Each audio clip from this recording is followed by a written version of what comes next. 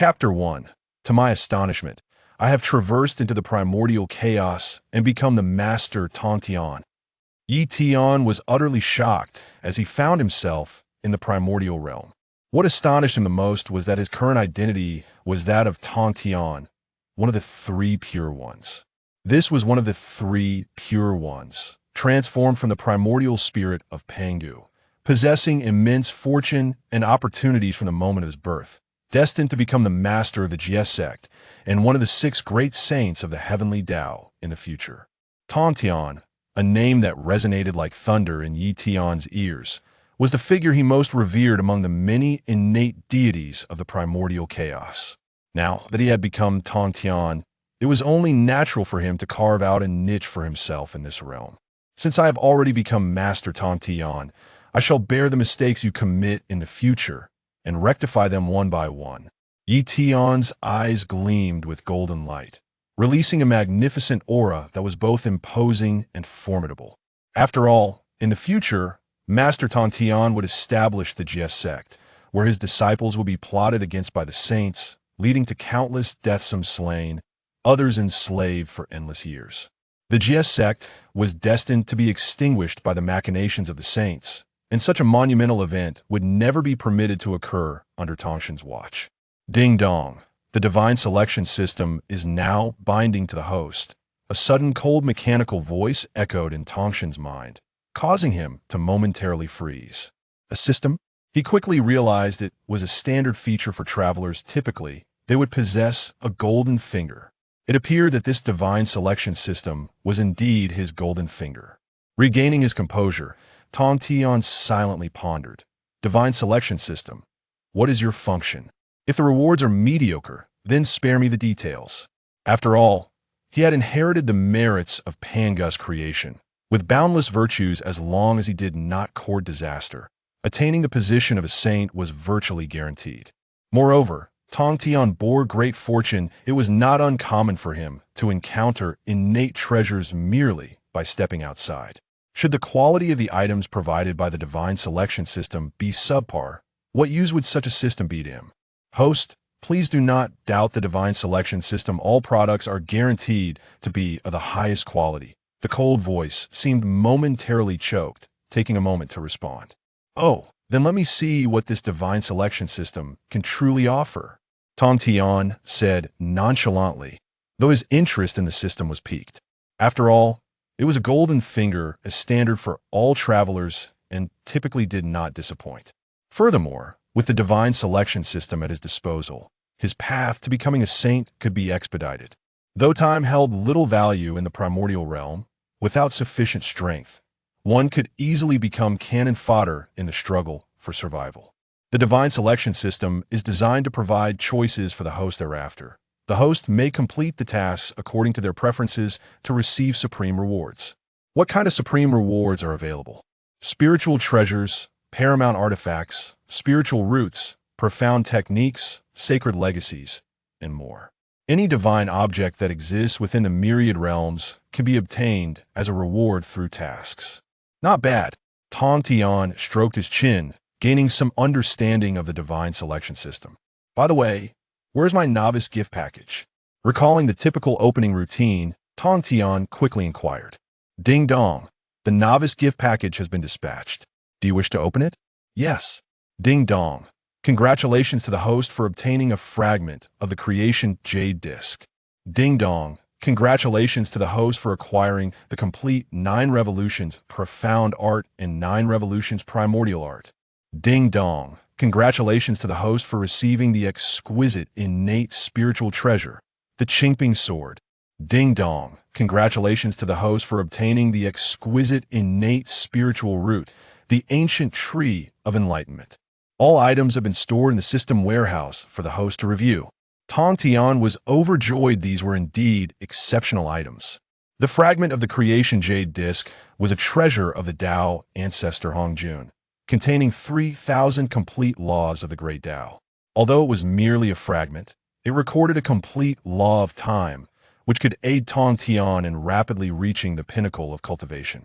The exquisite innate spiritual treasure, Qingping sword, was Tongtian's favorite. It embodied his sword path, capable of shattering myriad paths with a single strike and cleaving through the heavens. The most surprising of all was the 9 Revolutions' profound art, a supreme technique cultivated by Pangu, focusing on the physical body and primordial spirit. Its power was formidable. Most importantly, both sets of techniques were complete, which took Tongtian by surprise. While his inheritance also contained these techniques, they were incomplete. Even the combined legacies of Taishang Laojun, Yuanshi Tianzuan, and Tongtian were lacking now. With the complete techniques, Tongtian's combat prowess would at least double. In the past, Pangu battled the 3,000 chaotic demons, relying on his mighty physique to withstand the attacks of their great Dao weapons, demonstrating the terrifying nature of these techniques. Lastly, the ancient tree of enlightenment, an innate spiritual root, could assist individuals in comprehending the Tao, facilitating rapid breakthroughs in cultivation. Its leaves could be brewed into tea, serving as a delightful refreshment for guests, making it an excellent vessel for serving. What a remarkable array! Tongtian exclaimed in admiration. These were the pinnacle divine objects of the primordial realm. Even among the most powerful beings, not everyone possessed even one of these treasures. With such divine objects to aid him, Tongtian's journey in the primordial realm would undoubtedly proceed more smoothly, allowing him to face future dangers with greater composure. Especially against Taishang Laojun and Yuanshi Tianzuan, these two brothers plotted against Tongtian, leading to the utter annihilation of the vast Jia sect, with disciples perishing in droves, some dead, others left maimed. Even more humiliating was the fact that the true spirits were sealed in the function list, their lives no longer their own, with some captured by the West to serve as foot soldiers.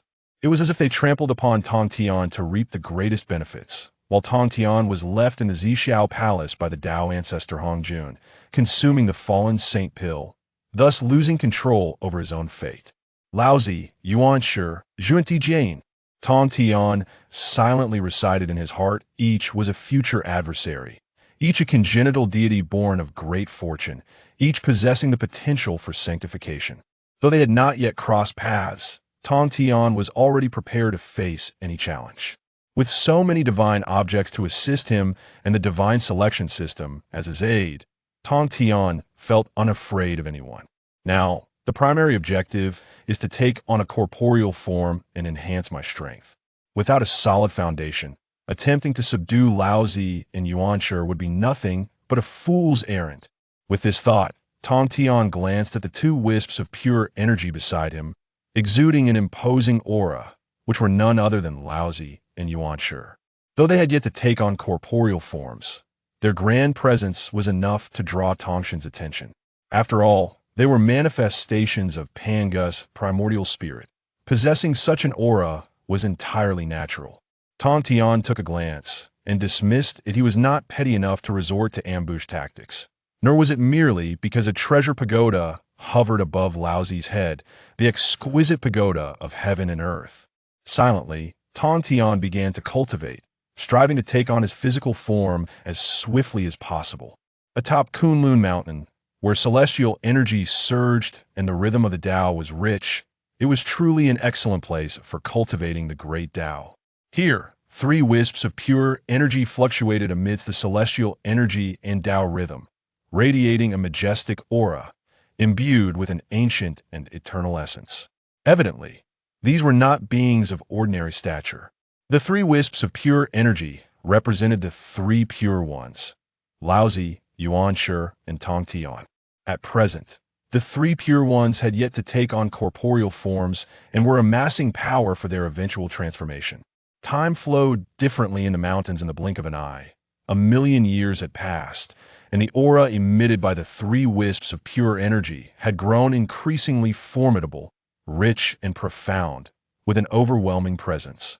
Radiant beams of light encircled the 3 wisps of pure energy, as strands of immortal great Tao laws descended from the void, merging into the 3 pure ones, further enriching their essence.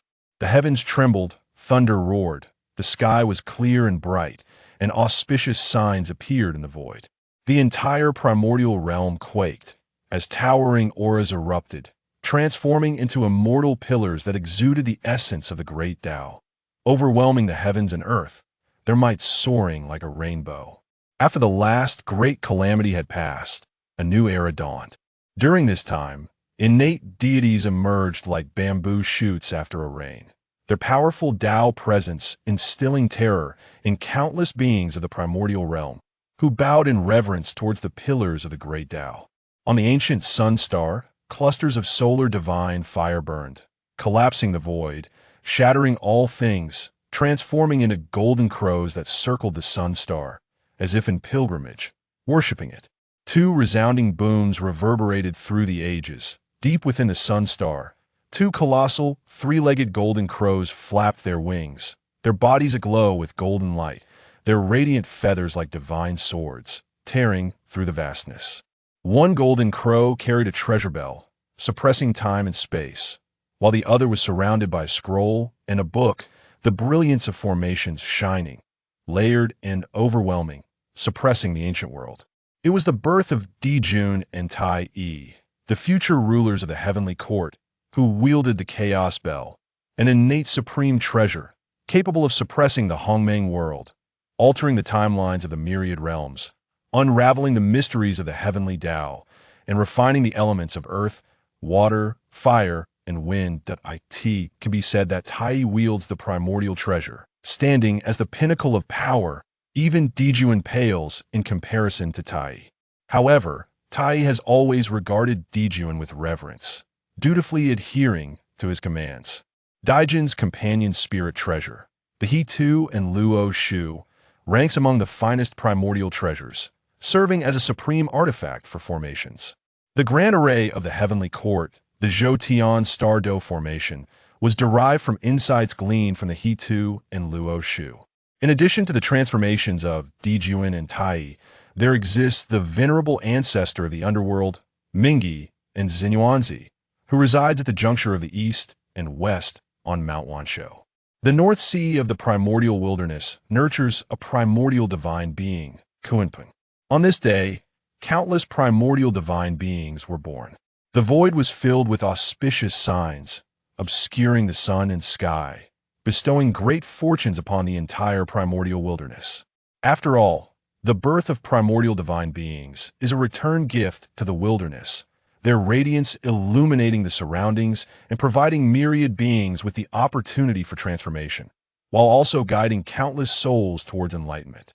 Indeed, each primordial divine being is a favored child of the heavenly way, endowed with immense fortune and opportunities. Thus, the emergence of a primordial divine being profoundly impacts the primordial wilderness. As the primordial divine beings manifested, the wilderness was rejuvenated, infused with a vibrant and uplifting energy. On Kunlun Mountain, the three pure ones also took form, exuding an aura of purity and richness, enveloped by boundless principles of the great Tao, with auspicious signs towering above them, casting their radiance over the entire Kunlun Mountain. The earth erupted with golden lotuses, resonating with the sounds of the Tao, as the principles of the great Tao rang out, heralding the extraordinary nature of the three pure ones. As manifestations of Pangus's primordial spirit, one could say that the three pure ones are the beloved children of the wilderness, exuding an astonishingly profound Taoist essence. A resplendent light shone as the three forms gradually coalesced from the golden glow. Among them, one figure, with flowing white hair, resembled an elder. This was Laozi. Another, exuding an imposing presence, appeared as a dignified middle-aged man. This was Yuan Shi. The last, with long hair billowing and sharp brows framing bright eyes, radiated an aura of brilliance akin to a divine sword. This was Tongtian. Furthermore, Tongtian's aura surpassed that of Laozi and Yuan Shi, reaching the midstage of the great Luo golden immortal realm, while both Laozi and Yuan Shi had only attained the early stage. The distinction was evident. This was merely a reflection of Tongtian awakening his intelligence much earlier than Laozi and Yuan Shi, along with his cultivation of the great Tao, which surpassed that of his elder brothers. Elder brother, second brother, Tongtian greeted with grace and elegance, not allowing his superior cultivation to diminish his recognition of his siblings. Laozi and Yuan Shi, however, wore expressions of bewilderment, uncertain as to who was the elder brother and who was the younger. Laozi quickly discerned Tongtian's higher cultivation, realizing the considerable gap between them as brothers. Nevertheless, he took on the mantle of the elder brother without hesitation, declaring, "Second brother, third brother." Yuan Shi, maintaining a stoic demeanor, responded coolly, "Elder brother, third brother." Thus, the three brothers of the three pure ones made their acquaintance for the first time, as prior to their transformations, none had recognized the others. "Pray tell, what are your intentions, third brother? Will you delve into seclusion on Kunlun Mountain, or venture forth into the primordial wilderness?" The wilderness is currently in a state of revitalization, with numerous primordial divine beings emerging, and it is likely that a fierce contest will ensue, Laozi inquired, gazing intently at Tongtian, eager to uncover his true thoughts. Despite being the elder brother, his cultivation was not the most formidable, leaving him wary of Tongtian's prowess. The emergence of the great innate deities in the primordial chaos is indeed splendid. As it is said, to contend with mortals is a joy without bounds. To contend with the heavens is an infinite delight. Without struggle, how could one carve a name in the annals of the primordial realm? Tongtian's gaze was profound, resembling two black holes slowly rotating, within which the brilliance of sword light gestated, exuding the momentum of cleaving all things with a single strike. He appeared as a divine sword unsheathed, his presence forcing Laozi and Yuan Shi to retreat several steps, too daunted to approach him. Laozi and Yuan Shi were astonished. They had just felt that magnificent sword aura, piercing their very beings as if they were being sliced by divine blades. The shock was unparalleled. Was this truly the might of the third brother? A glance exchanged between Laozi and Yuan Shi revealed mutual astonishment in their eyes. Merely through his aura, he could suppress them. This was indeed their third brother. He was nothing short of extraordinary. Meanwhile, in Tongtian's mind, the mechanical voice of the divine choice system echoed. Ding! The divine choice system has detected a powerful intention within the host's heart, hereby issuing a selection task. Option 1. Travel through the primordial realm, with a reward of the Hongmeng Liangtian ruler. Option 2. Seclude oneself in Kunlun Mountain for cultivation, with a reward of the supreme, innate spiritual treasure. The 8-treasure glazed lamp. Please make your selection. Laozi's resentment. The sovereign of the East Sea. I choose option 1. Tongtian decisively opted for the first choice, for he did not desire a life of seclusion. To contend with the great innate deities of the primordial realm was the best path to ascend to the pinnacle of the Tao. Ding! Host has made a selection. The reward of the Hongmeng Liangtian ruler has been placed in the system warehouse.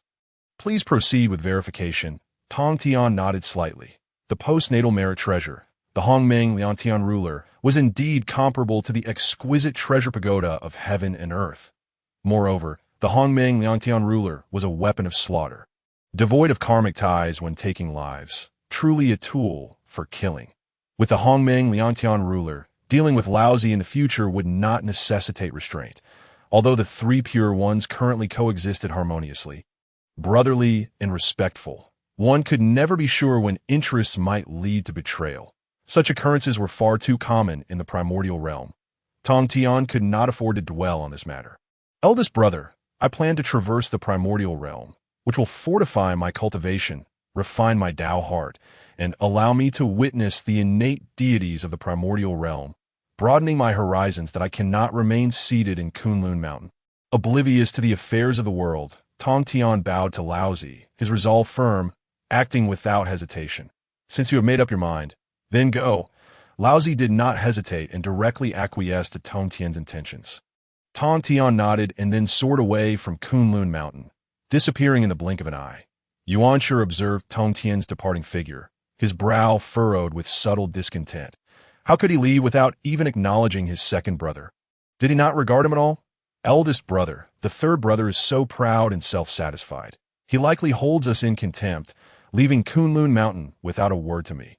Does he even see me? His second brother, Yuan Shi, seethed, deeply wounded in his pride by Tongtian's demeanor. Alas, after all, Tongtian's cultivation surpassed theirs, and such arrogance was not unexpected. Laozi maintained an air of calm detachment. unperturbed by the shifting circumstances, as if nothing in the world could move him. However, deep within Laozi's eyes flickered a fleeting glimmer of resentment, imperceptible even to Yuanshi. Since Tongtian sought to explore, then they would diligently cultivate in Kunlun Mountain. Strength in the primordial realm was of utmost importance. Ultimately, Laozi and Yuanshi stepped into the Three Pure Ones Hall, releasing auspicious clouds, the radiance of the Tao bathing them, as they practiced within the Grand Hall. Celestial mists rose slowly, shrouding the two deities. Having departed Kunlun Mountain, Tongtian headed towards the East Sea, where lay the great treasure of the Penglai, Three Immortals Island.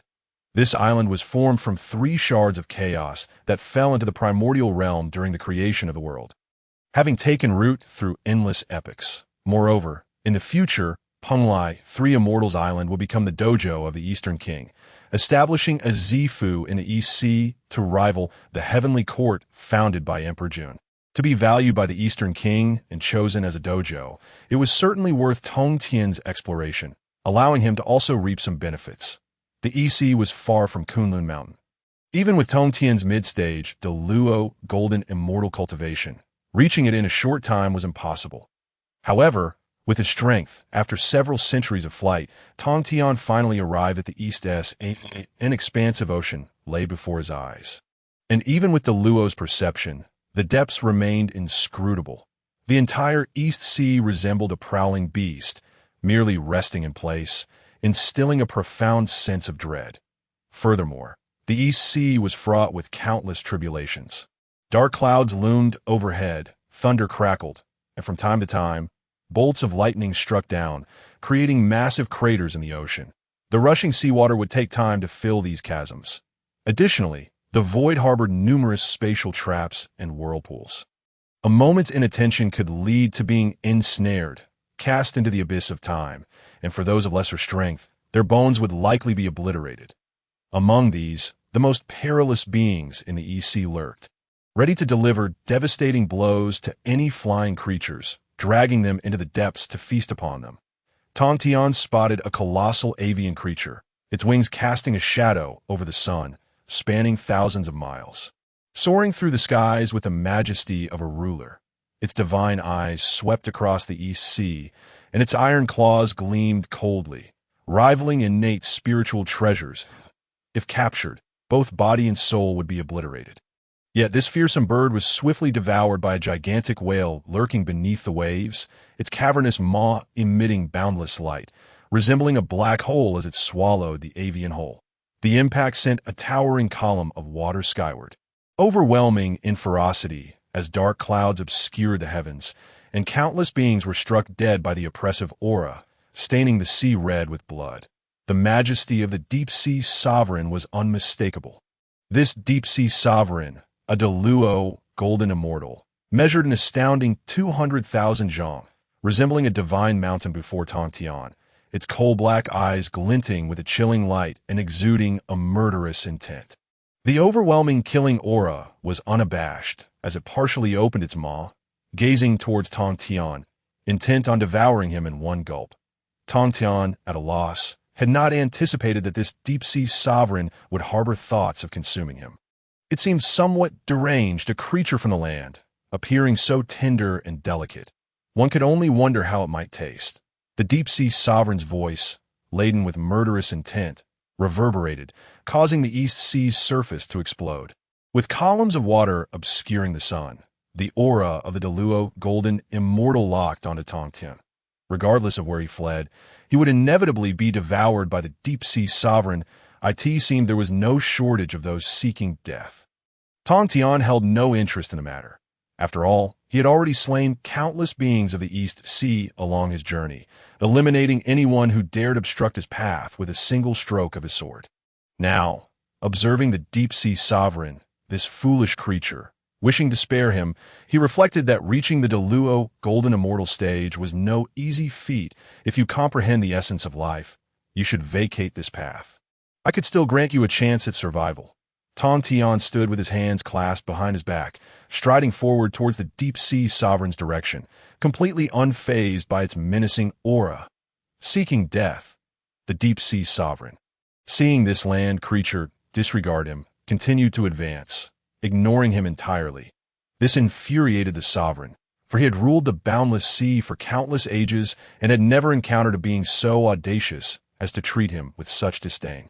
Should Tongtian pass unscathed, where would his dignity lie? If you wish to pass, prepare to pay with your life. The deep sea sovereign roared, shaking the sea for tens of thousands of miles, causing the void to tremble and fissures to crack open. As if a colossal maw was ready to swallow Tongtian whole, he would not allow any being to act with impunity before him. Dastard, dastard! Upon seeing the deep sea, sovereign dared to attack him. Attempting to swallow him whole, Tongtian was incensed. Did this creature truly think him a soft touch? A land creature daring to rampage in the East Sea, brazenly crossing my domain without regard. Today marks your demise. Enter my belly and become excrement. The sovereign of the deep sea erupted into laughter, shaking the eastern sea region, causing countless creatures to perish from the tremors. A fierce aura swept across the heavens. Pressing down upon the sky, the soaring bloodlust manifested as the colossal silhouette of a gigantic whale, obscuring the sun and casting a shadow over the land, while the palpable killing intent caused the very temperature of the void to plummet. Come in, if you dare. The phantom of the deep sea sovereign opened its maw wide, devouring the skies, plunging the void into darkness, as the vastness was shrouded, and the sun and moon seemed to fall, leaving a world devoid of light. Tongtian felt an invisible force relentlessly tugging at him, attempting to drag him into the belly of the deep sea sovereign. Should he be swallowed whole, reduced to mere sustenance for another? How could he maintain his dignity? Since you are so ignorant and unruly, let us see what abilities you truly possess. Tongtian laughed heartily, a surge of battle intent erupting from his being. It had been a long time since he had fought, and his bones felt as though they had begun to rust. He would use this giant whale to display his prowess. The Qingping sword was drawn, its cold light shimmering, the sharp aura of the blade emerging. Aiming directly at the deep-sea sovereign out of supreme, innate spiritual treasure, the deep-sea sovereign exclaimed in surprise. As a being of great power, he had a keen understanding of innate spiritual treasures. Though he possessed none himself, it did not mean he was unfamiliar with them.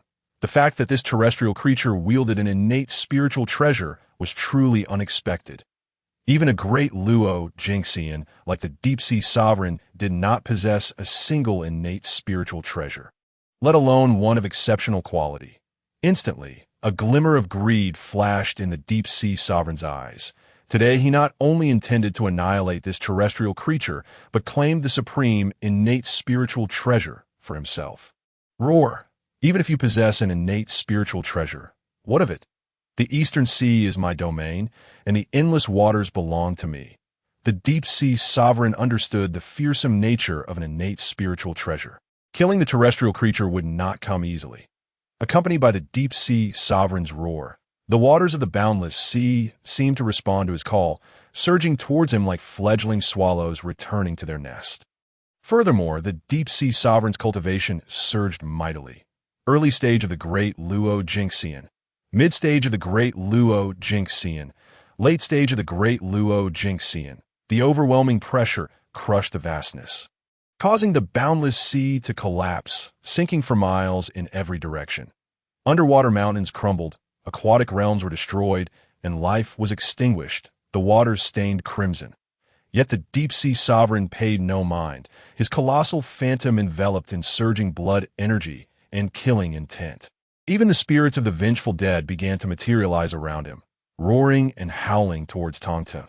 These were the beings slain by the deep-sea sovereign, including those at the late stage of great Luo Jingxian, now summoned forth to join in the fray. With a thunderous crash, the deep-sea sovereign's phantom charged forth, shattering the fabric of time and space, obliterating causality, encompassing countless realms, locking onto Tongtian.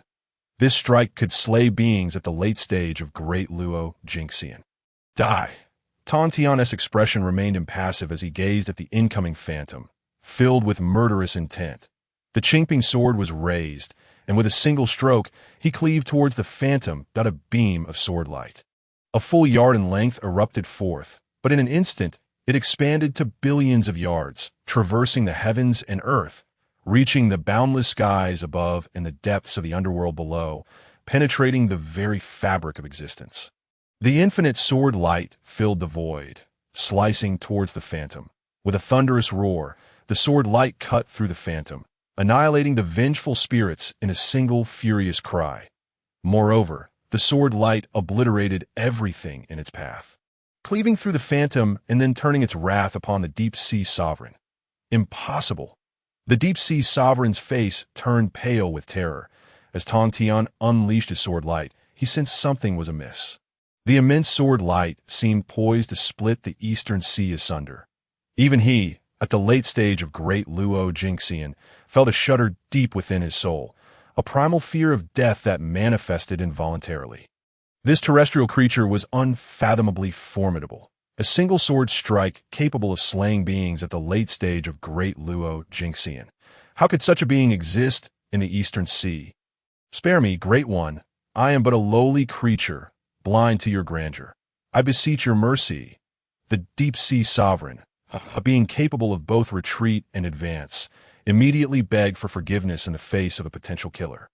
Yet alas, the moment one harbors murderous intent, their fate is sealed. Tongtian remained indifferent, billions of sword lights crashing down, illuminating the ages, engulfing the deep-sea sovereign. No, I am a divine general of the Dragon Clan. I have survived great tribulations. How could I perish here? Roar! The deep-sea sovereign struggled, immeasurable power coursing through him as he unleashed ancient divine abilities, each one a peerless technique, even the echoes of dragon roars resonating through the depths. The principles of the great Tao circled around him, empowering the deep-sea sovereign to withstand the onslaught of sword light. The sword light clashed with the deep-sea sovereign, creating a stalemate. Yet, this was but a trivial matter. Tongtian spoke softly, a wave of his hand causing the sword light to surge forth like a battering ram, cleaving the deep-sea sovereign in two as it sailed towards the horizon. The tumultuous waves crashed, as if the entire eastern sea had been split apart, a towering column of water carrying the deep-sea sovereign's blood, the scent of carnage hanging heavy in the air above. The two halves of the deep-sea sovereign's body floated upon the surface, devoid of life. However, the aura of a great Luo Jingxian still lingered, indicating that this was indeed a being of great power. Now fallen, Tongtian cast a few glances before dismissing it. Continuing his search for the Three Immortal Island in the depths of the eastern sea, the Three Immortal Island concealed itself so deeply. With my immense fortune, I have searched for centuries and still found nothing. After a moment of contemplation, Tongtian decided not to dwell on it further, casually choosing a direction to proceed, as for the deep-sea sovereign's remains. With Tongtian's departure, a wave swept over, dragging it into the profound depths of the eastern sea. Ancient palaces rose from the seabed, standing tall even in the pitch-black abyss. Despite the darkness, the palaces radiated a light akin to daylight. This is too much. Have we, the Dragon Clan, truly fallen so low that we are now subjected to such humiliation? From within the grandest of palaces came a roar that reverberated throughout the eastern sea, revealing the speaker's profound rage. Brother, the Dragon Clan has already declined. Even your eastern sea dragon palace seldom receives visitors. Accept the reality. A voice filled with resignation responded, tinged with exhaustion.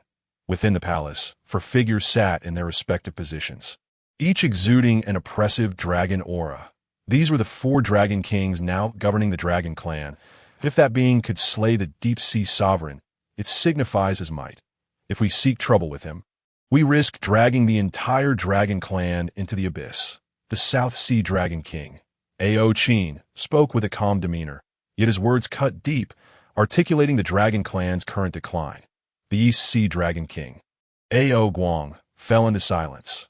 Upon hearing Ao Qin's remarks, Ao Guang remained wordless. The Dragon Clan of today is no longer the same as it once was, since the Dragon Han calamity, with the ancestral dragon perishing. The Dragon Clan has steadily fallen from grace, and no longer able to command the vast seas. Even the Dragon Clan's former dignity has been disregarded by countless beings, who now look down upon them. The Dragon Clan can no longer bask in its former glory, facing a being capable of slaying the deep-sea sovereign, who had elevated his cultivation to the late stage of Great Luo Jingxian, and was cleaved in twain by a single sword strike. Such a being is beyond the Dragon Clan's capacity to provoke. Even in the Dragon Clan's glorious era, they would have approached such a being with utmost respect, never daring to act with arrogance. Our Dragon Clan has already fallen. Ao Guang's face was etched with desolation, devoid of the fervor of days gone by. He seemed drained of all vitality, exuding an aura of despair. The other 3 Dragon Kings, witnessing this, quickly stepped forward to offer comfort. Brother, you must not falter now. The Dragon Clan still needs your guidance. Indeed, brother, you are our pillar of strength. The Dragon Clan requires your support. The reassurances from the 3 Dragon Kings gradually roused Ao Guang from his stupor, culminating in a bitter smile as he waved them away, requesting solitude. Let me be alone for a while. As the 3 Dragon Kings departed, tears welled in Ao Guang's eyes. Patriarch, if you were confronted with such a situation, how would you handle it? The Eastern Sea Dragon Palace fell into silence once more. The implications of the slaying of the deep-sea sovereign on the Dragon Clan were lost on Tongtian, nor did he need to know. After all, nature selects the fittest. Without strength, one cannot survive. Even when seated upon the divine throne, one may ultimately plummet into the abyss. Meanwhile, Tongtian is contemplating the elusive location of Penglai's 3 immortal islands in the vast expanse of the East Sea. Even he finds it challenging to locate the islands in a short span of time. However, as Tongtian, one of the Sanqing and a bearer of immense destiny, essentially a favored child of Pangu, he is naturally endowed with numerous fortuitous encounters. During his search in the East Sea, he has also come across a plethora of spiritual treasures and divine artifacts, serving as a worthy consolation point one day, while in pursuit of the 3 immortal islands. Tongtian suddenly felt a tremor throughout his being, his primordial spirit quivering, compelling him a halt in the void. What is this? As confusion mingled with a flicker of delight deep within, his thoughts began to whirl. A spark of insight flashed, and he formed a mystical gesture with his fingers, calculating the threads of causality as his primordial spirit scanned the East Sea. With his calculations, a smile graced his lips, for he had evidently sensed an opportunity. After such a prolonged search, he had finally discovered the 3 immortal islands. It was indeed no small feat. With a heart full of emotions, Tongtian's form surged eastward. In the blink of an eye, he arrived at an expansive stretch of the East Sea, devoid of any islands, presenting only an unbroken expanse of water. There were not even any sea creatures inhabiting these waters, resembling a desolate sea. This must be the place. The 3 immortal islands truly conceal themselves well. Even I would require tens of thousands of years to find you, Tongtian mused with a smile while gazing at the vacant sea surface. In an instant, he raised his hand and pointed ahead, unleashing a piercing beam of sword light that cleaved through all existence, penetrating the void with a fierce whistle. Deep within the void, it seemed as though golden light emanated, intercepting Tongtian's sword beam. Yet the grand formation hidden within the depths of the void gradually revealed itself before him, and a primordial great formation materialized, its intricate pattern shimmering, with primordial energy swirling, showcasing its formidable defenses capable of withstanding even Tongtian's divine powers.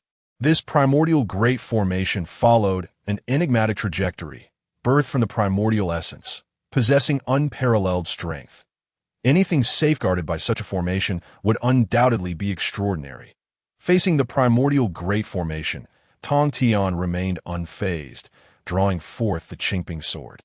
In that moment, the world dimmed, and boundless sword light emerged from the void, akin to radiant suns illuminating the East Sea.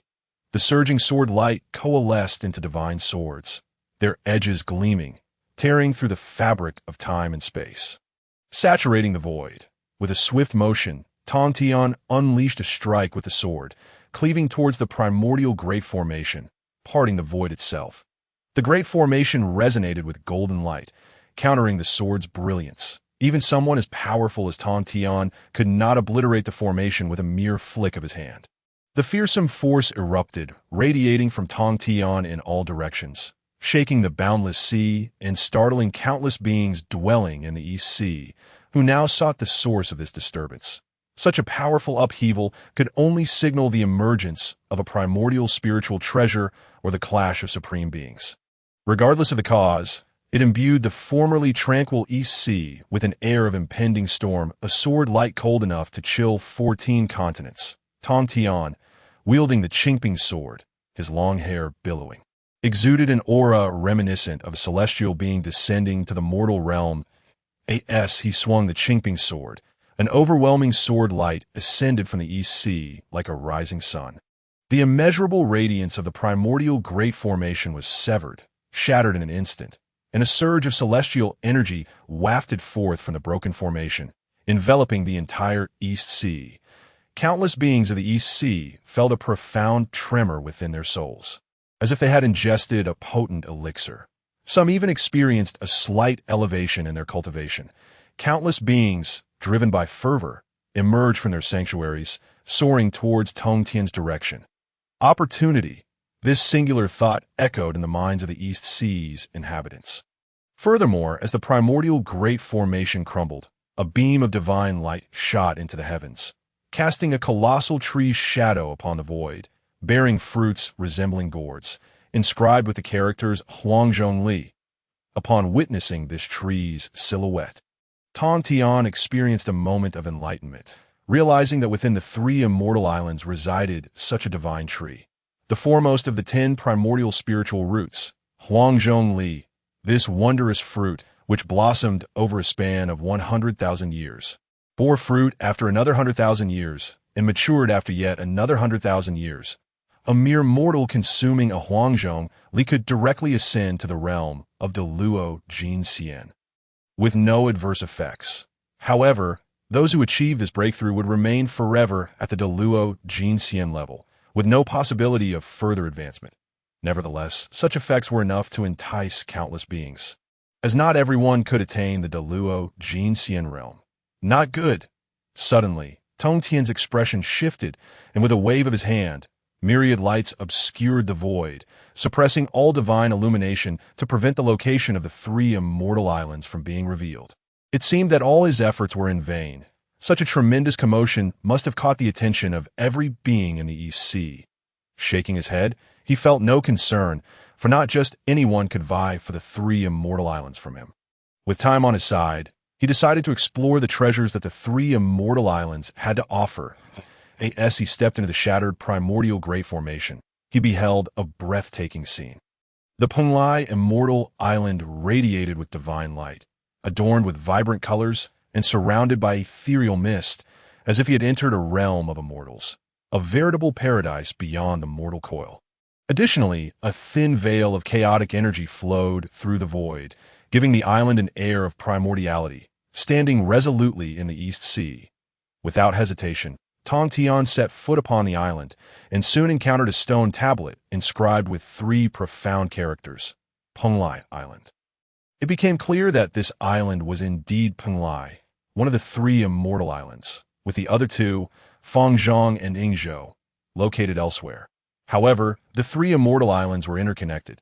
Having found one, he could, through his powers of deduction, ascertain the locations of the others. With this thought in mind, he felt at ease and began to gather the spiritual treasures of Penglai Island. Penglai Island had existed since the dawn of creation, and everything growing upon it, exotic flowers and divine herbs, was worth its weight in gold.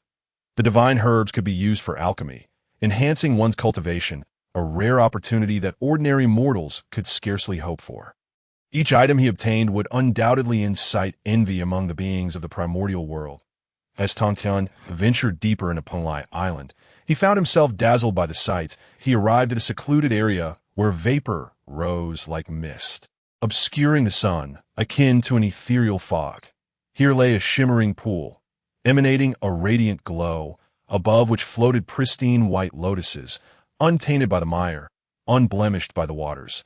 The white lotuses exuded a fragrant aroma that, upon inhalation, seemed to purify Tongtian's primordial spirit, leaving it clear and vibrant to the center.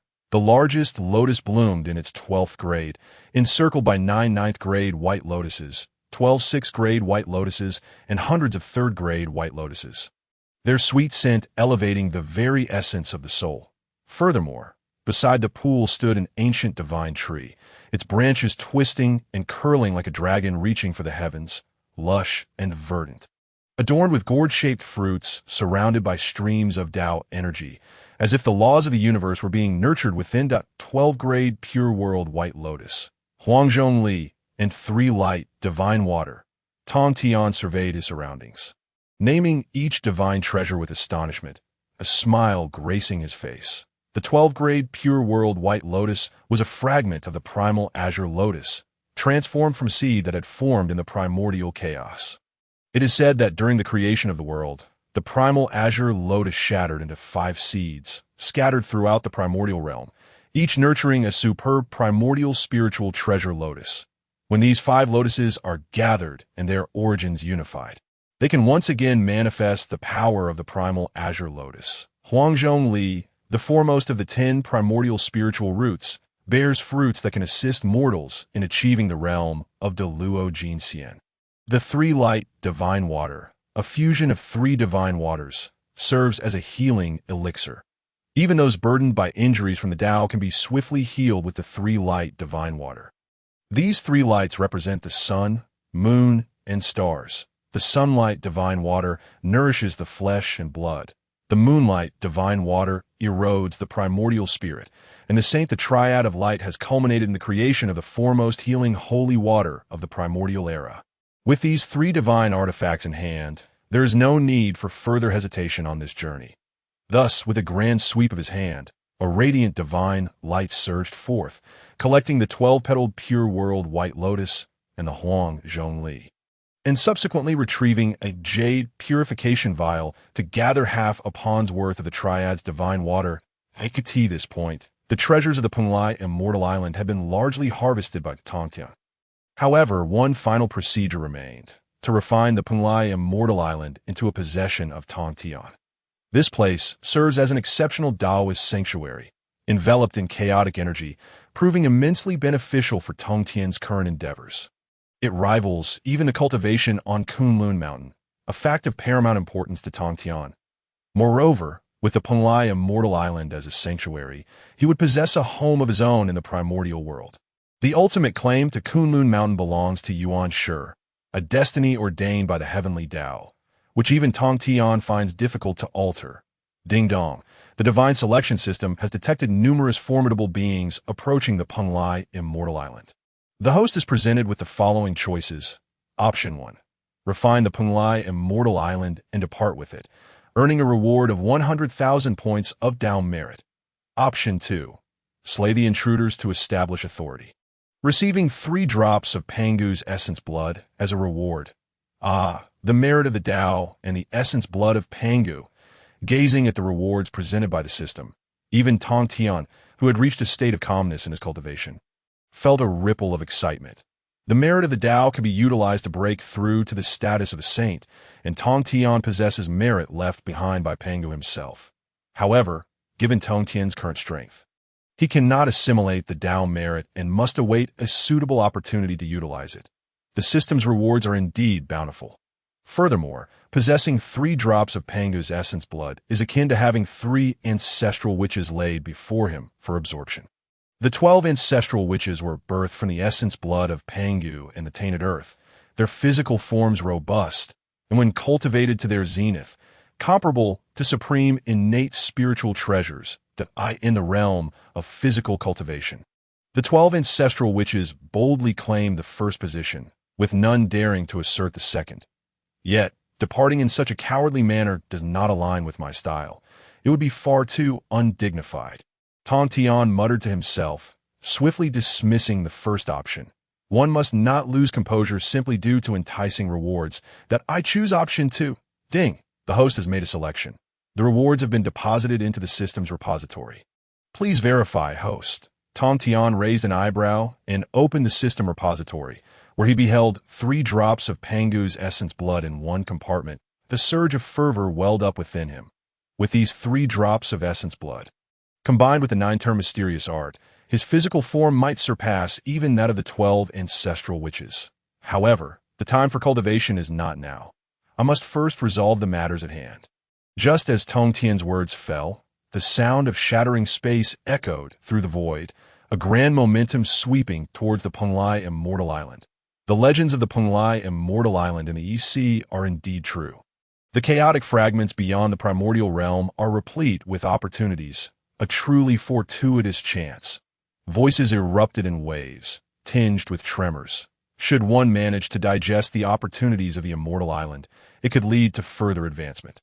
In an instant, countless divine senses swept across the Penglai Immortal Island, detecting the breach in its innate grand formation, and expressions of surprise surfaced on their faces. However, upon observing the various divine artifacts within the island had been stripped bare, leaving only weeds and trees, a wave of fury ignited within them.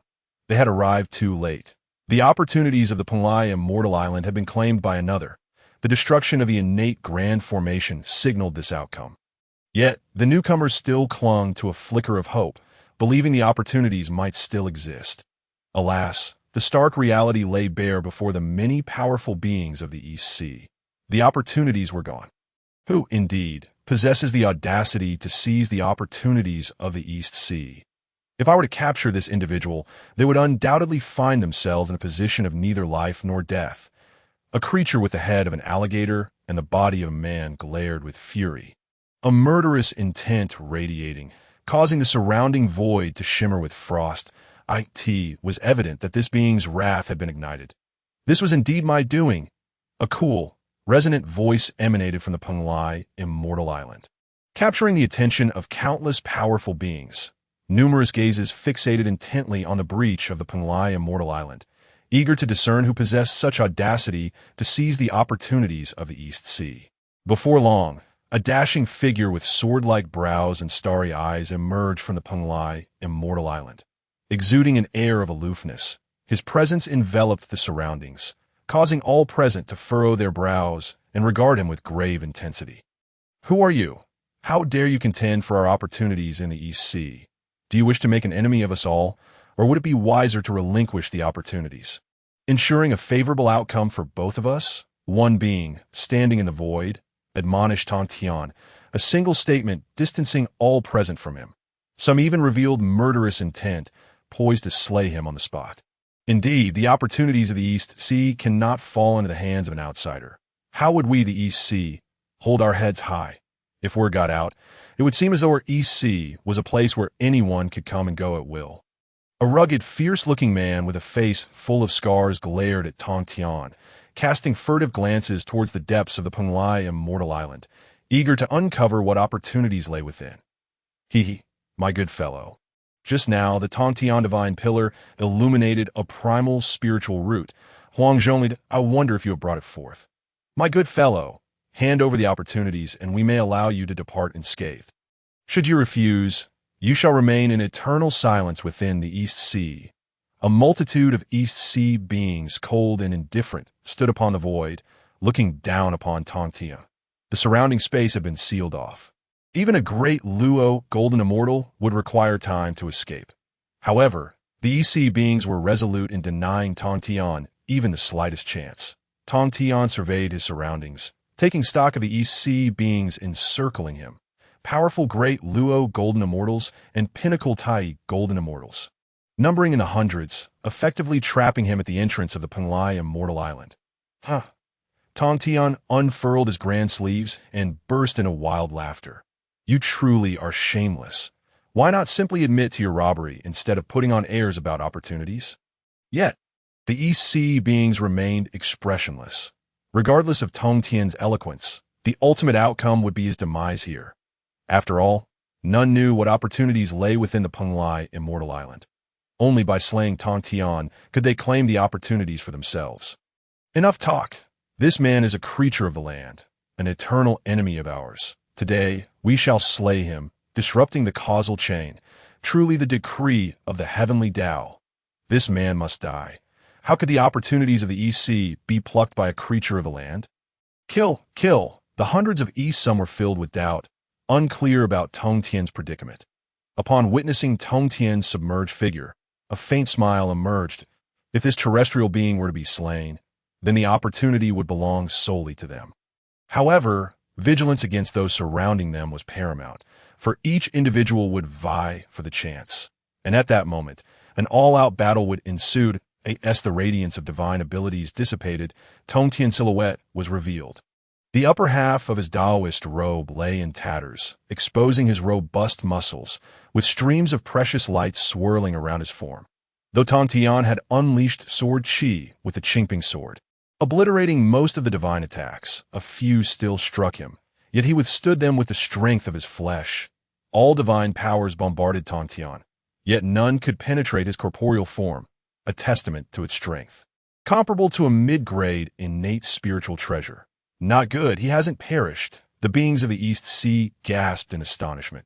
Just moments ago, hundreds of beings had struck simultaneously. Even the pinnacle of late-stage Deluo Jinxian could not withstand such an assault, being directly reduced to ashes. Yet this terrestrial being had not only survived, but had done so with the strength of a mid-stage Deluo Jinxian. Such a reality was utterly terrifying. He could not be allowed to live. He must be exterminated. This singular desire echoed in the hearts of all present. Olive, such Aowang's gaze flickered with intensity. This was fortuitous, for it allowed the king of the giant whales to test the prowess of that enigmatic Taoist. Meanwhile, Tongtian remained utterly oblivious to the myriad circumstances unfolding beyond his immediate surroundings. However, such awareness was unnecessary, for he had reached a pivotal moment in his calculations regarding Fangzhong Island. After all, this was a formation born of innate evolution, and it was utterly impossible to obstruct Tongtian's divinations. Just as Tongtian beheld a vague island, a cacophony erupted from beyond Penglai Immortal Island, where the protective innate formation emitted a series of cracking sounds. Someone was forcefully breaching the innate formation, a brazen provocation of the utmost arrogance, that a mere child from the land dare to slaughter my kin within the domain of the East Sea. Such insolence disregards my authority. Today, I shall avenge the fallen sons of the East Sea. With a resounding crack, the innate formation, which Tongtian had casually repaired, could not withstand the onslaught of the giant whale king and shattered instantly. "You wretch, come forth and die." The colossal figure of the giant whale king tore through the formation, immediately spotting Tongtian seated at the center, a cruel smile gracing his lips. He channeled the essence of the water Tao, transforming it into a water column that pierced the void, aimed directly at Tongtian in a bid to annihilate him without mercy. The giant whale king unleashed a roar, proclaiming his battle for the beings of the East Sea, striving to reclaim justice for his kin. With his formidable strength, he indeed possessed the capability to accomplish this feat now. He trampled upon Penglai Immortal Island, his murderous intent unabashed, rising to the heavens and shaking the vast expanse, causing the heroes of the East Sea to tremble in response. They remained unaware of the true reason behind the giant whale king's emergence, but his declaration of purpose resonated deeply within the hearts of countless beings of the East Sea.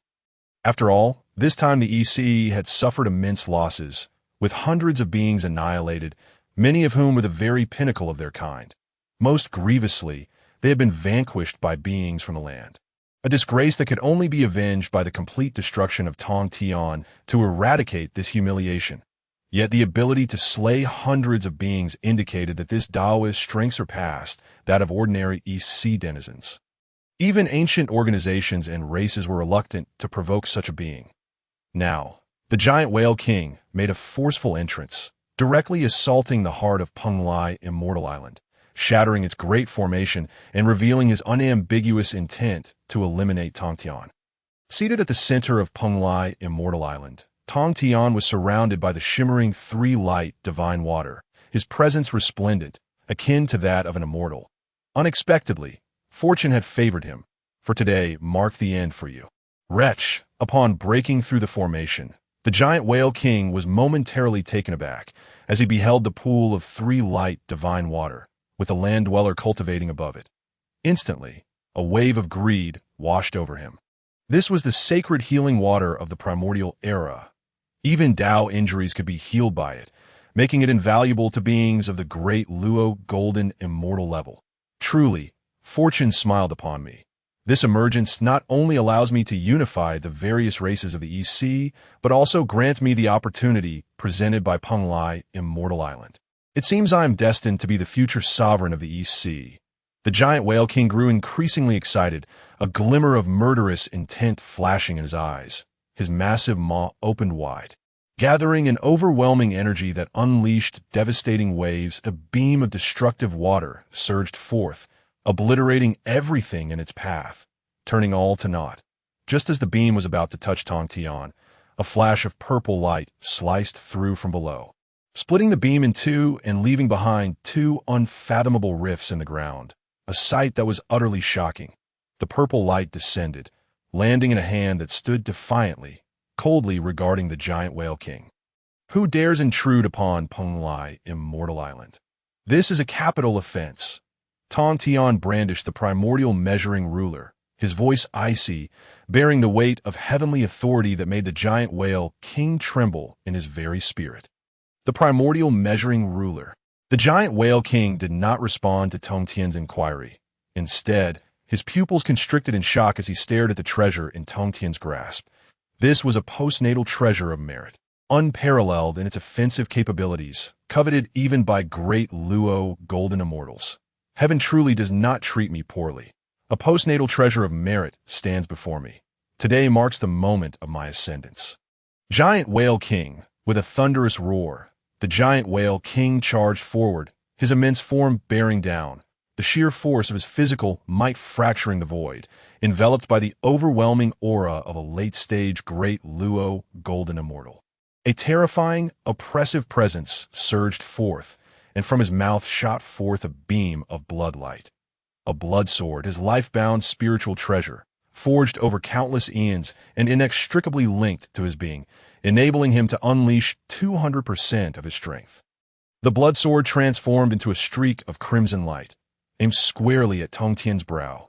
The immense laws of the Tao coalesced into a realm, sweeping through the ages and shaking the very fabric of existence. With his initial strike, the giant whale king unleashed all his might, gathering the full strength of a late-stage great Luo, a force that could barely be opposed, even by those who transcended the great Luo.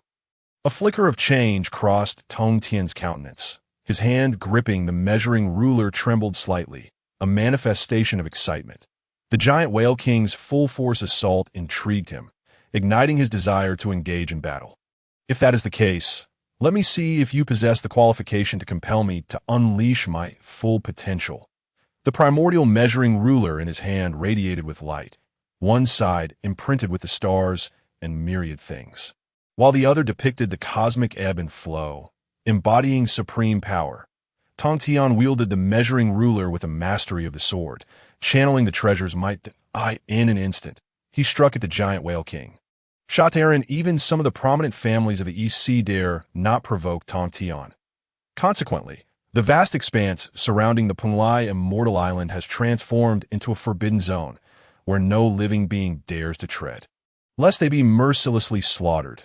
This has bestowed upon Tongtian the moniker of the Great Demon, a title that aptly captures his ruthless and brutal nature. Tongtian has thus become a notorious figure in the East Sea. Countless beings, upon contemplating Penglai Immortal Island, are haunted by memories of that massacre, where he cleaved the head of the King of Whales with a single stroke of his sword. The East Sea trembles in fear of Tongtian, a fact he pays no mind to. After all, he has come to cultivate. As long as he is not disturbed, ordinary individuals are hardly worth his attention, having discerned the locations of Fangzhong and Yingzhou Islands. It is time for him to claim them. After dealing with the King of Whales, Tongtian deduced the positions of the two immortal islands and, traversing through space, forcibly drew them into his possession with his immense magical power. With a resounding rumble, the two islands were pulled through the void, spanning across time and space until they descended upon Penglai Immortal Island, presenting a triad formation. Tongtian stood amidst the void, enveloped by an overwhelming magical force as he began to slowly refine the three islands. These three islands, born from fragments of chaos, share a common origin that if he were to merge them, unifying their essence, their profound foundation would surpass that of the three islands existing separately. Suddenly, a glimmer of inspiration struck Tongtian, and a smile graced his lips. With a wave of his hand, vast magical energy emanated from within him, enveloping the three islands, making them easier to manipulate after refinement. As the three islands gently brushed against one another in the void, their inherent unity posed no obstacles to their merging. They merely required time. After a millennium of fusion, the three islands had utterly transformed, revealing a magnificent and imposing land before Tongtian. The spiritual energy radiating from this island surpassed that of Penglai, Immortal Island. Moreover, clusters of spiritual roots shimmered with brilliance across the land, adorned with exotic flowers and ancient towering trees.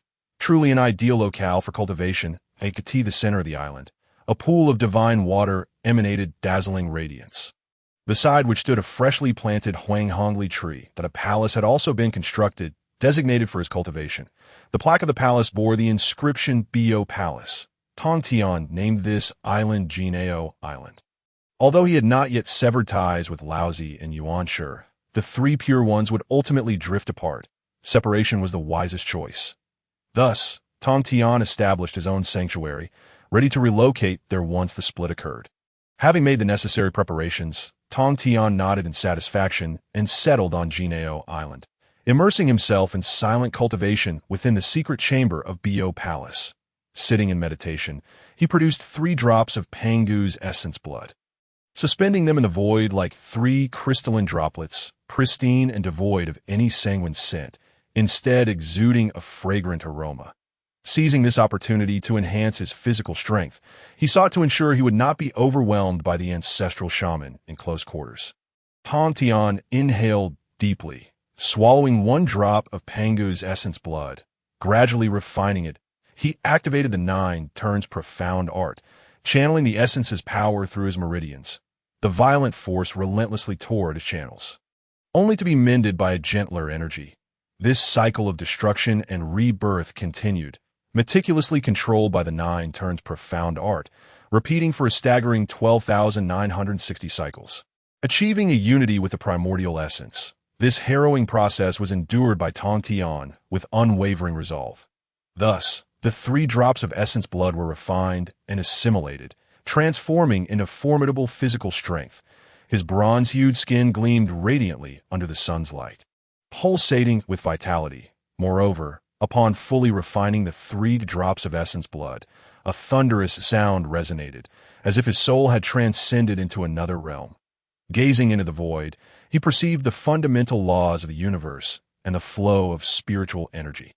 Profound beyond measure, it was the gateway to myriad wonders. Tongtian realized that his physical form had transcended the great Luo golden immortal realm, attaining the status of a primordial golden immortal entity present. Even a top-grade innate spiritual treasure could only leave a faint mark upon his body, unable to breach his corporeal form. Tongtian nodded in contentment. The use of the 3 drops of Pangu's essence blood was indeed worthwhile. He then gradually acclimated to the newfound strength bestowed by his enhanced physique. 1 day. While cultivating in the secret chamber, Tongtian suddenly opened his eyes and gazed into the void. An overwhelming, ancient aura surged from some distant corner of the primordial wilderness, sweeping across the entirety of the realm like thunder, startling every living being within. The fearsome might continuously escalated, reaching an unassailable peak, casting a shadow over the entire primordial world. The heavens and earth instantly darkened, rendering the sun, moon, and stars dim. Within the cosmos, a monumental force descended, pressing countless beings to the ground, including even the most powerful beings. This sudden upheaval deepened the intensity in Tongtian's gaze. Hongjun, you have finally attained sainthood. Tongtian realized that the era of Hongjun had arrived, a time when the Tao ancestor presided over the heavenly laws, crafting the rules that govern the primordial realm. It could be said that all of the primordial wilderness revered Hongjun. Even after Laozi and others achieved the status of heavenly saints, wielding portions of authority over the heavenly laws, they still relied upon Hongjun.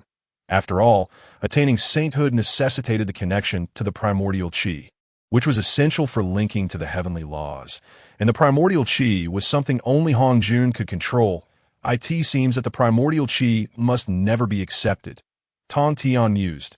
How could he willingly become Hongjuan's slave? Ultimate freedom and boundless liberty were his true pursuits. Observing the overwhelming pressure descending from the void, Tongtian remained unfazed. Such pressure could not sway him. Furthermore, the void was filled with countless miraculous phenomena.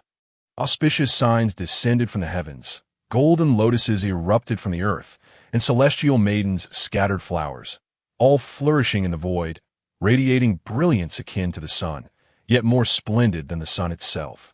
Meanwhile, in a remote part of the primordial wilderness, an ancient palace surged forth, ascending into the void and exuding a majestic authority. Simultaneously, a voice resonated from within the palace, lying high amidst the clouds. The true path awaits. Beyond the realms of heaven and earth, I shall assume the role of the esteemed teacher. Panga birthed the Taiji. The two energies and four symbols follow suit. One path leads to three allies, while two teachings delineate the divide. The leader of the Xianmen, one Qi transforms into Hongjun. I, the humble Taoist Hongjun, have now achieved perfection in my merits, having attained the Tao as a heavenly saint. In 3,000 years, I shall expound the Tao within the chaos. All who are destined may come to listen. Hongjuan's voice was grand and devoid of emotion, cold and detached, echoing through the hearts of countless beings, shaking every soul to its core. The palace, suspended in the void, radiated a pressure that overwhelmed the primordial wilderness, stirring the minds of even the most formidable beings. After delivering his proclamation, the palace soared towards the chaos, transforming into a beam of light that vanished in the blink of an eye. As the palace disappeared, the oppressive force that had weighed upon the mighty beings dissipated as well. Yet, Hongjuan's words rippled through their hearts, igniting a flicker of thought. Was that immense power they had just felt the strength of a heavenly saint? Even the most powerful beings were rendered helpless, pressed to the ground, unable to move. One could only imagine the terrifying nature of a heavenly saint. Moreover, the fact that the heavenly saint intended to teach the Tao within the chaos left the mighty beings astounded. The pressure emanating from that palace indicated that Hongjun possessed the qualifications to teach, and it was likely they could glean opportunities for breakthroughs from him. Countless mighty beings felt compelled. This was an opportunity not to be missed at Kunlun Mountain within the Three Pure Ones Hall. Laozi and Yuanshi sat across from one another, both bearing solemn expressions as they gazed towards the direction of Hongjuan's departure, their faces etched with gravity. Yuanshi broke the silence first. Elder brother, do you believe what the heavenly saint has proclaimed is true? If so, should we venture into the chaos to listen to the Tao? Indeed, we must go. Although I am uncertain of the true nature of Saint's realm, Hongjun has already demonstrated an overwhelming demeanor. Even I felt a suffocating force. Laozi replied, his expression calm, devoid of the pride that came with being Pangu's primordial spirit. Rather, he adopted a humble posture towards an unknown, formidable power, harboring a Yuanshi.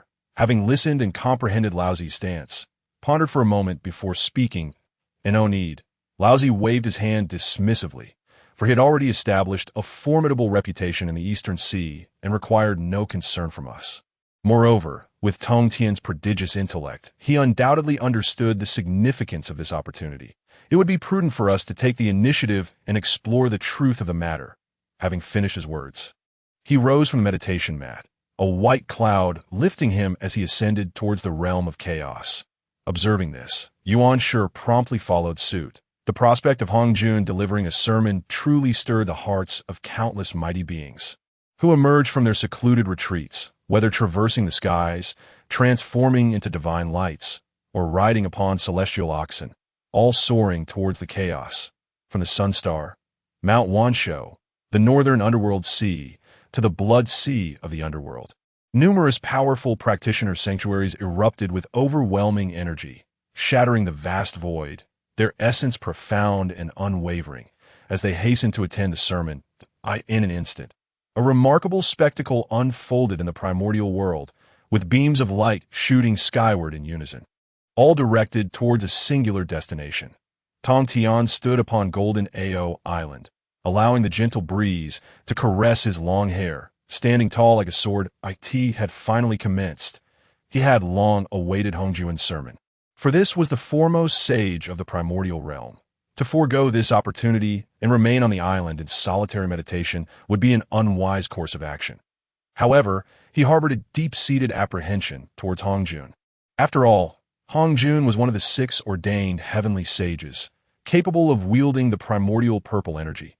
Such a celestial sage, akin to a puppet, was not what Tongtian desired. By the way, system. Do you possess anything that can shield one from the primordial purple energy?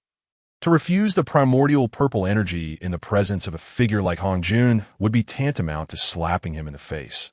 One could only wonder if Hongjun would become enraged.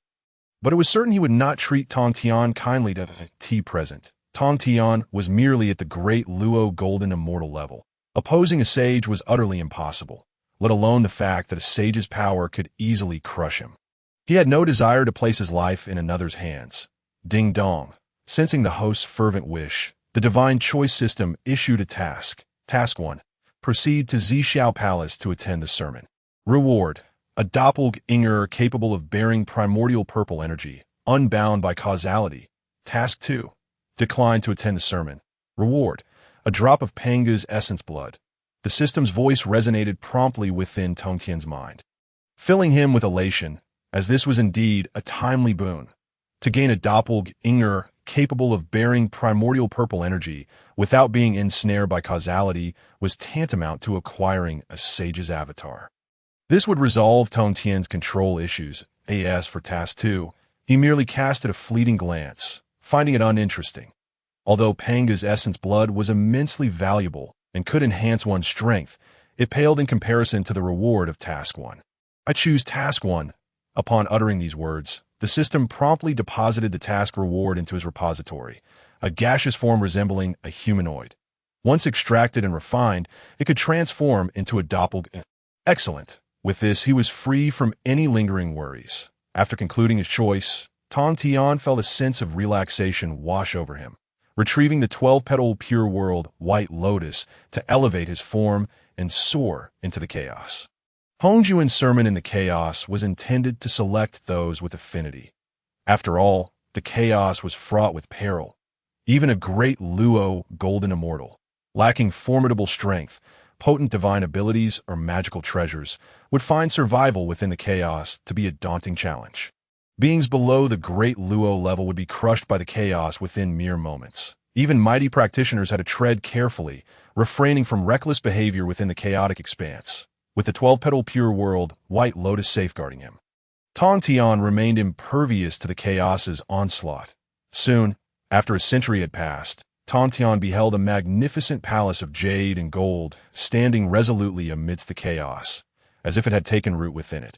Impervious to the chaotic tumult, the palace exuded an air of ancient grandeur. Merely gazing upon it felt as though one were beholding an unparalleled supreme being standing proudly within the chaos. Tongtian arrived at a plaza before the palace, where dozens of figures had already gathered, awaiting entrance. He recognized Laozi, Yuan Shi, Dijun, Tai, Jinyuanzi, and other paramount practitioners of the primordial realm. Their presence was unsurprising given their formidable prowess. Furthermore, as soon as Tongtian entered the plaza, he immediately attracted the attention of all present. After all, stepping upon the 12-petal pure world white lotus, such an extraordinary innate treasure was bound to draw eyes. Tongtian, come here. As Tongtian touched down on the plaza, Yuan Shi's voice rang out, enlightening the assembled mighty beings.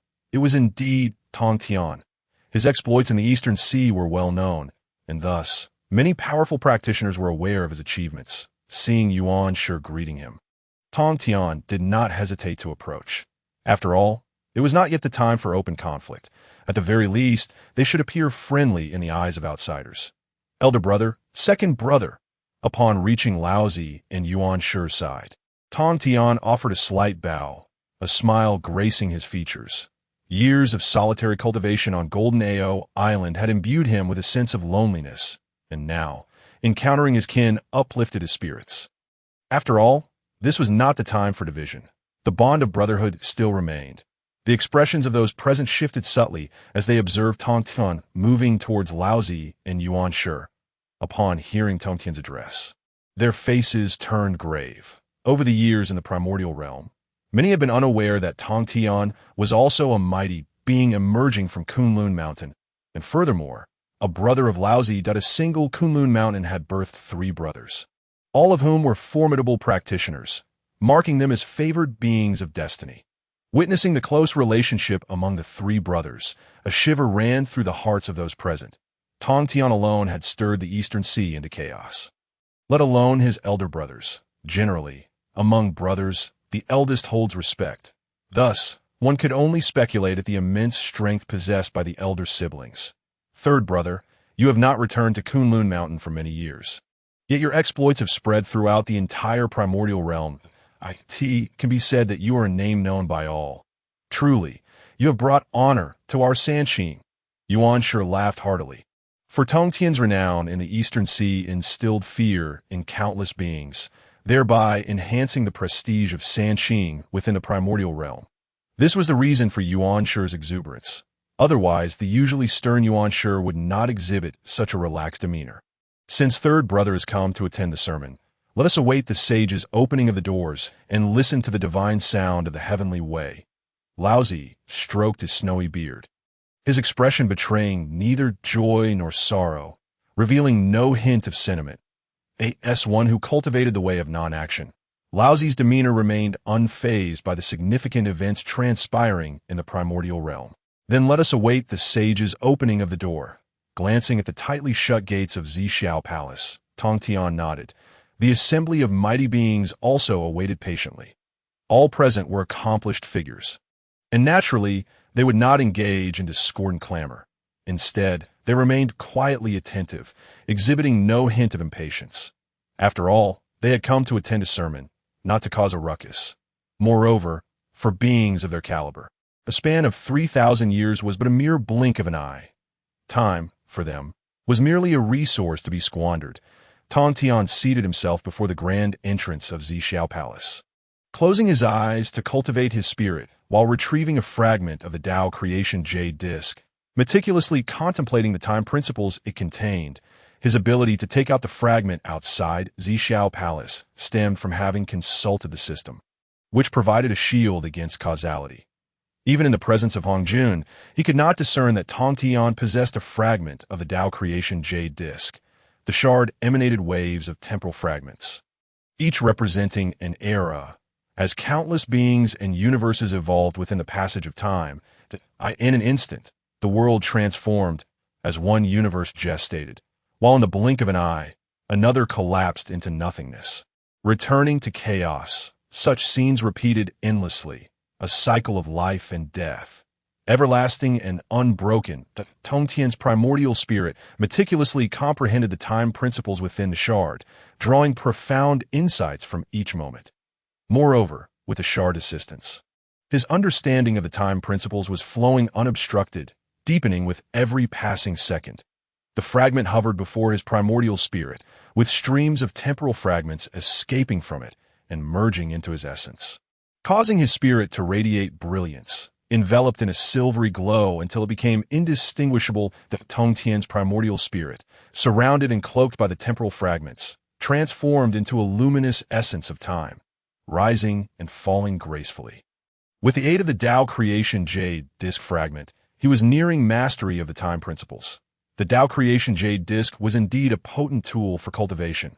If a mere fragment possessed such formidable effects, then the true Tao creation jade disc must be nothing short of miraculous. As Tongtian engaged in introspection, a wave of trepidation surged within him. It was no wonder that Hongjun could cultivate at such an astonishing pace after the creation of the world, even overpowering the demon ancestor Lohu to become the most revered sage of the primordial chaos. After all, the reincarnation of the space demon god, Yangmei, could attain enlightenment and sanctity even faster than Hongjun. The reason behind Yangmei's silence and failure to impart teachings, thus garnering immense fortune, remains an enigma. But a thunderous roar reverberated through the chaos, akin to the crack of thunder, shaking the turbulent void. This sound startled all the great powers resting in tranquility, compelling them to open their eyes and gaze into the chaos. Tongtian was no exception.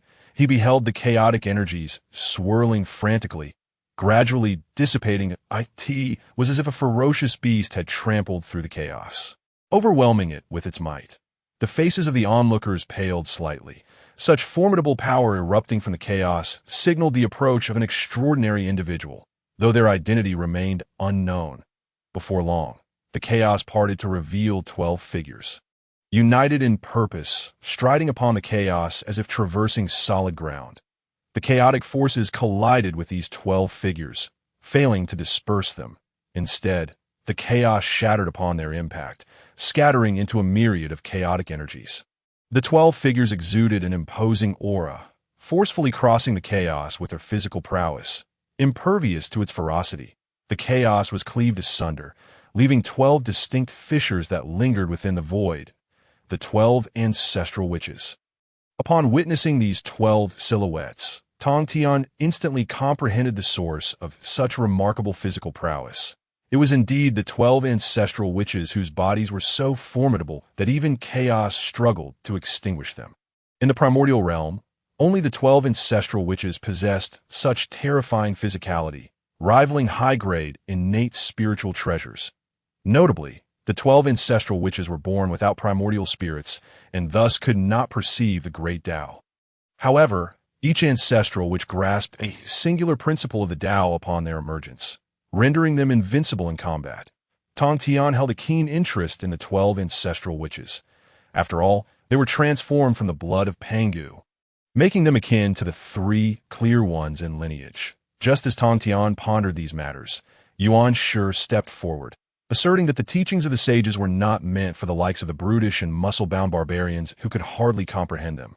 Tongtian was taken aback. When had the 12 ancestral witches incurred the wrath of Yuan-Shi?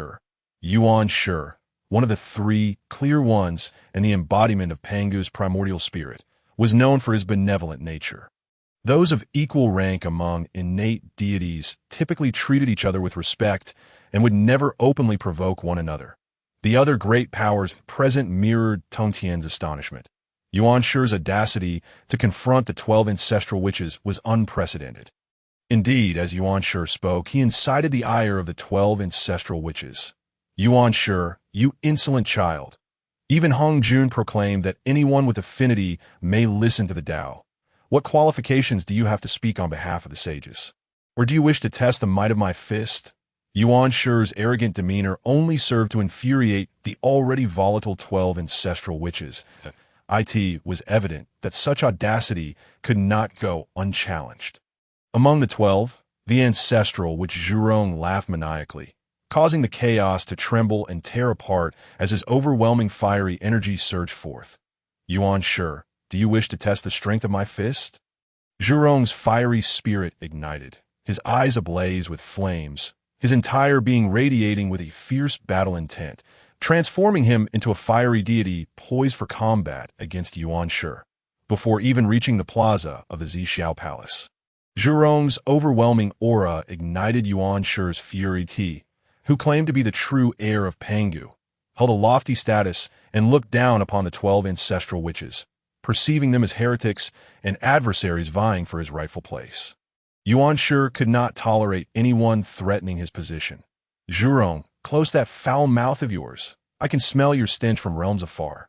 Yuan-Shi sneered, adding, moreover, without primordial spirits, how could you possibly comprehend the teachings? You would be better off staying away than embarrassing yourselves in confusion. My intention in asking you to leave is for your own good. Yuan-Shi, do not overstep your bounds. The 12 ancestral witches seethed with rage, an aura of malevolence radiating from them, transforming the surrounding chaos into a realm of dread. Yuan-Shi's words successfully provoked the 12, unleashing a torrent of murderous intent directed towards him. The great powers present felt the tension rise and promptly cleared a space for Yuan-Shi and the 12 ancestral witches, eagerly anticipating the unfolding spectacle. This was a prelude to the sage's teachings, a sight not to be missed, and a chance to gauge the strengths of both Yuan-Shi and the 12 ancestral witches.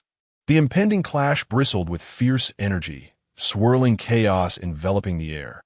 Yuan-Shi stood proudly in the void, his divine power surging around him.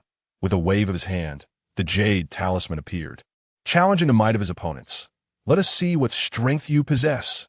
If you are inferior to me, then my word shall stand as truth. Who dares to challenge me? Witnessing Yuan Shi's arrogance. The fiery Zhurong's fury reached its zenith. Brother, permit me to vanquish him. Zhurong grinned maliciously, seeking permission from Di Jiang, who nodded in approval. With a swift motion, Zhurong unleashed a punch that reverberated through the heavens. Ignited by divine flames, surging forth like a tidal wave towards Yuan Shi. Such trivial skills dare to be unleashed before me.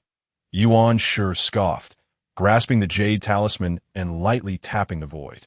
Instantly, the surrounding space quaked, shattering for miles around, engulfing the divine flames and tearing them apart, enveloping Zhurong in a torrent of power that bore down upon him. Zhurong was propelled backward, his feet leaving deep imprints in the void. Yet his formidable physique absorbed the brunt of the assault, radiating with golden light, standing as a titan amidst the chaos. Roaring, Zhurong, enveloped in divine flames, unleashed two fiery serpents that incinerated the void, charging toward Yuan Shi with unyielding ferocity.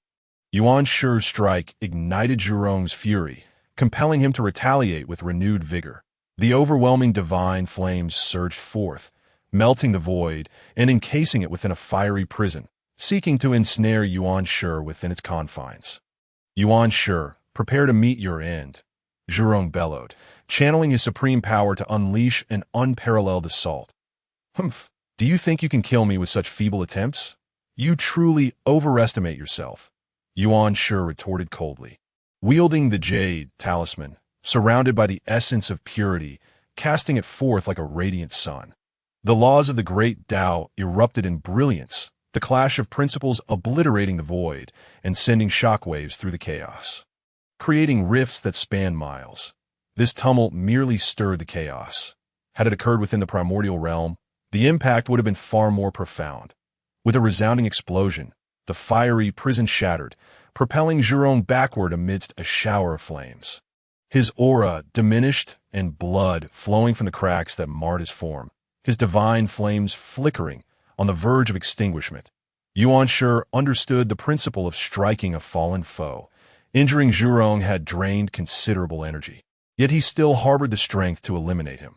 The jade talisman gleamed with radiant light, resembling a deity's sun, hurtling toward Zhurong with the intent to annihilate him utterly. Zhurong. Two figures emerged, rushing to Zhurong's side, simultaneously unleashing their powers, a thunderous water dragon and a towering divine tree, working in unison to extinguish the impending divine. Sun.it was the ancestral, which Gonggong of water, and the ancestral, which Jumong of wood, appearing as titans to protect Zhurong. Zhurong, do you have the strength to fight once more? Gonggong wields a mighty water dragon, spiraling through the void, his enormous dragon eyes fixed intently upon Yuan Shi, while his razor-sharp claws shatter chaos, exuding an overwhelming aura of slaughter. Before Zhu Mang stands a colossal divine tree, its myriad branches sharp as divine swords, capable of cleaving through chaos, standing defiantly against Yuan Shi. Zhurong struggles to rise, joining Gonggong and Zhu Mang in solidarity. Humph! What if the three of you, the ancestral witches, join forces? I fear you not. Come, let us battle, Yuan Shi bellows, his voice reverberating through chaos.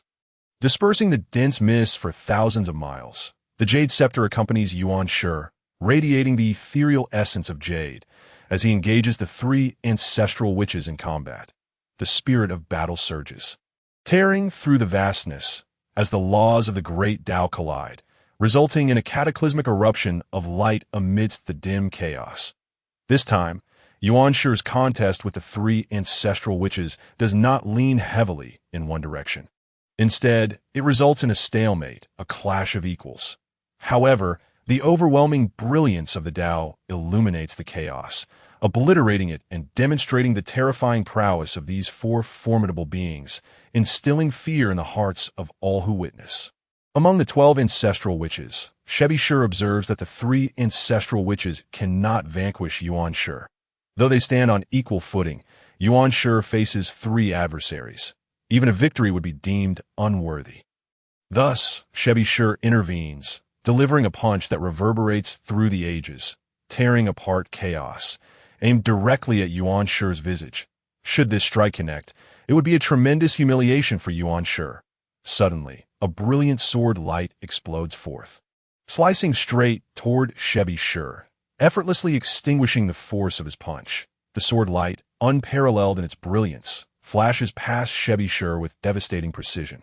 With a gasp, Shebi Shi stumbles back, coughing blood, his eyes wide with disbelief as he stares in the direction from whence the sword light came. Who dares to take a step forward, like this person? A chilling voice echoes, as if a divine sword has been unsheathed, sending shivers down spines. Shebi Shi, now retreating and bloodied, finds the remnants of sword energy relentlessly encroaching upon his flesh.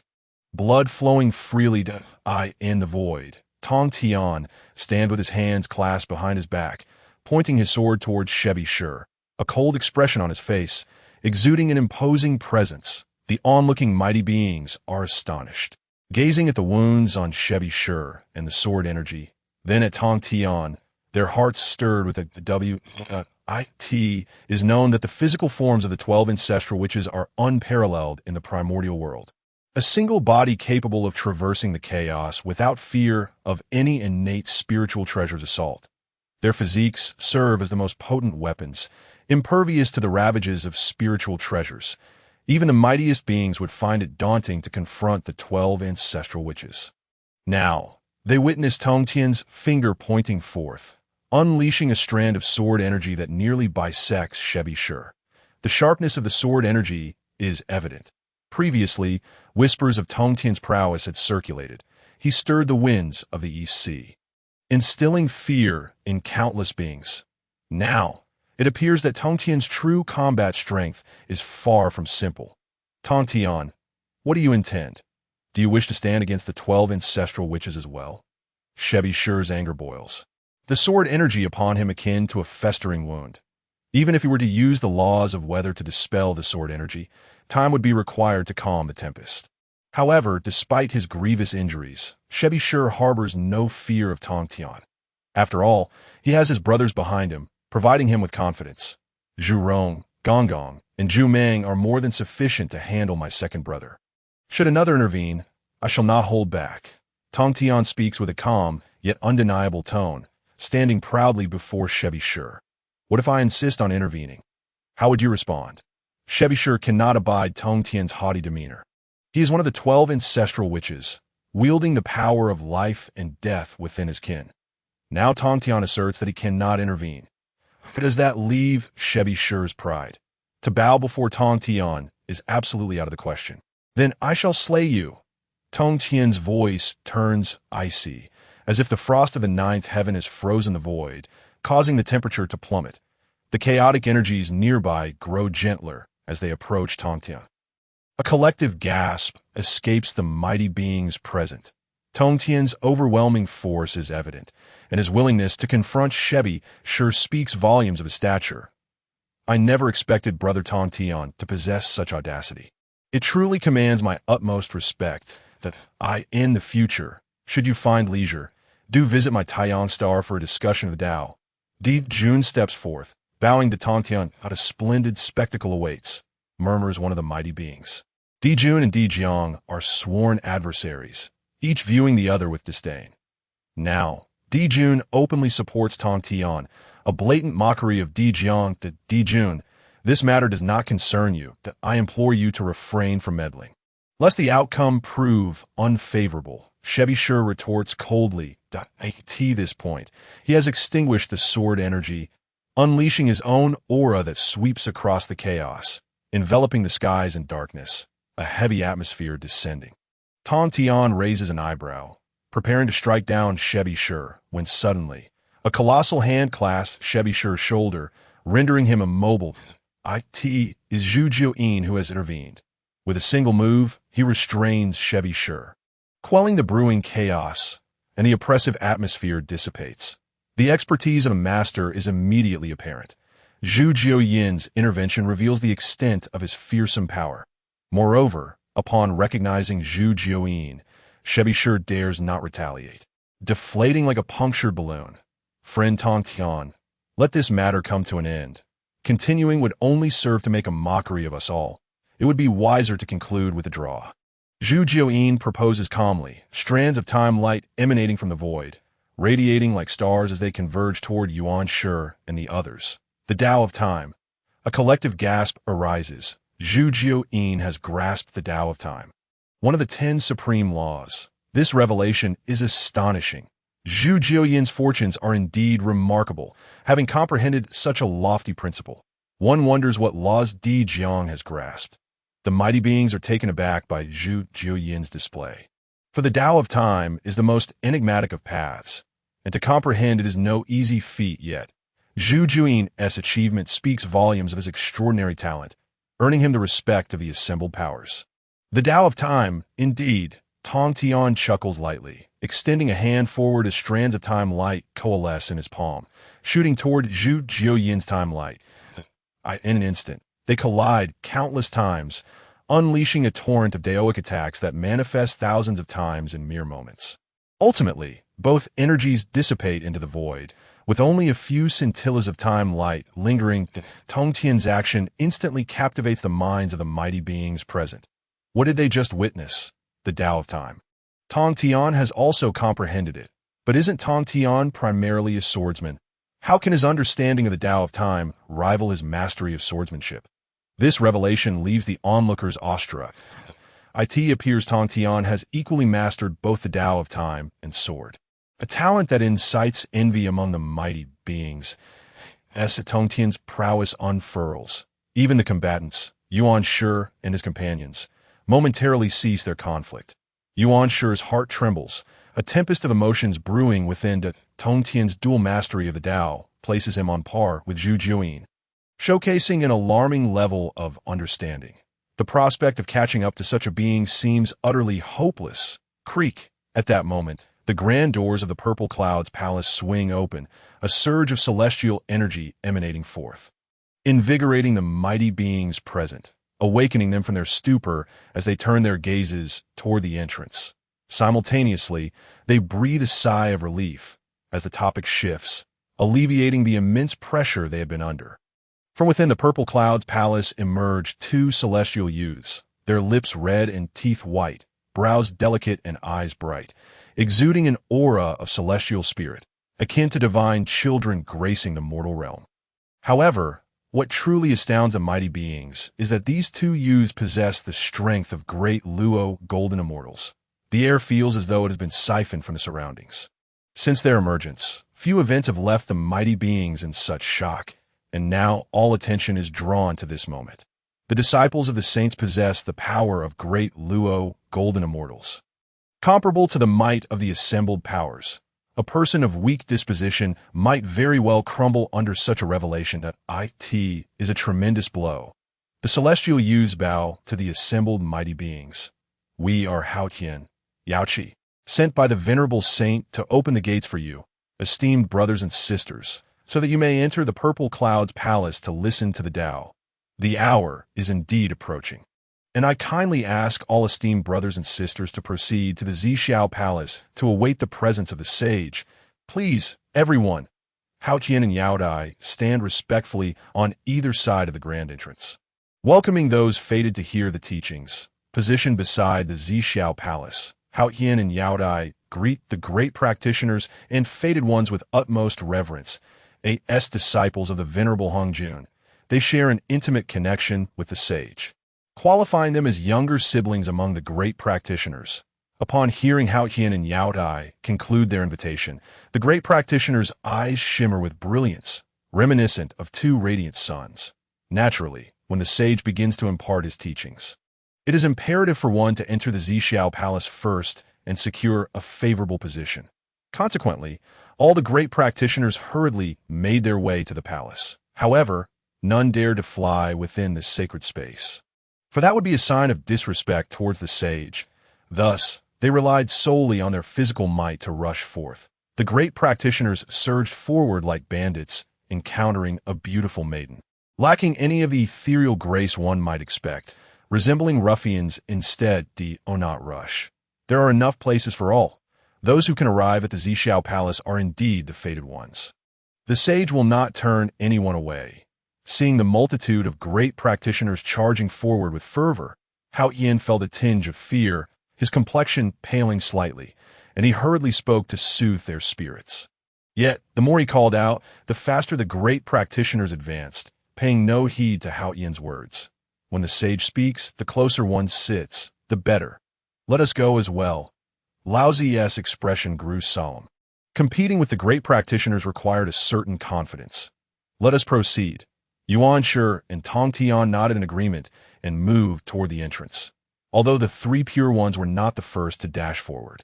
Their speed was unmatched by ordinary great practitioners. Soon, they entered the Zixiao Palace, where they beheld 6 cushions radiating a gentle light, seemingly entwined with the rules of the Tao, shining resplendently, imbued with profound Taoist essence. However, the next moment, the cushions appeared quite ordinary, akin to those crafted from wild grass by the roadside. Yet, for one to become a great practitioner, one must possess keen insight in the vast hall, with only 6 cushions present. It was evident that this was a matter of destiny. An opportunity granted by a sage should not be missed. With eyes aglow, the great practitioners revealed their intentions, eager to contend for the 6 cushions.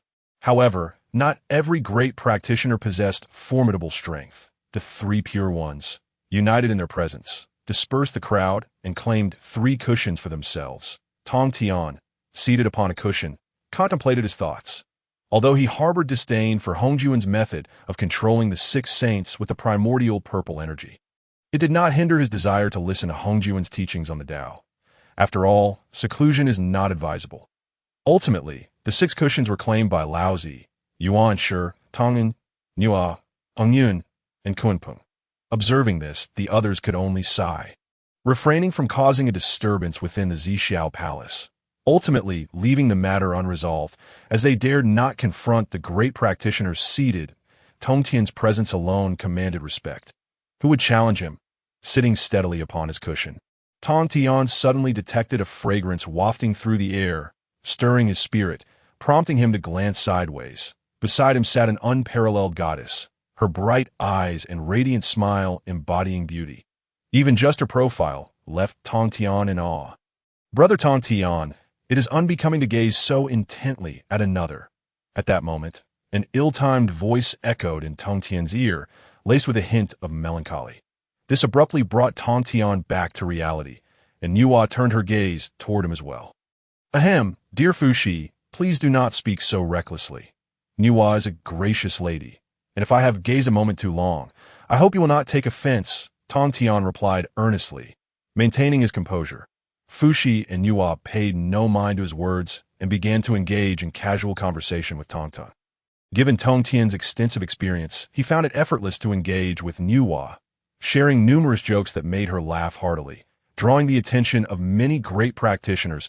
The great practitioners awaited the sage Hongjuan's appearance. They closed their eyes in meditation within the Zixiao Palace. Soon, the grand doors were about to close, but sounds emanated from afar. "Oh, not close the door yet. We have yet to enter." No sooner had the words been spoken than 2 figures emerged before the doors. Their robes tattered, as if they had just emerged from a refuse heap. One bore a look of distress, while the other was tall and slender, his eyes darting about, as if concocting a plan. Upon seeing the 2, Tongtian's gaze brightened. It was the brothers Zhuanti and Jiaozhu. The crowd regarded the 2 with peculiar expressions, their gazes laden with intrigue. Yet the 2 shamelessly smiled at Hao Yin and Yao Tai, without a hint of trepidation. I encountered a chaotic storm while traversing the void, which left me in this state. I beg your pardon, esteemed ones. Please do not take offense. Zhuanti grinned as he addressed the great practitioners. However, no one paid him any heed. The inability to even handle a chaotic storm underscored their weakness, rendering them unworthy of the great practitioner's respect. Unfazed by the indifference, Zhuanti and Jiaozhu scanned the surroundings, seeking a suitable place to sit. Witnessing this, Tongtian stifled a chuckle, recognizing the onset of a classic scene. The lamentation of Zhuanti and Jiaozhu, destined to leave a significant mark in the annals of time. Zhuanti's eyes darted about, landing on the 6 cushions. In the Zixiao Palace, these were undoubtedly the most valuable, that if he did not secure a seat, What would be the point of attending the teachings? Moreover, Junti sensed that one of these 6 cushions was meant for him. Thus, his thoughts raced, quickly formulating a strategy. The first, second, and third cushions were out of the question. Their strength was too formidable to contend with. The fourth belonged to Nuwa, a mere woman supported by Fushi, which he could not provoke. The fifth was claimed by Hongyun, who was under the protection of Zenyuanzi, though was also unfeasible. Therefore, he resolved to exploit a weakness in Kunpeng. With newfound confidence, Junti approached Kunpeng. Jiaozhu, sensing his brother's intent, followed closely, offering silent support without asking too many questions. The crowd, witnessing Junti's actions, turned their attention toward him, eager to discern his intentions. Kunpeng, this seat is fated for me. Might you relinquish it? I would be most grateful, Junti boldly declared, startling all present with his audacity. Even Tongtian twitched at the corners of his mouth, recognizing Junti's shamelessness. He was aware of Junti's intentions, but he had not anticipated such blatant audacity. Indeed, Junti was among the most brazen in the primordial realm. Tongtian glanced at Kunpeng, expressing silent sympathy. This was a trap set by Hongjun, designed for Kunpeng to bear the consequences and responsibilities. After all, the land of the western region where Junti resided had been ravaged, and this burden was one Hongjun could not shoulder. Thus he granted 2 sacred positions to the west. Kunpeng, unfortunately, had become the target of Junti's schemes. Ah, you, a creature born of wetness, clad in a shell, lacking in fortune, how could you possibly occupy this seat? I suggest you yield it to me, allowing me to bear this burden, Junti proclaimed with righteous indignation. Belittling Kunpeng as a mere creature of the mire, a blatant mockery, he showed no regard for Kunpeng's dignity, failing to recognize that Kunpeng was, in fact, a preeminent being, not to be compared to a mere creature of the mud. Yet, with a grave demeanor, Junti positioned himself upon the moral high ground, looking down upon Kunpeng. Naturally, Kunpeng was incensed, his fury boiling over, an aura of chilling menace enveloping him. Yet he refrained from directing his wrath toward the other great practitioners, maintaining his composure amidst the storm of anger. Junti, how dare you be so shameless, to humiliate me before all? It seems you seek your own demise. A sinister aura of murderous intent materialized into a tangible form, transforming into a lethal sword aimed to strike down the figure of Junti. The gathered great beings displayed expressions of intrigue, clearly anticipating the unfolding spectacle, as Junti seemed determined to approach the seat of Kunpeng. Although they did not engage in the contest, the excitement on Junti's face revealed an insatiable desire for the position on the mat, leaving them curious about what methods Junti possessed to compel Kunpeng to yield. As Kunpeng's sword struck Junti, blood erupted, and he staggered back. This scene left the assembled great beings momentarily stunned. Junti was vanquished with a single blow. "Disciple, are you unharmed?" Jiaozhu exclaimed, panic-stricken at the sight of his injured brother, rushing to catch him and prevent him from collapsing onto the hall floor. However, the atmosphere in the grand hall turned instantly tense. Kunpeng dared to act within the confines of the Zixiao Palace. A blatant disregard for the sanctity of the saints. The expressions of many great beings shifted to something more sinister, their gazes towards Kunpeng becoming increasingly unsettling. Yet, as one of the foremost great beings of the primordial chaos, Kunpeng displayed no hint of fear in the face of the situation. Actions had been taken, and to retreat now would be beneath his dignity. But Junti, is it not your desire to claim the mat beneath me? What, unable to obtain it, you resort to force? Do you not regard the saints with the respect they deserve? This mat is not easily relinquished. Kunpeng sneered, the murderous aura surrounding him gradually dissipating. Losing the earlier air of arrogance, Tongtian raised an eyebrow at this unexpected display of boldness from Kunpeng in the Zixiao Palace. However, considering that Junti had brought the conflict to his doorstep, retaliation was surely warranted. Should the saints demand accountability, he had just cause to articulate his stance. Yet, it was not just Kunpeng present. The honest figure of Hongyun was also in attendance. Indeed, upon realizing that Kunpeng was not an easy opponent, Junti's expression transformed as tears streamed down his face, his voice filled with anguish. Brother, we were both born into the impoverished lands of the West, where spiritual energy is scarce and cultivation arduous. We are representatives of countless beings from the West, fortunate to come and hear the teachings. If we cannot grasp the wisdom of the saints to bring back to the West, would we not be deemed sinners? How can beings from the West survive in this cruel primordial chaos? We are guilty. Zhuan Ti's lament was heartrending, evoking sympathy from all who heard it, enveloping the space with a tragic aura that left the great beings speechless. They felt a twitch at the corners of their mouths, internally berating Zhuan Ti for his shamelessness in crafting a glorified image of himself and Jean. After all, who among the gathered great beings had not come for their own futures? None were there solely for the sake of the masses. The rationale presented by Zhuan Ti earned nothing but scorn, and he was met with indifference. The great beings seated on the mat remained silent, observing with cold detachment that it was clear to all that Zhuan Ti was merely acting, attempting to evoke pity to secure a seat for himself. Yet, not everyone remained unmoved. Hong Yun, seated on the mat, let out a soft sigh and prepared to rise. Seeing this, Zhan Yuanzi's expression changed dramatically. He was well aware of his old friend's character, and knew that yielding a position was something Hong Yun would certainly consider. Thus, he placed a hand on Hong Yun's shoulder and whispered, Hong Yun, this opportunity is rare and precious, a chance to connect with the saints that must not be missed. Moreover, Zhuan Ti is merely putting on a show. Do not be fooled. Hong Yun immediately retorted, how could that be? Zhuan Ti's cries are genuine, devoid of any pretense. I can discern the truth, my friend. Zhuan Ti and Jiayin are here for the sake of the masses to hear the teachings. What harm is there in my giving up this seat? But there are no buts. I have my own judgment, my friend. Trust in me. Hong Yun's resolve was firm as he waved away Zhan Yuanzi's words and stood from the mat. Zhuan Ti, if you seek to hear the teachings for the sake of the beings, sitting behind will surely prevent you from hearing the voice of the saint. Why not take a seat beside me?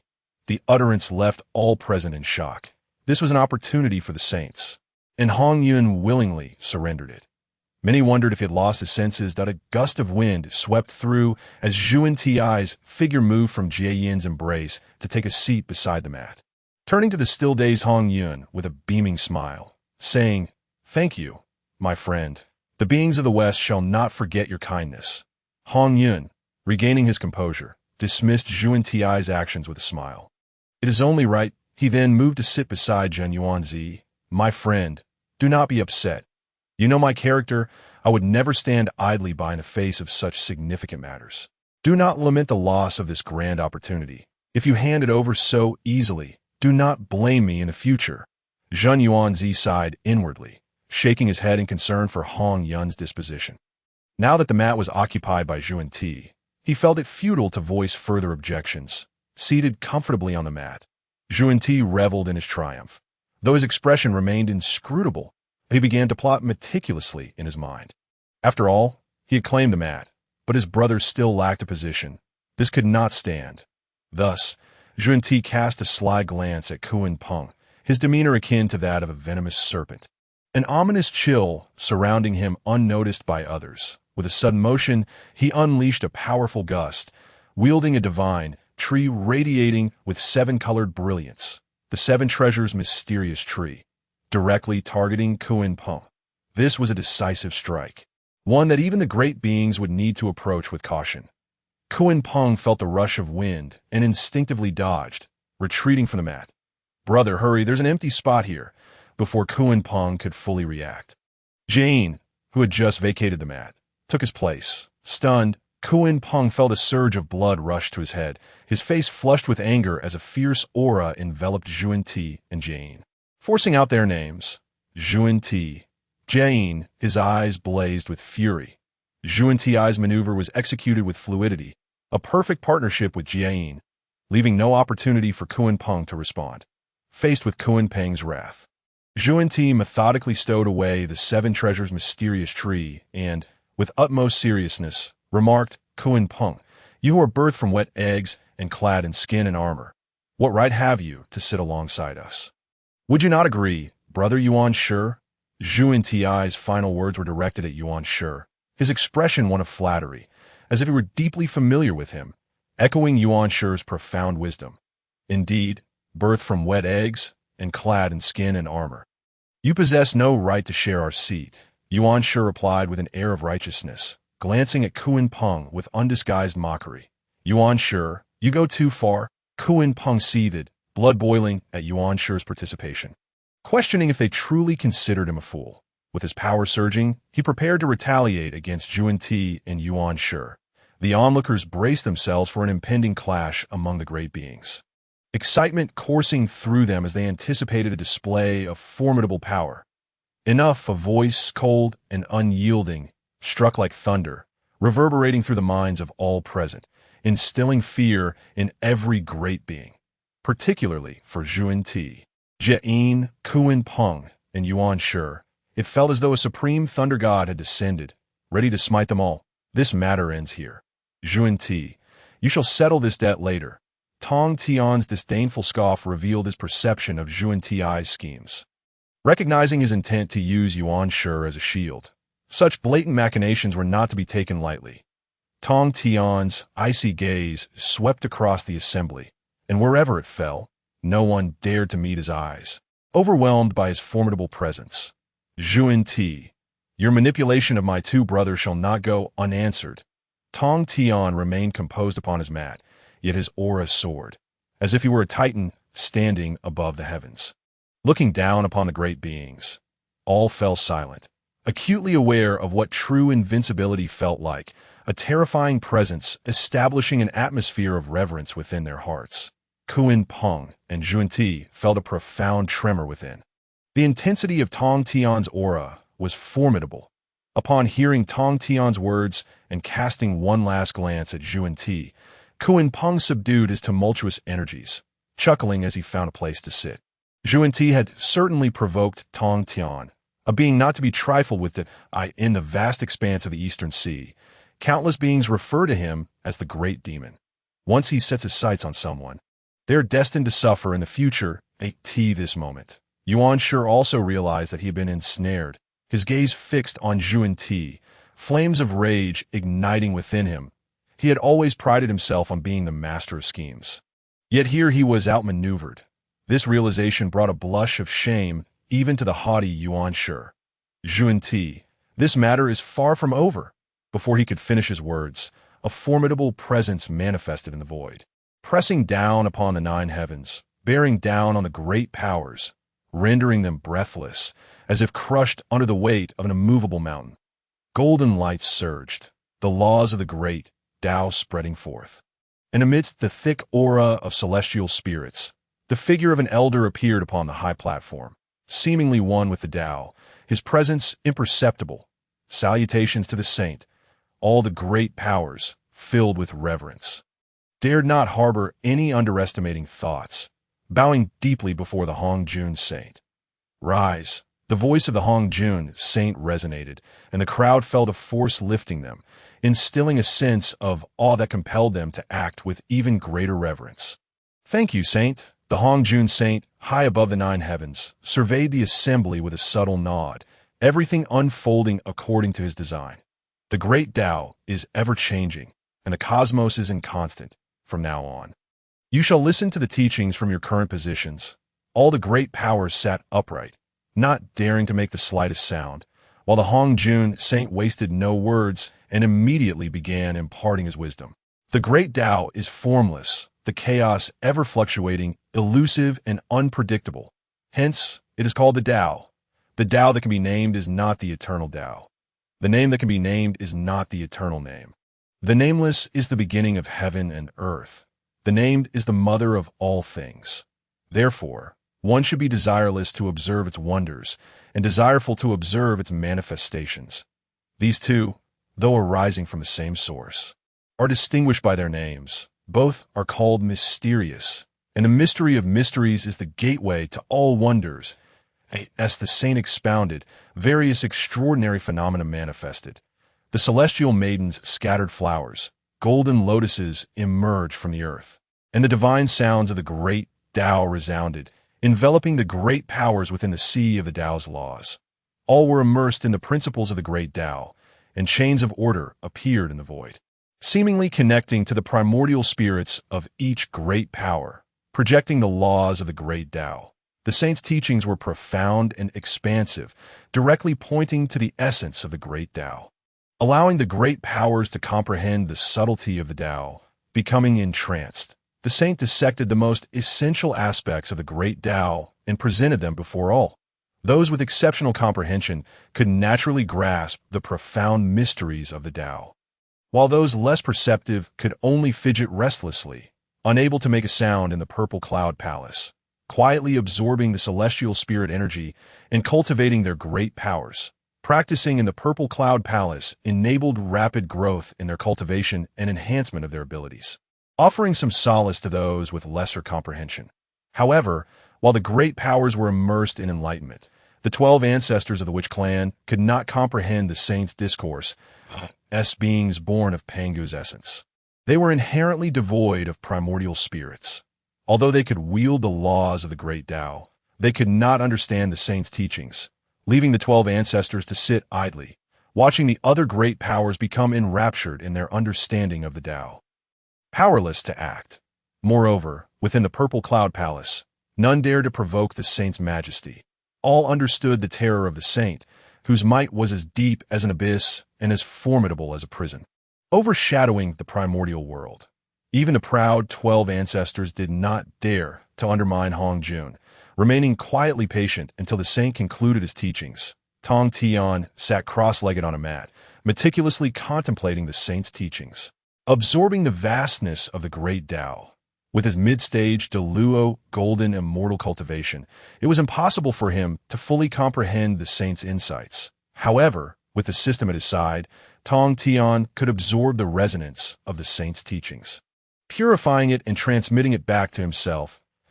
As a result, Tongtian's understanding deepened, enhancing his grasp of the sword path and the temporal Tao. Furthermore, the mat beneath him was a wondrous artifact, aiding his comprehension of the Tao, effectively granting him a buff that accelerated his advancement in the Tao. With the dual enhancement of the mat and the system, Tongtian was surrounded by radiant swords, exuding a terrifying divine might that could cleave the heavens and the earth, with streams of temporal light entwining around the swords as if they were rivers of time encircling them. The sight of this spectacle captivated the 12 ancestors, who were otherwise bored. One of them, the Zhurong ancestor, felt his pupils constrict in disbelief that Di Jiang, noticing Zhurong's unusual reaction, transmitted a message. Second brother, what have you discovered to cause such a loss of composure?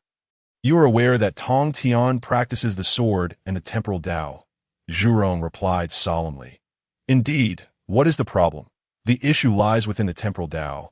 Tongtian's understanding is nearing the point of surpassing mine. What terrifies me most is that Tongtian has integrated the sword path with the temporal Tao. Zhurong's initial incredulity gradually gave way to calm, yet internally he was tumultuous. The fusion of the sword path with the temporal Tao was an extraordinarily audacious move. Should Tongtian succeed, he would undoubtedly become the foremost being beneath the saint. The Di Jiang fell silent, recognizing Zhurong's pride in mastering the temporal Tao, possessing an unfathomable sense of depth, always maintaining an unruffled demeanor. Today, Tongtian's impending breakthrough was sufficient to unsettle even him, revealing Tongtian's formidable nature. The sword path, the temporal Tao, Di Jiang murmured, a thought only he could hear, deeply imprinting Tongtian in his mind. Aware that a confrontation was inevitable in the future, he must prepare. Suddenly, Tongtian radiated divine light, a brilliant glow shooting skyward, while divine wheels circled around him and golden lotuses swirled about, his aura surging dramatically. The shackles that had bound Tongtian for years shattered today, granting him great freedom and boundless joy. He had broken through to the late stage of the Deluo golden immortal. Tongtian's cultivation had ascended, his aura magnificent, akin to a sharp sword unsheathed, slaying gods and sweeping through the heavens, aiming to pierce through all things and vanquish all spirits. While the saint was imparting his teachings, he effortlessly suppressed all of Tongtian's manifestations, ensuring they did not disturb the other great powers. Yet the 12 ancestors who were not engaged in enlightenment were alarmed, having perceived the saint's methods. when they gazed upon the elders seated atop the high platform. A flicker of reverence glimmered in their eyes. The 12 ancestors were not fools. They understood that to achieve the status of saint, one must possess unparalleled intellect, and they would not show respect merely because they were born of Pangu's essence. Jiaozhu, aware of his own limitations, had instructed the 12 ancestors to avoid trouble upon arriving at the Purple Cloud Palace, lest they provoke the saint's displeasure. Now, witnessing the myriad phenomena within a 3-zhang radius of Tongtian, it appeared as though infinite wonders were compressed within that space, without affecting Tongtian in the slightest. Even Jiaozhu, witnessing such mastery, could not help but marvel at the complexity of becoming a saint. However, Jiaozhu did not remain idle in the Purple Cloud Palace. The rich aura of celestial spirits was an excellent opportunity to hone his physical form and enhance his cultivation. Upon entering the Purple Cloud Palace, he sensed a significant upheaval was imminent in the primordial world. Lacking strength meant being reduced to mere bones amidst the chaos. Thus, cultivation was the ultimate truth. If he could not hear the supreme teachings, he would cultivate and refine himself independently. Moreover, after Tongtian's breakthrough to the late stage of the Luo Golden Immortal, the bodies of Laozi, Yuan Shi, Niuhua, Zhuan-Ti, and Jane trembled, achieving breakthroughs of their own. Following this, it seemed as though a chain reaction had occurred. Under the enveloping sound of the Tao, all present great powers broke through their barriers, experiencing a qualitative leap. Kuanpeng, Mingyi, Hongyun, Xinyuanzi, Dijuan, Tai, and other top-tier great powers radiated joy. Engulfed in divine light, immersed in extraordinary phenomena. However, with the saint's intervention, none of these manifestations could affect one another. 3 millennia swiftly passed, and the grand sound of the Tao suddenly dissipated, leaving only ripples resonating in the void. The great powers awoke from their enlightenment, each radiating brilliance. Clearly having gained much from the lecture, the multitude once again expressed their gratitude. Well, you fortunate ones, having the chance to come to the Zhixiao Palace to hear the teachings, is indeed a blessing for you. I, the Holy One, preside over the creation jade plate, which aligns with the celestial principles and obeys the heavenly will, bearing the responsibility of nurturing the myriad beings of the world. Therefore, I shall expound upon the teachings thrice, once every 3,000 years, culminating in 9,000 years. How much you can comprehend depends on your own insight. After this lecture concludes, should there be any questions, feel free to raise them for discussion, and I shall address each one. The Holy One, Hongjun, remained calm and composed, instantly igniting fervent discussions among the great powers present, yet he did not intervene. The sage sought to clarify their doubts, for this was indeed a rare opportunity. However, none dared to take the initiative, fearing retribution. Tongtian refrained from approaching with inquiries, aware of certain secrets of the Holy One that served to bind him. To raise such a question would be akin to disturbing the high authority, a perilous endeavor. Instead, he chose to cultivate quietly and elevate his own cultivation, knowing that no malevolent spirits could draw near. After a brief silence, Laozi, seated at the forefront upon the mat, rose respectfully to bow and inquired, "May I ask the Holy One, what is the Tao, and where can it be found?" Without hesitation, Hongjun replied, "Humanity follows earth, heaven follows heaven, heaven follows the Tao, and the Tao follows nature. This is the Tao. The Tao permeates all corners of heaven and earth, in every blade of grass, every flower, and the thriving trees. The dust of the earth, the flourishing herbs, and in all living beings, the Tao resides." The words of the sage were akin to a sublime revelation, illuminating Laozi with profound understanding, who then bowed in gratitude before returning to his seat. Although the others did not fully grasp the sage's meaning, witnessing Laozi's enlightenment instilled in them a sense of clarity, and they could not help but nod slightly in acknowledgement, indicating they too had gained some insight. Observing this, Tongtian shook his head slightly, noting how even the great powers had become sycophantic. Even if they did not comprehend, they felt compelled to feign understanding, lest they be looked down upon by the sage. Maintaining appearances, fostering mutual goodwill, was the true essence of the gathering. The sage, who truly understands what it means to be a sage.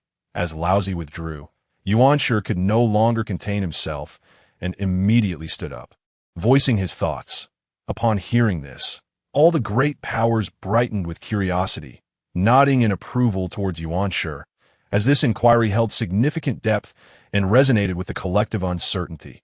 Now that Yuanshi had articulated it, the great powers leaned in, eager to hear how the sage would respond. The sage exists beyond life and death, transcending the flow of time, standing above countless dimensions, overlooking the mortal realm, eternally at ease. A sage embodies the essence of the Tao, for as the Tao endures, so too does the sage remain immortal, untouched by karma, unafraid of reincarnation, imperishable and eternal. The sage's words immediately instilled a yearning for enlightenment among the crowd, provoking admiration for such divine power and stature, making it impossible for the great powers to resist their longing. Yuanshi, satisfied, resumed his place, prompting Tongtian to inquire, "Holy One, what is the Hunyuan Daluo Jingxian?" Tongtian's question sparked intrigue among all present, as the term Hunyuan Daluo Jingxian was unfamiliar to them. How could these pinnacle beings of the primordial realm, with their unparalleled strength, fortune, and wisdom, be unaware of something? Yet, upon reflection, it seemed they truly had no knowledge of Hunyuan Daluo Jingxian. Mingyi glanced around, noticing the other great powers were deep in thought, which startled him. Could it be that they all knew, and he was the only one left in the dark? This was unacceptable. If he appeared uninformed, it would be a blow to his reputation. So he too began to nod, mimicking the others like chicks pecking at grain. Realizing the peculiar atmosphere, Tongtian observed the unified motions of the crowd and felt a wave of exasperation. However, he chose to feign ignorance as well. "Indeed, your question is excellent. The Hunyuan Daluo Jingxian possesses the power of sage, but is not a sage, existing independently between heaven and earth, unbound and unconstrained by celestial governance." After explaining the Hunyuan Daluo Jingxian, Hongjun also delineated the distinctions between a sage and a Hunyuan Daluo Jingxian. The sage, thus, is subject to the constraints of the heavenly way, unlike the Hunyuan Daluo Jingxian who enjoys unparalleled freedom. Hence, while the sage is a Hunyuan Daluo Jingxian, a Hunyuan Daluo Jingxian is not necessarily a sage. Hongjun addressed each query posed by the great powers with remarkable clarity, seemingly possessing answers to all. The atmosphere within the Zixiao Palace thickened with intensity. The great powers, being the pinnacle of the primordial world, naturally raised profound inquiries. Suddenly, Yuanshi posed a question that everyone had been eagerly anticipating. "Holy One, might there be a method to attain enlightenment?" Upon this utterance, all great powers fell silent, directing their gazes towards Hongjun, eager to witness his response. Enlightenment was something Hongjun had already achieved, being the foremost sage of the primordial realm. Thus his status was exceptional. Such an esoteric path to the Tao would typically remain concealed. After all, the great powers understood that should the method to enlightenment be disseminated, it could enable beings to attain sagehood, potentially jeopardizing Hongjun's position. The cautious thoughts of the great powers did not escape Hongjun's notice. He merely smiled faintly and declared resolutely, "Indeed, there is." In an instant, the eyes of the great powers ignited with fervor, as if they could ignite Hongjun himself, elevating the atmosphere of the Zixiao Palace to its zenith, with each individual eagerly anticipating the sage to impart the method of enlightenment. With the path to enlightenment laid before them, the great powers would no longer have to navigate blindly. It would be a grand thoroughfare. There are 3 methods to enlightenment. The great powers inhaled sharply. Hongjun continued, unperturbed. The first method is that of the Great Pengu, which involves condensing boundless power and comprehending the supreme force of the Tao, using that supreme power to break free from shackles and dismantle all illusions and rules, thereby achieving great transcendence and successfully attaining enlightenment. However, it is regrettable that even the Great Pengu, despite practicing this method, found it challenging to attain enlightenment, ultimately exhausting his strength in the act of creation, transforming into all things. A tale both tragic and admirable. Hongjun sighed, lamenting the fate of that unparalleled being who opened the heavens but quickly composed himself. The second method pertains to the attainment of merit. Merit is the divine favor of the heavenly way. Any significant action propelling the primordial realm forward can garner the favor of the heavenly way, resulting in substantial merit. B. Why harnessing this supreme merit? One can elevate their state to that of a sage. This, too, is a method of enlightenment. Upon hearing this, the great powers felt a chill, recognizing that such a method required immense wisdom, great power, and the favor of the heavenly way. Who among them could achieve that? They possessed enough self-awareness to realize that this path was not suited to them. Having shared two methods of enlightenment, the question arose, what of the third? Some gazed at Hongjun with hopeful anticipation, wishing for the third method to offer them some assistance. The third method of enlightenment is the very practice I currently engage in. With great wisdom, one can succeed in this endeavor. This method is known as the slaying of the three corpses. To slay the three corpses means that at the pinnacle of the Daluo Jingxian stage, one must comprehend the Tao of heaven and earth, breaking free from constraints to eliminate one of the three corpses, the good corpse, the evil corpse, or the self corpse, thereby reaching the quasi-saint realm. Hongjun stroked his beard, observing the eager expressions of the crowd, who were straining to hear and absorb his teachings, wishing to internalize every word of the sage. Yet, what precisely was this quasi-saint realm? Did it imply that there existed an intermediary realm between the Daluo Jingxian and the sage? What relationship did this quasi-saint realm have with that of a sage? As Hongjun introduced unfamiliar terms, even the great powers appeared bewildered, struggling to grasp their meanings.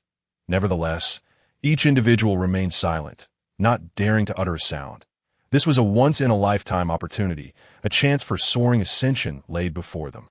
Any interruption would spell disaster for all the great powers. The quasi-saint realm is the state attained after slaying the three corpses. To slay the three corpses is akin to elevating one's own cultivation. It confers indescribable benefits for comprehending the sacred path. Once the three corpses are slain, one integrates them into a singular entity, returning to the source, achieving unity, and thus propelling oneself towards the sacred path. This is the method of the three corpses and the most suitable path for you to attain enlightenment. Should you wish to attempt enlightenment through strength, the path of merit is also a viable option. The choice of the path lies before you. It is up to you how you wish to proceed. The voice of the honored one resonated. The Zixiao palace fell into an eerie silence, so profound that the sound of a pin dropping could be heard. Every individual present inhaled sharply, their gazes ablaze with intensity. They had gained immeasurable wisdom from the sage, having delved deeply into the realm of the great Luo Golden Immortal. And their next endeavor was to ascend towards the saintly domain. Now, with the honored one expounding upon three paths to enlightenment, it was as though a gateway to a new world of divine powers had been flung wide open. I humbly beseech the sage to impart the method of the three corpses. I am eager to cultivate the path of the three corpses. Laozi abruptly rose, bowing deeply in reverence.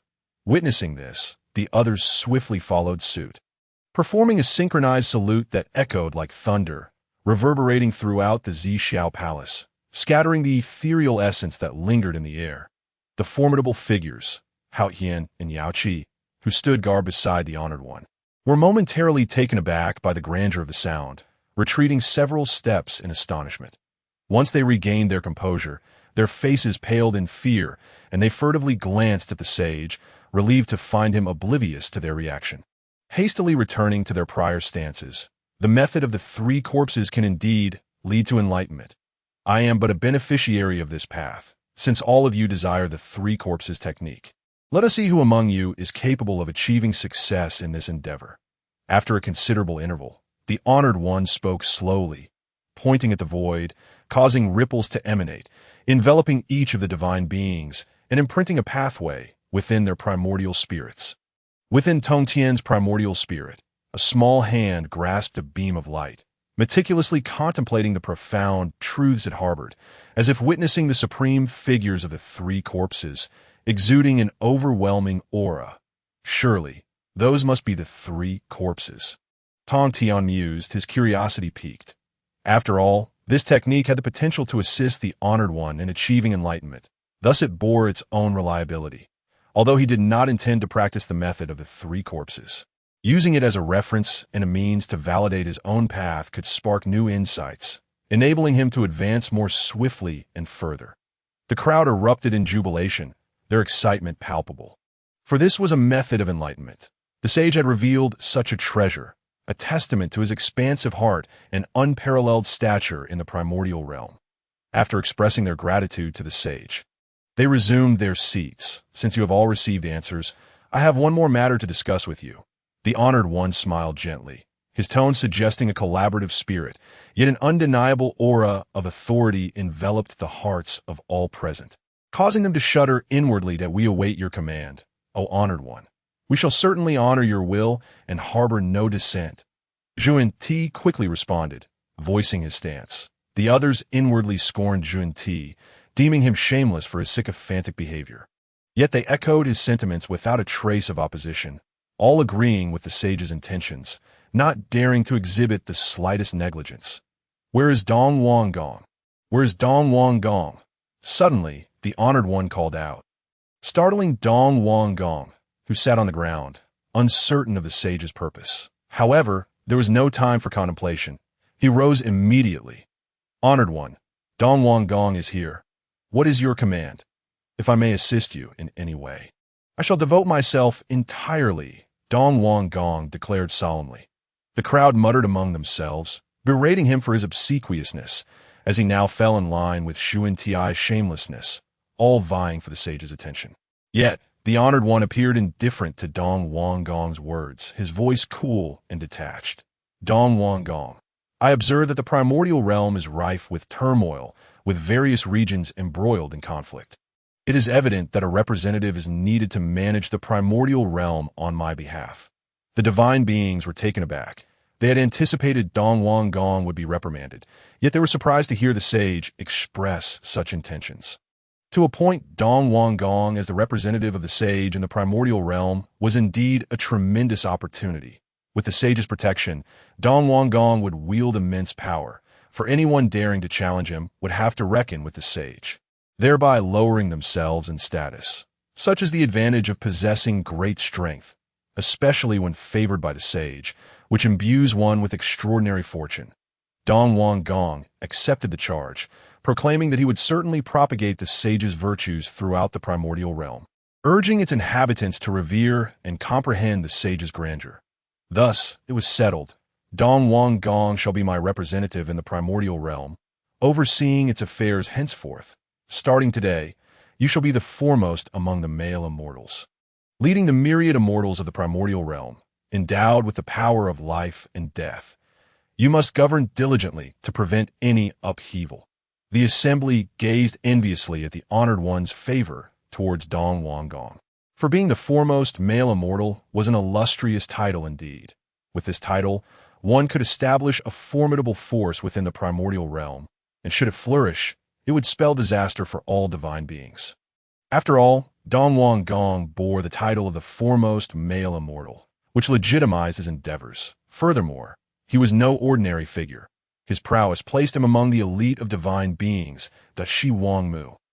I hereby appoint you as the foremost female immortal, tasked with leading the female immortals of the primordial realm that you accept. In the next moment, the honored one directly named Shi Wang Mu, bestowing her with the title that Shi Wang Mu, graceful and exquisite, was taken aback upon hearing the sage's words, for he wished for her to oversee the female immortals of the primordial realm. A daunting task indeed.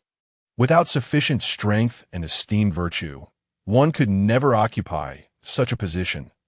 Shi Wang Mu was aware of this, realizing she possessed neither quality, and to govern the female immortals poorly would invite their wrath.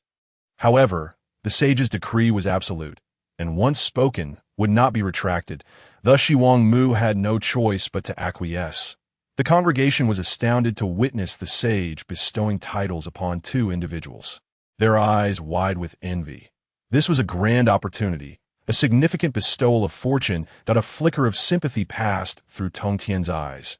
Today, Dong Wang Gong and Shi Wang Mu accepted the sage's appointments.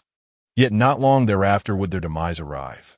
After all, divine beings are notoriously proud. How could two of them be governed by another? Such a scenario was utterly untenable. it seemed the honored one intended to incite chaos within the primordial realm, establishing Dong Wang Gong as a model. Once he fell, the realm would plunge into utter turmoil. That moment, the primordial conflict between the Wu and the Yao would ensue. Dong Wang Gong was merely a pawn, a catalyst for the impending war. In an instant, Tongtian contemplated countless scenarios, for he possessed foresight of the future. His insights into potential outcomes were profound. Thus, Dong Wang Gong was merely the beginning.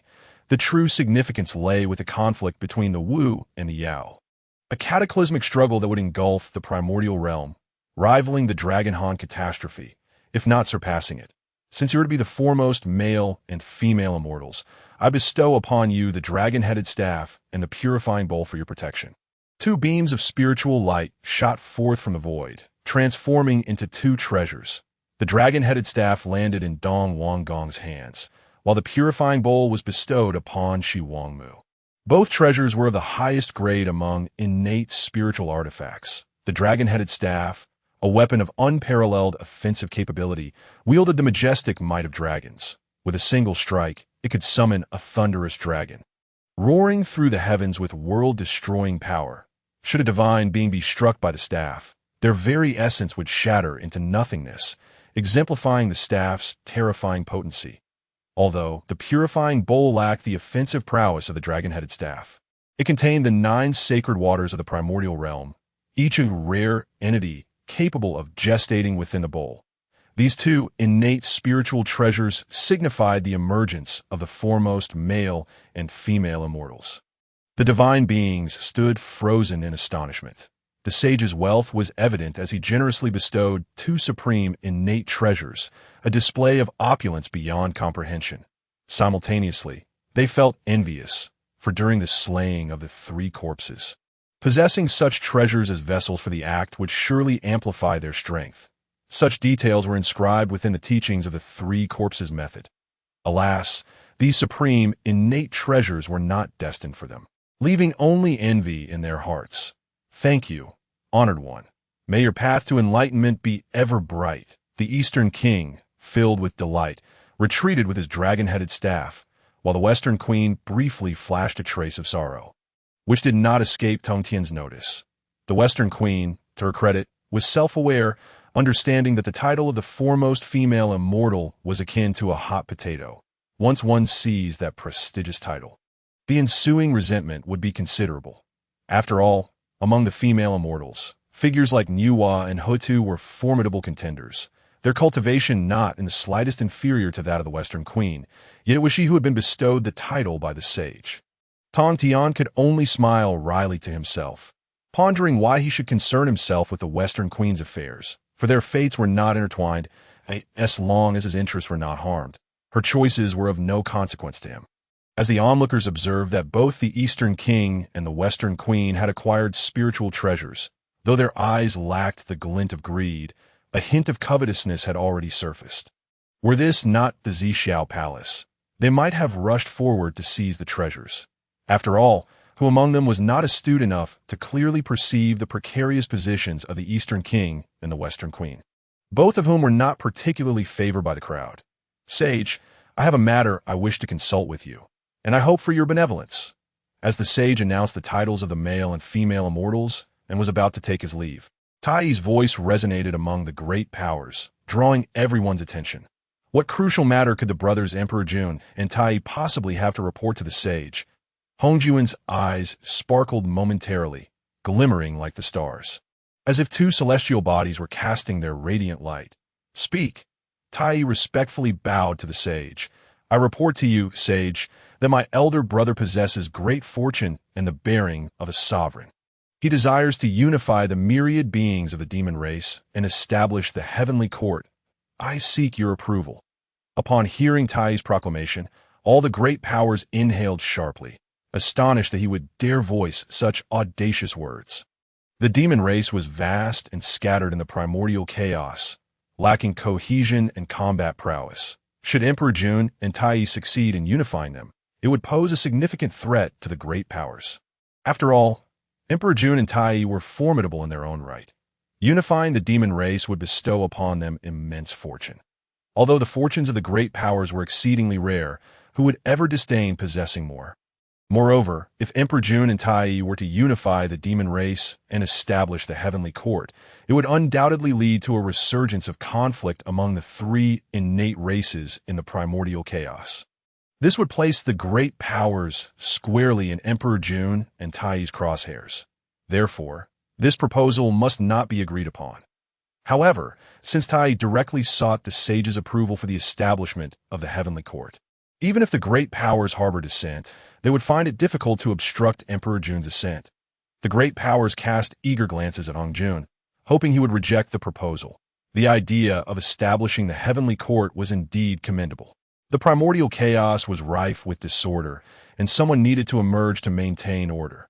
Your idea is most commendable. Hong Jun's subconscious seemed to acquiesce, and Tai rejoiced, hastily thanking the sage.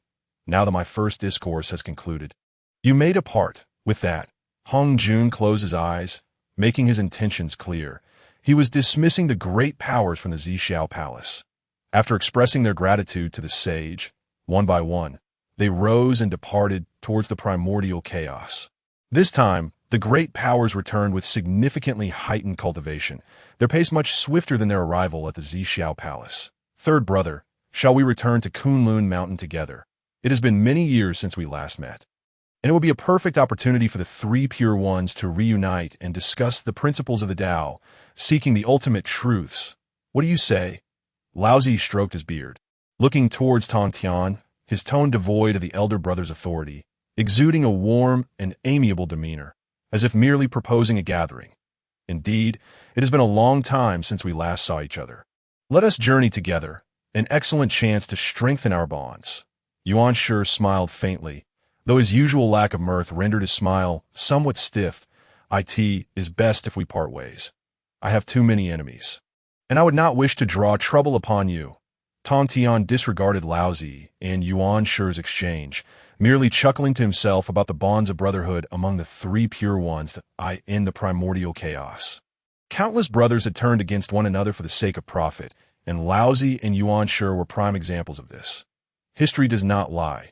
Once actions are taken, one must inevitably bear the consequences. Tongtian paid no heed to the two, retrieving the 12-petal pure world white lotus, lifting himself into the air, transforming into a beam of white light that surged towards the chaos, returning to the primordial realm. Yuan Shi's expression darkened. As the elder brother, he had been ridiculed by Tongtian, a most unprecedented occurrence.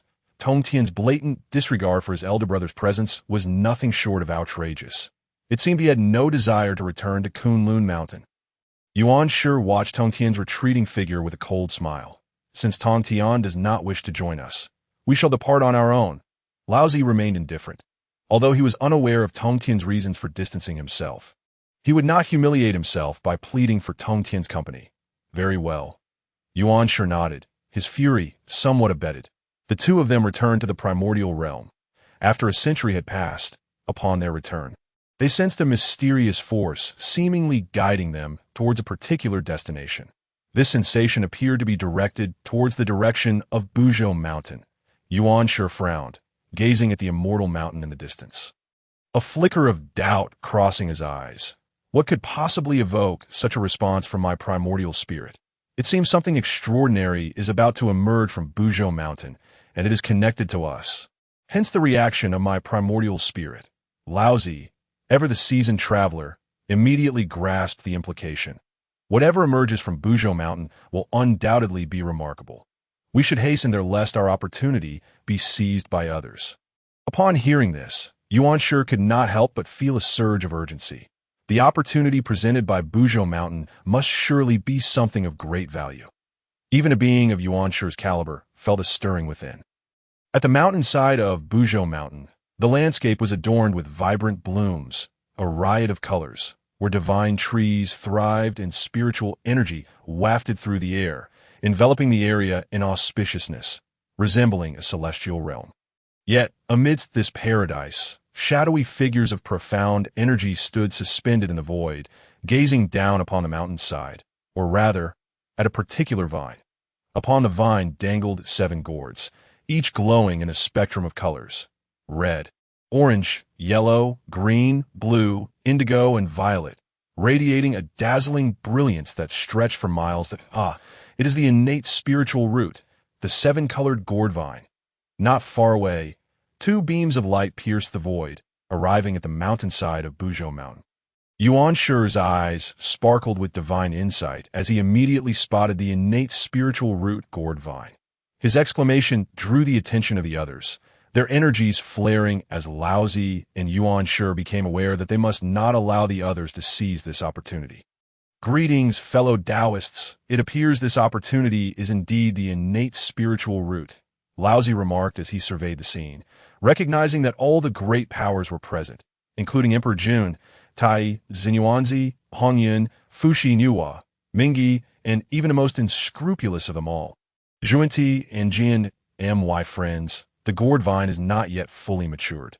It requires some time to reach its complete form. I suggest you all wait a while. Hongyun, ever the good-natured one, took it upon himself to explain to Laozi and Yuanshi. With 7 gourds on the vine, how shall we distribute them? After nodding in agreement, Yuanshi posed the most critical question. With 11 individuals present, it was clear that fair distribution would be impossible. By strength, the strongest shall claim what they desire. Mingyi replied coldly. Mingyi's icy tone irked Juni, who retorted sharply, "Humph, Mingyi, you seem rather solitary. Perhaps you lack the qualification to contend. Let us see for ourselves." Mingyi's eyes flickered with a glimmer of bloodlust, as if visions of mountains of corpses and seas of blood danced before him, casting a cruel smile towards Zhuanti. The ominous aura emanating from Mingyi made Zhuanti uncomfortable, and he contemplated a retort, but thought better of it upon witnessing the bloodlust in Mingyi's gaze. Let each seize their own opportunity, Tai casually suggested, immediately garnering the agreement of all present. Opportunities are not simply handed out. They must be claimed through strength. This sentiment echoed true in Mingyi's words. It seems I have not arrived too late. The 7-colored gourd vine, such a significant spiritual root, would be a tremendous loss if I were to miss my share, that a clear and resonant voice echoed, followed by a figure seemingly traversing the river of time. And in an instant, Tongtian's silhouette appeared in the void. He gazed at the 7-colored gourd vine on the mountainside, nodding approvingly. Tongtian. The atmosphere was thick with tension as all eyes in attendance were fixed upon Tongtian. Their vigilance heightened to its utmost, and one dared to claim they could best Tongtian. Even those who had gained strength after hearing the Tao felt an increasing trepidation in his presence. The arrival of Tongtian cast a heavy pall over the gathering, evoking a palpable sense of impending conflict. Moreover, with his arrival, the gourd vine erupted in a brilliant display of radiance, piercing the heavens with its resplendent, multicolored light, akin to a vast, colorful veil enveloping the sky. 7 gourds swayed upon the vine, exuding a grand aura as 7 distinct energies pulsated within them. The gourds had ripened. All present felt their spirits stirred. Yet none dared to be the first to reach out for them, fearing a collective backlash. The time for harvesting the ripe gourds had come. Let those with the ability step forward and test their mettle. Mingyi, with an indifferent smile, extended a blood-red hand towards the 7 gourds, his momentum like a surging tide. Simultaneously, streaks of blood light materialized in the void, thick and suffused with a bloody aura, rushing towards everyone in an instant. Mingyi aimed to single-handedly seize the gourds while thwarting all challengers. Mingyi, your arrogance knows no bounds. Such a spiritual treasure is not meant for your solitary claim. Tai advanced with an imposing presence. Golden light radiating around him as if a deity of gold had stepped forth. He struck with a palm, the aura of the Tao spreading like a grinding wheel, obliterating the bloodlight. The golden hand pressed forward relentlessly, like a great sun blazing across the sky, a meteor streaking forth to subdue Mingyi. The other powerful beings joined the fray, unleashing their abilities to extinguish the bloodlight while simultaneously targeting Mingyi. 11 formidable entities unleashed their might upon him, overwhelming him in an instant. The cataclysmic energy surged for miles, disrupting the void as if a mirror had shattered, with jagged cracks extending for countless miles. A terrifying force advancing toward the distance. The entire void darkened as beams of light pierced through the darkness, unleashing divine powers that shattered the fabric of reality. Creatures within a 10,000-mile radius trembled in fear, their souls shaken as they fled from Unzao Mountain, lest they be obliterated by the residual waves. Those nearest were instantly torn apart by the backlash, unable to muster even a shred of defiance. Reduced to utter nothingness, amidst the darkness, a beam of blood light soared into the sky, breaking through layers of void, slowly coalescing into a figure miles away. I could see that moment. Mingi appeared pale, as if on the brink of death. Facing the overwhelming onslaught of 11 powerful beings, his survival alone testified to his strength. In the void, the 11 formidable entities stood vigilant, wary of any ambush from the surroundings. However, it puzzled many that Laozi, Yuanshi, and Tongtian did not align together. Instead, an undercurrent of opposition seemed to brew between them. My esteemed friends, let us see who among us is worthy of claiming the Gorvine. Mingi, shrouded in bloodlight, dispelled his despondence, grasping at the void to summon a blood sword, its immense sword intent transforming into blades of law that surged towards Tongtian. As Mingi made his move, all powerful beings reacted instantaneously. Engaging those beside them, Fuxi and Yuhua versus Zhuanti and Jiaozhu, Zenyuanzi and Hongyun versus Dijuan and Tai, while Tongtian faced off against Mingi, leaving only Laozi and Yuanshi remaining in the void. Everyone recognized the formidable nature of Laozi and Yuanshi, and thus no one dared confront the two. Yet, with no challengers, the two remained the most at ease. Yuanshi, calm and collected, remarked, "It appears no one will hinder us, so we shall take the gourd vine for ourselves." Without hesitation, he reached forth with his hand towards the gourd vine, seizing it. Yuanshi relinquished the gourd vine. "Even if you do not participate in the battle, you shall not claim it so easily." Zenyuanzi, Hongyun, Dijuan, and Tai immediately abandoned their confrontations and surged towards Yuanshi, unleashing devastating power upon him. Yuanshi's grasp upon the gourd vine was swiftly torn asunder by the assault of the four powerful beings, his expression shifting dramatically. If he could not withstand the onslaught, his very existence was at risk. A beam of jade light burst forth from Yuanshi, a jade talisman soaring across the void, crushing reality and subduing all, contending against the four formidable entities. However, the talisman was a hurried defense, while the four had meticulously planned their attack. Thus, it was swiftly overwhelmed. The jade talisman dimmed, a mournful cry echoing as it retreated to Yuanshi, who grasped it with a grim countenance. Yet, Laozi remained at his side, unleashing a beam of treasure light that transformed into a protective tower, enveloping Yuanshi. The four divine abilities struck the tower, creating ripples that spread outward, yet failing to shatter it. The primordial treasure known as the Linglong Pagoda was indeed an unmatched defense. Standing beneath its shelter, even those with greater cultivation than Laozi would find it challenging to breach. Even if we four combine our efforts to channel power into the Linglong Pagoda, our capabilities are still limited. If we can deplete Laozi's energy, we can break through. Dijuan, the born sovereign, immediately devised a plan against Laozi's Linglong Pagoda. Zenyuanzi and Hongyun offered their support, and Tai followed suit. With the agreement of Zenyuanzi and Hongyun, Dijuan unleashed his divine abilities against Laozi, summoning solar flames that coalesced around him into 9 blazing suns. Crashing into the Linglong Pagoda, Tai's golden light erupted, transforming into a towering giant whose hand, like a divine palm, struck down with force, shattering the void, while clusters of solar flames coalesced within his grasp, descending like a rotating sun. Zenyuanzi and Hongyun continued their relentless assault, their divine powers manifesting as the essence of the Tao enveloped the vast expanse, momentarily submerging the Linglong Pagoda. Yet in a short span, they could not shatter its defenses. On the other side of the battlefield, Tongtian stood proudly in the void, wielding a sword forged from pure energy to sever the bloodlight with sweeping arcs of blade energy. Each stroke of his sword was as graceful as an antelope's horn, tracing the trajectory of the Tao in a mesmerizing display. Yet each strike pierced through the void, annihilating the pathways of existence. Mingi's form was cleaved by Tongtian's sword, his blood scattering. However, Mingi's vitality was remarkably resilient. Even as his body shattered, he swiftly reformed, undeterred, ready to engage Tongtian once more. Though his expression remained impassive, as if unaffected by the world. A ripple of unease stirred within him as an icy dread seeped through his being. Was this the true power of Tongtian? It felt as though he was being effortlessly crushed beneath Tongtian's might, devoid of any resistance. Despite Mingi's steadfast resolve, he felt the strain. Had he not refined the sea of blood, bestowing upon himself an undying form, he would have perished beneath Tongtian's blade this very day.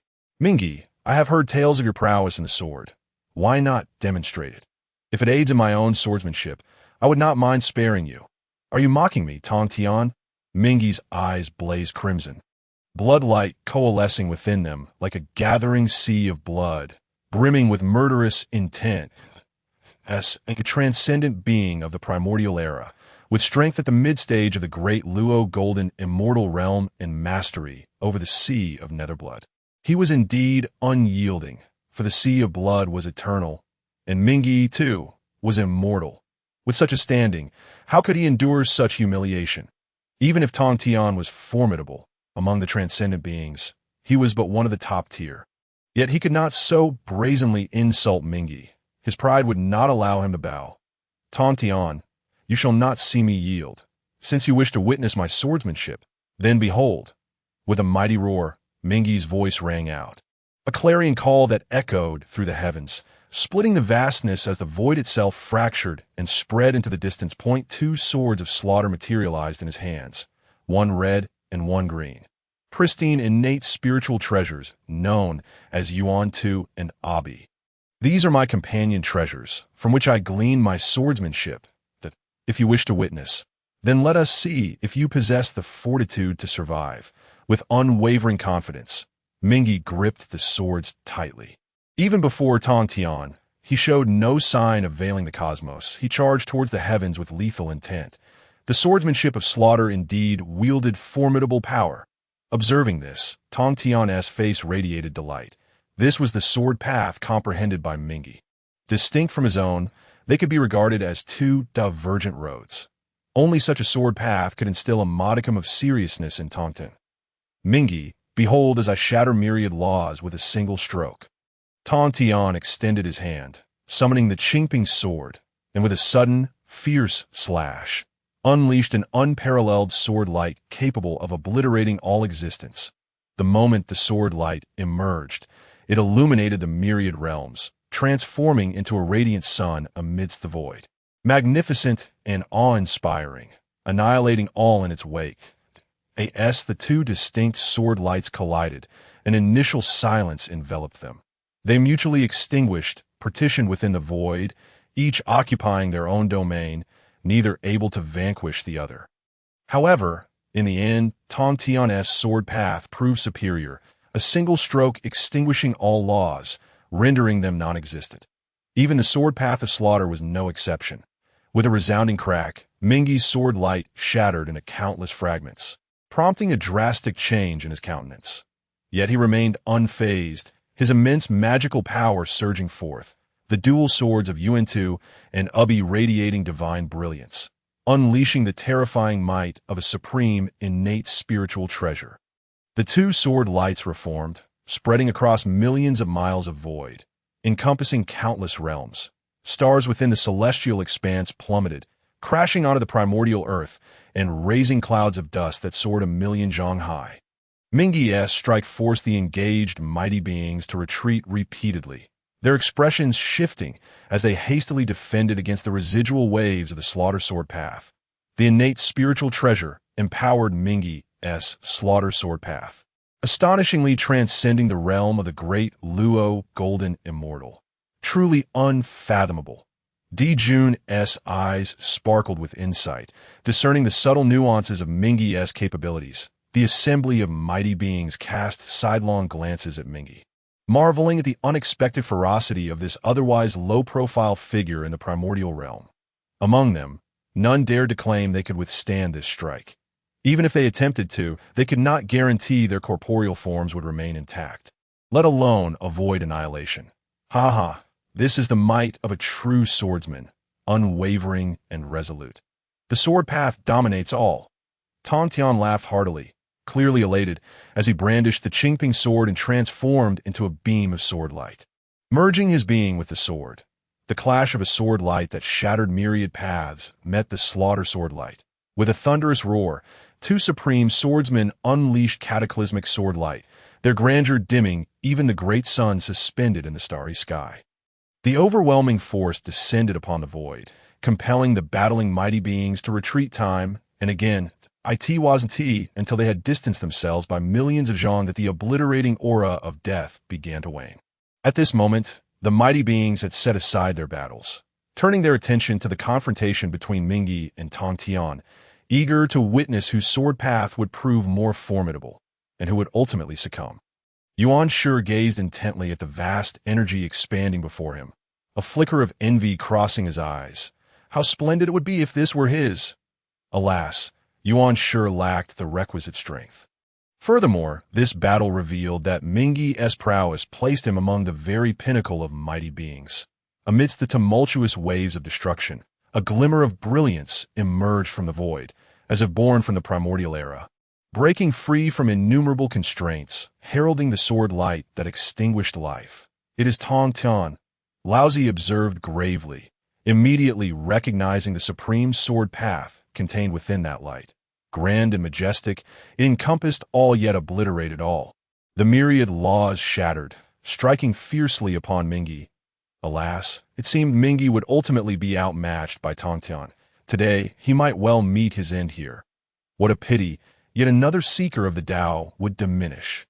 Di Jun sighed softly, as if foreseeing Mingyi's fate against Tongtian's sword light. Not only did it extinguish the slaughter sword path, but it severed the very laws of the Tao. A single stroke shattering myriad laws.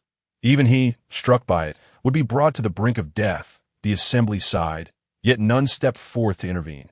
After all, a dead man was hardly worth such effort. Mingyi's complexion paled as he felt his slaughter sword path obliterated by Tongtian's strike. Even wielding an innate spiritual treasure, he could not withstand the backlash of his own sword path's destruction. As he beheld the descending sword of annihilation, a crimson lotus blossomed beneath him, encasing him in a protective shield. The resounding light of the Tao descended, obscuring Mingyi's figure, while the supreme sword light continued to wash over him. An overwhelming aura of slaughter. Before long, as the brilliance dissipated, it revealed Mingyi standing upon the lotus, the shield now riddled with cracks, precariously close to shattering at the slightest disturbance of time and space. With a gust of wind, the shield shattered, and Mingyi coughed up a mouthful of golden divine blood, splattering into the void and staining the lotus, rendering it even more enchanting. The 12th grade crimson lotus of karma. Mingyi, you possess an abundance of spiritual treasures. Were it not for the crimson lotus shielding you from this blow, you would surely have perished. Tongtian's tone was indifferent, as if the act of slaying Mingyi were mere happenstance. Mingyi's aura waned, his grip on the dual swords trembling. The backlash from the obliteration of his sword path and the near-fatal strike from Tongtian left him shaken. Tongtian had utterly drained him, leaving nothing in reserve. Even his sword path lay in ruins. This battle had exacted a heavy toll. Brother, I must take my leave.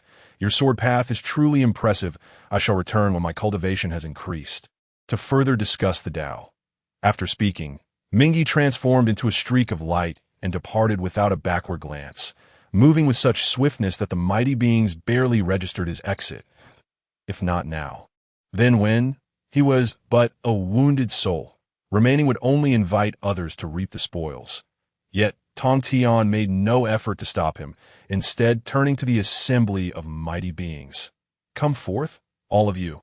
A voice, brazen and audacious, echoed from Tongtian, openly challenging the 10 most esteemed mighty beings of the primordial realm. This was a provocation of the highest order, stripped of any pretense, the grand battle, intent soaring high. Manifesting Tongtian's sincerity. Tongtian, you're exceedingly arrogant to dare such boldness. Brother, you have overstepped. Tread carefully lest calamity befall you. Such hubris will be your undoing, Tongtian. I hope you speak merely in jest. Otherwise, you may find yourself facing annihilation. The expressions of the 10 mighty beings shifted dramatically, their gazes locking on a Tongtian, their murderous intent unabashed. Even Laozi and Yuanshi were no exception. Tongtian's actions were a direct affront to their dignity, belittling them as if they were insignificant. Had it not been for Tongtian's prior strike, shattering Mingyi's 12th grade Crimson Lotus as a deterrent, they would have likely moved to suppress him. As proud beings of the primordial realm, their arrogance ran deep, and no matter how formidable Tongtian's strength, he could not challenge their limits. Tongtian remained silent, gripping the Qingping sword tightly, his intentions clear. Tongtian, how presumptuous! Tai erupted in anger. His inherent pride, bolstered by the chaos clock, endowed him with extraordinary fortune, his strength rivaling the heights of the primordial realm. Now, feeling belittled by Tongtian, he found it intolerable. Brother, allow me to test Tongtian's mettle. Do not think that just because you have bested Mingyi, you can challenge us. Tai's cold laughter echoed as he approached Tongtian. Tai, go teach Tongtian a lesson. Dijun made no attempt to intervene, his expression icy. Even Laozi and Yuanshi fell silent, observing Tongtian's rise with a sense of discomfort. Now that someone sought to reprimand Tongtian, they had no desire to hinder it. Tai, one alone will not suffice. Let us all engage him together, not dawdle, as if you truly believe you can defeat me. Tongtian pointed his sword at Tai, his tone calm, as if discussing a trivial matter. Whether it is or not will only be determined through combat. Otherwise, it is merely idle boasting. Tai's expression hardened as he strode forward, each step resonating with a force that seemed to shake the very fabric of the void. Tai clenched his fist, gathering an immense reservoir of spiritual energy, and with a single punch, the laws of the Tao surged skyward, coalescing into countless divine rays that transformed into the sharpest spear, piercing the void towards Tongtian with lethal intent. Ah, now this is the audacity befitting one of the sovereigns who dares to establish the celestial court. Such strength certainly piques my interest. In a moment of transcendent joy, Tongtian swiftly thrust forth the Qingping sword. Akin to an antelope's horn piercing through the air, the enigmatic blade sliced through the void, shattering the very fabric of laws, obliterating the great path, rendering all into nothingness. One sword to break myriad laws. One sword to extinguish the 9 heavens. Tongtian unleashed his blade. The countenance of the observing great powers shifted dramatically, a flicker of fear surging within their hearts, a sentiment that seldom graced their minds. Yet, confronted with the might of Tongtian's sword, their spirits began to waver. Should they face this strike head-on, it seemed nigh impossible for anyone to withstand it. Tongtian, indeed, was a paragon of his generation, having crafted such a martial art.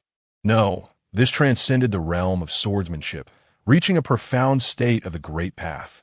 Emperor Jun's gaze flickered, unwaveringly fixed on Tongtian, his aura tumultuous, tearing through the very fabric of time and space, ever ready to rescue Tai. Before Tongtian's strike, even Emperor Jun felt a pang of trepidation for Tai. Typically, Emperor Jun harbored immense confidence in Tai, yet now, faced with Tongtian's lethal intent, he found himself faltering. This clearly indicated that Tongtian's swordsmanship posed a genuine threat to Tai. Laozi, Yuanshi, and Xinyuanzi, among others, were captivated, their eyes glued to Tongtian's sword. Although they could not grasp the intricacies of Tongtian's swordsmanship at that moment, the ancient truth that understanding one aspect leads to understanding all remained unaltered. Even if the sword path was arcane, gleaning even a sliver of insight would be of immense benefit to oneself. With a resounding blast, the sword light that obliterated myriad paths surged forth, extinguishing Tai's fist light one by one, erasing the true meanings of the great path, causing all to dissipate. In Tai's eyes flickered a look of astonishment. Such a formidable sword light was beyond his capacity to resist, and in an instant he was engulfed by its radiance. Boom! The roar of countless realms echoed as billions of rays burst forth, shattering restraints, annihilating heaven and earth, transforming the surrounding million-mile zone into a forbidden domain. Within such a cataclysm, even a late-stage Duo Jinxian would find no refuge. Their primordial spirit, and physical form utterly obliterated, leaving not a trace behind. Such terrifying divine might was laid bare before the great powers, igniting threads of despair within their hearts. Reflecting inwardly, they wondered if they would survive had they been in Tai's position. The answer was an unequivocal no.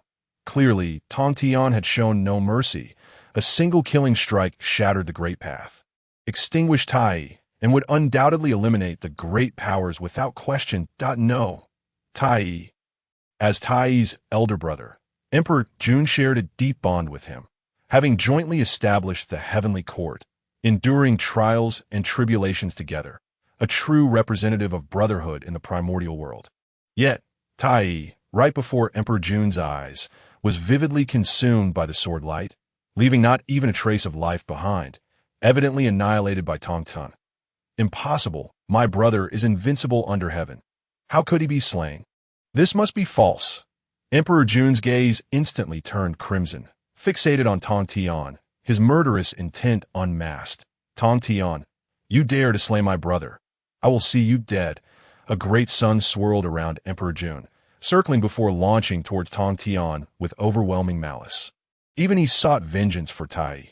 Tongtian raised the chinkping sword, effortlessly cleaving the great sun as he prepared to speak, only to suddenly glance towards Tai's direction, his expression turning grave.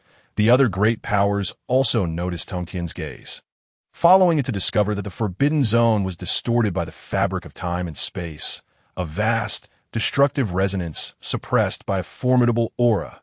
Dong, dong, dong.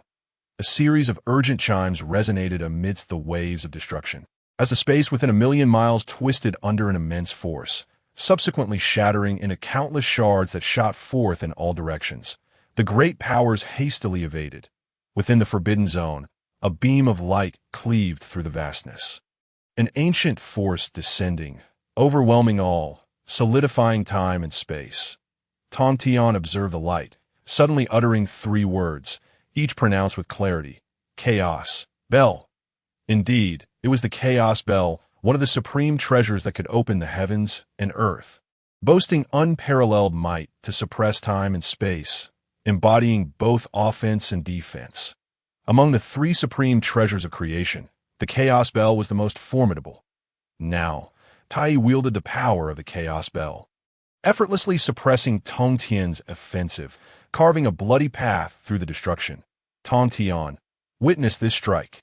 Tai stepped through time and space, cradling a golden bell, which began to dominate the realm, advancing step by step towards Tongtian.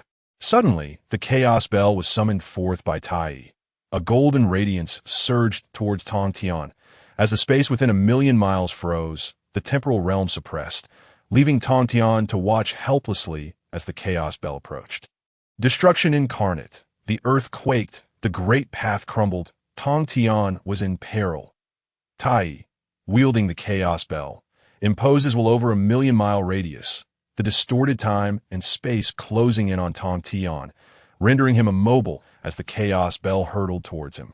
With a throw, the Chaos Bell was unleashed, and wherever it passed, time shattered, the flow of ages ceased, causality vanished, and all laws of the great path dissolved into nothingness, the space of heaven and earth becoming void.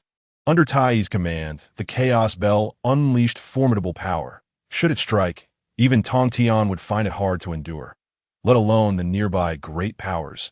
Witnessing the terrifying impact of the Chaos Bell, their expressions shifted dramatically. The innate treasure, the Chaos Bell, was indeed fearsome. They all recognized it as one of the most powerful treasures of the primordial world. Yet they were astonished by its sheer might. After this strike, none among the great powers dared to claim they could withstand it. Consequently, all eyes turned towards Tongtian, eager to see how he would defend against it. Tongtian regarded the oncoming Chaos Bell, his expression grave. Even with his formidable cultivation, arguably the strongest among the great powers, he understood the gravity of the situation. This was the Chaos Bell, warranting no moments of negligence. The tumultuous roar echoed through the void, reminiscent of a great river surging eastward, unleashing boundless waves that shattered the ancient azure sky. This was the sound emanating from within Tongtian, leaving the onlookers bewildered and perplexed. Suddenly, A terrifying thunderous sound erupted from within Tongtian, shaking the void and destabilizing the cosmos, that a torrent of blood-red energy surged forth from his form, enveloping him, morphing into a blood figure, exuding a celestial aura. The spectators were taken aback. The law of blood? Hong Yun exclaimed, but was immediately interrupted by the river of the underworld that no, this is not the law of blood. It is Tongtian's blood energy. Such a vast and dense blood energy rivals the laws of blood. One can hardly fathom how Tongtian Dao brother is cultivated. Ancestor Mingi gasped, his astonishment nearly overflowing. As the lord of the underworld's blood sea, he was highly attuned to blood energy, and witnessing Tongtian's tangible and potent blood energy shocked his very spirit. The crowd was equally astounded. If a figure like Ancestor Mingi, who had attained mastery over the laws of blood, was shaken, one could imagine the immense power of Tongtian's blood energy. Boom! Boom! Boom! The void trembled violently as Tongtian stepped forward, each step shattering the air behind him. Facing the chaos bell, Tongtian exhibited neither joy nor sorrow, his expression neutral as he clenched his fist, condensing his vast blood energy, radiant crimson lights swirling around him, and with unparalleled physical strength, he launched a punch. In an instant, time and space shattered, hurtling towards the chaos bell with no fear of its might. The spectators gasped. They beheld Tongtian, who dared to withstand the chaos bell with his flesh alone. A preposterous act. Even the 12 ancestor witches, renowned for their physical prowess, would avoid a confrontation with the chaos bell, unwilling to face its edge directly. Now, they were witnessing a reckless fool. Tongtian, are you seeking death? Tai fumed, interpreting Tongtian's actions as a profound insult for not employing a spiritual treasure and instead confronting him with mere flesh. With a hum, Tai pointed at the chaos bell, causing it to radiate brilliant divine light, transforming into a great sun that illuminated mountains and rivers alike, its power surpassing that of before. Suppress him. The chaos bell awakened, surging forward with an unstoppable force, annihilating everything in its path as it collided with Tongtian's fist. In an instant, the two forces met, and a blinding radiance exploded outward in all directions, leaving nothing in its wake. The surrounding million miles were engulfed in the cataclysmic power of destruction, turning the land to scorched earth. Even the void was shattered into fragments. The great power's expressions shifted as they retreated 100 miles away. Even from 100 miles distant, they could feel the terrifying killing intent capable of obliterating the great powers. The crowd fell silent. If they were to face such might, could they survive? They remained silent, engaged in a mental rehearsal that yielded but a singular conclusion: retreat in disarray. Confrontation was futile. The only prudent course was to flee for their lives. The outcome of their deliberations left even the most powerful among them in disbelief, yet they had no choice but to accept this grim reality. Meanwhile, the essence of destruction emanating from the void gradually dissipated, revealing two sacred figures amidst the retreating light. The formidable punch of Tongtian struck the chaotic bell, unwavering, as the vast laws ravaged time and space, obliterating the ancient and shattering the azure skies. However, Tai was violently jolted by the blow, a trickle of blood escaping his lips. Tai had been injured, and this revelation ignited the hearts of the powerful beings present, for he wielded the innate treasure, the chaotic bell, whose might was nearly unparalleled. How could he sustain injury? Tongtian, cold and indifferent, unleashed a series of relentless punches upon the chaotic bell, causing its reverberations to echo through time and space, momentarily calming the ages before shattering them anew. In a relentless cycle, Tai roared, fervently channeling his power to illuminate the chaotic bell, striving to counteract the tide of battle and regain his former dominance.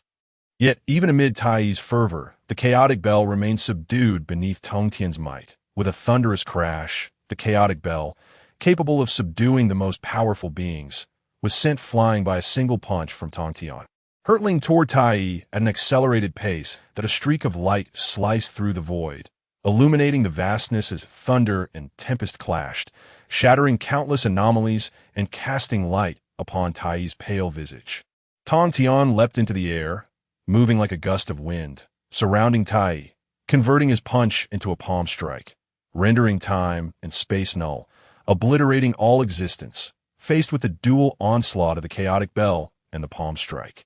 Tai found himself in a state of disarray, unable to command the chaotic bell. He could only allocate a fraction of his focus to contend with Tongtian.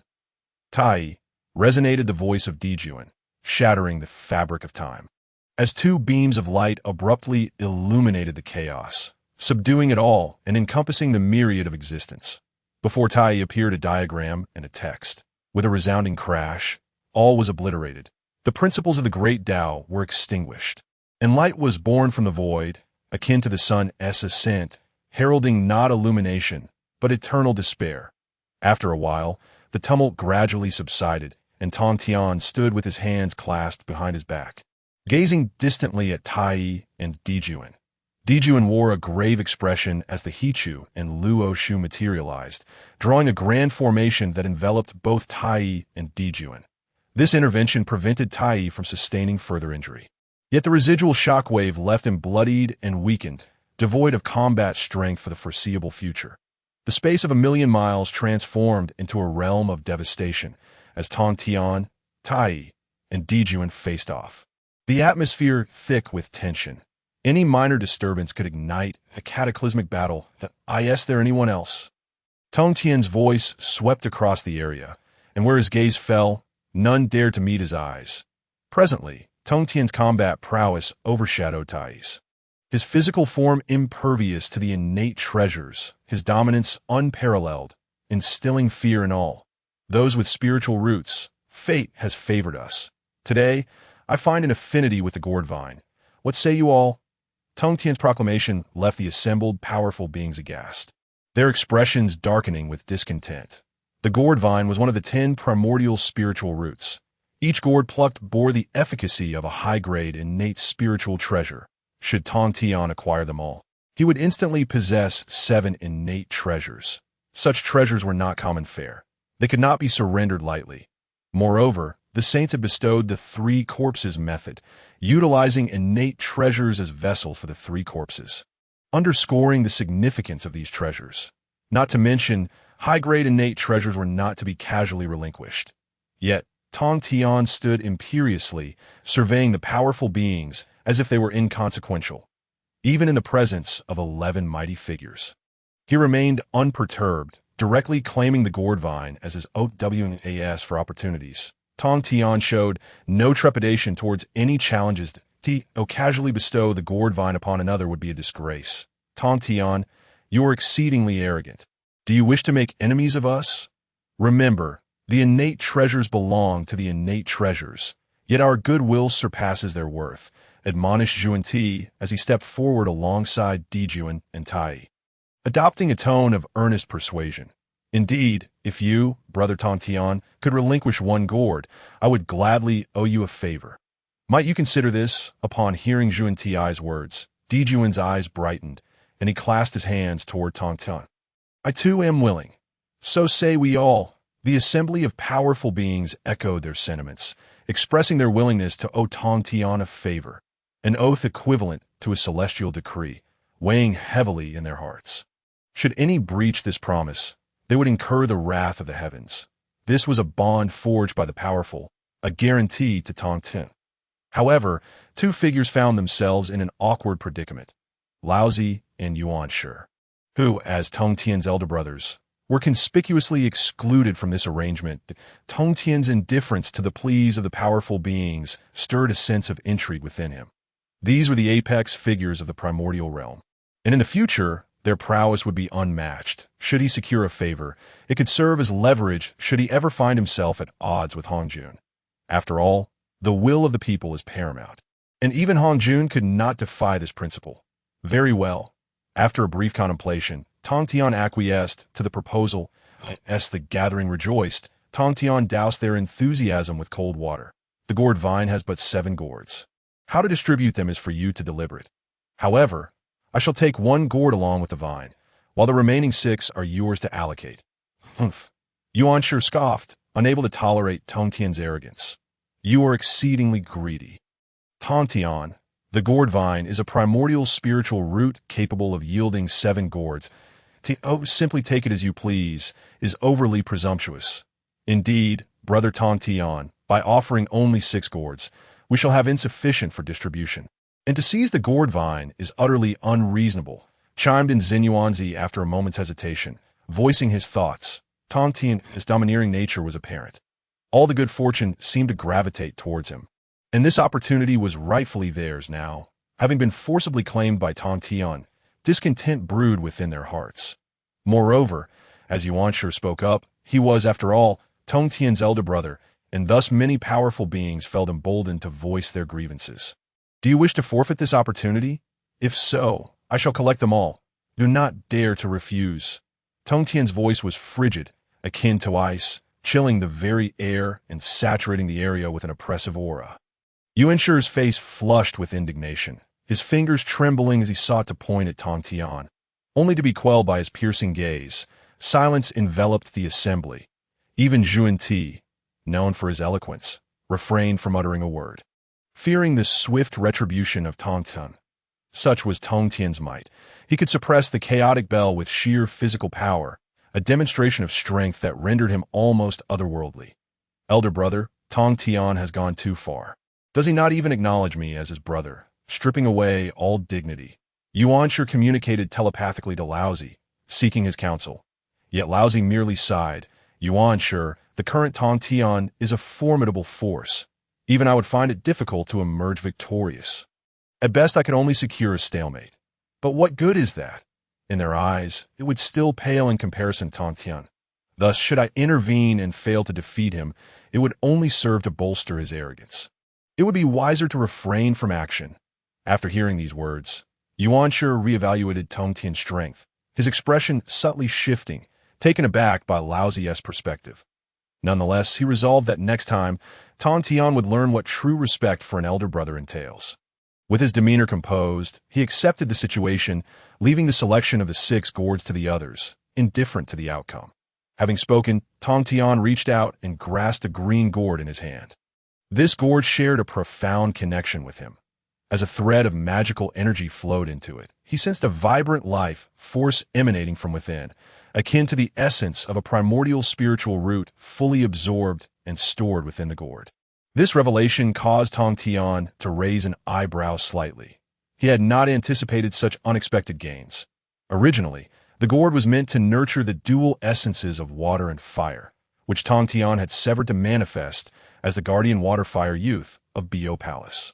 Now, it seemed that this gourd's life force might once again give rise to a primordial gourd vine. It appeared that the majority of the gourd vine's original essence had been absorbed by this gourd, making this acquisition indeed significant. Tongtian discreetly stowed the gourd away. Esteemed ones, as for the remaining gourds, it shall depend on your fates whether you can pluck them. Spiritual treasures are bestowed only upon the fortunate. I advise you to seize this opportunity. With that, Tongtian ceased to engage with the crowd, observing them in silence. The onlookers silently cursed. For them, fortunate meant those who spoke through strength, and Tongtian exemplified that notion. Anyone who dared oppose him would find themselves at odds with his power. Yet, the great powers dared not voice their true thoughts, lest they provoke Tongtian's ire. Thus, they turned their gazes to the 6 remaining gourds, swaying gently on the vine, their primordial light shimmering, signifying that these gourds were indeed of the highest quality among the innate spiritual treasures. The crowd was ablaze with eagerness, yet none dared to make the first move. At last, Laozi stepped forth, proclaiming, "Esteemed ones, let us allocate these 6 gourds according to our respective fates. Surely, none wish to incite conflict over such a trivial matter. What say you?" Laozi's words resonated deeply. The allocation of gourds based on fate was indeed a prudent approach, as conflict would only strain their camaraderie and lead to mutual destruction. That it was better to follow Laozi's suggestion to obtain the gourds. In agreement with Laozi's proposal, Emperor Jun was the first to concur. With Tai injured, it was imperative to depart swiftly. After all, no one could predict what calamities might arise in the primordial realm. It was wise to resolve matters and tend to their wounds promptly. The crowd nodded in unison, endorsing Laozi's method. In that case, I shall not be polite," Laozi declared, stepping forward. With a wave of his hand, a purple gold gourd appeared, shimmering with golden light. This was for storing elixirs, showcasing Lao Zi's grandiosity. Following suit, Niwa reached out, and a blue gourd fell in her grasp. This gourd would later be forged into a summoning banner, hidden within the gourd, capable of commanding countless spirits with formidable power. Han Yun plucked a red gourd, his delight palpable. After all, he was the renowned Samwa Daoist. Possessing a spiritual treasure would bring him joy for many years. Yet it was puzzling why Han Yun would refine the red gourd into a 9-9 scatter soul gourd, a sinister artifact that released soul-scattering divine sand, targeting the true spirits, gradually eroding them until obliteration. Tai acquired a yellow gourd, which contained a surging essence of gung metal, sharp and potent. He would later refine it into a slaughter gourd, transforming the gung metal essence into a slaying immortal flying blade. With the incantation treasure, Please Turn, the blade would emerge from the gourd, capable of decapitating even foes of equal caliber. Yuan Shi seized a purple gourd, crafting it into a primordial box. Upon opening it, an immense suction would engulf beings, instantly subduing them with boundless chaotic energy. During the Fengshen era, Yuan Shi had used this primordial box to vanquish one of the three skies, Bi Xiao, demonstrating its terrifying might. The last blue gourd fell to Zhen Yuanzi. After the gourds were distributed, only Emperor Jun and Fuxi remained without one. However, they paid it no mind, for their kin had already achieved gains. Lacking fortune was of little consequence. Only Zhuanti and Jiejing wore displeased expressions, having received not even a single strand of hair, at most inhaling fresh spiritual energy from Mount Buzhou that a gust of wind swept through. And Tongtian collected the gourd vine and a piece of resting soil, both treasures in their own right. Moreover, no one dared to act at that moment. To do so would be sheer folly. Esteemed ones, now that our fates have been sealed, I shall take my leave, Tongtian said, cupping his hands in farewell before ascending toward the peak of Mount Buzhou, ignoring the crowd. The onlookers exchanged glances, ultimately departing in their own directions. After bidding farewell to the great powers, Tongtian soared toward the summit of Mount Buzhou. This mountain, a manifestation of Pangu's spine, exuded an ancient and indomitable aura. Those with wavering wills found it arduous to ascend. Yet, with Tongtian's current strength and unwavering resolve, he flew directly to the mountaintop. Although Mount Buzhou radiated pressure, preventing primordial beings from easily scaling it, Tongtian was no ordinary individual. The mountain's weight could not constrain him.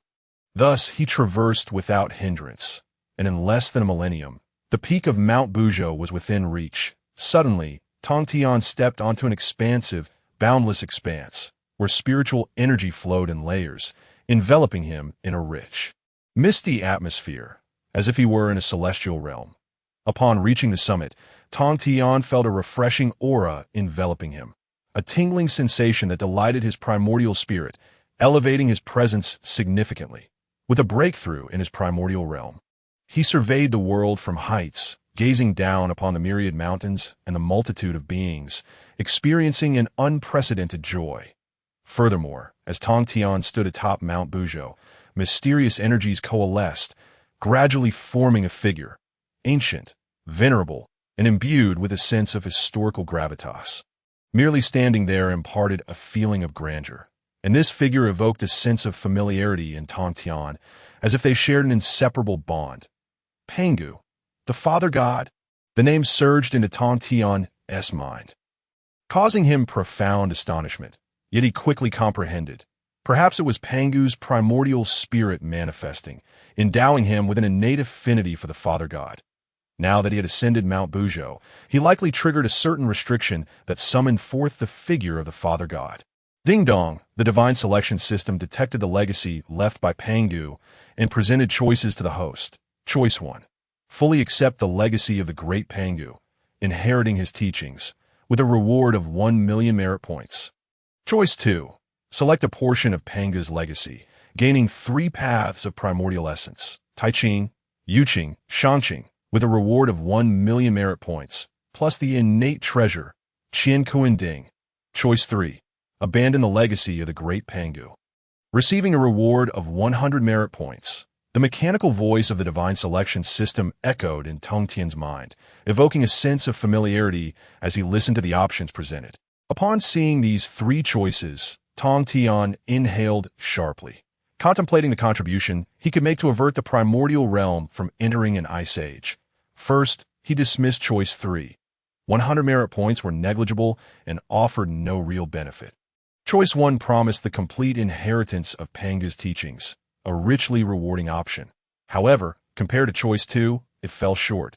Choice 2 not only granted 3 paths of primordial essence, but also included the innate treasure, Qian Kuan Ding, a companion treasure of the Qian Kuan ancestor from the last calamity, possessing the ability to counteract primordial forces, an invaluable asset for both offense and defense.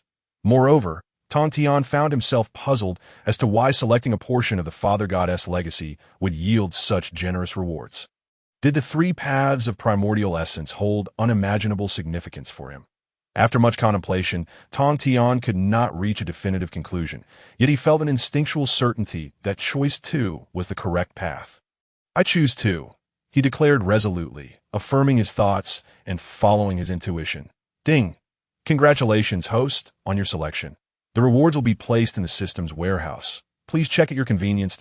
A million worth of grand merits and innate treasures manifested within the system's repository," instantly bringing a radiant smile to Tongtian's face. These are indeed remarkable items. Simultaneously, an ancient and indomitable figure erupted with a resounding boom, transforming into a cascade of luminous rain that coalesced into a torrent. Surging into Tongtian's primordial spirit, majestic Tao seals and divine chains of rules materialized within his essence, representing the entirety of the Father God's legacy, crashing against Tongtian's primordial spirit like an unrelenting flood. In that moment, a sense of dread enveloped Tongtian. The enormity of the Father God's legacy was staggering. It is well known that the Father God is the primordial chaos demon god, whose power rivals that of the Tao. Such an individual possesses a legacy of cosmic proportions, far beyond what Tongtian could currently bear. That fully assimilate, it would likely shatter his primordial spirit in an instant, rendering him a fool. It seems the previous choice was indeed the right one. Those 3 fundamental sources of the Tao, Taiqing, Yuqing, Shangqing, must surely aid me, Tongtian murmured, as his primordial spirit radiated waves of light, gradually dissipating the legacy, leaving only the 3 fundamental sources of the Tao, Taiqing, Yuqing, Shangqing. The thunderous torrent's impact came to an abrupt halt, transforming into twinkling starlight, vanishing into thin air. His primordial spirit returned to normal, encircled solely by the 3 beams of light, exuding an alluring fragrance, the essence of the Tao, permeating through time and space, tantalizing his senses. Gazing at these 3 sources of the Tao, a brilliant idea suddenly sparked within Tongtian's mind, a shocking realization. My origin possesses a flaw. How can this be? I am a manifestation of Pangu's primordial spirit, naturally shielded by great fortune. How could an ordinary being descend upon Kunlun Mountain? Tongtian's eyes widened in disbelief as he recalled the image of the Tao sources, from which he discerned a missing fragment within his primordial spirit. In that instant, he felt as though he had plunged into a frozen abyss, his entire being chilled to the core, nearly freezing his spirit, rendering his thoughts stagnant. After a brief moment, Tongtian gradually regained his composure, his gaze sharp as a divine sword unsheathed, severing all distractions, his primordial spirit becoming increasingly lucid. It appears this choice directly addresses that flaw. Suddenly, Tongtian felt a wave of relief wash over him. He had chosen wisely. Since there exists a Tao source capable of remedying the flaw, it is imperative to rectify it swiftly, lest it pose unimaginable obstacles in the future. As for the reason behind the flaw, that can be set aside for now. The most pressing matter is to enter seclusion to mend this deficiency. Without hesitation, he sought out a massive stone atop Buzhou Mountain. He promptly seated himself upon it, arranging an innate grand formation around him, utilizing the postnatal merit treasure, the Hongmeng Liangtian, as the focal point, fully awakening and safeguarding Tongtian. With all preparations complete, Tongtian solemnly retrieved the sources of the Tao. The 3 beams of light illuminated him, casting gentle radiance that enveloped him in a celestial ambience. Taking a deep breath, he formed hand seals, guiding the three sources of the Tao into his brow one after another. Upon their entry, Tongtian trembled with a jolt. The surrounding void erupted with swirling mists of the Tao, ethereal energy coiling around him, obscuring his form from view. Only the pure light emerged, continually mending the flaw. Simultaneously, Tongtian's aura gradually refined and his cultivation steadily ascended. This retreat lasted for a millennium. In that millennium, the primordial world underwent monumental transformations. Emperor Jun and Tai Yi established the heavenly court, with Emperor Jun as the celestial emperor and Tai Yi as the demon sovereign. Ruling over the demon clan, joined by Fuxi, Niuhua, and Kunpeng. This sudden emergence propelled the heavenly court to unparalleled prominence, its influence sweeping across the entirety of the primordial realm. Countless beings held the heavenly court in profound reverence, for it had received the endorsement of the saints, aligning with the heavenly principle and gaining recognition. With such a connection to the saints, innumerable beings flocked to the heavenly court, causing even the most formidable figures to regard it with trepidation. However, the might of the heavenly court also bred discontent among some. Among them were the 12 ancestor witches, gathered in a stronghold near Buzhou Mountain, their collective presence exuding an overwhelming aura, oppressive enough to stifle the very fabric of the void.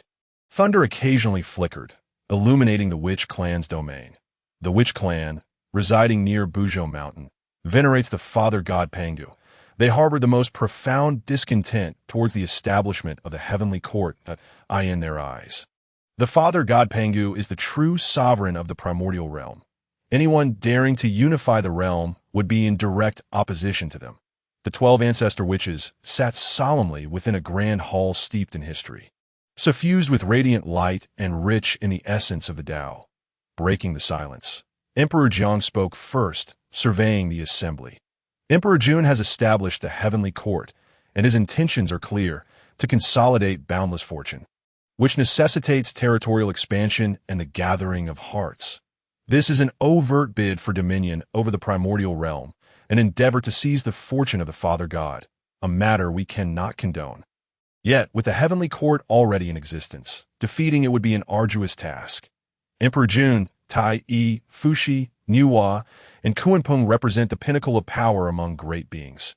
Even if we unite our efforts, it would be a formidable challenge to vanquish them. Emperor Jiang slowly articulated the daunting difficulty of dismantling the heavenly court, his grave tone casting a somber atmosphere over the hall, causing the others to adopt a serious demeanor. Elder brother, even if we cannot triumph, we must at least make an attempt. Those two crows, Emperor Jun and Tai Yi, seek to covet the authority of the Father God.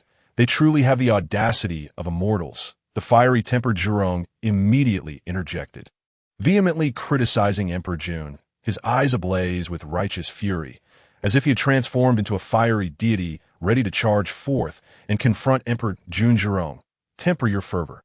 Elder brother has summoned you all here to deliberate on this matter. The ever-calm Zijian spoke up from beside Emperor Jiang, causing Zhurong to retract his head, silenced by the weight of authority. Zijian held significant sway within the witch clan and ranked second among the 12 ancestor witches. So Zhurong dared not act recklessly in his presence. Seeing Zhurong quiet down, Zijian turned to Emperor Jiang. Elder brother, the drafted series of circumstances can now be articulated. Emperor Jiang nodded, addressing the assembly. Esteemed colleagues, the existence of the heavenly court poses a threat, akin to a ticking time bomb ready to explode. As descendants of Pangu, the true heirs of Pangu, we bear the responsibility and duty to obliterate it. Suddenly, Emperor Jiang gestured grandly, exuding charisma and authority, a natural leader akin to how Emperor Jun embodies a sovereign. The witch clan must establish a force to counter the heavenly court, consolidating power to confront it. Only then can we utterly annihilate the heavenly court. Upon concluding his declaration, Emperor Jiang's eyes sparkled like stars, sweeping across the ancestor witches with unwavering resolve. Many ancestor witches exchanged glances, momentarily taken aback by Emperor Jiang's proposition, contemplating how the unification of the witch clan would benefit them. Though the 12 ancestor witches were birthed together, akin to siblings. When confronted with self-interest, they pondered how to secure a larger share of the pie. Elder brother, establishing a faction is no simple task, and there is no justification to obstruct the emergence of the witch court. Jiaozhu, this is a struggle for supremacy, a contest of fortune, and a battle of faith. Any impediment that dares to stand in its way will be obliterated. I assert this. Emperor Jiang interjected firmly, his steely gaze piercing through the assembly, the atmosphere swelling with a force akin to crashing waves, overwhelming the spirits of the ancestor witches. Each ancestor witch trembled, recognizing that Emperor Jiang had made a decisive choice, one that no one could alter. Elder brother speaks true. The witch court must be established. A lethargic faction is unlikely to achieve greatness, and the witch clan must unify, presenting a united front without internal strife. It is the only correct choice, Zijian stated matter-of-factly, yet his words conveyed support for Emperor Jiang. The expressions of the gathered ancestor witches shifted, for the two most powerful among them were now prepared, awaiting the others to voice their thoughts. Agreed. The Earth Mother witch turned to Emperor Jiang, her lips parting, her tone resolute. Regardless of the reasons, I have a premonition that a great upheaval is imminent in the primordial realm. If the witch clan fails to unite, we shall ultimately be consumed by the tides of history, leaving not a trace behind. Following the Earth Mother's declaration, the remaining ancestor witches echoed their agreement. Agreed. The 12 ancestors of shamanism unanimously agreed to establish the shaman court, with no dissent among them. Given this consensus, it was declared that the shaman court was now founded. The primordial chaos would not allow the heavenly court to dominate alone.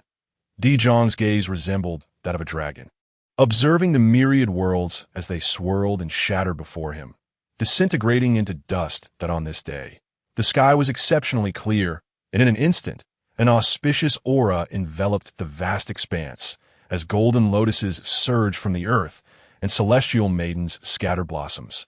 These extraordinary phenomena piled upon one another, pressing down upon the heavens.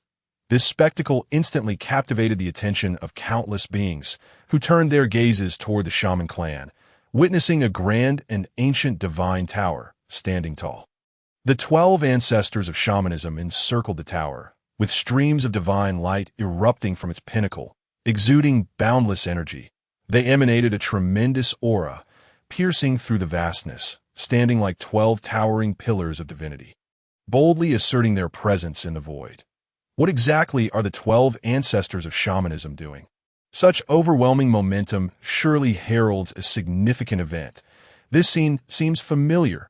Indeed, when the heavenly court was first established, it resembled this very moment.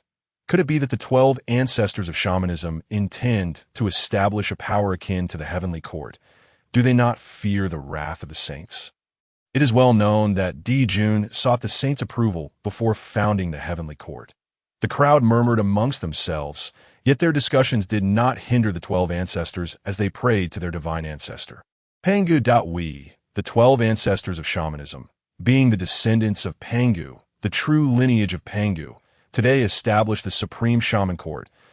We beseech our divine ancestor for guidance. Their voices resounded throughout the primordial chaos, collectively proclaiming the arrival of the shaman court. A continuous torrent of auspicious energy surged forth, enveloping the heavens for countless miles, drenching the shaman court in a rain of blessings, nurturing every warrior of the shaman clan.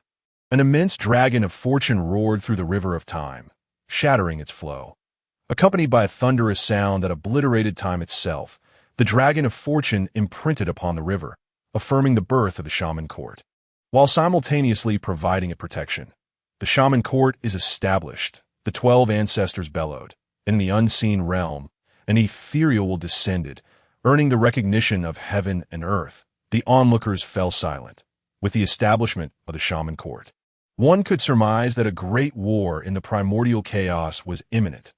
Each of the 12 ancestors was a formidable entity, comparable to supreme innate spiritual treasures, their combat prowess unmatched within the primordial chaos.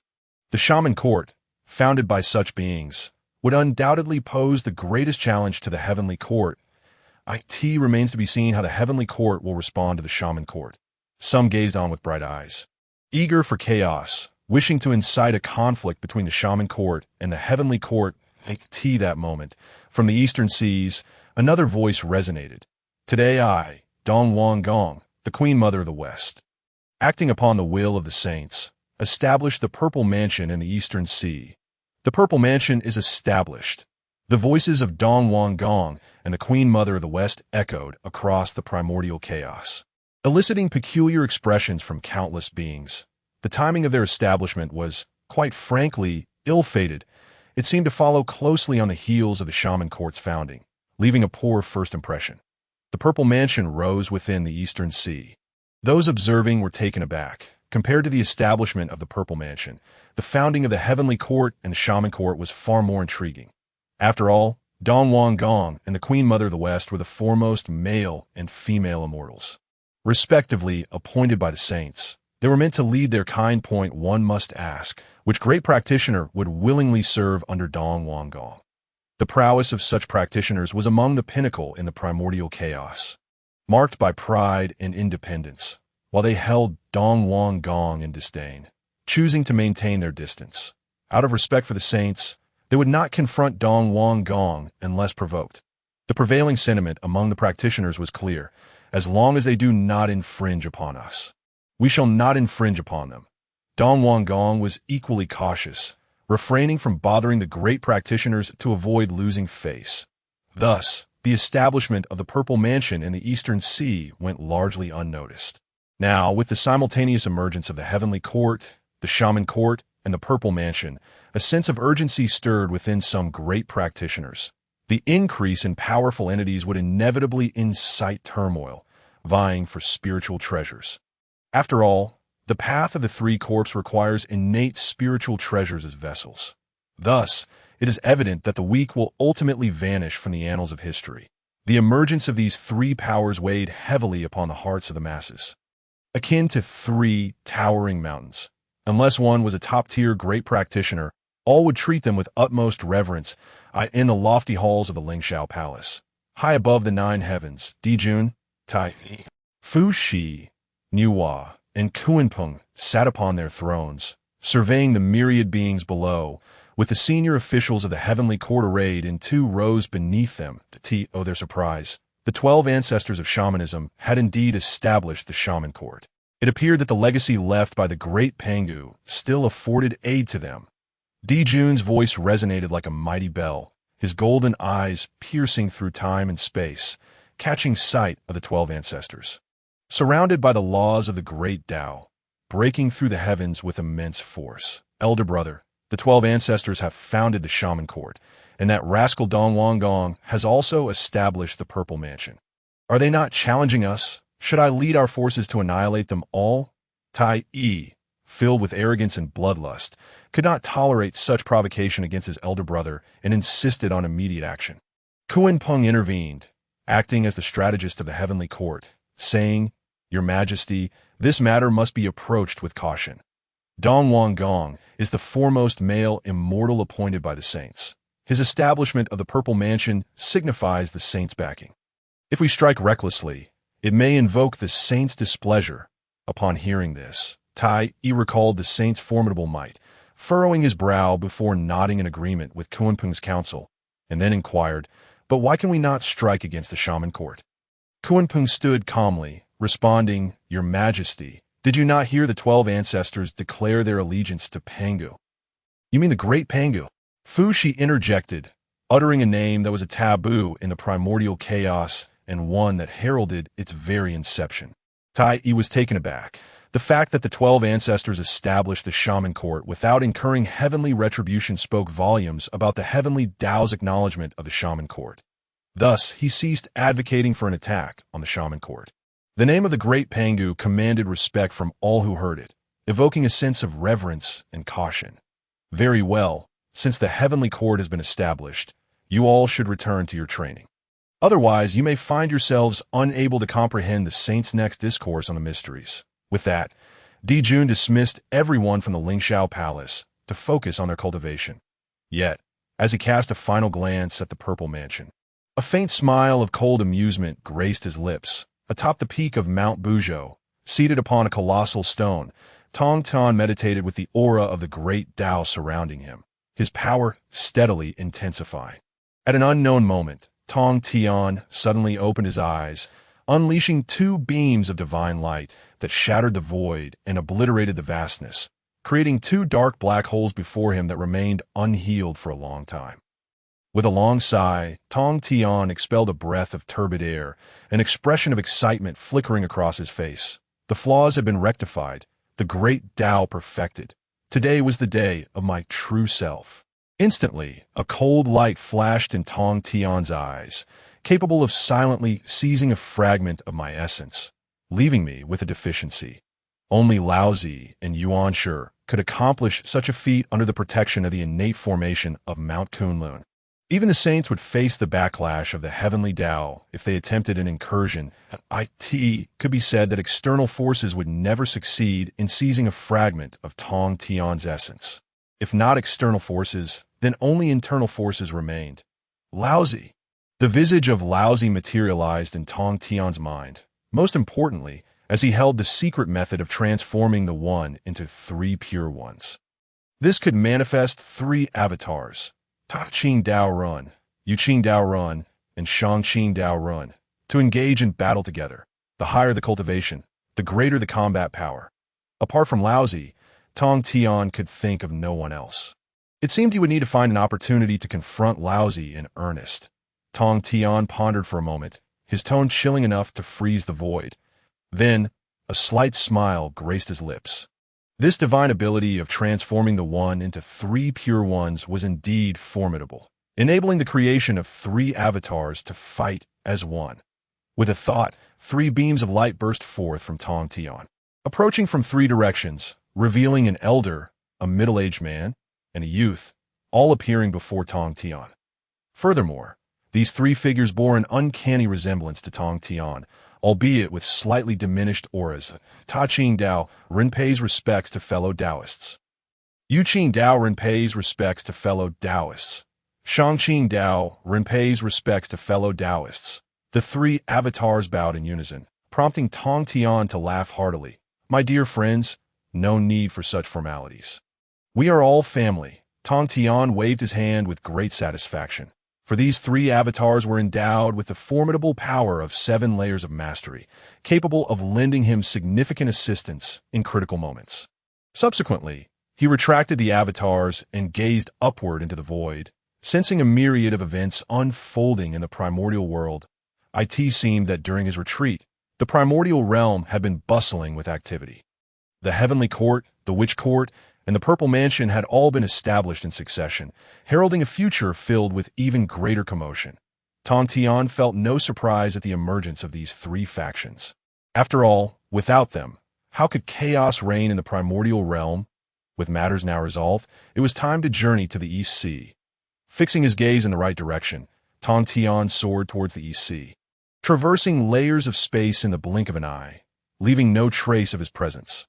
After a century, he returned to the East Sea, only to find the atmosphere rather oppressive, as if invisible rules constrained the beings of the East Sea. Tongtian understood that this was the command of the East King, who sought to establish authority in the East Sea with a ruthless decree. Any who dare defy would be executed without mercy. With an iron fist, he sought to conquer the East Sea, compelling countless races to submit to the Purple Mansion and acknowledge its dominion. Blood stained the waters of the East Sea, as the East King ruthlessly suppressed several races, employing unparalleled might to quell any disturbances. Thus, the authority of the Purple Mansion was firmly established. From that moment on, the East Sea had a master, the Lord of the Purple Mansion, the East King. Tongtian felt no astonishment at the East King's ascendance to power. After all, being appointed as the foremost male immortal by Hong Jun himself signified considerable strength and formidable backing. Otherwise, Hong Jun would not have chosen the East King for such a contentious position. Without sufficient power, he would risk being crushed by those with greater abilities. The regulations of the East Sea had indeed diminished its vitality, but it was precisely these regulations that allowed the Purple Mansion to grow progressively stronger. As he walked upon the waters of the East Sea, Tongtian could distinctly perceive the changes taking place. With a shift in power, it seemed the Dragon Clan was now ripe for subjugation. While traversing the East Sea, A thought unexpectedly crossed his mind, prompting him to shake his head in disbelief. Suddenly, Tongtian furrowed his brow, sensing an intrusion. Someone had the audacity to target Jiaozhu Island. They had already begun bombarding the Grand Formation, intent on forcibly breaching it to seize control of Jiaozhu Island. Such audacity! Did they truly believe him to be a mere figure of compassion? Tongtian scoffed, his figure vanishing from sight, only to reappear near Jiaozhu Island in the next instant. A formidable array of beings had gathered, launching an assault upon Jiaozhu Island. The sound of their onslaught reverberated through the heavens, shaking the East Sea. On an island within the East Sea, countless beings converged from all directions, coalescing into a grand formation that radiated overwhelming might, sweeping through the void and causing the waters of the East Sea to erupt violently. We must breach the formation swiftly, so that the Mansion Lord may witness our prowess. Only then can we access the core regions of the Purple Mansion and fulfill the tasks assigned by the Mansion Lord. One cried out, as the power of the formation erupted, unleashing beams of destructive divine light that surged towards the protective array of Jiaozhu Island. The protective formation hummed with energy, clashing with the beams of divine light. In an instant, the void shattered, sending tremors rippling through the East Sea for miles, as vast quantities of seawater evaporated, and the aura of destruction spread forth. Towering waves seemed to pierce the heavens, obscuring the sun, allowing countless beings of the East Sea to witness this astonishing spectacle. That direction was known to be the domain of the great demon. How dare anyone attempt to assault his sanctum? One being recognized the familiar site of Jiaozhu Island, Tongtian Sanctum, now under siege by intruders intent on tearing it apart for their own gain. Who is this fool daring to provoke the great demon of the East Sea? Do they not fear retribution? Murmured another. Those must be from the Purple Mansion. It appears that someone intends to take down the great demon today. Let us see how he continues to act so brazenly in the East Sea now that someone has come to discipline him. The beings of the East Sea extended their senses, observing the astonishing scene, filled with excitement yet tinged with trepidation. The great demon had returned to the primordial realm. Would he not unleash his wrath upon them for such audacity? Fear not, for these are members of the Purple Mansion, led by the male immortal chosen by the sages. With a divine mandate in hand, even the great demon must bow to the will of the sages. The beings reassured one another, yet none dared to reveal themselves, remaining hidden in the shadows. After all, Tongtian's infamous reputation had spread throughout the East Sea. He had slaughtered the Luo golden immortals as easily as one would dispatch a mere dog. Who would be foolish enough to provoke him? Only those from the Purple Mansion remained ignorant of the true situation, seeing only the protected island and seeking to claim it without understanding its ownership, just as they prepared to unleash their second wave of assault. A figure appeared silently upon Jiaozhu Island, his voice like thunder. Cease this at once. The void seemed to erupt with thunderous roars, cracking open and revealing an abyss of darkness. A wave of energy surged forth, suppressing all attacks, the overwhelming force pinning the assailants in place, rendering them immobile. The onlookers were struck with astonishment, yet they recalled their status as members of the Purple Mansion, esteemed and under the protection of their lord. Who would dare show them disrespect? Even if the newcomer was powerful, could he surpass the might of their lord? Their lord was one of the 3,000 worldly guests, appointed as the foremost male immortal by the sages, bearing an exalted status. Who would dare defy him? Hey, you there, do you have the audacity to stir trouble here? Do you not know this is the domain of the Purple Mansion? I advise you to leave at once, and do not hinder our work, or you shall be dealt with as well. The leader, clad in a colorful robe, spoke with arrogance, looking down upon Tongtian without an ounce of respect. In their eyes, they believed that as long as others showed them deference, they would be entitled to receive their worship. The audacity of the Purple Mansion, dismissing Tongtian so brazenly, left the hidden observers in shock. Did they not realize he was the infamous great demon of the East Sea? Merciless in his slaughter, capable of annihilating even a mere golden immortal leader without hesitation. Such arrogance. This fellow is courting death. I wager that before long, his head will roll. The actions of the Purple Mansion left many in the East Sea lamenting. Such a powerful force seemed destined to be thrown into turmoil. Indeed, Tongtian furrowed his brow slightly, yet there was no anger on his face. He simply regarded the colorful-robed immortal with calmness, stating, "Is this how the Purple Mansion conducts itself? Are you unaware of the depths of the primordial waters? If you cannot navigate them, even the East King cannot claim invincibility in the primordial realm. Silence! How dare you speak the name of our Lord so casually? Does the Purple Mansion require your approval to act? How utterly laughable!" The colorful-robed immortal sneered, as if he had heard the most amusing jest. "Regardless of who you are, should you dare obstruct the Purple Mansion, your only fate is death. There is no other path." Tongtian observed the immortal's cold demeanor and shook his head. The East King's management was sorely lacking. How could such a character be accepted into the Purple Mansion without concern for its reputation? "Very well. Let me pay a visit to the East King and see what audacity he possesses to allow such behavior." "Stop!" The colorful-robed immortal's words were abruptly cut off as his brow exploded. Pierced by a sword chi that shattered his primordial spirit, resulting in his demise, his lifeless body, devoid of magical support, plummeted into the East Sea, disappearing without a trace beneath the waves. The beings of the Purple Mansion gasped in horror. A tiny, golden immortal had perished before their eyes, plunging them into a chilling fear that penetrated to their very bones. Tongtian surveyed the crowd, and they recoiled in terror, unable to meet his gaze. Their bodies trembling and souls quaking. They now understood that he was a formidable being, one who would not hesitate to execute without regard for the Purple Mansion's reputation. Clearly, the East King's discipline was insufficient. It seemed necessary for Tongtian to witness firsthand how the East King managed the affairs of the Purple Mansion. The voice of Tongtian, calm and unperturbed, fell upon the ears of the multitude like the resounding crash of thunder. They gazed at Tongtian with incredulity, for he was about to confront the Lord of the Zifu.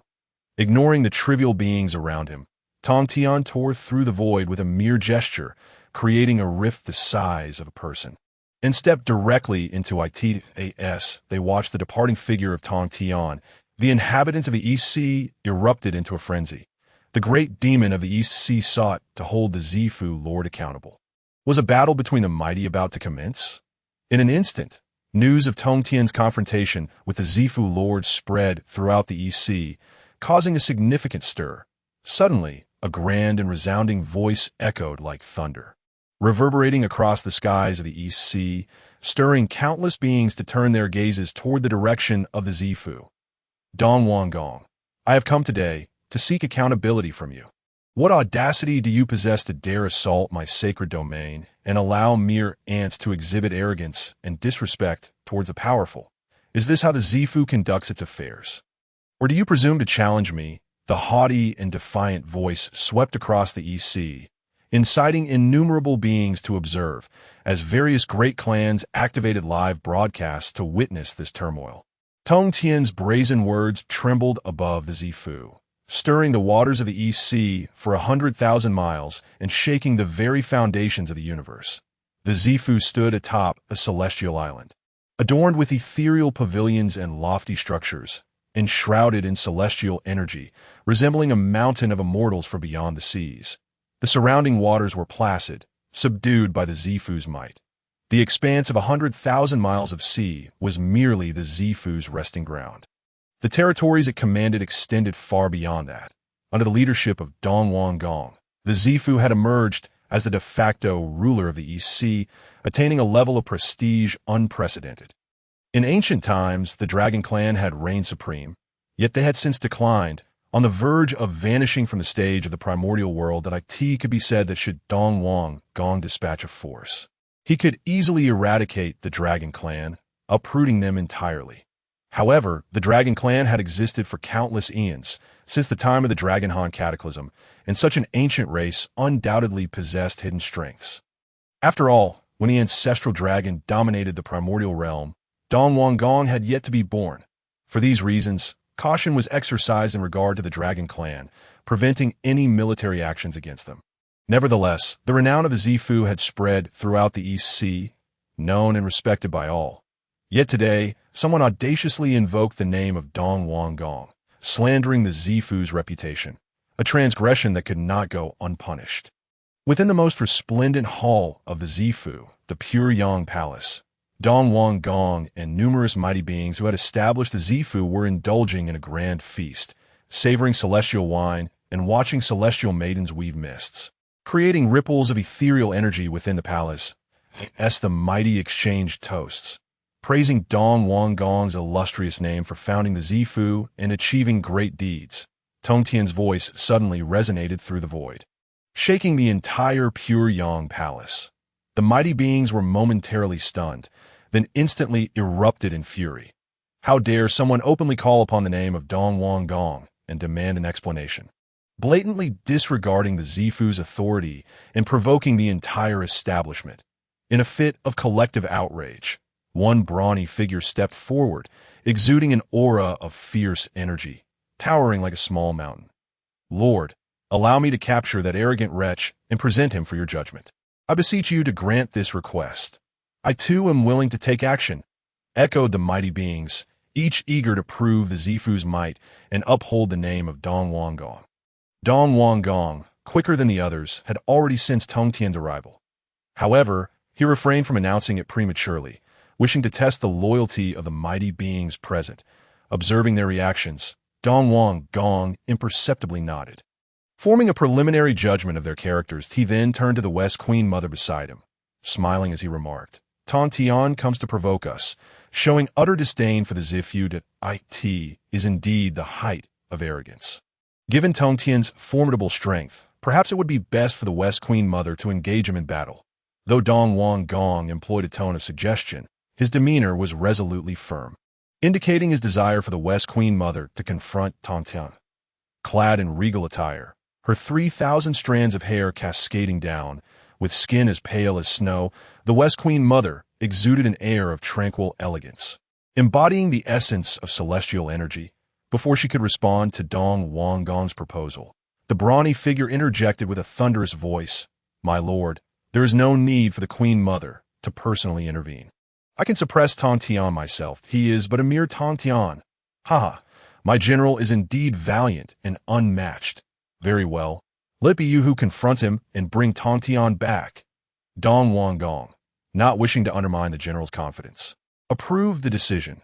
"Since General Haitian wishes to engage in battle with Tongtian, take this pure Yang killing sword with you. After all, Tongtian is a well-known figure. With this sword in hand, even he is a worthy adversary." Dong Wang Gong produced a gleaming sword of cold light, placing it in the general's hands. The deep-sea general, his face alight with joy, respectfully bowed to Dong Wang Gong, stating, "Rest assured, my lord, I shall surely bring back Tongtian's head for you." With that, he strode confidently out of the Zifu, eliciting envy from the onlookers. The pure Yang killing sword was a top-tier innate spiritual treasure, a prized possession of the Lord. To lend it to the deep-sea general was a tremendous honor. Moreover, none among them had ever wielded such a treasure, showcasing the Lord's profound resources. You are sending the deep-sea general to his doom. Tongtian is not to be trifled with, being a late-stage Deluo golden immortal. Even if we combined our strengths, we would struggle to injure him. What hope does a mere mid-stage Deluo golden immortal have? The West Queen Mother's cool voice reached Dong Wang Gong's ears. His expression remained unchanged as he continued to toast with the others, indulging in their revelry. However, after a brief moment, Dong Wang Gong's voice returned, "I'm the chosen leader of the male immortals. Bestowed with supreme authority over the male celestial beings of the primordial realm, not speak of Tongtian. Even if Laozi Yuanshi were to descend, he would bow in submission before me. This authority was granted by the sages. Tongtian should understand this principle, for I stand with the sages behind me." As Dong Wang Gong spoke, his tone grew increasingly haughty, radiating a sense of divine superiority over all. "What if Tongtian refuses to acknowledge your title?" The West Queen Mother asked, her brow slightly furrowing. Dong Wang Gong coldly replied, "Tongtian lacks the power to oppose the sages. Even if he refuses, he must yield." The West Queen Mother shook her head slightly, knowing that Dong Wang Gong had become ensnared in this delusion. Escaping the title of the leader of male immortals would prove exceedingly difficult. After all, the sages had merely conferred the title. Without strength, how could one suppress a great adept? Each great adept was an innate celestial being, proud and unyielding. How could they ever submit to Dong Wangong? Even though the West Queen Mother recognized this truth, Dong Wangong was sinking deeper into his illusion, now thoroughly engrossed in the authority of the male immortals. It seemed imperative to escape this vortex swiftly. Otherwise, he would face irreparable consequences this very day. While her expression remained calm, the West Queen Mother contemplated her escape. The title of the leader of female immortals was not to be taken lightly. Figures like Enhua and Hutu were supremely powerful. How could she ever expect them to yield to her? Furthermore, with Enhua having joined the heavenly court, where 5 great adepts held dominion, who would dare command her? Thus, it became clear that she must flee this contentious place. As the West Queen Mother pondered her escape, a commotion suddenly erupted outside the Pure Yang Palace. A panicked guard rushed in, his armor disheveled. Dong Wangong frowned, rebuking. "What is the matter? Why such disorder? Do you not know that we are in the midst of a grand banquet? Where are your manners? Speak slowly," the West Queen Mother commanded, waving her sleeve to envelop the guard in a calming aura. Gradually restoring his composure, "I report to the Lord. General Haitian encountered Tongtian and was slain with a single sword strike. His head flew several miles away, staining the ocean with blood, and his headless corpse has sunk beneath the waves." Lost to sight, in an instant, the lively celebrations at Chunyang Palace fell into an eerie silence. All eyes fixed on the palace guards who had come to deliver news. Their bodies stiffened, seemingly unable to grasp the gravity of the situation. The atmosphere was thick with tension, and no one dared to break the silence. Upon hearing the news, Dong Wangong's expression darkened. It was as though he could feel the weight of countless gazes upon him. Intensifying the gloom that enveloped his visage, he was the saint's chosen leader of the male immortals, a figure to whom all the myriad immortals of the primordial realm owed allegiance. Yet, Tongtian had brazenly shattered this status quo, ruthlessly slaying one of Dong Wangong's generals right at the gates of the Zifu, a blatant affront that left him seething. "How audacious of you!" Tongtian, Dong Wangong seethed, gritting his teeth. Never before had he faced such humiliation since his emergence into existence. And here was Tongtian, openly mocking him at the entrance of the Zifu, leaving him utterly mortified. Just then, Tongtian's voice echoed once more, commanding Dong Wangong, "Come forth and meet me. Provide me with an explanation. Should you choose not to show yourself, do not blame me for storming into the Zifu to confront you personally." His voice resonated through Chunyang Palace. A formidable presence akin to a ferocious beast crashing through the halls, instilling palpable fear among the powerful beings present. Even before his physical form was revealed, the aura of dread had already begun to seep into their hearts. Dong Wangong's countenance darkened at this display. Observing the scene, Shi Wangmu calmly suggested, "Perhaps it would be prudent to step out and meet Tongtian. His strength is evident. He is not someone to be underestimated." With her words providing a balm to his frayed nerves, Dong Wangong nodded. Rising from his seat, in a flash, he exited Chunyang Palace and found himself outside the Zifu, standing in the void. He beheld a graceful youth, his long hair flowing and his demeanor noble, prompting anyone who laid eyes upon him to remark on his striking handsomeness. It was none other than Tongtian. Grasping the pure yang killing sword, Tongtian absorbed the essence of the sword's path without fully refining it. After all, the true mastery of swordsmanship lay not in quantity, but in quality. The pure yang sword path ultimately would serve as but a mark. Becoming an integral part of Tongtian's own swordsmanship, to encompass myriad paths was to obliterate them. For as the adage goes, know thyself and know thy enemy, and you shall never be defeated. This not only bolstered his own swordsmanship, but also afforded him insight into Dong Wangong's strength. Upon sighting Dong Wangong's arrival, Tongtian casually tossed the pure yang killing sword, sending it forth as a streak of light aimed at him. Unfazed, Dong Wangong deftly neutralized the residual force of the sword, grasping it firmly. Upon closer inspection, he realized that the sword had not been refined by Tongtian, and he breathed a sigh of relief. Had it been, the loss would have been catastrophic, for it was indeed a superior innate spiritual treasure. However, despite this small comfort, Dong Wangong harbored no goodwill towards Tongtian. The very fact that Tongtian's presence had embarrassed him before his subordinates was enough to stoke his ire. "Why are you not cultivating on Kunlun Mountain, but instead have come to my eastern sea?" he demanded, his tone regal. "Regardless, you have slain my general. You must face the consequences should you confess your crimes. Perhaps I shall show mercy and spare your life." Dong Wang Gong stood tall and proud, the pure yang killing sword in hand, awaiting Tongtian's response. Tongtian could not help but laugh at Dong Wang Gong's theatrical display. "I never expected you to be so deeply ensnared in your own role, Dong Wang Gong. Perhaps now would be the opportune moment for you to extricate yourself from the title of leader of the male immortals. Otherwise, your continued insistence on this facade may very well lead to your demise." He spoke slowly, elucidating Dong Wang Gong's precarious situation.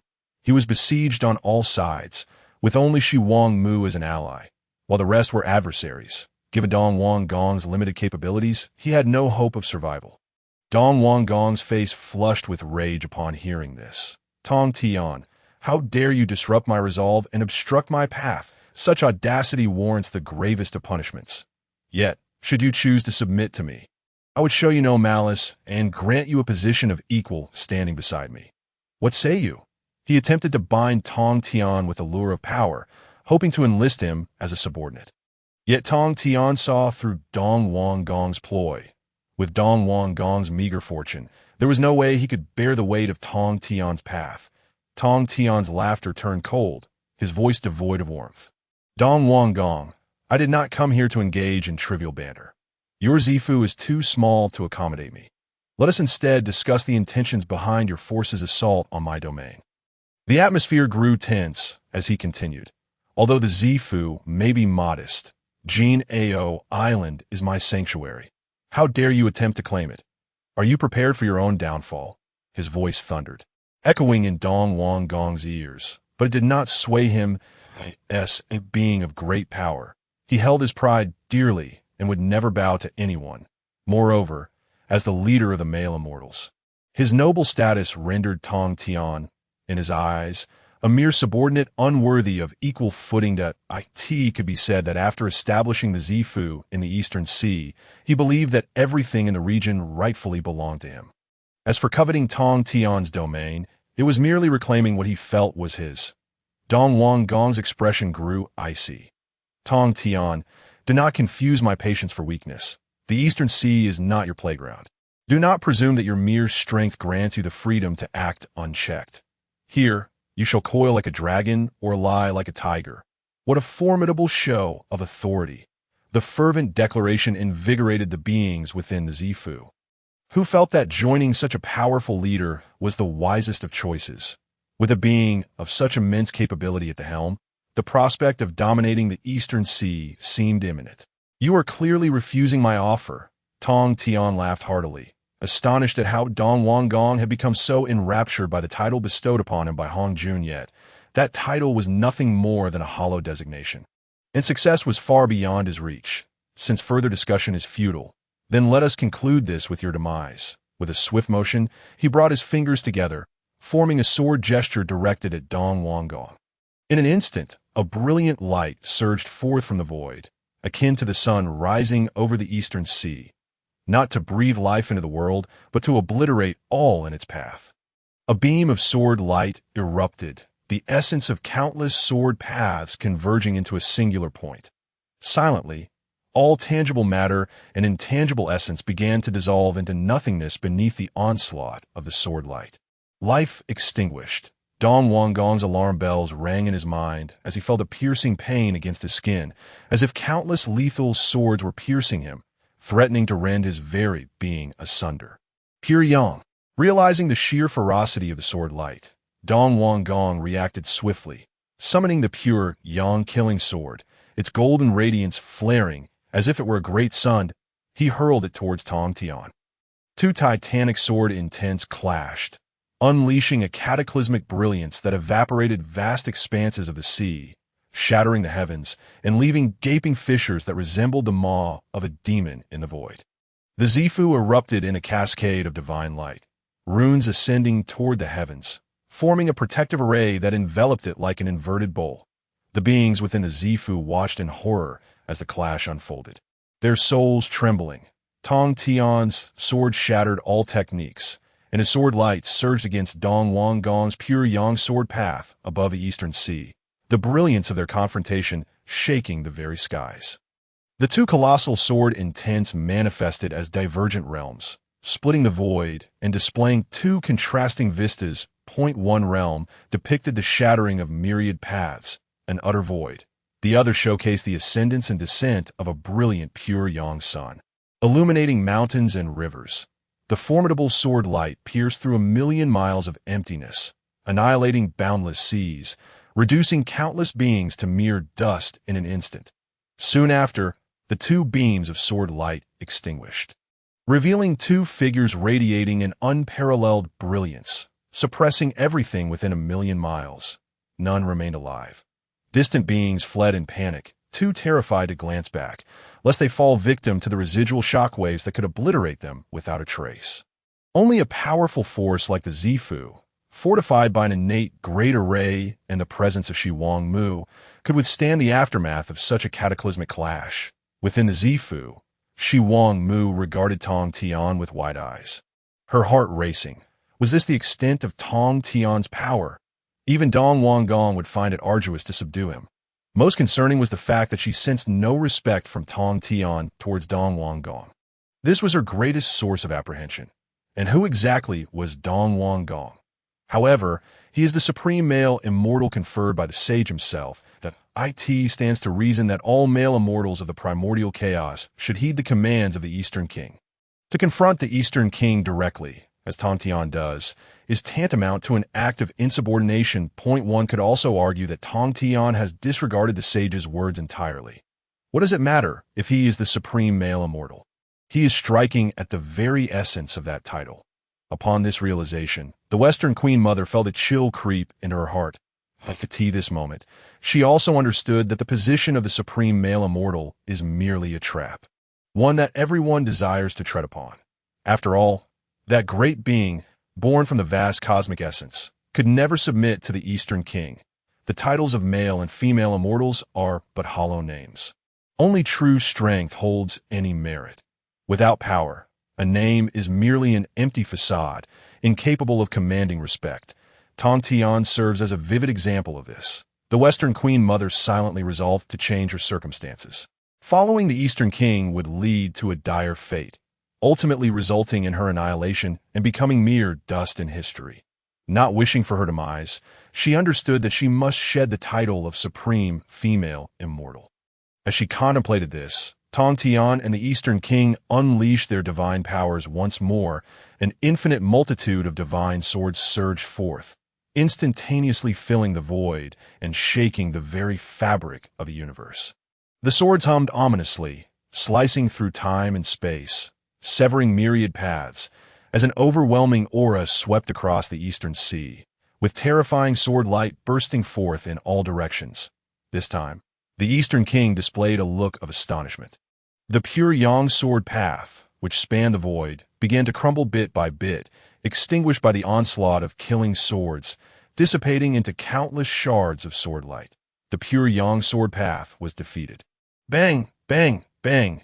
It was as if the pure yang sword path, akin to a great sun suspended in the void, was utterly vanquished, a single sword obliterating myriad paths, a single sword transcending all laws. That Tongtian's sword howled through the void, relentlessly aiming for the head of the Eastern King, locking onto his primordial spirit with the intent to obliterate it. Since enmity had already been established, he would not allow the Eastern King to escape. Otherwise, it would merely leave him with a lingering threat. Thus, the Eastern King had to perish. Even though the Eastern King had the sage's protection, he bore the weight of heavenly merit, and even Hongjun would need to ponder the worthiness of attempting to slay Tongtian. An endless torrent of divine swords transformed into a raging sea of sword paths, sweeping towards the Eastern King, darkening the sky and surging with immense power, enveloping the Eastern Sea in a vast ocean of sword energy. The Eastern King's complexion turned pale. His sword path was utterly outmatched by Tongtian's, shattering before it. Gazing at the sea of divine swords, even the late-stage great Luo Golden Immortal felt a sense of insignificance. Should he be pierced, His primordial spirit would be torn asunder, never to attain rebirth. Tongtian, do you dare to kill me? Are you not afraid of the sage's wrath? With your current strength, how can you defy a sage? This was a threat of death, compelling the Eastern King to hastily invoke the sage's name, hoping to dissuade Tongtian from his murderous intent. Unfortunately, Tongtian paid no heed to the Eastern King's desperate cries. The momentum of the sword path torrent surging with renewed vigor, freezing the very fabric of time and space with killing intent. Tongtian was intent on slaying the Eastern King. Countless great beings observed from the shadows. Witnessing Tongtian's fierce demeanor and his utter disregard for the Eastern King, leaving them astounded, it must be noted that the Eastern King currently bore the title of Supreme Male Immortal, which meant he had the sage as his backing. Who would dare to harm the Eastern King without considering the sage's influence? Such a move would instantly suppress any murderous intent. Yet, Tongtian's attitude suggested he cared not for the sage's reputation and was determined to slay the Eastern King. Tongtian, your courage is commendable. How audacious to dare slay the Eastern King. Do you not fear retribution from the sage? While some found the Eastern King displeasing, none dared challenge him due to the sage's support. Witnessing Tongtian's unrelenting assault on the Eastern King was indeed exhilarating. What you say is entirely accurate. I have long been unable to tolerate the Eastern King's arrogance, leveraging the sage's backing to seize countless resources from our Eastern Sea while oppressing its denizens. Today, with Tongtian's intervention, my spirits are lifted. The mighty beings of the Eastern Sea were wholeheartedly in support of Tongtian. However, should they intervene, that would be utterly impossible. After all, Tongtian's reputation in the Eastern Sea was far from favorable. Tongtian, you go too far. The dragon-headed staff bestowed by the sage is present. Do you still wish to act against me?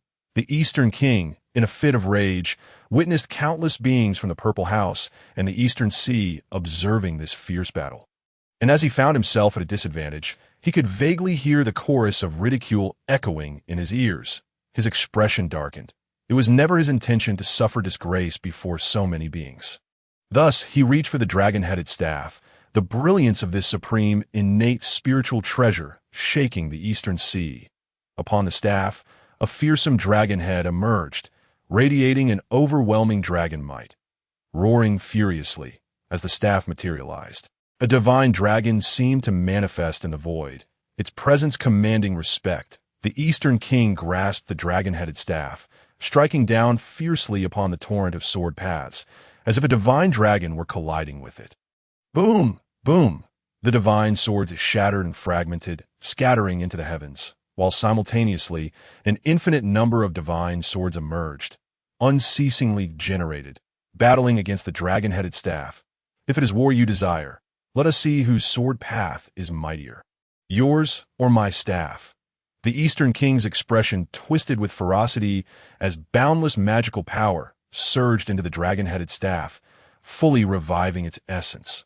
The radiance of this supreme, innate spiritual treasure burst forth, enveloping everything in golden light.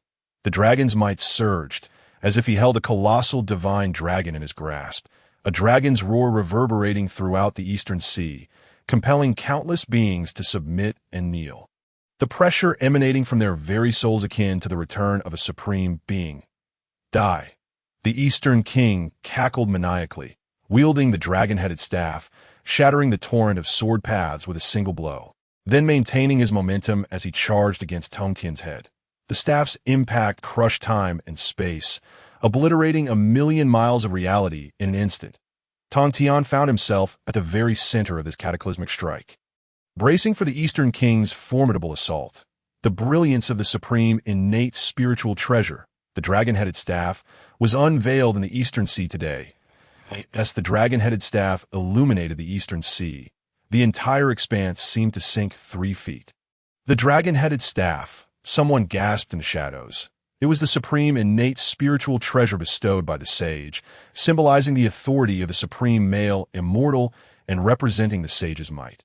Faced with the dragon-headed staff, many powerful beings regarded it with trepidation that it was not merely the strength of the supreme innate spiritual treasure that instilled fear, but rather the power conferred upon the staff itself. Tongtian was destined to falter.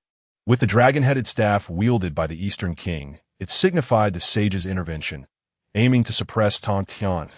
If it were to be constantly subdued, that would indeed be a delight, yet it was unrealistic. For Tongtian was exceedingly arrogant as he was now. Truly, Tongtian was brazen and disrespectful, daring to act against the dragon-headed staff. Did he not fear the sage? Many powerful beings in the Eastern Sea were keenly observing. For this was a battle capable of altering the very dynamics of the Eastern Sea. Whether Tongtian emerged victorious or the Eastern King prevailed, it would merely result in a change of rulers. As the Eastern King unleashed the dragon-headed staff, Tongtian remained expressionless, drawing forth the Qingping sword and condensing an immeasurable amount of sword light. In an instant, he unleashed a sword chi spanning tens of thousands of feet. Traversing the Eastern Sea and spreading throughout its expanse, layers of time and space erupted, the sword chi crisscrossing as it rushed forth towards the dragon-headed staff. The resounding clash of sword chi against the spiritual treasure erupted, sending forth a vast wave of energy, shaking the surrounding million-mile sea as the laws of the great Tao intertwined, colliding and tearing apart. Tongtian, today you dare to defy my authority. You shall bear the consequences. In the primordial chaos, who dares to go against my will? Break for me. The Eastern King bellowed, and the dragon-headed staff seemed to respond to his call, unleashing a terrifying force akin to a divine dragon roaring and battling the heavens. At this moment, the spiritual treasure in the Eastern King's grasp appeared not as a staff, but as a divine dragon fighting against the heavens, its might overwhelming time and space, penetrating deep into the void. It enveloped Tongtian, immobilizing him, as the staff erupted forth, instantly tearing through the vast sword chi, the immense sun crashing down, boom. The void shattered under the impact, and with the Eastern King's enhancement, the dragon-headed staff moved faster than time itself, striking Tongtian with immense force, producing a terrifying roar. An endless array of rules enveloped the scene, obscuring both Tongtian and the Eastern King, the thunderous sounds echoing endlessly. Alas, this exemplifies the Eastern King's might. With the support of the supreme innate spiritual treasure, Tongtian's defeat is not unjust. Is Tongtian destined for demise? If this scourge upon the Eastern Sea were to perish, it would indeed be a fitting end for him. Although the beings of the Eastern Sea cannot clearly discern the shadow obscured by the rules, the ruthless style of Dong Wang Gong's strikes indicates that Tongtian is undoubtedly doomed. One must ask, in the primordial chaos, who possesses the physical prowess to withstand a single blow from a top-tier innate spiritual treasure?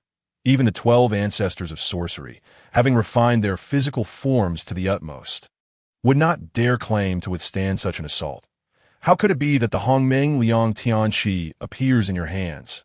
At this moment, a voice filled with surprise and fury emanated from within the rules, shattering the constraints as a purple light tore through, revealing the figures of Tongtian and Dong Wang Gong. Tongtian brandished the Hongmeng Liang Tianqi to deflect the lethal strike of the dragon-head scepter. Instantly, Dong Wang Gong felt an overwhelming pressure, his momentum waning, while Tongtian grasped both the Hongmeng Liang Tianqi and the Qingping sword, two mighty treasures in hand. Boundless sword light surged forth, shattering the very fabric of time and space, as the radiant sword energy swept across the Eastern Sea, imposing a grand path that weighed heavily upon Dong Wang Gong's heart, causing his spirit to tremble. This is not good. I cannot withstand this assault. Dong Wang Gong's alarm bells rang, his primordial spirit leaping in turmoil. Faced with the onslaught of Tongtian's two great treasures, he found himself unable to resist. Even with the dragon-head scepter at his disposal, boom! Just as the words left his mouth, an infinite torrent of sword light descended from above, slashing through all directions, leaving no refuge in heaven or earth. The only path left was to confront it head dash on in that instant. Dong Wang Gong gritted his teeth and summoned all his strength to revive the dragon-head scepter, wielding it with ferocity, shaking the heavens and earth as a golden fruit flew forth from his brow, embedding itself within the scepter, causing it to radiate immeasurable light. The Tao fruit. Countless beings were taken aback. This was the crystallization of a practitioner's life, encompassing supreme principles and profound insights. arguably the most precious possession of a mighty adept. Now, Dong Wangong had resorted to desperation, directly offering the Tao fruit to merge it with the dragon head scepter, trading it for immense power. Dong Wangong, you truly are a man of resolve, making such a decisive choice, embodying the essence of a great adept. Tongtian laughed heartily, yet his heart grew solemn upon witnessing Dong Wangong's desperate stance. A late-stage Deluo golden immortal exerting himself to the fullest, even sacrificing his Tao fruit, was indeed a formidable adversary. At this moment, Dong Wangong was at his most terrifying. Even Tongtian furrowed his brow, sensing it was time to reveal some hidden cards. Otherwise, he might be crushed by Dong Wangong. The heavens buzzed, the world changed color, and a purple mist rose from three directions, heralding the arrival of a majestic presence that sent countless beings into a state of alarm. Even Dong Wangong's expression turned grave as he realized that the figures approaching from the three directions possessed power on par with Tongtian's seventh layer. Who could they be? As Dong Wangong pondered, the three Taoists arrived, their voices resonating with a powerful Tao sound that echoed through the cosmos, each exuding a distinct yet harmonious aura. They were none other than the Taiqing Taoist, Yuqing Taoist, and Shanqing Taoist, the embodiment of the three purities, unveiling their secret art for the first time before the beings of the primordial chaos. Who are you? Why do you assist Tongtian?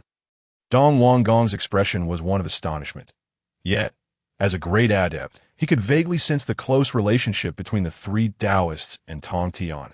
Their faces bore a striking resemblance to Tongtian's, as if they were twin brothers, clones, projections. Tongtian, your methods are indeed varied, truly an eye-opener for me. Dong Wangong's expression gradually regained its calm, his eyes nurturing divine light as his magical power surged, his momentum suddenly increasing. However, to triumph over this estate, you are yet unqualified.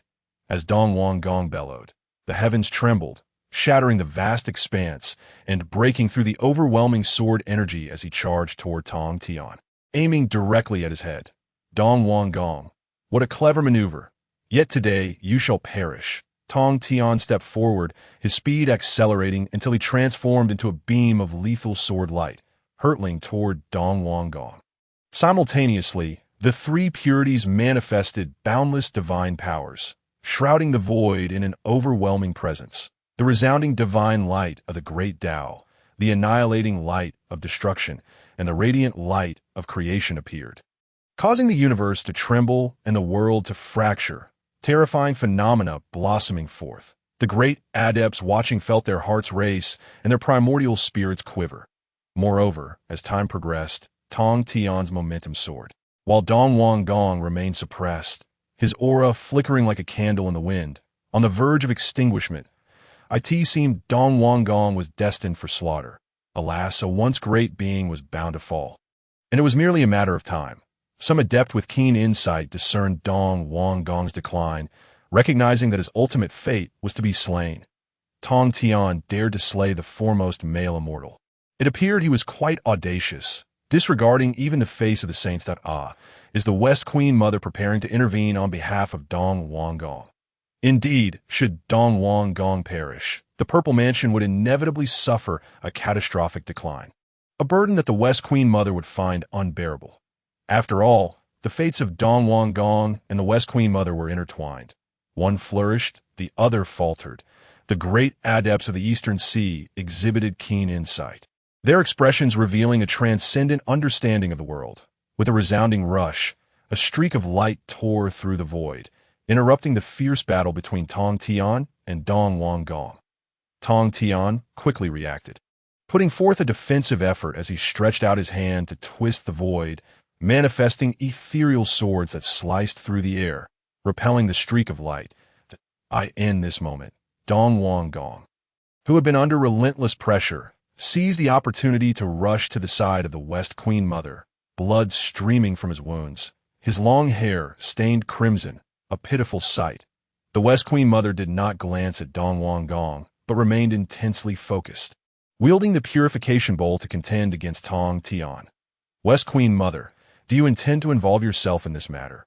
You may well pay a grievous price. Tongtian spoke with a calm demeanor, As though stating an undeniable truth, the West Queen Mother understood that Tongtian possessed the strength to make such a proclamation, yet she was resolute in her determination to save Dong Wanggong.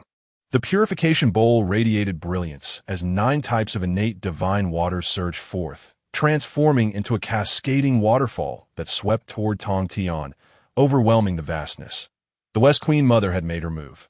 The top-tier innate spiritual treasure, the purification bowl, soared through the air, its bowl filled with a starry brilliance, seemingly concealing an entire universe. From within the bowl, torrents of divine waters erupted, coalescing into a 9-colored divine dragon that roared and clawed at the void, shattering the heavens as it surged toward Tongtian. Tongtian, wielding the Qingping sword and the Liang Tianqi, was in the process of suppressing Dong Wanggong, nearly achieving total domination. Yet, with the West Queen Mother's direct intervention and the emergence of a 9-colored divine dragon, surrounded by divine waters, he was compelled to divert a portion of his attention to her. The sword light of the Qingping sword erupted, emanating a golden glow capable of obliterating myriad paths as countless universes crumbled to dust. The towering sword light met the 9-colored divine dragon, and the collision of countless Tao rules sent waves of true water cascading through space, annihilating all existence as the sword light shattered ancient epochs and extinguished the true waters. Boom! The 9-colored divine dragon was cleaved in twain by the sword light, its true waters dissipating, gradually vanishing into the void. However, at the moment of the dragon's demise, a streak of light shot forth from its body, racing toward Tongtian, that being the top-tier innate spiritual treasure, the purification bowl. Furthermore, Dong Wanggong felt a momentary respite, channeling all his magical power into the dragon-head scepter once more, striking toward Tongtian, intent on subduing him alongside the West Queen Mother. West Queen Mother, splendid work. With our combined efforts, even Tongtian shall be compelled to kneel. Shattered in the eastern sea, Dong Wanggong laughed heartily, neglecting to arrange his tattered garments, summoning all his strength to collaborate with the West Queen Mother in their endeavor to suppress Tongtian. If you wish to subdue me, let us see what abilities you possess. Suddenly, Tongtian was enveloped in a radiant golden light, his stature soaring by an entire yard, resembling a diminutive giant. A towering pillar of vital essence erupted from his forehead, shattering the vast expanse and staining the void with crimson. With a resounding crack, Tongtian sheathed the Qingping sword and the measuring rod, his hand gripping the air as the fabric of reality split under the immense force he exerted. Facing the combined onslaught of Dong Wanggong and Shi Wangmu, Tongtian remained unperturbed, his fists clenched as the blood coursed through his veins, producing a reverberating sound that shook the heavens and earth. In an instant, Tongtian's figure materialized before Dong Wanggong, delivering a devastating punch upon the dragon-headed staff, unleashing an ancient force that was akin to the very world fracturing. Dong Wanggong felt a tremendous power surge from the staff, obliterating its brilliance and rendering it dim, rebounding forcefully against H. However, it is only when one is distanced from the Purple Palace that discussions may ensue, for after all, the great practitioners must not be disrespected. Those endowed with wisdom naturally refrain from showing any disrespect towards the Purple Palace, as it is the esteemed abode of the foremost male immortal, appointed by the sages, a being that cannot be easily contended with. Should one truly believe that Dong Wanggong lacks prowess, it would indeed lead to a path of demise. To attain the realm of the great Luo, golden immortal, one must be an ancient being, having endured the trials of time. The discussions among the beings of the primordial wilderness do not affect the Purple Palace. At present, it is exerting all efforts to aid Dong Wanggong. Countless divine herbs are being refined to extract their essences, nurturing the primordial spirit of Dong Wanggong. Currently, the gates of the Purple Palace are shut tight, and the mountains are sealed off from visitors. This indicates that Dong Wanggong's injuries are indeed grave, with life-threatening peril looming at any moment. In the Sun Star, within the Sun God Palace, the 5 great practitioners of the Heavenly Court, Dijun, Tai, Fu Shi, Nu Hua, and Kuan Peng, have all gathered, seated within the Divine Palace. The Sun God Palace is nestled deep within the Sun Star, surrounded by innumerable flames of true sun, with the blazing fires distorting time and space. Serving as a primordial barrier that conceals the heavenly secrets. Esteemed ones, you are aware of the significant events transpiring within the Purple Palace. Although Dong Wanggong's strength is not at the pinnacle, he is not someone who can be easily subdued, that a glimpse is sufficient to perceive the might of Tongtian, who undoubtedly ranks among the very best. The Dijun's demeanor is grave, his brow furrowed. His words carry an imperial presence, and an aura of regal authority emanates from him. Subtle, yet of the highest quality. I wonder if the Heavenly Emperor has summoned us to discuss this matter. Despite the might of the Purple Palace, it possesses only two great practitioners, Dong Wanggong and Shi Wangmu. Whereas the Heavenly Court boasts 5. Thus, the Purple Palace poses little concern. Fu Shi speaks with an air of calm confidence regarding the Heavenly Court they have established. Even the Purple Palace, while formidable, does not intimidate them, as they are prepared to confront it without trepidation. What Fu Shi has said is indeed accurate. While the Purple Palace may not pose a significant threat, the presence of that one remains. Even if Dong Wanggong were a fool, he could still stand firm. Kuan Peng responds with a smile. What is it that the Heavenly Emperor wishes to discuss? Fu Shi, puzzled, turns his gaze toward Dijun. Our establishment of the Heavenly Court is aimed at harnessing supreme fortune for cultivation. However, the current territory of the Heavenly Court is insufficiently vast, and the fortune is not potent enough to support our cultivation. Thus, it is imperative that we expand our domain. Dijun candidly articulates his thoughts. Upon hearing this, Fu Shi, Nuhua, and Kuan Peng all turn their attention to Dijun, while Tai remains transfixed. Clearly prepared to accept any decision made by Dijun, Fu Shi, Nuhua, and Kuan Peng express their astonishment, connecting it to Dijun's earlier mention of the Purple Palace. Being astute individuals, they quickly comprehend the implications. Dijun intends to take action against the Purple Palace, with Dong Wanggong severely injured and Shi Wangmu also compromised. The remaining members of the Purple Palace are hardly formidable and can be easily overwhelmed. The Purple Palace, having been sanctioned by the sages, poses a risk. Should this matter provoke the sages, all plans would be rendered futile.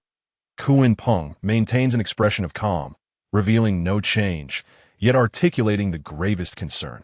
The sage Hongjun resides in the Purple Cloud Palace, standing amidst chaos like a towering mountain, compelling all great practitioners to align with the sages that in all endeavors.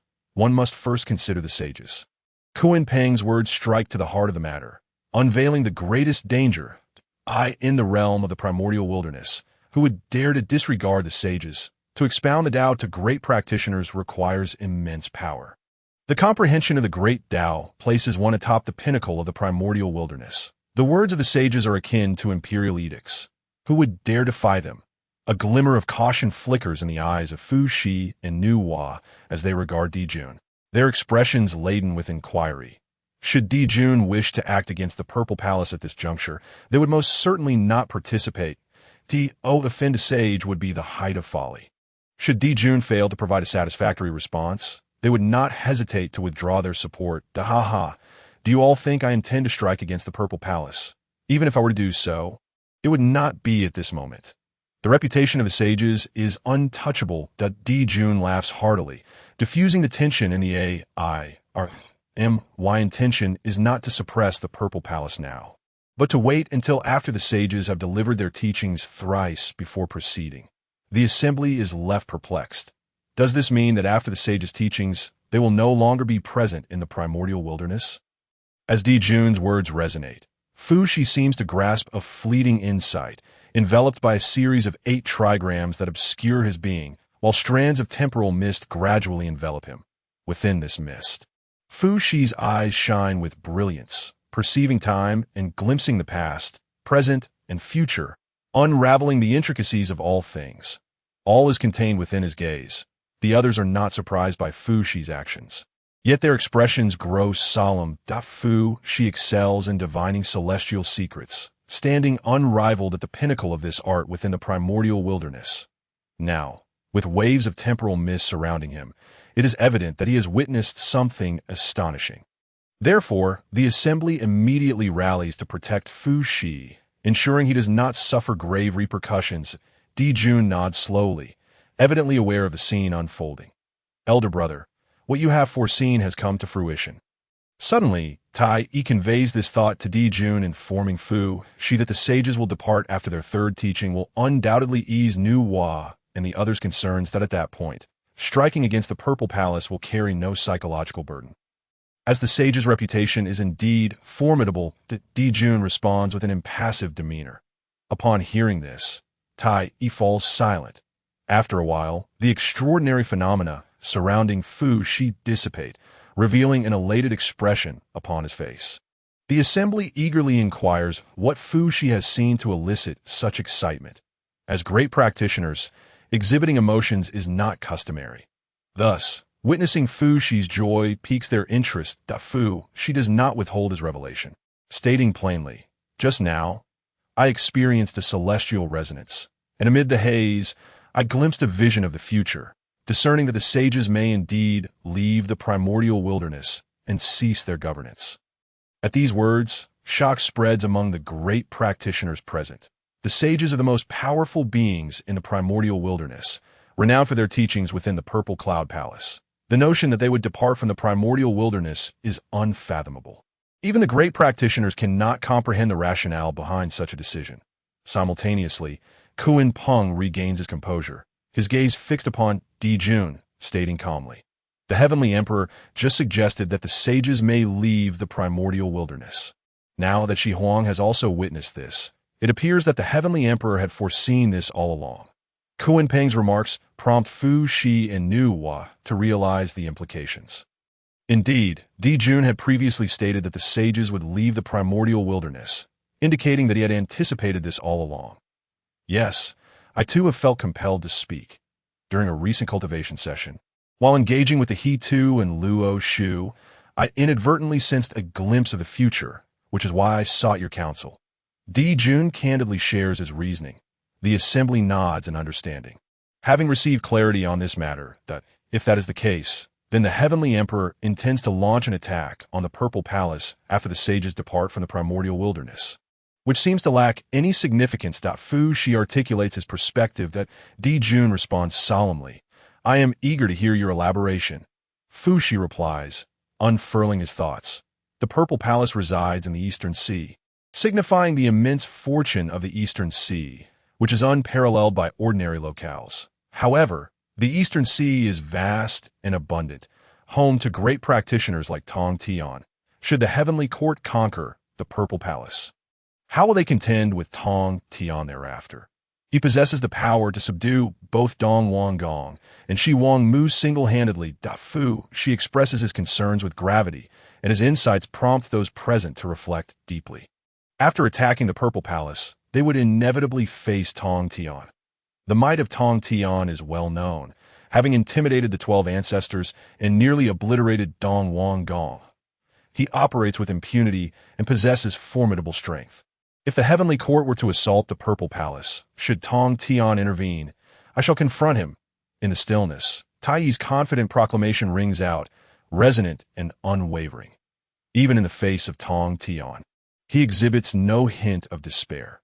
With the presence of the Demon Emperor, combating Tongtian will undoubtedly be a trivial matter, though caution is still advisable. Fu Shi smiled gently.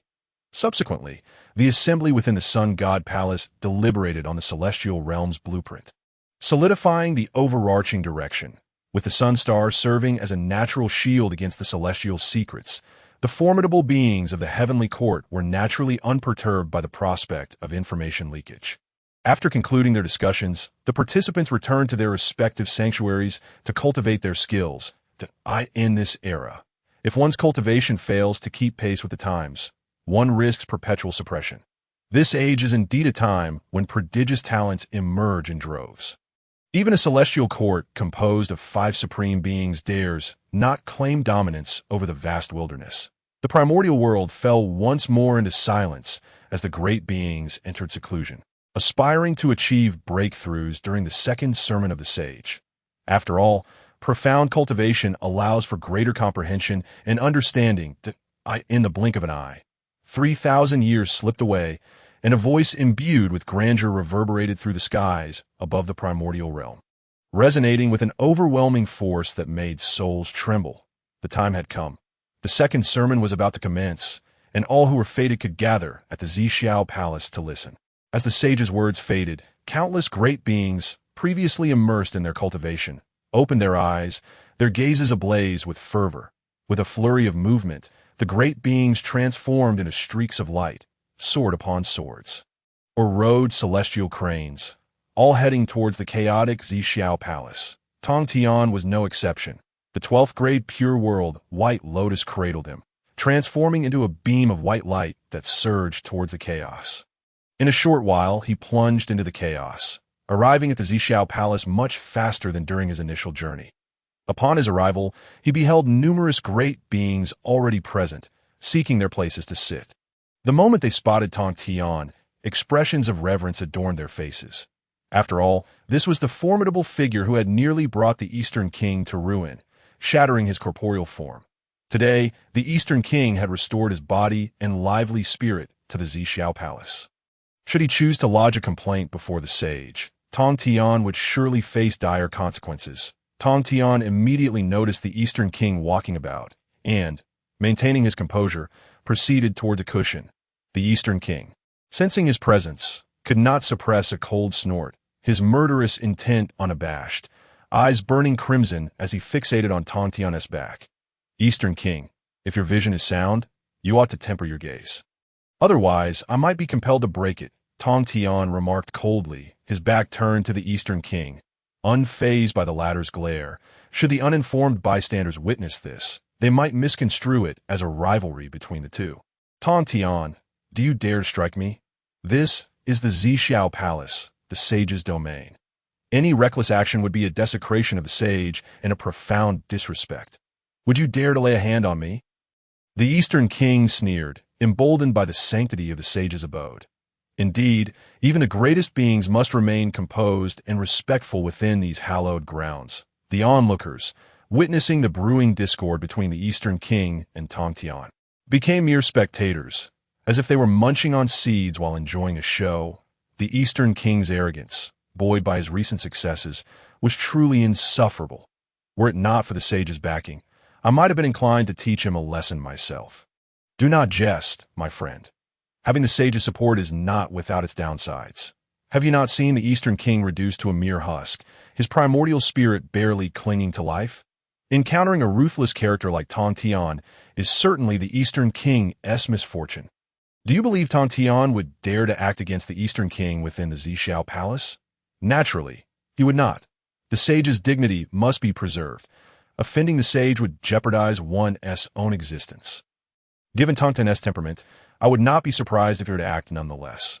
The great beings watched the unfolding drama with keen interest, including the likes of Zenyuanzi, Mingyi, Dijuan, and Tai, yet they refrained from joining the discussion, opting instead to observe in silence.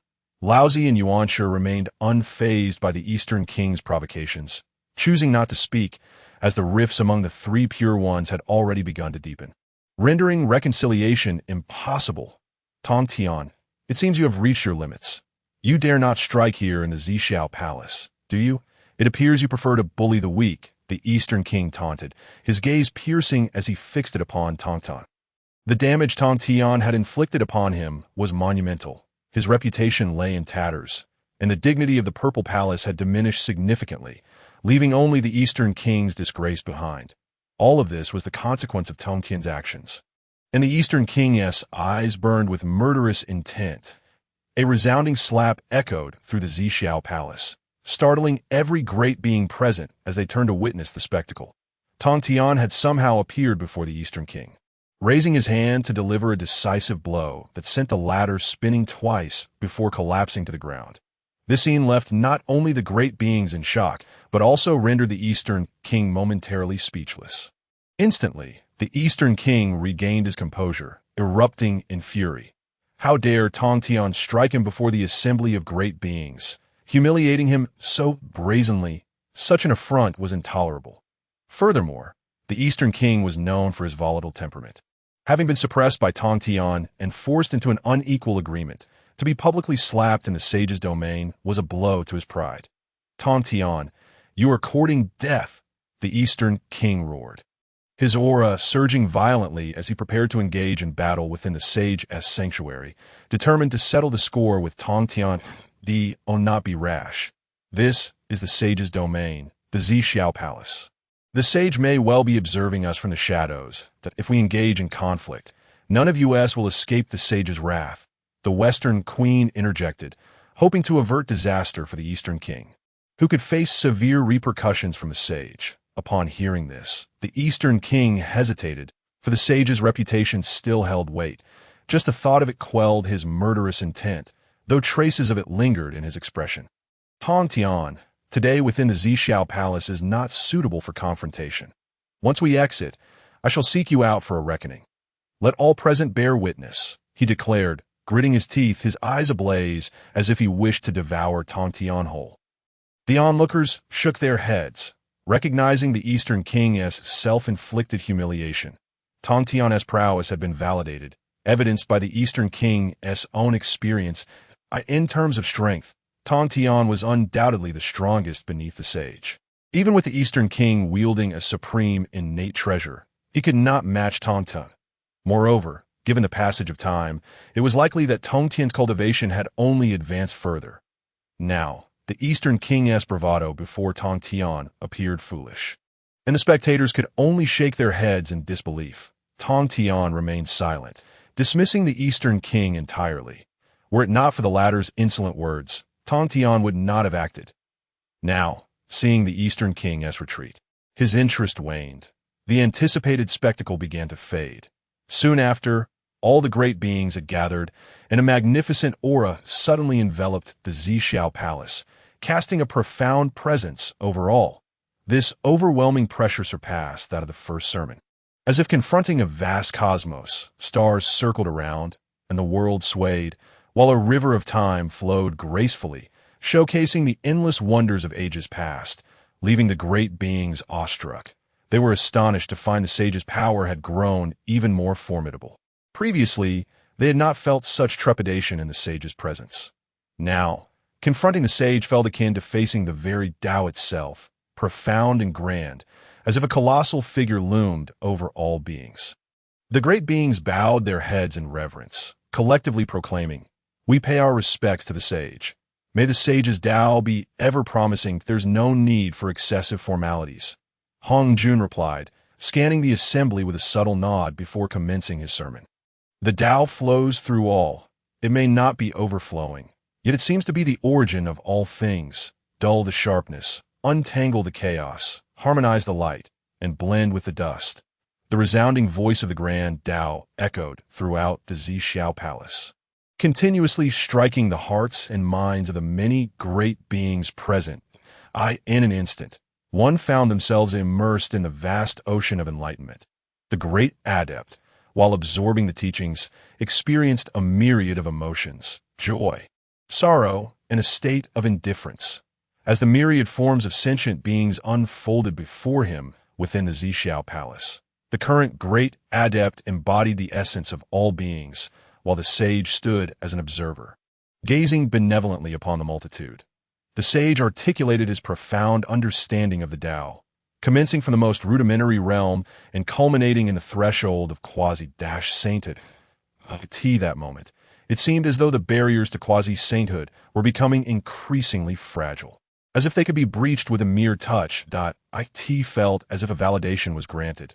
Laozi, seated upon his mat, radiated a brilliant aura, embodying the profound essence of the Tao. The intensity of this essence reached an apex, and with Laozi's utterance of the word cut, a vague silhouette was severed from him, his benevolent corpse. Thus, Laozi became the first among great adepts to have severed 3 corpses. Following this, one after another, the assembled beings in the Zixiao Palace began to sever their own corpses, breaking through to the initial stage of quasi-sainthood. An immeasurable power infused their beings, as if they could manipulate the cosmos, shatter worlds, and recreate the universe with unparalleled might. In that fleeting moment, of the 3,000 worldly guests, only Tongtian remained without severing a corpse. Even the sage Hongjun exhibited a hint of perplexity, unable to comprehend why Tongtian had not yet made this breakthrough, that if Laozi and the others could sever a corpse and reach the initial stage of quasi-sainthood, how could Tongtian, whose cultivation surpassed even Laozi's, still be uninitiated in this realm? Even the sage harbored doubts, indicating that Tongtian was scheming something. However, this was Tongtian's own volition, and even the sage Hongjun found it difficult to intervene. Soon, the Zixiao Palace was enveloped in the aura of the Tao. Golden lotuses erupted, and auspicious clouds blanketed the sky, creating a scene of serene harmony. Before long, 3,000 years slipped away in an instant, and the sound of Hongjuan's teachings abruptly ceased, leaving the great adepts who were listening in a state of discomfort, as if they were about to unleash a torrent of curses. Yet, recalling that they were in the Zixiao Palace, and that the sage was still observing, they swiftly retracted their impure words. The assembly began to awaken, and with astonishment, they discovered that all 3,000 worldly guests had severed their corpses, illustrating the formidable power of the sage's teachings, deepening the reverence the great adepts held for the sage. Once the sage concluded his discourse, the great adepts commenced their inquiries, seeking to unravel the obstacles in their cultivation, yearning for the sage's wisdom to transcend their limitations and ascend to greater heights. When it came to Tongtian's turn, he stood solemnly, his gaze piercing, and posed a question that astonished all present. "Dare I ask the sage, what is the essence of a sage?" The great adepts were momentarily taken aback, struggling to comprehend Tongtian's query. Was it not evident that a sage represented a particular realm, the state beyond quasi-sainthood? Had he not already formed an answer in his heart? Hongjun replied with an air of indifference, his demeanor akin to the celestial Tao itself. Indeed, he was increasingly reminiscent of the Tao. Tongtian, keenly observing Hongjun's expression, discerned not a trace of insight. "I humbly request the sage to elucidate. I wish to know if my understanding aligns with yours." Tongtian remained steadfast in his conviction. "Then heed my words. Beneath the sage, all are but ants. The sage is supreme and exalted, residing high in the celestial realms, surveying the myriad forms of existence and the vicissitudes of the world. I merely smile at all. I wonder, does this answer satisfy you?" At this moment, Hongjun revealed a faint smile, causing auspicious omens to descend, manifesting as a precious pagoda hovering above him, radiating an aura of good fortune. When the sage smiled, the heavens themselves shifted, and further auspicious signs emerged, transforming into a pagoda that hovered above the sage's head. In that instant, the great adepts present were filled with envy, pondering, is this what it means to be a sage? Every gesture and movement encapsulates the utmost principles, evoking a deep yearning within our hearts. Even the Tao seemed to bestow its favor, enveloped in auspiciousness, truly representing the pinnacle that all great adepts aspired to reach.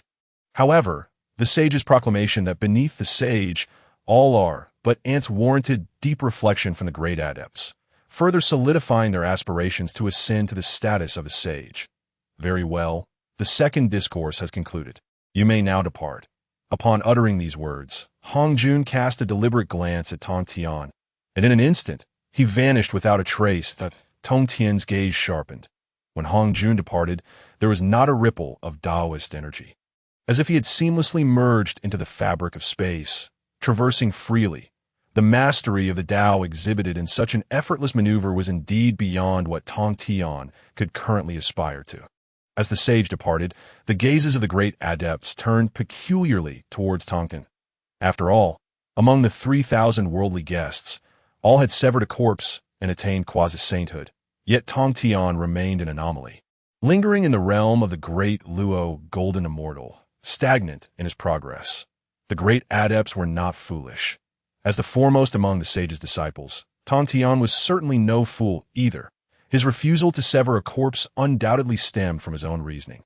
Though the reasons remained a mystery, they suppressed their curiosity, aware that prying into another's secrets was an affront, especially towards a formidable figure like Tongtian. "Tongtian, why do you not sever your corpse? Do you harbor reservations regarding the method of severing? Is that why you hesitate to break through to quasi-sainthood?" Yuan Shi, formerly one of the three pure ones, inquired bluntly, an air of superiority evident in his tone. Upon hearing this, the flames of gossip ignited within the hearts of the assembly, and they lingered, eager to hear Tongtian's response. Moreover, news of the schism among the three pure ones had already reached the wilderness, yet the reasons for their division remained shrouded in mystery. Confronted with Yuan Shi's assertive inquiry, Tongtian's expression remained impassive, his tone frigid. Yuan Shi, it would be wise for you to refrain from probing into my matters. Should you wish to delve deeper, be prepared to face the consequences. Tongtian, you dare speak to me in such a manner. This is sheer insolence. Yuan Shi's countenance grew cold, and he flicked his sleeves, departing with haste, unfazed by the inquisitive gazes of the other great adepts. Tongtian maintained his composure and departed, heading towards the eastern sea of the wilderness. His departure caught the attention of two individuals, who exchanged knowing glances and nodded in unison before following in Tongtian's footsteps. Tongtian traversed the chaos, step by step, moving towards the wilderness. At present, Tongtian's strength could no longer be encapsulated by the label of Great Luo Golden Immortal, though he had not severed a corpse. His power was undoubtedly at the quasi-saint level. The various tribulations of chaos posed no threat to him whatsoever. Additionally, the 12-petaled pure world White Lotus supported Tongtian, shielding him from all calamities, ensuring that not a single harm could befall him. As Tongtian journeyed, he suddenly found himself ensnared within a temporal trap, surrounded by a dense array of temporal shards. Beings of lesser strength would likely be shredded into dust upon contact. Nonetheless, the 12-petaled pure world White Lotus, as a supreme innate spiritual treasure, possessed the most formidable defensive capabilities. The IT successfully repelled all assaults from the temporal trap, merely causing ripples to flicker before being shattered by the protective barrier of the Lotus. I never anticipated encountering a temporal trap here. However, this is the weakest trap I have ever encountered. Tongtian surveyed the surroundings with indifference, pondering whether some fellow Taoist was jesting with him. You should release the trap and allow me to exit, lest I dismantle this grand formation and ensure that you suffer the consequences. His voice was calm and confident, resonating within the temporal trap, where no echoes could be heard, only an expanse of endless darkness. For those with weak willpower, the oppressive atmosphere would likely lead to a collapse of their very souls, as they perpetually endure the onslaught of darkness, compounded by the intricacies of time within the trap. Time fluctuated rapidly, slowed down, or aligned with the external world, and even a single moment could possess three distinct temporal characteristics. A wavering resolve would render one susceptible to being consumed by the darkness. However, Tongtian remained unfazed by these temporal traps. After all, it is not an innate temporal trap, but one imbued with a fierce aggressiveness. This trap, however, is perceived by Tongtian as incapable of inflicting harm upon him. Thus he pays little heed to the orchestrators behind it. The very design of such a grand formation reveals the weakness of its creators, failing to pique Tongtian's interest. Consequently, he leisurely sits upon the 12th rank pure world White Lotus. Safeguarded by its purity, unperturbed by the petty attacks of lesser beings, the heart of the formation, two figures conspire in secrecy. Upon witnessing Tongtian's relaxed demeanor, 3 lines of distress appeared on their foreheads. Tongtian has grossly underestimated us. Confronting a temporal trap of such peril, he shows no seriousness. Did he not fear being ensnared in the chaotic abyss? The tall, slender Taoist, incensed by Tongtian's demeanor, felt utterly powerless against him. The haggard Taoist reassured, "Why must you be angry, junior brother?" Naturally, Tongtian should maintain vigilance in the face of danger. It simply does not manifest on his countenance that he seeks to deceive you into believing he has relaxed his guard, thus allowing for a potential strike. In this manner, we can expose the orchestrators without lifting a finger. The haggard Taoist slowly articulated his perspective. Though somewhat far-fetched, the tall Taoist was inclined to accept this notion. It seems Tongtian is indeed searching for our location. I have truly underestimated him. The tall Taoist, brimming with confidence, knew full well the considerable effort expended in crafting this grand formation. Let us wait. Once Tongtian has exhausted his energy, it shall be our moment to act. The treasures possessed by Tongtian are countless, ranging from superior to exceptional quality. Truly, it stirs my envy. The tall Taoist had long coveted the treasures held by Tongtian. Now, with the opportunity at hand and having the advantage in power, it is only natural to see some benefits from him. Moments later, the sound of snoring echoed through the silent temporal trap, causing the mouths of the two conspirators to twitch. The tall Taoist scoffed. Is Tongtian sleeping? Is he not observing the focal point of the formation to locate an escape? What is this absurdity? The haggard Taoist, unable to bear the sight, began to question the claim of Tongtian being the foremost under the saints. The tall Taoist continued, "Brother, Tongtian is brazenly mocking us if we do not act soon. He will drain all our energy." Before the haggard Taoist could respond, Tongtian spoke first. "I say, Zhuanti and Jiayin, have you two set up a trap but are still so hesitant? To not dare act on your own turf is truly embarrassing for you." Tongtian derided Jinti and Jiayin, evidently aware of their involvement. "If you do not act, I shall take my leave, that I hope you will not obstruct me. Otherwise, my blade may not be dull. And I could use your heads for a demonstration." Tongtian's voice was cold, akin to a winter gale that froze the hearts of the mighty. With a casual swing of his sword, Tongtian tore through the formation, creating an opening large enough for a person, and strolled out with ease.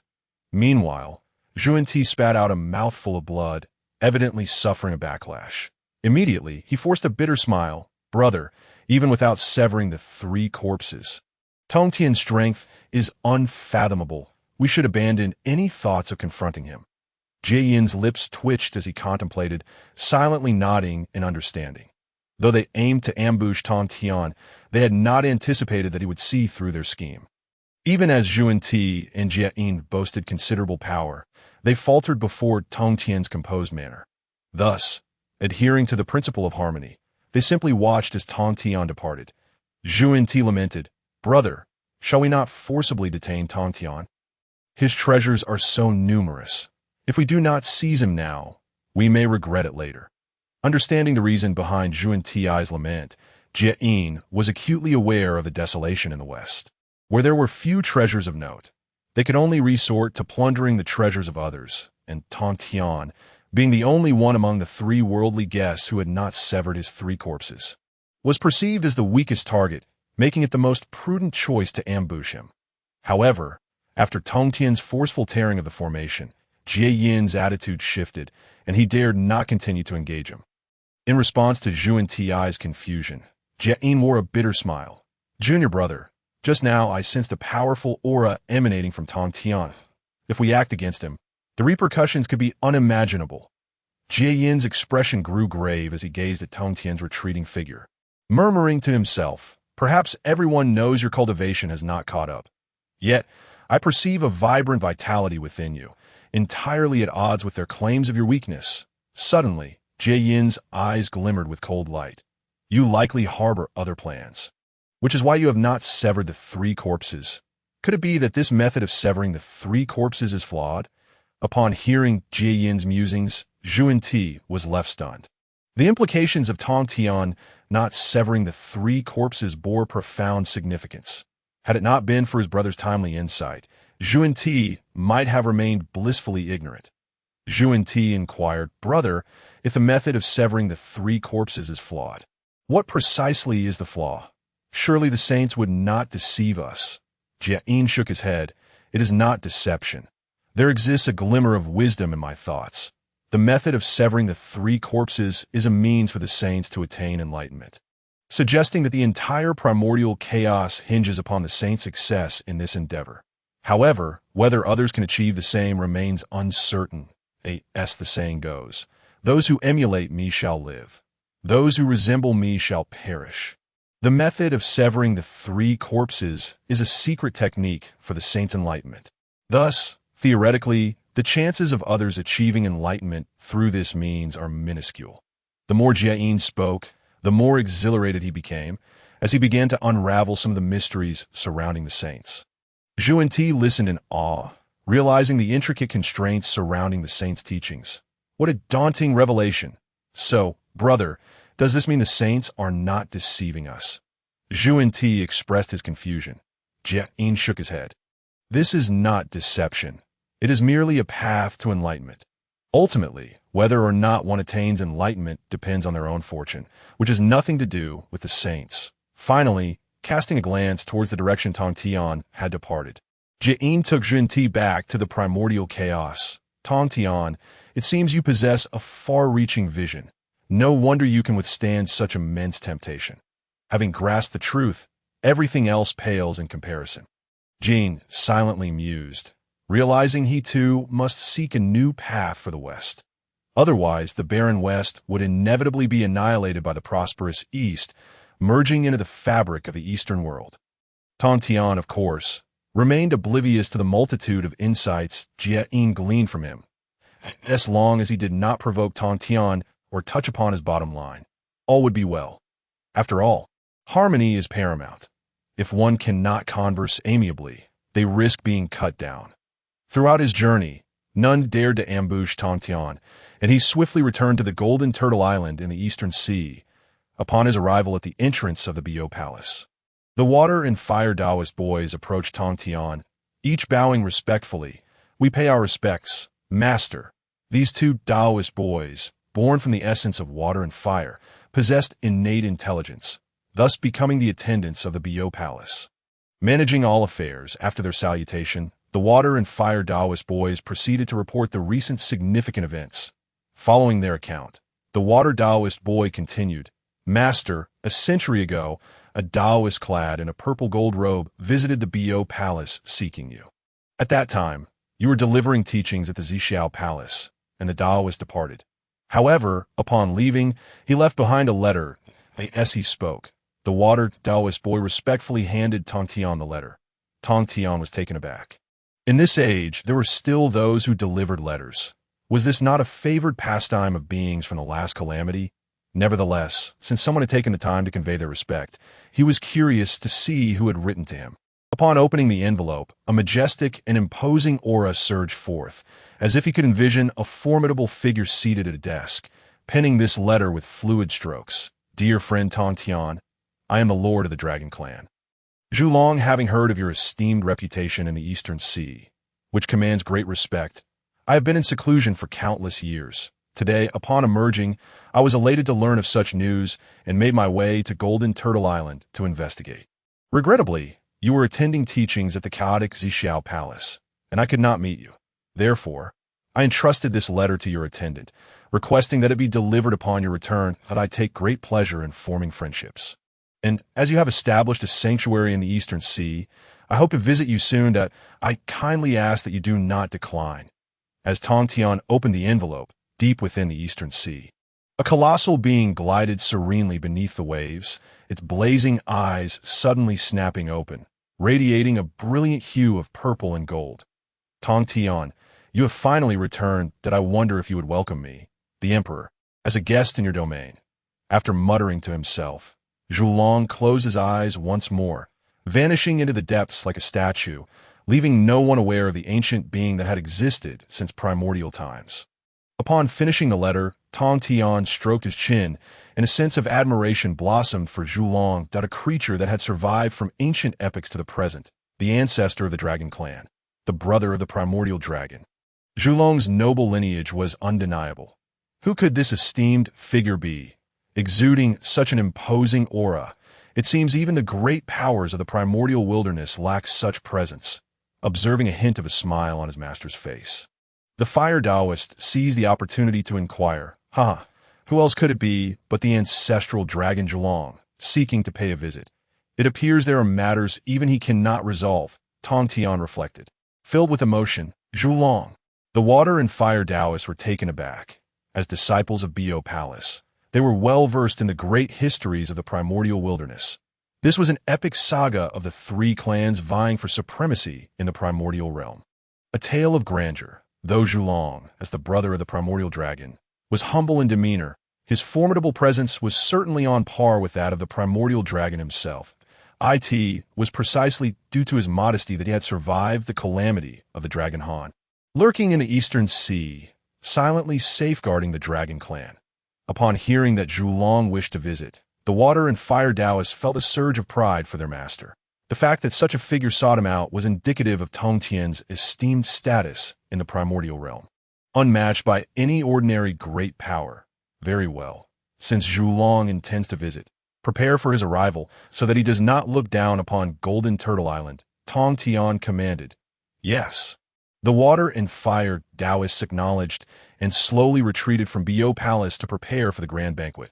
Zhulong, the master of the Eastern Sea Dragon clan, was coming to pay his respects to Tongtian.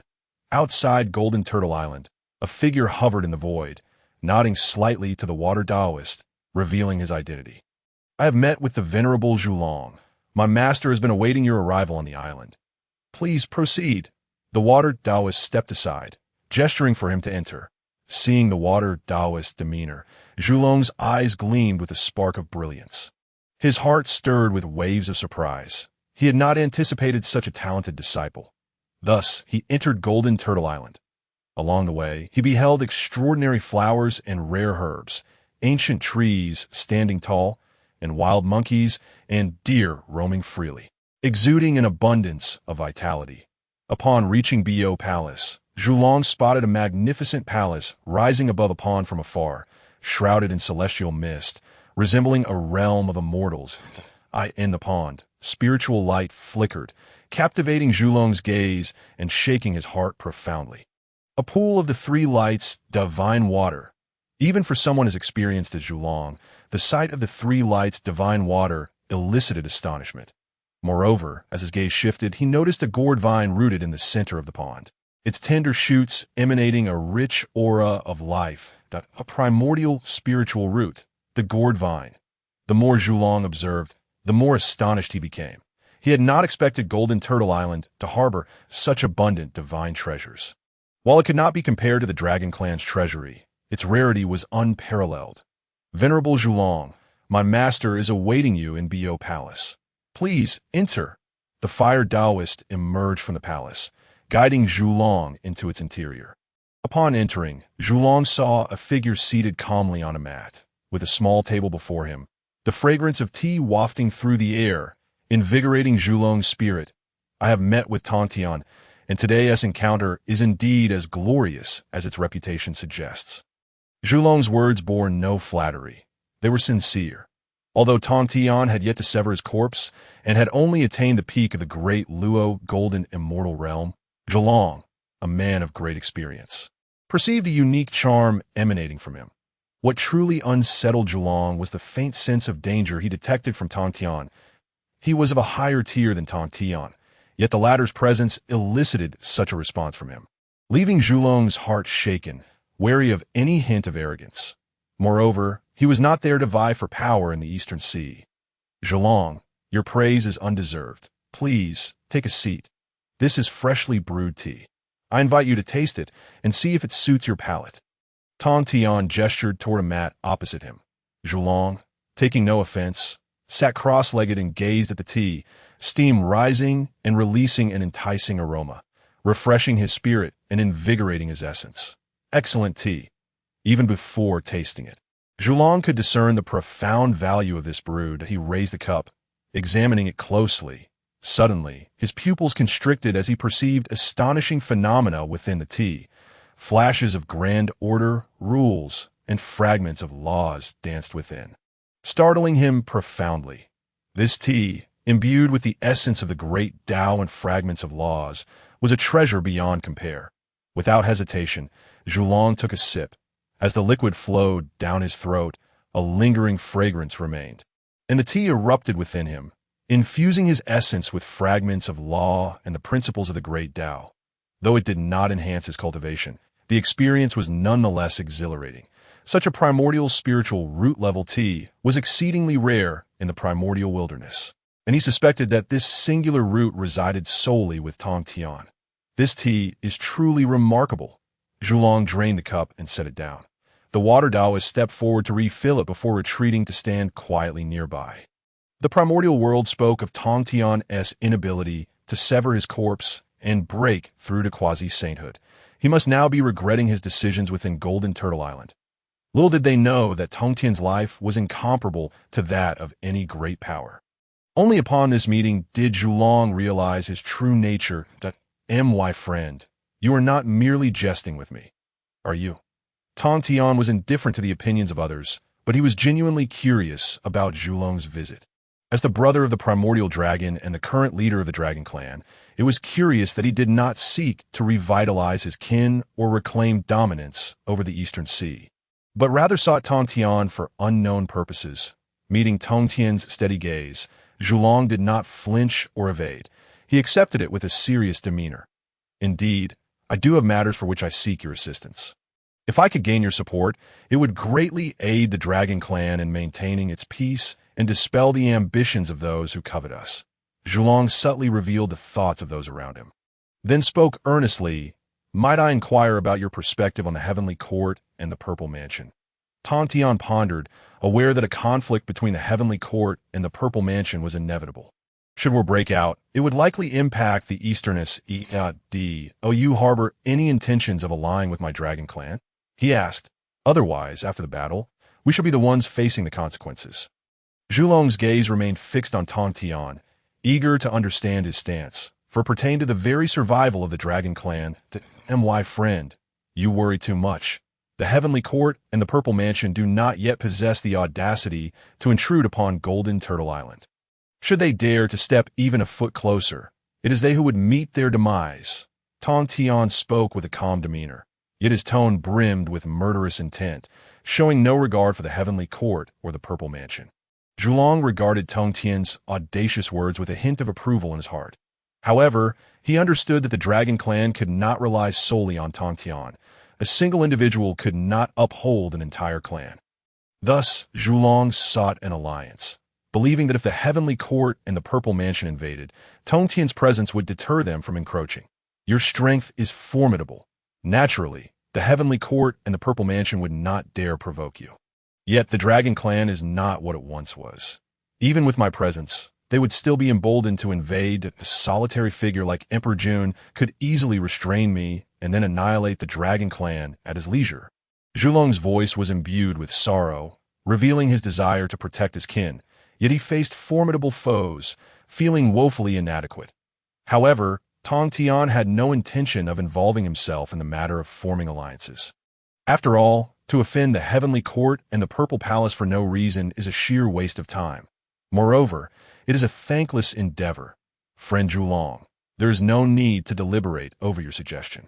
Tongtian picked up a teacup, took a sip of tea, and continued. The Dragon Clan possesses its own unique way of fate. Forcibly intervening would be of no benefit to me. Zhulong gazed intently into Tongtian's eyes, comprehending his perspective.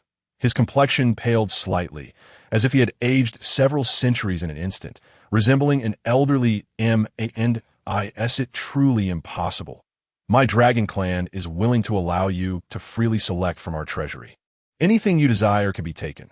The Dragon Clan-esque treasury is a repository of divine artifacts, spiritual treasures, and various forbidden tools accumulated over countless ages. It is indeed a treasure trove left behind by a lineage that once dominated an era. The most formidable among the three primordial clans. Even the Phoenix and Shilin clans cannot rival the Dragon Clan's might. During the cataclysm of the Dragon Han, it was only through the alliance of the Phoenix and Shilin clans that they could barely contend with the Dragon Clan. Illustrating the immense power the dragons wielded in the last calamity, such a storied lineage bequeaths an inexhaustible wealth of treasures. Furthermore, Zhulong has offered Tongtian the freedom to choose, relinquishing the initiative to him. It could be said that Zhulong has already made significant concessions.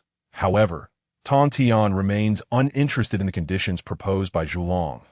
He possesses the finest spiritual treasures and techniques, and with further cultivation, he could rival Pangu himself. Why seek distant prospects when he already is close at hand? Zhulong observed Tongtian, sensing his disinterest in the Dragon Clan's treasury. Frowning in bewilderment, he could not fathom why Tongtian remained unmoved. The Dragon Clan's treasury harbors endless spiritual treasures and divine artifacts. Zhulong vowed that they would surely captivate Tongtian. Yet, Tongtian remained skeptical of his words. Realizing this, Zhulong spoke earnestly. Friend Tongtian, among the treasures in my Dragon Clan's treasury, there are indeed items that would undoubtedly satisfy your tastes. Allow me to share them with you. The 9-tiered Demon Tower, a spiritual treasure born alongside the demon ancestor Lu, though somewhat damaged, retains the potency of a superior innate treasure. It can ensnare living beings, only to be reduced to ashes by the 9 heavens' demonic flames in mere moments. The god-slaying spear? Wait. Suddenly, Tongtian sprang to life, halting Zhulong, his gaze ablaze with intensity.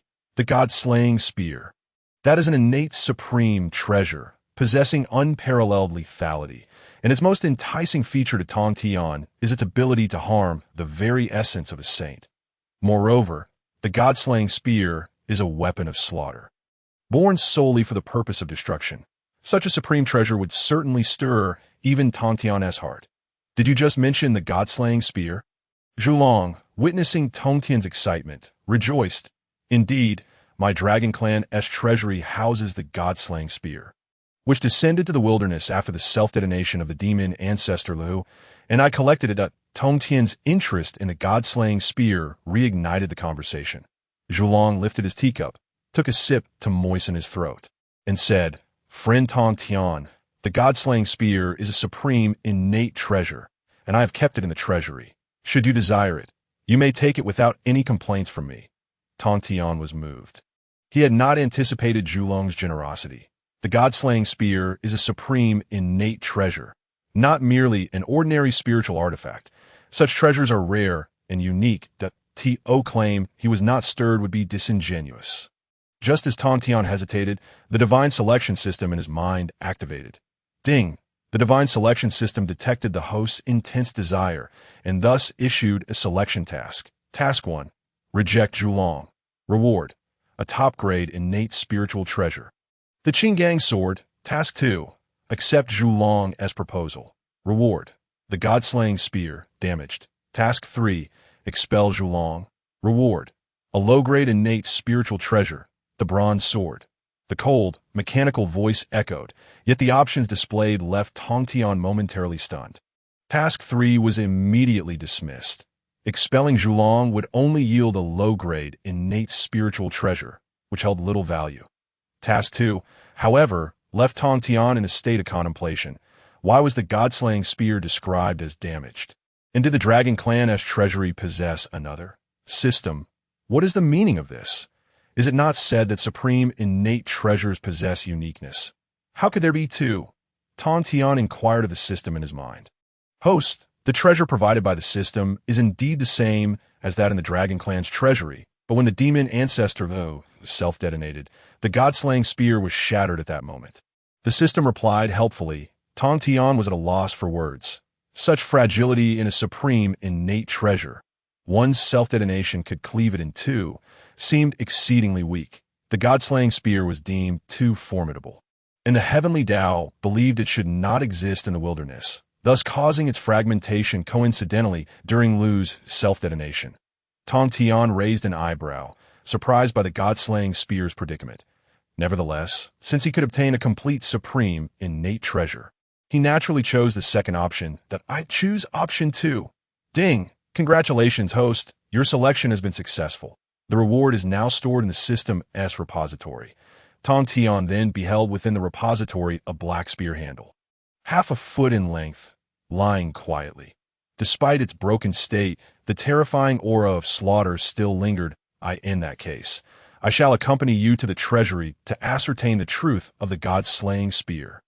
Tongtian feigned deep contemplation before slowly addressing Zhulong. Zhulong, witnessing Tongtian's eventual agreement, was filled with immense joy, rising from his seat to bow deeply. Your action, my friend, bestows a protective veil upon the Dragon Clan. As long as you can lend us aid in our time of peril, it suffices. Zhulong expressed his delight, aware that he could not forcibly bind Tongtian to the Dragon Clan's worship, hence his diplomatic words. Soon he noticed Tongtian gazing at him with fervor.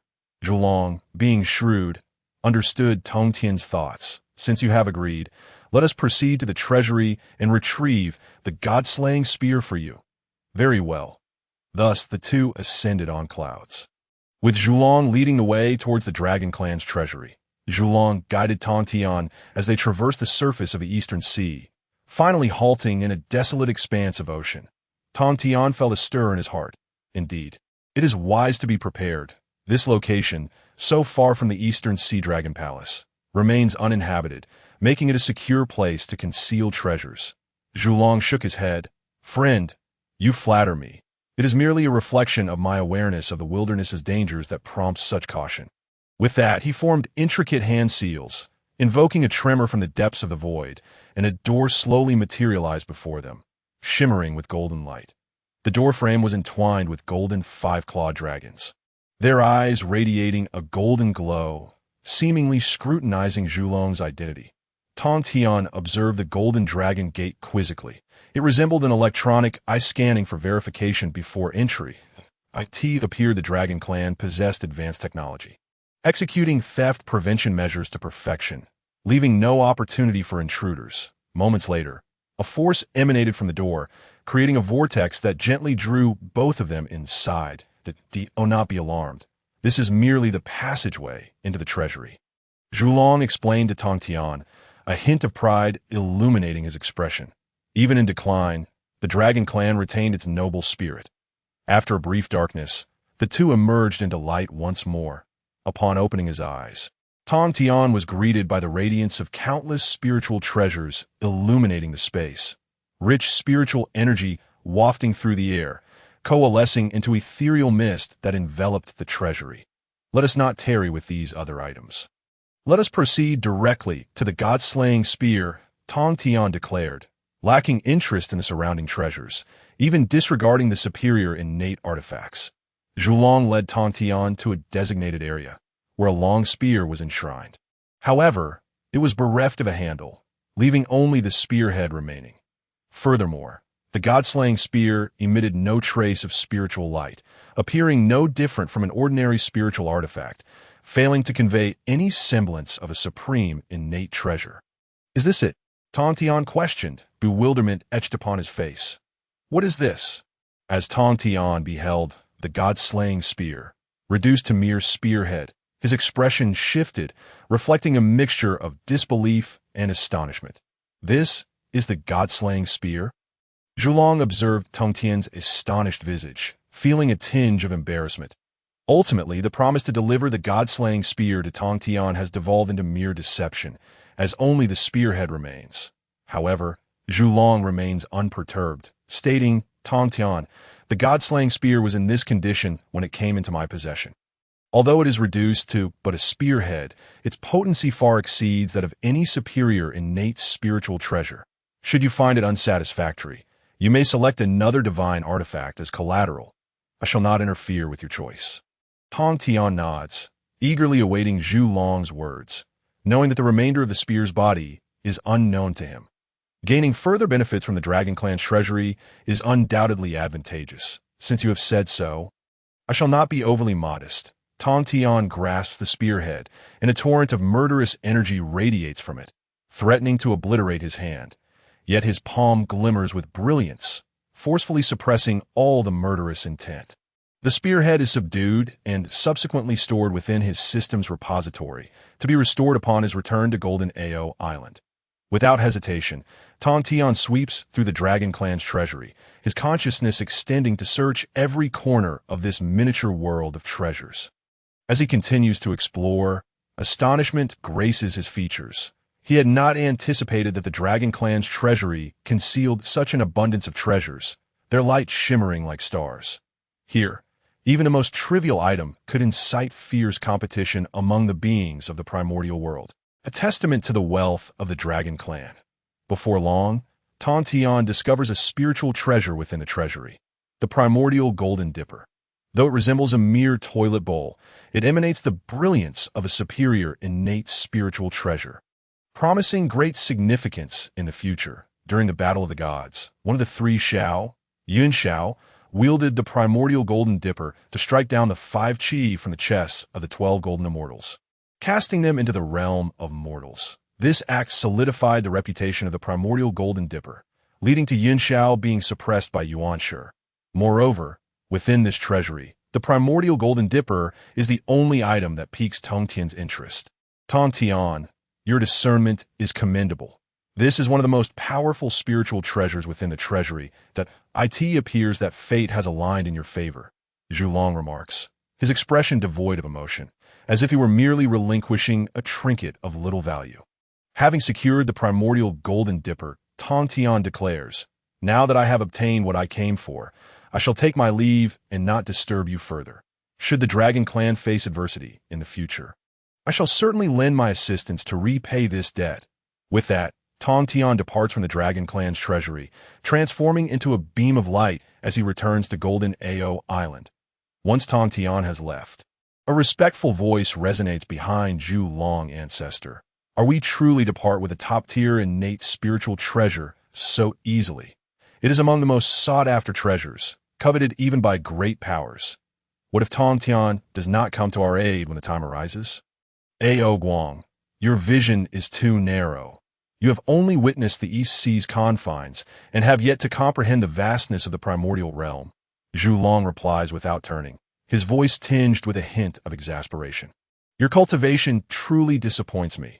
After so many years of training, you remain merely at the Daluo Jingxian level, unable to elevate the other dragon offspring. Though the Dragon Clan has fallen from grace in recent years, they must not lose their fighting spirit. Ao Guang, the Dragon King of the East Sea, trembles at Zhu Long's anger and responds respectfully, "Ancestor, we have been powerless. The Dragon Clan's fortune has been shattered, breaking the myth of our invincibility. Even some dragon offspring have lost their fighting spirit. If you were to intervene and reclaim leadership of the Dragon Clan, your power would surely restore us to our former glory." As Ao Guang speaks, his excitement grows, his eyes glimmering with hope as he gazes intently at Zhu Long, eager to discern whether the ancestor desires to reclaim control over the Dragon Clan. In response to Ao Guang's inquiry, Zhu Long falls silent, seemingly envisioning a figure suspended beneath a transformative jade disc, surrounded by the rules of the Tao, with the sun, moon, and stars revolving around them. Akin to the center of the universe, Hongjun. This name reverberates in Zhu Long's mind, for it holds great significance. Hongjun has attained the status of an indestructible sage.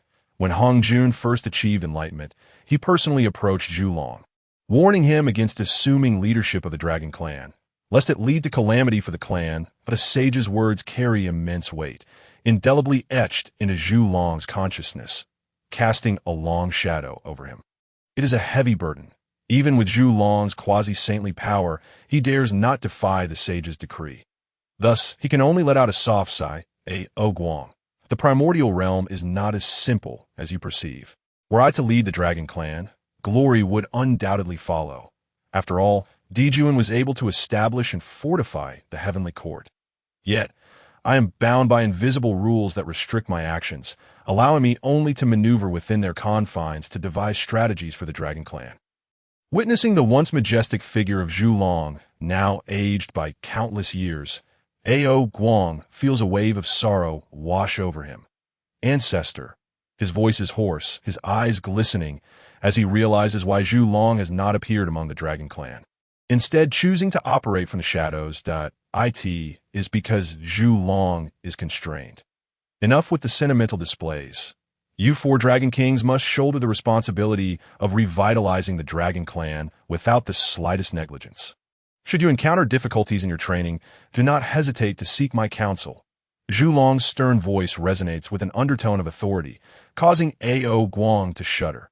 Yes, with that, Zhu Long observes Ao Guang leave. And he himself does not linger in the treasury, retreating back into the depths of the East Sea to conceal himself. Meanwhile, Tongtian departs from the East Sea Dragon Palace and swiftly returns to Golden Ao Island. There, he encounters a striking figure seated in the void outside Golden Ao Island, enveloped in radiant light, appearing to await someone. Tongtian's astonishment. This individual is none other than the Western Queen Mother, who has come to Golden Ao Island. Tongtian, aware of his enmity with the Eastern King and the unresolved animosity with the Purple Firmament, is taken aback by the Queen Mother's unexpected visit. Does she seek to confront him? Uncertain, yet unafraid, he approaches her. Queen Mother, what brings you to my Golden Ao Island? Tongtian, the Western Queen Mother awakens from her meditative state, her gaze sharp yet devoid of malice. As if harboring no animosity, I come to discuss a matter with you. Will you not invite me into Golden Ao Island for a thorough conversation? Tongtian, suspicious yet resolute, regards the Queen Mother, uncertain of her intentions. However, confident in his own domain, he replies, "Please, do come in." As she enters Golden Ao Island, the Queen Mother, much like Zhulong, is visibly astonished, for the treasures housed within surpass those of the purple firmament. This revelation truly astonishes her, that it is noteworthy that the purple firmament is a formidable power in the primordial realm, having been bestowed the title of supreme male immortal by a sage, attracting countless beings to its fold and propelling it to prominence as a favored faction among the primordial beings. Even though the Heavenly Court and the Witch Clan possess great strength, they lack the endorsement of a sage. Thus, the primordial beings gravitate towards the purple firmament, which boasts a sage's backing. Despite Tongtian having bested the Eastern King, elevating his own reputation, the primordial beings still opt to excuse the Eastern King in light of the latter's connections. The sage's endorsement serves as the greatest advertisement, compelling primordial beings to choose the purple firmament as their first allegiance. The rapid expansion of the purple firmament's influence has made it increasingly powerful. For the Western Queen Mother, the second in command of the purple firmament, to seek counsel from a former enemy is truly perplexing to Tongtian. As they settle in the Bo Palace, Tongtian prepares a cup of tea for the Western Queen Mother, the steam swirling around them. The Queen Mother soon realizes that Tongtian is a veritable treasure trove, capable of producing astonishing items at any moment. Western Queen Mother, may I inquire what you seek from me? As the second in command of the purple firmament, is there truly anything in the primordial realm that could pose a challenge to you? Tongtian takes the initiative to question her that it is not necessarily a bad thing. For you, it could very well be a fortuitous occurrence, though I wonder if you possess the courage to act. With an unyielding demeanor, Zhuangmu spoke calmly. Do tell. After I was conferred the title of the foremost among the female immortals by the sages, the atmosphere of the primordial world shifted dramatically. Even Dong Wenggong was blinded by power, consumed by thoughts of territorial expansion and unification of the primordial realm. Zhuangmu expressed her doubts with remarkable composure. I suspect that this turmoil has been orchestrated by the divine beings, who wish to incite chaos in the primordial world. Tongtian gasped inwardly. He had not anticipated that Zhuangmu, appearing as a mere ornament, could discern the thoughts of Hongjun, a remarkable insight. However, Tongtian maintained his composure and raised his cup, questioning, "How can you so casually slander the sages? Are you not concerned that they might seek retribution against you?" "Indeed, I am," Zhuangmu replied candidly. Yet Tongtian could detect no trace of fear upon her countenance. Nonetheless, the sages need us. Even if they are aware that we have seen through their intentions, it matters little, for they have bestowed upon us abundantly. Even if we perceive their schemes, we shall feign ignorance. Ultimately, the outcome is merely a transaction of mutual benefit. Tongtian regarded Zhuangmu with newfound respect, astonished by her clarity of thought. It truly opened his eyes. After a moment of contemplation, he inquired, "What brings you to seek me? Are you perhaps intending to forge an alliance?" "Not entirely," Zhuangmu replied with unflappable serenity, revealing the Jingshi bowl and placing it upon the table. The luminous artifact shone brilliantly, akin to a rare treasure. As Zhuangmu carelessly set it down, "I have come today to present this item to you in exchange for your assistance." Tongtian smiled but refrained from claiming the Jingshi bowl, stating, "There are numerous formidable beings in the primordial realm, many of whom possess greater power than I. Moreover, your prowess surpasses mine. What could I possibly offer to aid you? It would be a jest. I trust my judgment, and yet I find myself unable to penetrate the depths of your true nature." As she spoke, Zhuangmu leaned forward, her hands pressed upon the table, her gaze locking onto Tongtian's. Her breath brushed against his face, creating a tingling sensation. "Moreover, compared to other powerful beings, your integrity shines brightly.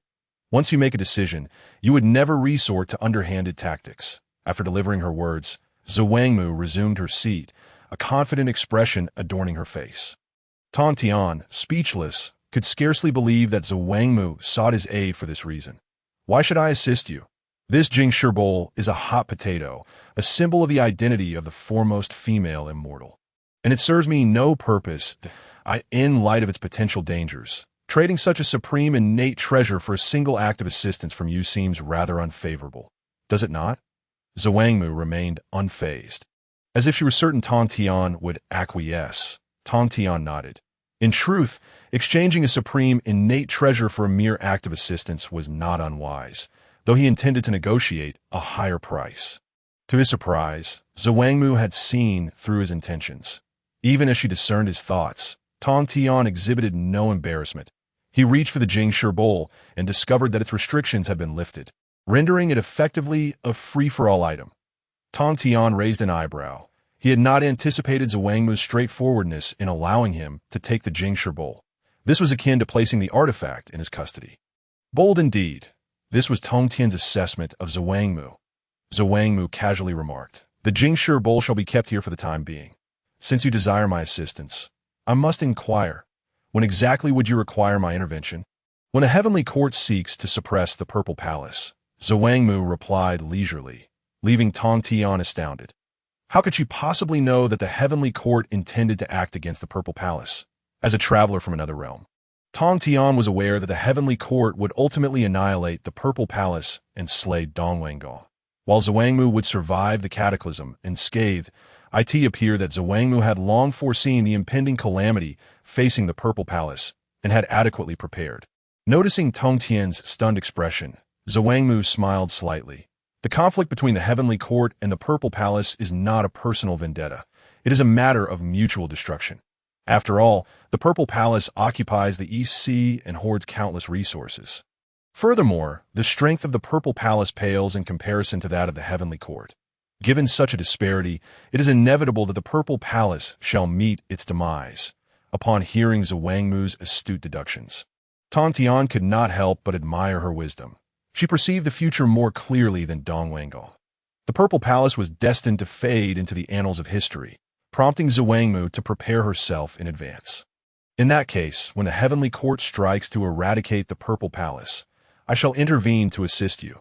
This shall be the reward for the Jingshi bowl. Tongtian grasped the bowl, spinning it on his finger before finally stowing it away. Since we have reached an agreement, why not engage in a discussion of the Tao?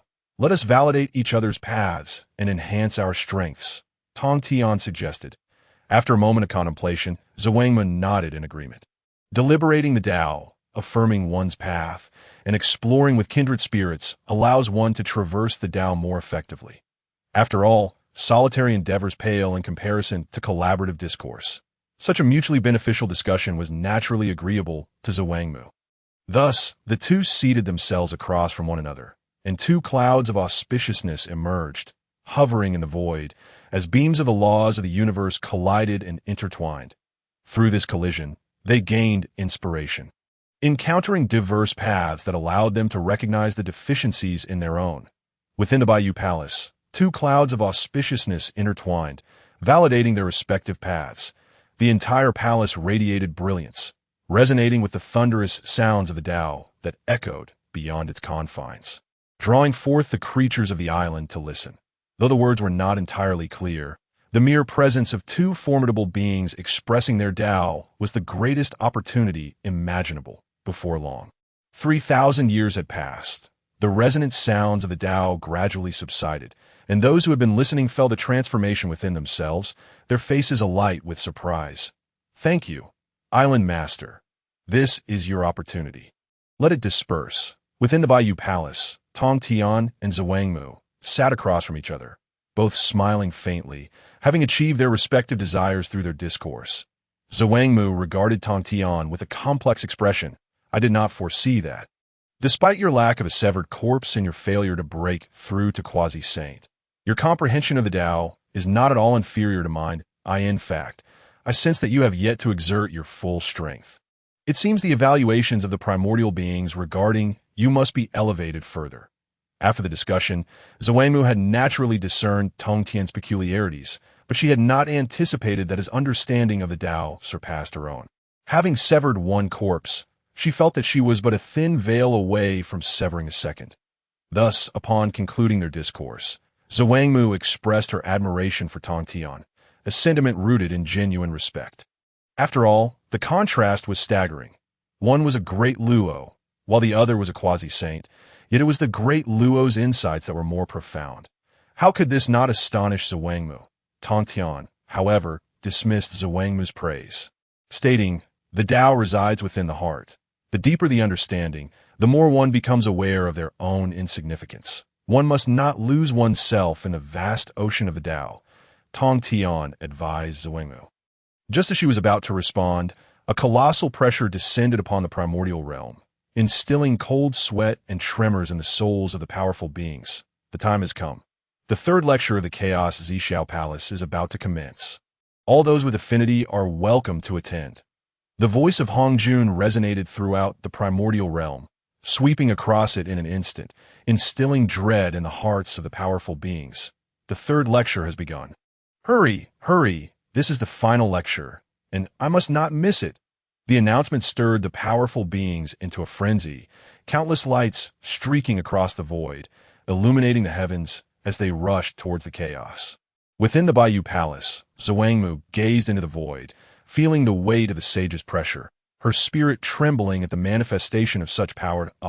The third lecture is commencing. We should also make our way. Zhuangmu quickly composed herself and spoke to Tongtian. There is no objection. Thus, Tongtian once again produced the 12-grade Pure World White Lotus, which expanded to accommodate 2 individuals within its bloom. Let us depart. Tongtian invited the Queen Mother of the West to join him aboard the 12-grade Pure World White Lotus, thereby increasing their speed. Little did they expect to ride such a supreme, innate spiritual treasure in this lifetime. The Taoist brother truly exuded magnificence, eliciting envy from the Queen Mother of the West. It is merely a trifle. If the 12-grade Pure World White Lotus is not put to use, it will rust away in the storage bag. Tongtian replied nonchalantly. The Queen Mother of the West fell silent. Soon, propelled by the speed of the 12-grade Pure World White Lotus, they tore through the chaos and arrived at the Purple Cloud Palace. However, upon witnessing Tongtian in the company of the Queen Mother of the West, the great powers present were taken aback. The Eastern King harbored a deep-seated grudge against Tongtian, and the conflict between the Purple Mansion and Tongtian was relentless. Yet here was the Queen Mother of the West, alongside him. The great powers exchanged glances, each discerning the flames of gossip in the other's eyes. This was indeed a monumental revelation. One could only imagine the fury that would engulf the Eastern King upon witnessing this scene. Tongtian and the Queen Mother of the West together implied that the Eastern King had been betrayed. To think that the Queen Mother of the West harbored feelings for Tongtian was utterly shocking. The news swiftly spread among the myriad worldly guests, soon reaching the Eastern King. Upon hearing this revelation, his eyes widened in fury. Did the Queen Mother of the West not recognize her relationship with Tongtian? How could she be so close to him? Was she intent on driving him to madness? The Eastern King, with a darkened expression, strode towards Tongtian. Come, let us witness the spectacle. A confrontation between the Eastern King and Tongtian is imminent. The Eastern King, feeling betrayed, found himself engulfed in a storm of emotions.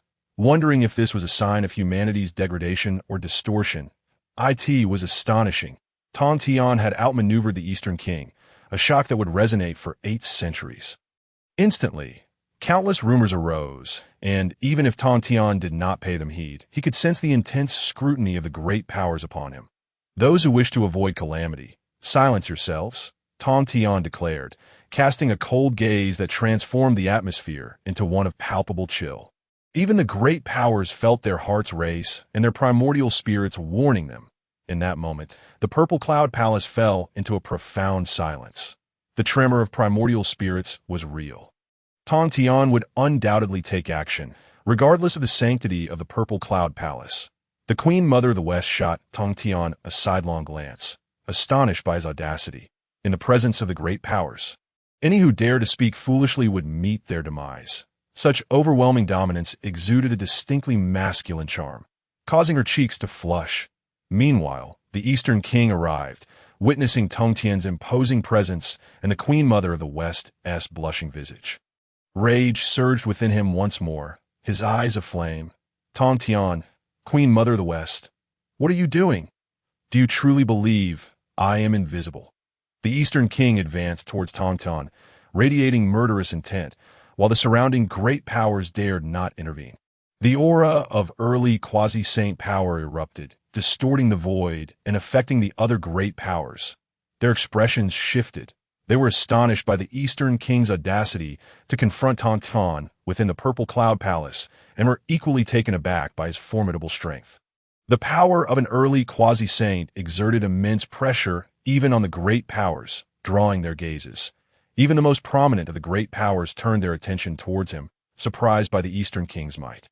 However, they soon remembered his backing from the Purple Mansion, acknowledging that a slightly higher cultivation level was to be expected. Nonetheless, they were eager to see how Tongtian would extricate himself from this predicament. After all, Tongtian was merely at the level of a great Luo golden immortal, a vast chasm away from the quasi-saint realm.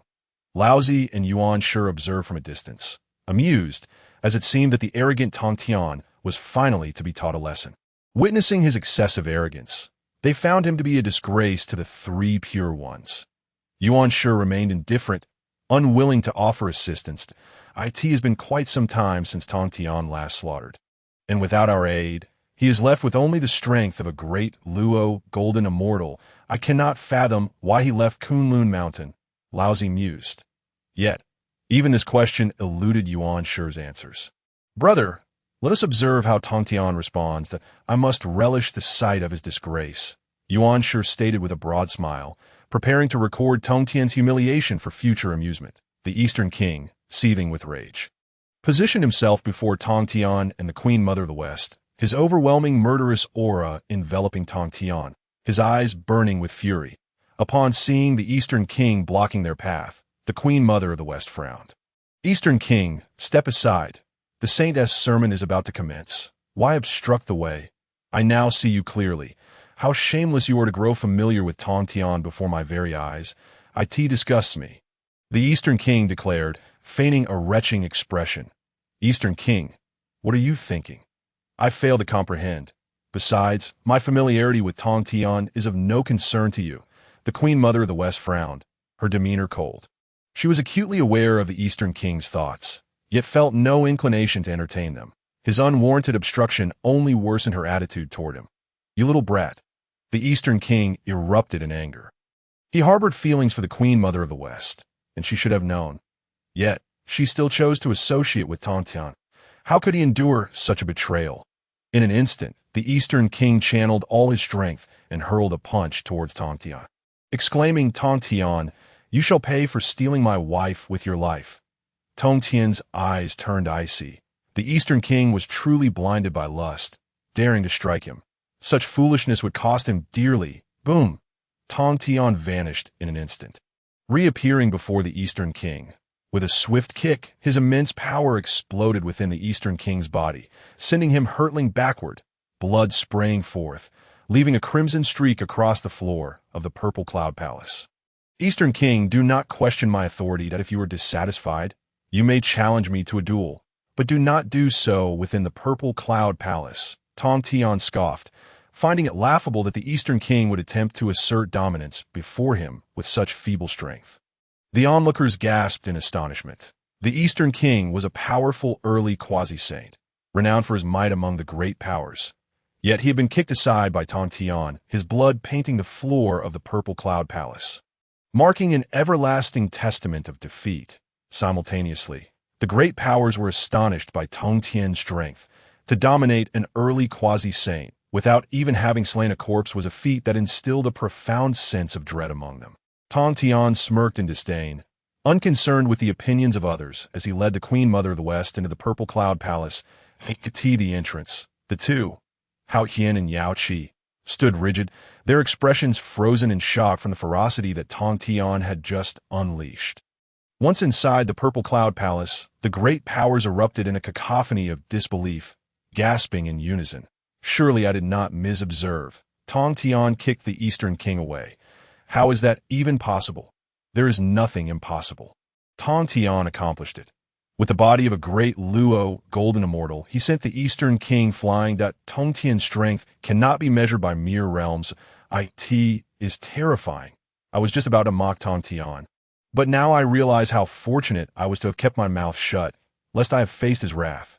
Indeed, the most astonishing aspect is that Tongtian assaulted the Eastern King, Yet the saint did not intervene. Could it be that the saint has imposed silence? The great powers engaged in fervent discussion, marveling at Tongtian's might, before proceeding into the purple cloud palace. Brother, Tongtian's power has escalated at an alarming rate, Yuan Shi remarked, eyes wide. Laozi could only manage a resigned smile, realizing he had been proven wrong. Ultimately, only the Eastern King remained, sprawled upon the ground as all others entered the purple cloud palace. After a lengthy pause, the Eastern King's body trembled slightly, his voice dripping with malice. Tongtian, Queen Mother of the West, you shall pay a price for this. Having said that, he composed himself, wiping away the blood before stepping into the purple cloud palace. Yet as he entered, he could feel countless gazes upon him. This time, however, the Eastern King maintained his composure, walking silently to his seat. Before long, the figure of the Honorable Saint Hongjun appeared upon the Tao platform, as though he had never left. Pay your respects to the saint. The mysterious presence of the Honorable Saint Hongjun had long become second nature to the great powers. There is no need for such formalities. The voice of the honored one, Hongjun, resonated like a thunderous bell, echoing throughout the palace and awakening the consciousness of every mighty being present. He then commenced his sermon, whether it was an illusion or reality. It seemed that during his discourse, Hongjun cast a glance at Tongtian. As the sage spoke, extraordinary phenomena unfolded in the heavens and earth, enveloping the entirety of the Zixiao Palace. During the third sermon, the teachings conveyed the essence of the sage's path, profound and enigmatic. It was a challenge for those lacking extraordinary insight to grasp the quintessence of the Dao. In that moment, several powerful beings found themselves dumbfounded, unable to comprehend the teachings despite their status as the pinnacle of the primordial innate divinities, renowned for their exceptional understanding. Yet this time, the sage's discourse on the sage's path eluded their understanding entirely. As time passed, the number of those bewildered grew increasingly numerous. The sound of the Tao hung in the air, evoking a spectrum of emotions among the mighty beings. Some wept, others laughed, some rejoiced, and others mourned, reflecting the myriad states of human existence within the Zixiao Palace. Moreover, one of the 12 ancestral witches, Hutu, arrived, albeit without the company of the other ancestral witches. Even Hutu, however, found herself unable to comprehend the sage's teachings. Relegated to absorbing spiritual energy and honing her physical form to enhance her own strength. The scene of Tongtian displaying his formidable might, using his physical body to send the Eastern King flying, replayed vividly in Hutu's mind. As she meditated upon this within the unique setting of the Zixiao Palace, she caught a faint glimpse of the Tao's traces. Although minuscule, this realization filled Hutu with exhilaration. Soon, 5 millennia passed, and many mighty beings fidgeted restlessly, sighing in relief as the discourse finally came to an end. Yet for those who had grasped the teachings, their thirst for knowledge remained unquenched. They yearned for the sage to elaborate once more. After 5 millennia of preaching, the third sermon concluded, with no further teachings to follow. Each individual was left to cultivate and comprehend on their own. As for how much of the sage's words they could comprehend, that was all they would receive. As Hongjun's voice faded, Hutu abruptly rose, bowing respectfully. Dare I ask, honored one, what lies ahead for my witch clan? Hutu inquired reverently, her eyes filled with anticipation as she gazed upon Hongjun, eager for a response. Given that the witch clan lacked a primordial spirit, understanding the Tao necessitated an innate mastery, allowing for gradual cultivation. Thus, Hutu fervently sought to discern the future of her clan. In response to Hutu's query, Hongjun furrowed his brow, letting out a soft sigh. The ancestral witches are formed from the essence of Pangu's blood, amalgamated with the primordial chaos of the earth, inherently devoid of a primordial spirit.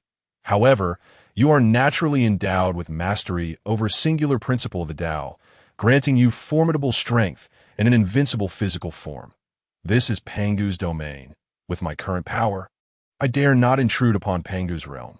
Perhaps you might seek out Pangu's remnants. You may find your answers there. Upon hearing this, not only did Hutu gasp in astonishment, but the mighty beings were equally taken aback. The very existence of Pangu's remnants within the primordial realm was a monumental revelation. Many mighty beings' eyes lit up with determination, contemplating potential plans. Initially believing there was no answer, Hutu felt immense gratitude towards the sage for providing such a pathway. "Thank you, honored one." Hutu bowed deeply and withdrew. Before the mighty beings could pose their inquiries, Hongjun spoke again, "That I have imparted teachings upon the primordial realm. All those with affinity may come to listen. Now that the 3 sermons have concluded, my teachings have not yet been fully conveyed. Henceforth, I shall accept 6 personal disciples." The announcement stirred a great commotion among the mighty beings. The prospect of becoming a personal disciple of the sage was a matter of significant importance. With the sage as their backing, who would dare to challenge them? It was akin to possessing a talisman of protection, and the mighty beings were filled with covetousness. However, many among them possessed sharp insights and quickened their primordial spirits. Noticing the 6 mats arranged beneath the Tao platform, in that instant, they realized that these mats were specifically designated for the 6 personal disciples, a decision likely made long ago and only now revealed. Yet, the astute mighty beings refrained from voicing their thoughts, fearing the sage's wrath. Nonetheless, prior to the sage's announcement, they still had the opportunity to vie for favor. "Honored one, my elder brother is the ruler of the heavenly court, endowed with great fortune, presiding over the celestial realm. It would be most fitting for him to be a personal disciple of the sage." Tai was the first to stand, respectfully extolling the virtues of Emperor Jun. His demeanor resembled that of a salesman, eager to promote his brother. Tai directly championed Emperor Jun, for to become a personal disciple of Hongjun was to possess an unparalleled advantage, an unprecedented backing in the primordial realm. To be a disciple of the sage would grant one immense stature. Thus, Tai actively marketed Emperor Jun, hoping to secure his brother's position as a personal disciple of the sage. The other mighty beings were caught off guard by Tongtian's boldness. Cursing inwardly, yet they continued to promote themselves, striving to attract the sage's attention. "Honored one, I, the Lord of the Nether River, command the abyssal blood sea and comprehend the path of slaughter. There are few rivals in the primordial realm. I would be the most suitable personal disciple for you." Even the reclusive Lord of the Nether River yearned to become a personal disciple of the sage. In an instant, the Zixiao Palace transformed into a bustling marketplace. Devoid of the tranquility characteristic of a celestial abode, the 2 sitting beside the sage, Hao Yin and Yao Qi, stared in astonishment, taken aback by the previously haughty demeanor of their senior brothers and sisters. It was a truly eye-opening experience for them. Seated on one of the mats, Junti could no longer contain himself upon witnessing so many mighty beings speak up. He too felt compelled to request the sage's acceptance. However, as he prepared to voice his desire, he felt a tug on his sleeve and turned to find Jane shaking his head, signaling for him to remain silent and seated. Understanding Jane's intent, Junti subtly nodded in agreement. Observing the current atmosphere in the Zixiao Palace, Hongjun frowned slightly and spoke calmly. Silence. His voice reverberated like a great bell, resonating throughout the Zixiao Palace and shaking every mighty being to their core, instilling a sense of reverence for the sage's presence. Immediately, they retreated into their shells, refraining from raising their voices. Hongjuan's penetrating gaze swept across the assembly of mighty beings, his eyes sharp and divine, causing them to hold their breath in fear, too intimidated to utter a sound. Satisfied with the silence, Hongjun nodded approvingly. "The acceptance of disciples is contingent upon my disposition. It is not for you to boast and self-promote. To become a personal disciple of this sage, one must be personally chosen by me." With that, Hongjuan's gaze fell upon Laozi. "Laozi, do you wish to become my eldest disciple?" Laozi trembled, without a moment's hesitation. He stood and bowed deeply, addressing the sage with utmost respect. Disciple Laozi pays his respects to the master. Excellent. The heavenly principles are indeed numerous, and the sages are equally so. The ultimate Tao comprises 9 aspects, and the heavenly principles also encompass 9. Thus, beneath the heavenly principles, there exist 9 sages. That the smile graced Hongjuan's face, while the mighty beings listened in confusion, questioning why the sage was stating such matters when it was not the time for accepting disciples. Although perplexed, the mighty beings dared not interrupt the sage, fearing they would lose their opportunity to be chosen as a disciple. Hongjun continued unperturbed. Thus, the heavenly principles of birth 9 strands of primordial purple energy. Serving as the foundation for attaining sagehood, it can be said that possessing primordial purple energy means one has one foot in the realm of the sages. This revelation sent shockwaves through the Zixiao Palace, drawing gasps of astonishment from the assembly. They widened their eyes, for such teachings had never before graced their ears. Hongjun continued, "As my disciple, you shall receive a strand of primordial purple energy at this proclamation." The mighty beings could no longer contain their excitement. To possess primordial purple energy was tantamount to achieving sagehood, and becoming a personal disciple of the sage would grant them this invaluable boon. The sage's generosity in offering such foundational elements for ascension to sagehood was truly astounding. The temptation was palpable, and the mighty beings gazed at the sage with fervent anticipation, as if they wished to devour him whole. Upon hearing the sage's words, Laozi's mind went blank. What? Primordial purple energy is the foundation for attaining sagehood. This opportunity might very well be the greatest chance of a lifetime.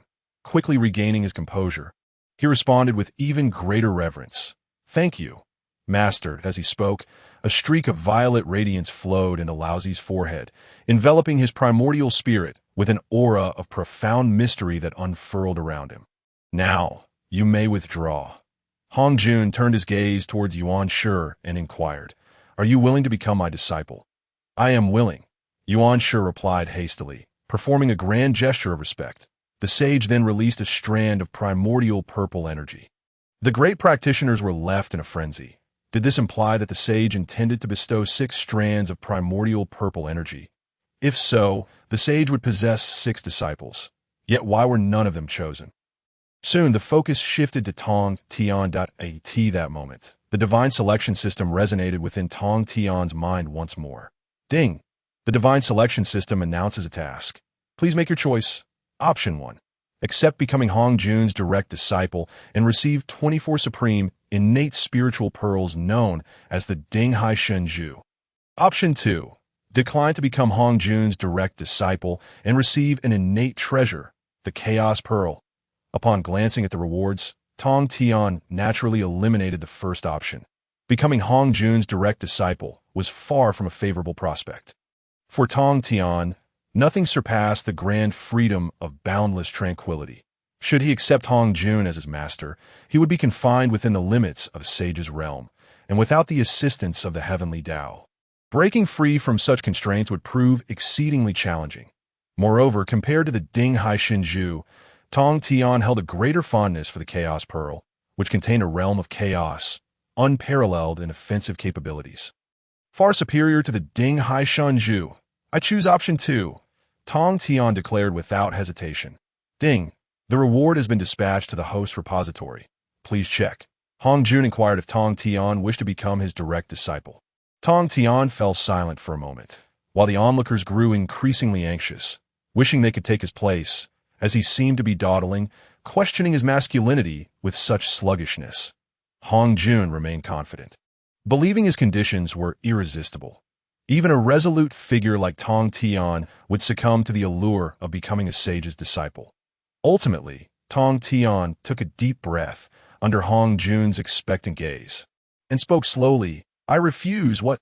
You refuse?" In that instant, Hongjun appeared as if his mind had short-circuited, staring incredulously at Tongtian, as if he had heard something utterly unbelievable. The other great practitioners were equally stunned. But they quickly recovered, realizing that while Tongtian declined to become the sage's direct disciple, they were more than willing to accept. Regardless of Tongtian's reasons for refusing the sage, his rejection opened up an opportunity for them. Moreover, the great practitioners cunningly concealed their delight, maintaining an expression of eager anticipation, so as not to reveal their glee at the sage's expense, which would surely diminish their standing in his eyes. Tongtian's refusal to become the sage's direct disciple filled the great practitioners with joy internally, while outwardly they remained composed, as Tongtian had inadvertently created an opportunity for them. However, Hongjun did not spare a glance at the great practitioners. Instead, gazing deeply at Tongtian, Even though you do not wish to become my direct disciple, this strand of primordial purple energy is fated for you. I shall bestow it upon you." In a swift motion, a strand of purple energy surged into Tongtian's primordial spirit. However, within Tongtian's primordial spirit, a phantom resembling him materialized, swallowing the primordial purple energy. This was a doppelganger obtained from the system. And Tongtian had anticipated such a move from Hongjun. Thus he had prepared accordingly. After all, the primordial spirit was the essence of life, allowing no room for error.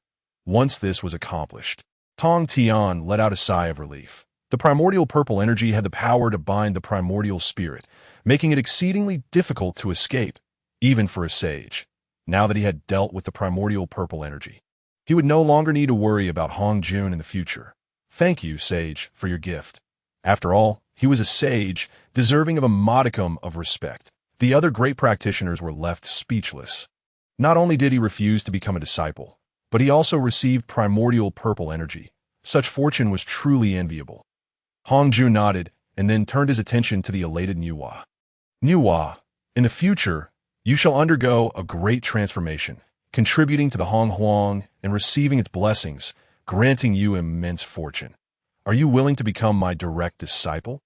"I am willing," Nuwa replied without hesitation, recognizing the gravity of the opportunity to alter her fate. "Very well. Take this strand of primordial purple energy." Nuwa accepted the primordial purple energy, her face alight with excitement.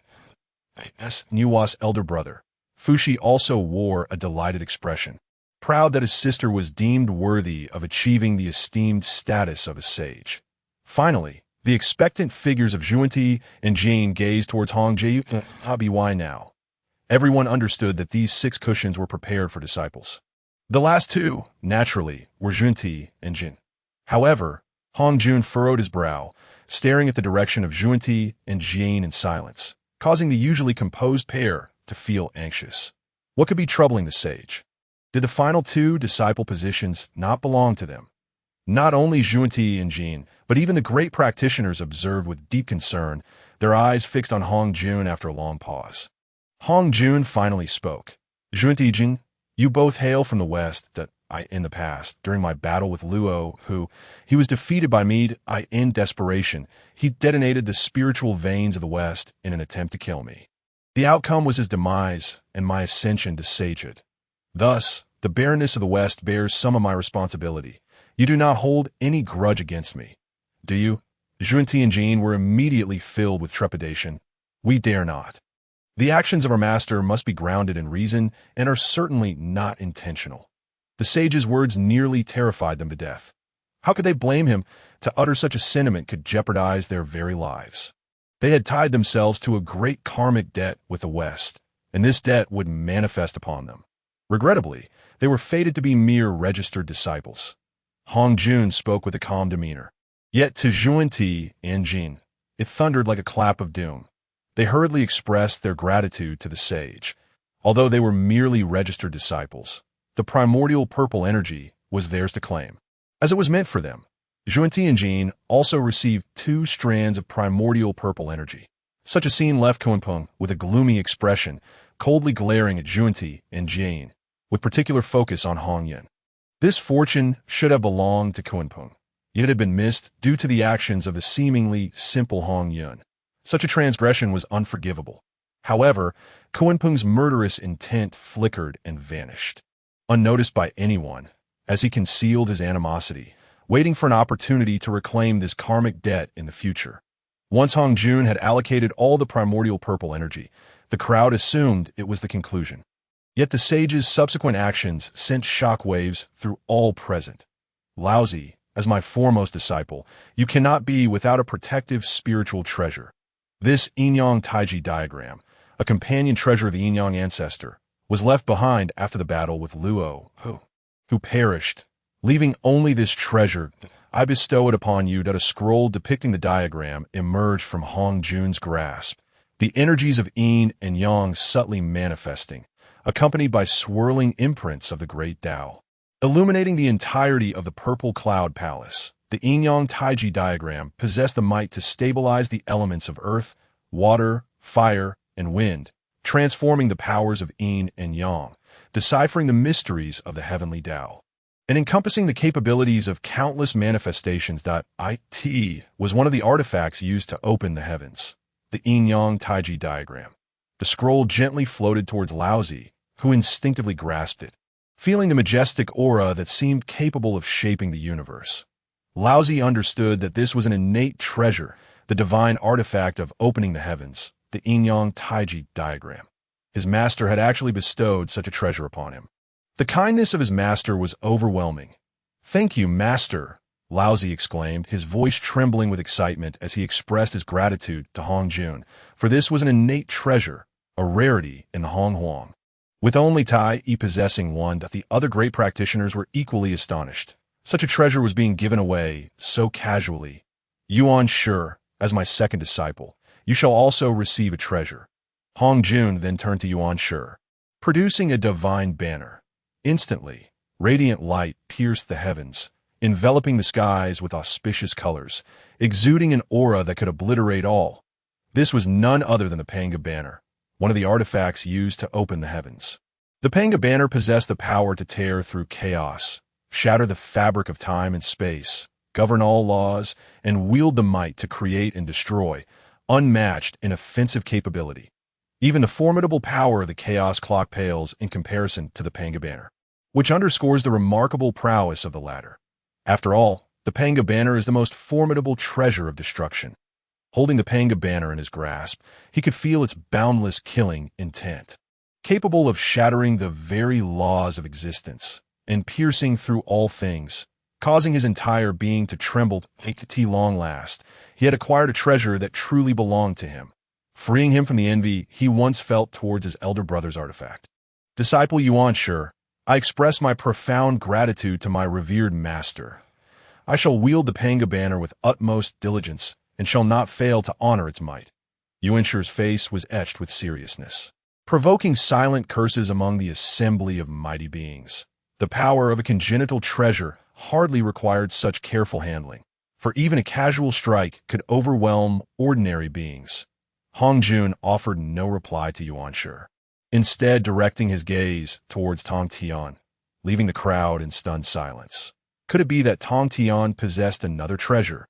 That would indeed be exceedingly unjust. Tongtian had not even undergone the formalities of apprenticeship, yet had received a strand of primordial purple energy.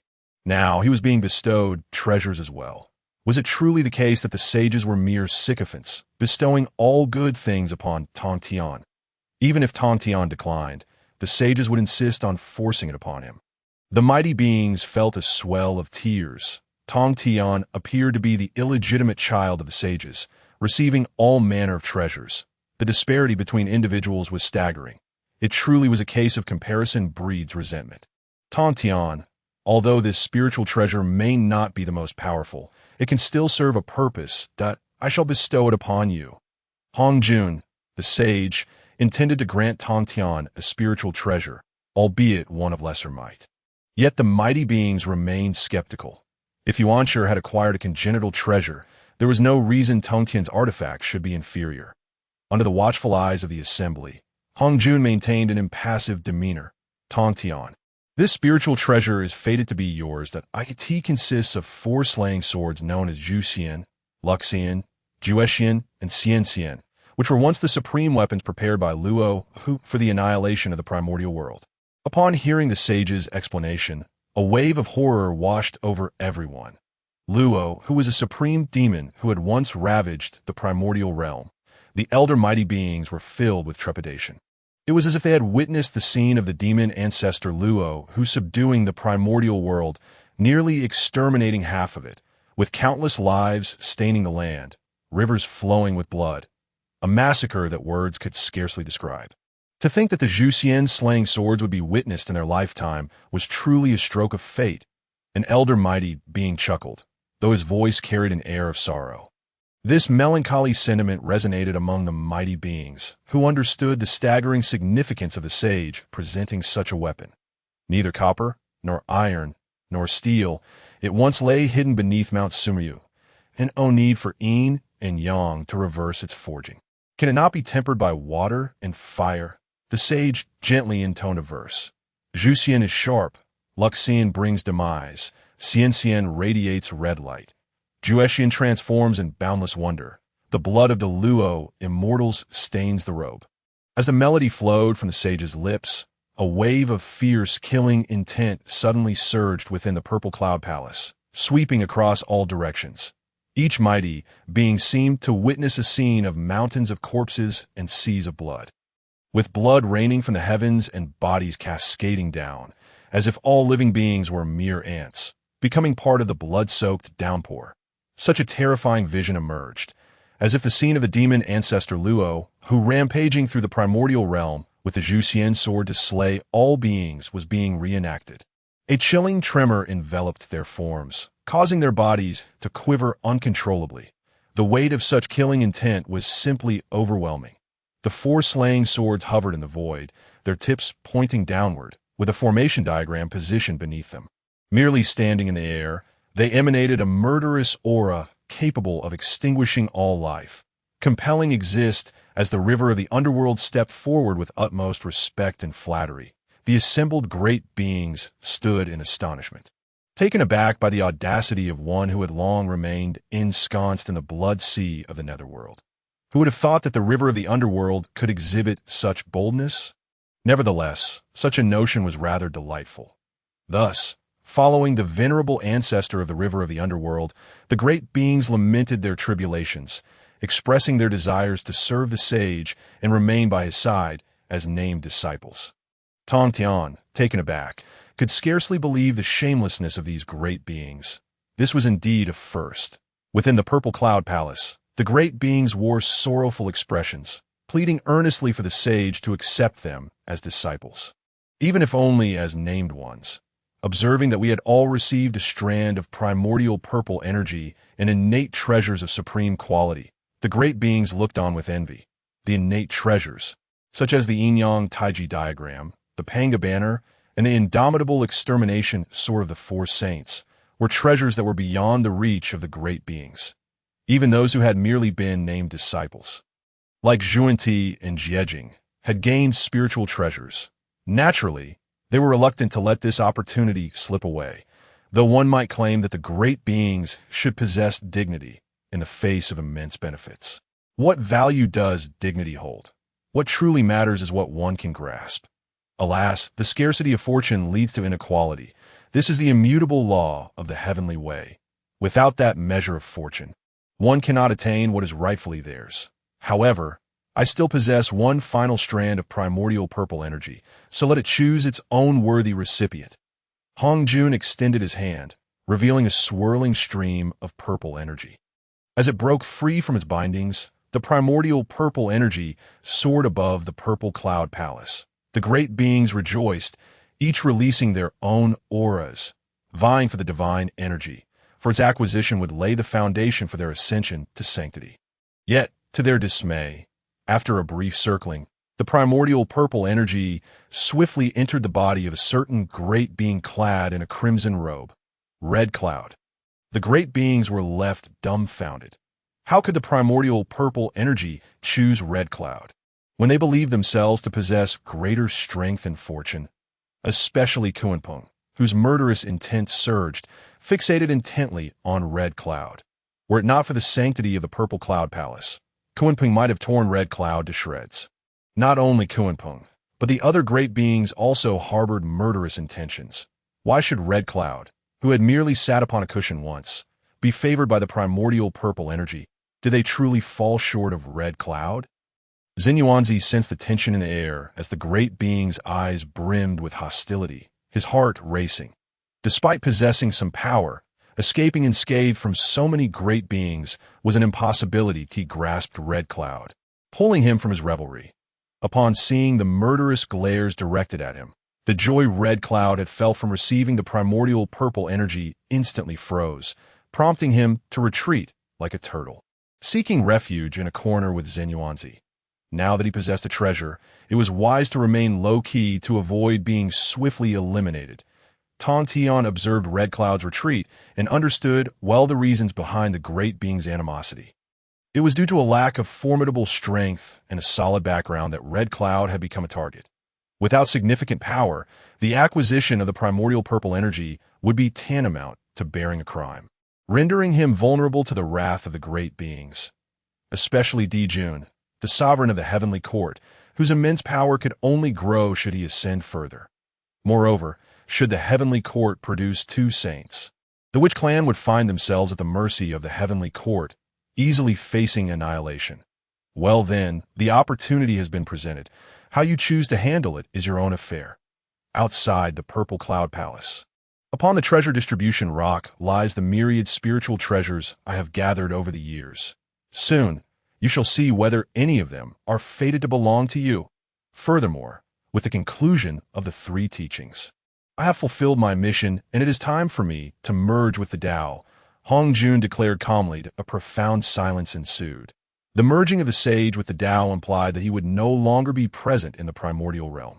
This moment heralded the dawn of the era for the great beings, and one wished for a being capable of dictating their fates to loom over them. With the sage merging, it was indeed the age of the great beings. However, such thoughts must remain unspoken. It sufficed for them to be acknowledged internally. Master, you cannot depart. After you leave, how shall we seek your guidance? I cannot bear the thought of your absence, Zhuanti cried, tears streaming down his face. The others silently cursed Zhuanti's shamelessness for attempting to evoke sentimentality at such a critical juncture, yet they too sought to flatter, questioning if anything was amiss, just as they were about to speak. Hong Juan's expression darkened. With a wave of his hand, everyone found themselves outside the purple cloud palace. The gathering exchanged glances. Having been ejected before they could even offer their praises soon, they beheld a stone formation resembling a small mountain, radiating spiritual light embedded within the treasure distribution rock, restrained by a force of prohibition, awaiting a fated individual. This must be the treasure distribution rock spoken of by our master. The abundance of spiritual treasures is truly eye-opening, remarked one great being, his eyes wide with astonishment as he scanned the scene, estimating the presence of thousands of spiritual treasures, all emanating innate radiance. These treasures were of the innate level, and the mere sight of them sent ripples of excitement through the hearts of the great beings. What a treasure! A mighty figure with horns upon his head laughed heartily, striding towards the treasure distribution rock. His hand outstretched, he attempted to seize the entire formation, transforming it into a colossal grasp. The other great beings exchanged glances, hesitating to act immediately, curious to see if he could indeed claim it all. With a resounding thud, his hand crashed onto the treasure distribution rock, unleashing a cascade of radiant energy that instantly tore through his grasp and struck him fiercely. The sound of cracking filled the air as his hand was injured, blood flowing freely, causing him to stumble back, eyes wide with alarm. Though wounded, the injury was not grave and healed swiftly. It appeared that the treasures upon the treasure distribution rock could only be acquired through fortune. Brute force yielding no results, concluded the great beings. Consequently, they unleashed their own energies, summoning their respective spiritual treasures to soar from the rock. Streams of light burst forth without hindrance. The great beings, elated at obtaining the innate treasures, recognized their potential as vessels for slaying foes or as formidable tools in battle, their value immeasurable. Suddenly, the great beings stood in astonishment as streams of light surged forth from the treasure distribution rock, akin to a torrent, hurtling towards Tongtian, hundreds of spiritual treasures gleaming brilliantly. Furthermore, their quality was exceptional, even surpassing that of some great beings' treasures. Such fortune was indeed unparalleled. The great beings could only twitch their lips in disbelief. Comparisons among individuals were truly futile. Even Laozi and Yuanshi had only procured dozens of treasures, fewer than Tongtian. It was evident that Tongtian had acquired the most treasures from the treasure distribution rock. With just a single action, he had reached heights unattainable by others. That Tongtian's fortune was so formidable that even without seeking the sage's guidance, he was gifted primordial purple energy and the extermination sword. And now he had amassed such a plethora of treasures, one could not help but question whether Tongtian was truly favored by fate. Before he could finish his thought, a chilling gaze fell upon him, silencing him instantly. Suddenly, a powerful aura erupted from the purple cloud palace, 3,000 Tao laws swirling, the pressure of the heavenly way descending upon them, palpable even from tens of thousands of miles away. Within the purple cloud palace, Hongjun sat upon the Tao platform, his previously indifferent expression transforming into one of cold detachment, exuding a sense of supreme authority and an aura of impartiality. I have merged with the Tao. Hongjun responded within his heart, subsequently transporting Haotian and Yaoqi out of the purple cloud palace. The moment they emerged, they transformed from their youthful forms into that of middle-aged individuals, one exuding grandeur, the other radiating elegance. Moreover, both had reached the early stage of quasi-saint, astonishing the great beings. They had not anticipated that Haotian and Yaoqi, under the sage's tutelage, had severed a corpse. Truly, the sage was remarkable. Even his disciples were so powerful. Haotian and Yaoqi wore complex expressions, having served beside the sage for many years. Now liberated, the complexity of their emotions was something only they could comprehend. Thank you, Master, for your providence. Two individuals reverently bowed towards the direction of the purple cloud palace, exhibiting neither arrogance due to their departure nor pride, but rather a countenance of humility. That moment, numerous divine halos manifested above the purple cloud palace, each halo appearing as a fundamental principle of the great Tao, standing majestically and imparting profound awe to the mighty practitioners. It seemed as though the onlookers transcended the confines of the purple cloud palace. Catching a glimpse of the figure of the Honorable Hongjun, a jade disc slowly ascended from the back of his head, emanating an enigmatic aura of the great Tao, harmonizing beautifully with the 3,000 divine halos above. This jade disc was none other than the disc of creation, once a primordial treasure. However, during the cataclysm of the primordial era, it was shattered by the overwhelming forces of the wilderness. The current disc of creation was a compilation of fragments collected by Hongjun throughout the wilderness, which culminated in the exquisite form before them. Upon closer inspection, one could discern a missing fragment, a hole in the disc. Observing the disc of creation, Tongtian felt a stir within. He possessed a fragment of his own, one that belonged to the Tao of time. Furthermore, as Tongtian beheld Hongjun merging with the Tao, the fragment within his primordial spirit radiated brilliance, and clusters of temporal power gradually integrated into his essence, enhancing Tongtian's comprehension of the Tao of time. Instantly, Tongtian seated himself in the void, surrounded by a halo of temporal light, as fragments of time reflected myriad worlds, revealing the past, present, and future, each unfolding before him. By heavens! The crowd, witnessing this extraordinary scene manifesting upon Tongtian, could not suppress their exclamations. Merely by observing the sage merge with the Tao, Tongtian experienced a profound epiphany, elevating his understanding of the Tao of time to unprecedented depths. Despite being great practitioners themselves, the innate sanctity of the sage rendered Tongtian's insights unparalleled. Observing Tongtian's awakening, the crowd felt a sense of urgency and turned their attention to the sage, eager to glean any opportunities from his divine presence. Among them, Yuanshi cast a glance at Tongtian, snorting softly, as a flicker of resentment crossed his eyes. As the elder brother, how could he allow Tongtian's comprehension to surpass his own? Moreover, their master favored Tongtian even more. Even without formally becoming a disciple, Tongtian possessed the Hongming Purple Qi and the Four Swords of Extermination, privileges that Yuanshi had never enjoyed. The spirit treasures obtained at the Treasure Separation Rock were but trifles compared to what Tongtian had. Now, merely by glancing towards their master, Tongtian had garnered such insights, stealing the limelight. It was evident that the master's favoritism towards Tongtian was the cause of this outcome. Tongtian, do not grow complacent. One day, I shall surpass you, Yuanshi silently vowed, then turned his gaze towards their master, hoping to grasp some profound understanding of the great Tao. Suddenly, the resounding divine halos hovering in the void began to shrink, flowing into Hongjun's being. The disk of creation radiated with immense brilliance, illuminating the primordial chaos like a radiant sun, casting forth various divine lights of the great Tao. The disk of creation stood upright behind Hongjun, emanating divine radiance, while Hongjun's figure gradually faded, ultimately dissipating entirely. Alongside Hongjun's disappearance, the purple cloud palace also vanished, leaving all mighty practitioners suspended in the chaos, awakening from their contemplations in the instant of Hong Juan's disappearance. Zheng Yuanzi and Hong Yun exhibited remarkable self-awareness, swiftly retreating into the wilderness at an astonishing speed, even before the great practitioners could react. The onlookers were left momentarily stunned. However, the actions of Zheng Yuanzi and Hong Yun averted a potential calamity.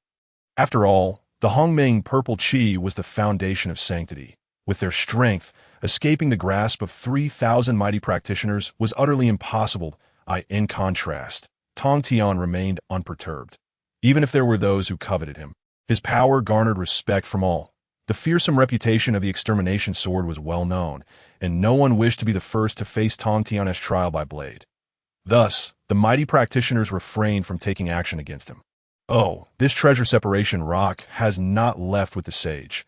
Could it be that the sage intends to bestow it upon us? Suddenly, someone exclaimed, capturing the attention of the crowd, since the treasure separation rock could bear countless spiritual treasures. It was evidently a rare treasure in itself, worthy of being claimed. Whatever it was, possessing it in one's own hands was undoubtedly the best course of action.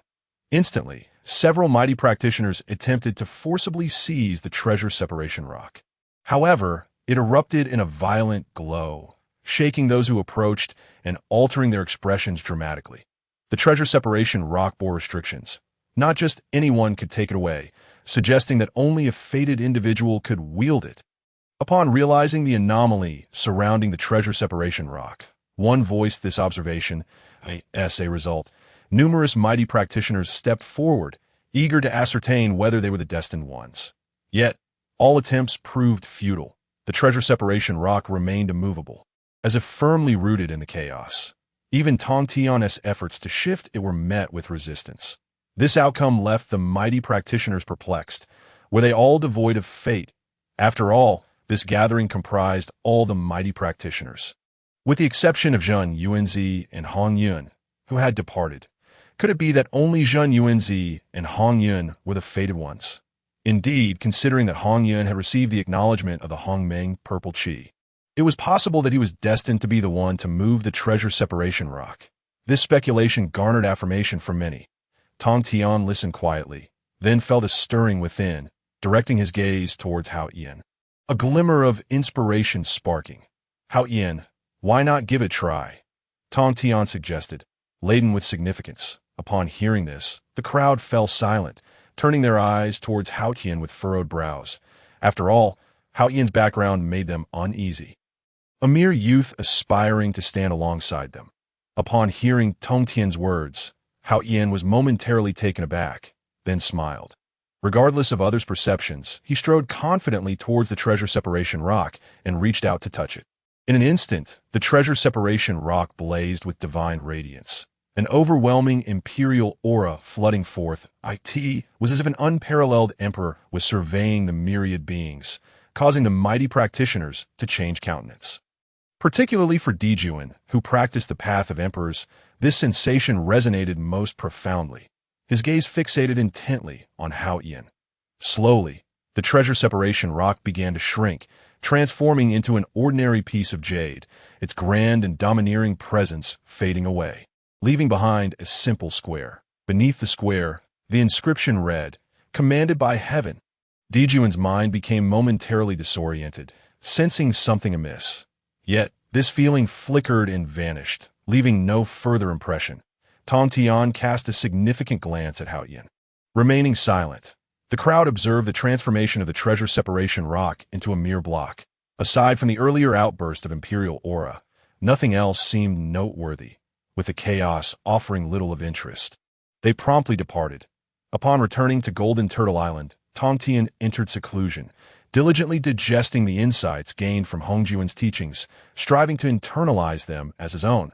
Following 3 lectures, the mighty practitioners revered Hongjuan as the Tao ancestor, the progenitor of all paths in the wilderness. One could only imagine the immense fortune this title conferred upon him. It remained uncertain whether Hongjuan could receive the fortune bestowed by the mighty practitioners after merging with the Tao. After an arduous 10,000 years of seclusion, Tongtian finally absorbed the teachings, his power solidifying further, while his understanding of the sword path and the Tao of time reached the 9th level of comprehension. Once he attained the 10th level, he would break through to the realm of Hunyuan Daoyujingxian. This was the cultivation level of the chaos demons, wielding immense power, with a physique unparalleled, reigning supreme in the chaos. Nevertheless, Tongtian's focus lay upon the sword path, with the Tao of time ultimately destined to be consumed by the sword path, becoming a part of it. After all, the sword shatters myriad paths. One must first comprehend the myriad paths before traversing from creation to annihilation. This is a process. Once this journey is completed, the extinction of all paths is but a thought away.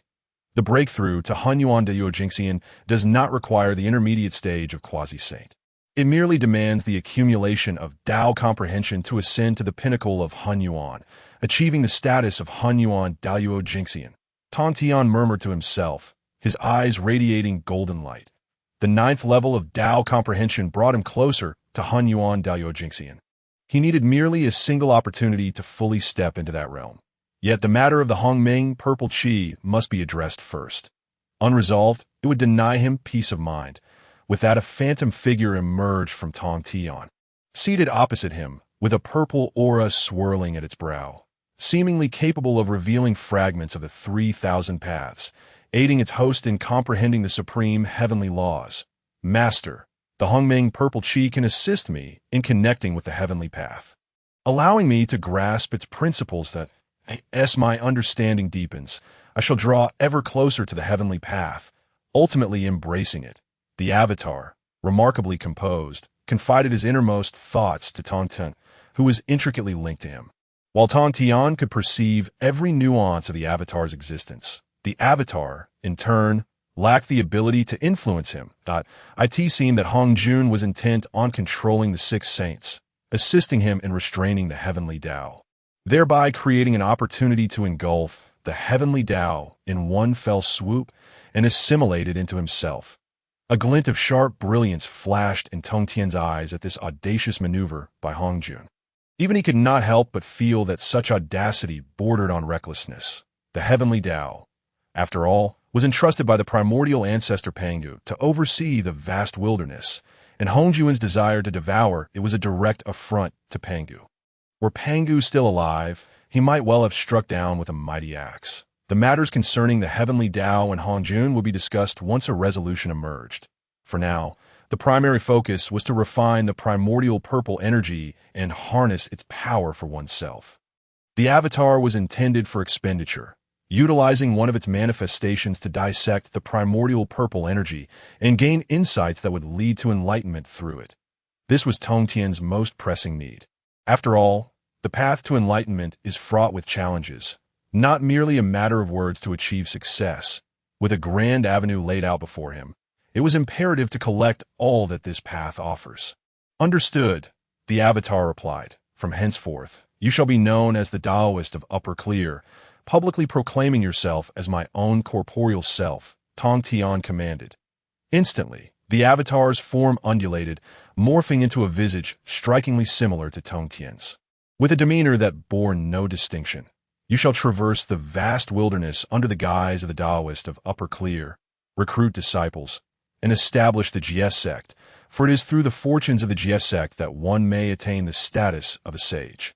After imparting a few more instructions, Tongtian allowed the Taoist of Upper Clear to retreat into seclusion for cultivation. Without the pinnacle strength of the late-stage quasi-saint, walking the vast wilderness would be perilous. The Taoist of Upper Clear found a secluded hall within the Bio Palace to pursue his training, and with the primordial purple energy in hand, his cultivation progressed as if under a divine boon.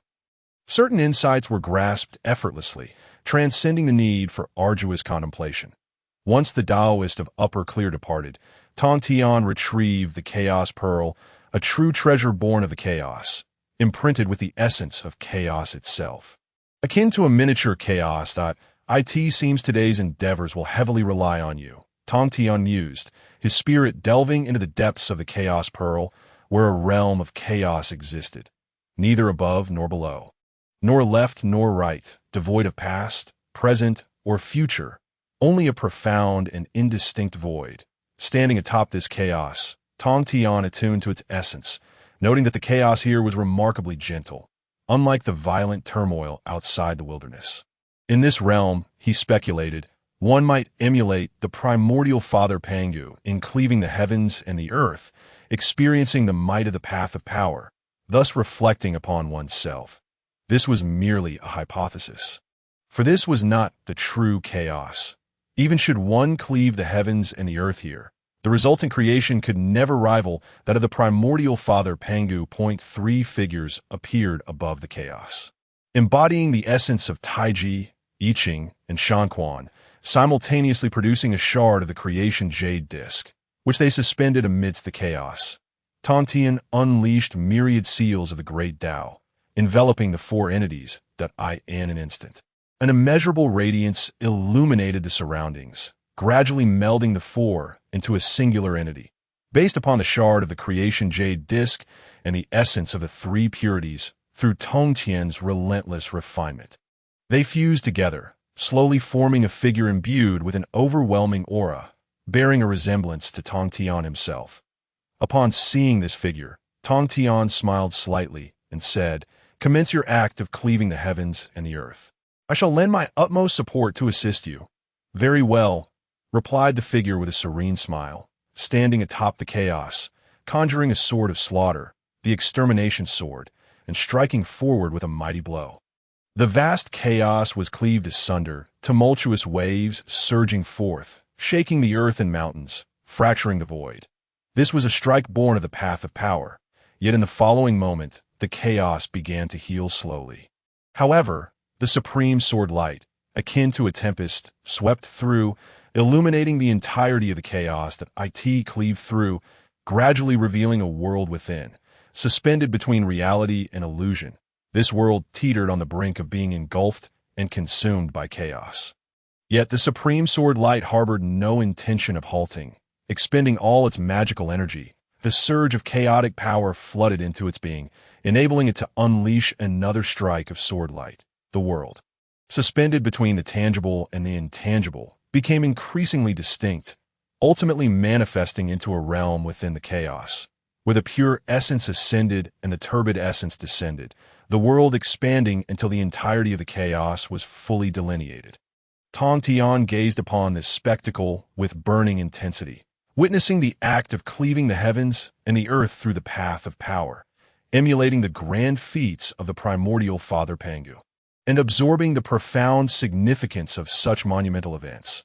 This was Tongtian's method of attaining enlightenment, the path of the sage, the path of creation, complemented by his own understanding of the laws, ultimately leading to a harmonious convergence, achieving an unparalleled avenue of enlightenment. This was the essence of Tongtian's way. Once traversed, invincibility would be within reach. With a thunderous roar, supported by Tongtian, boundless sword light shattered the chaos, carving out a grand world. Vast and unbounded, continuously expanding, enveloping the entirety of the chaos. Within the chaos pearl, a significant portion of chaos had been delineated. As the world enveloped, further expansion would render the newly birthed world unsustainable. After a moment of contemplation, Tongtian sensed the limitations of his strength, managing to carve out only half of the chaos. Yet, such a world was more than sufficient. The newly formed realm, within the void, descended countless laws of the great Tao, filling the gaps within the world.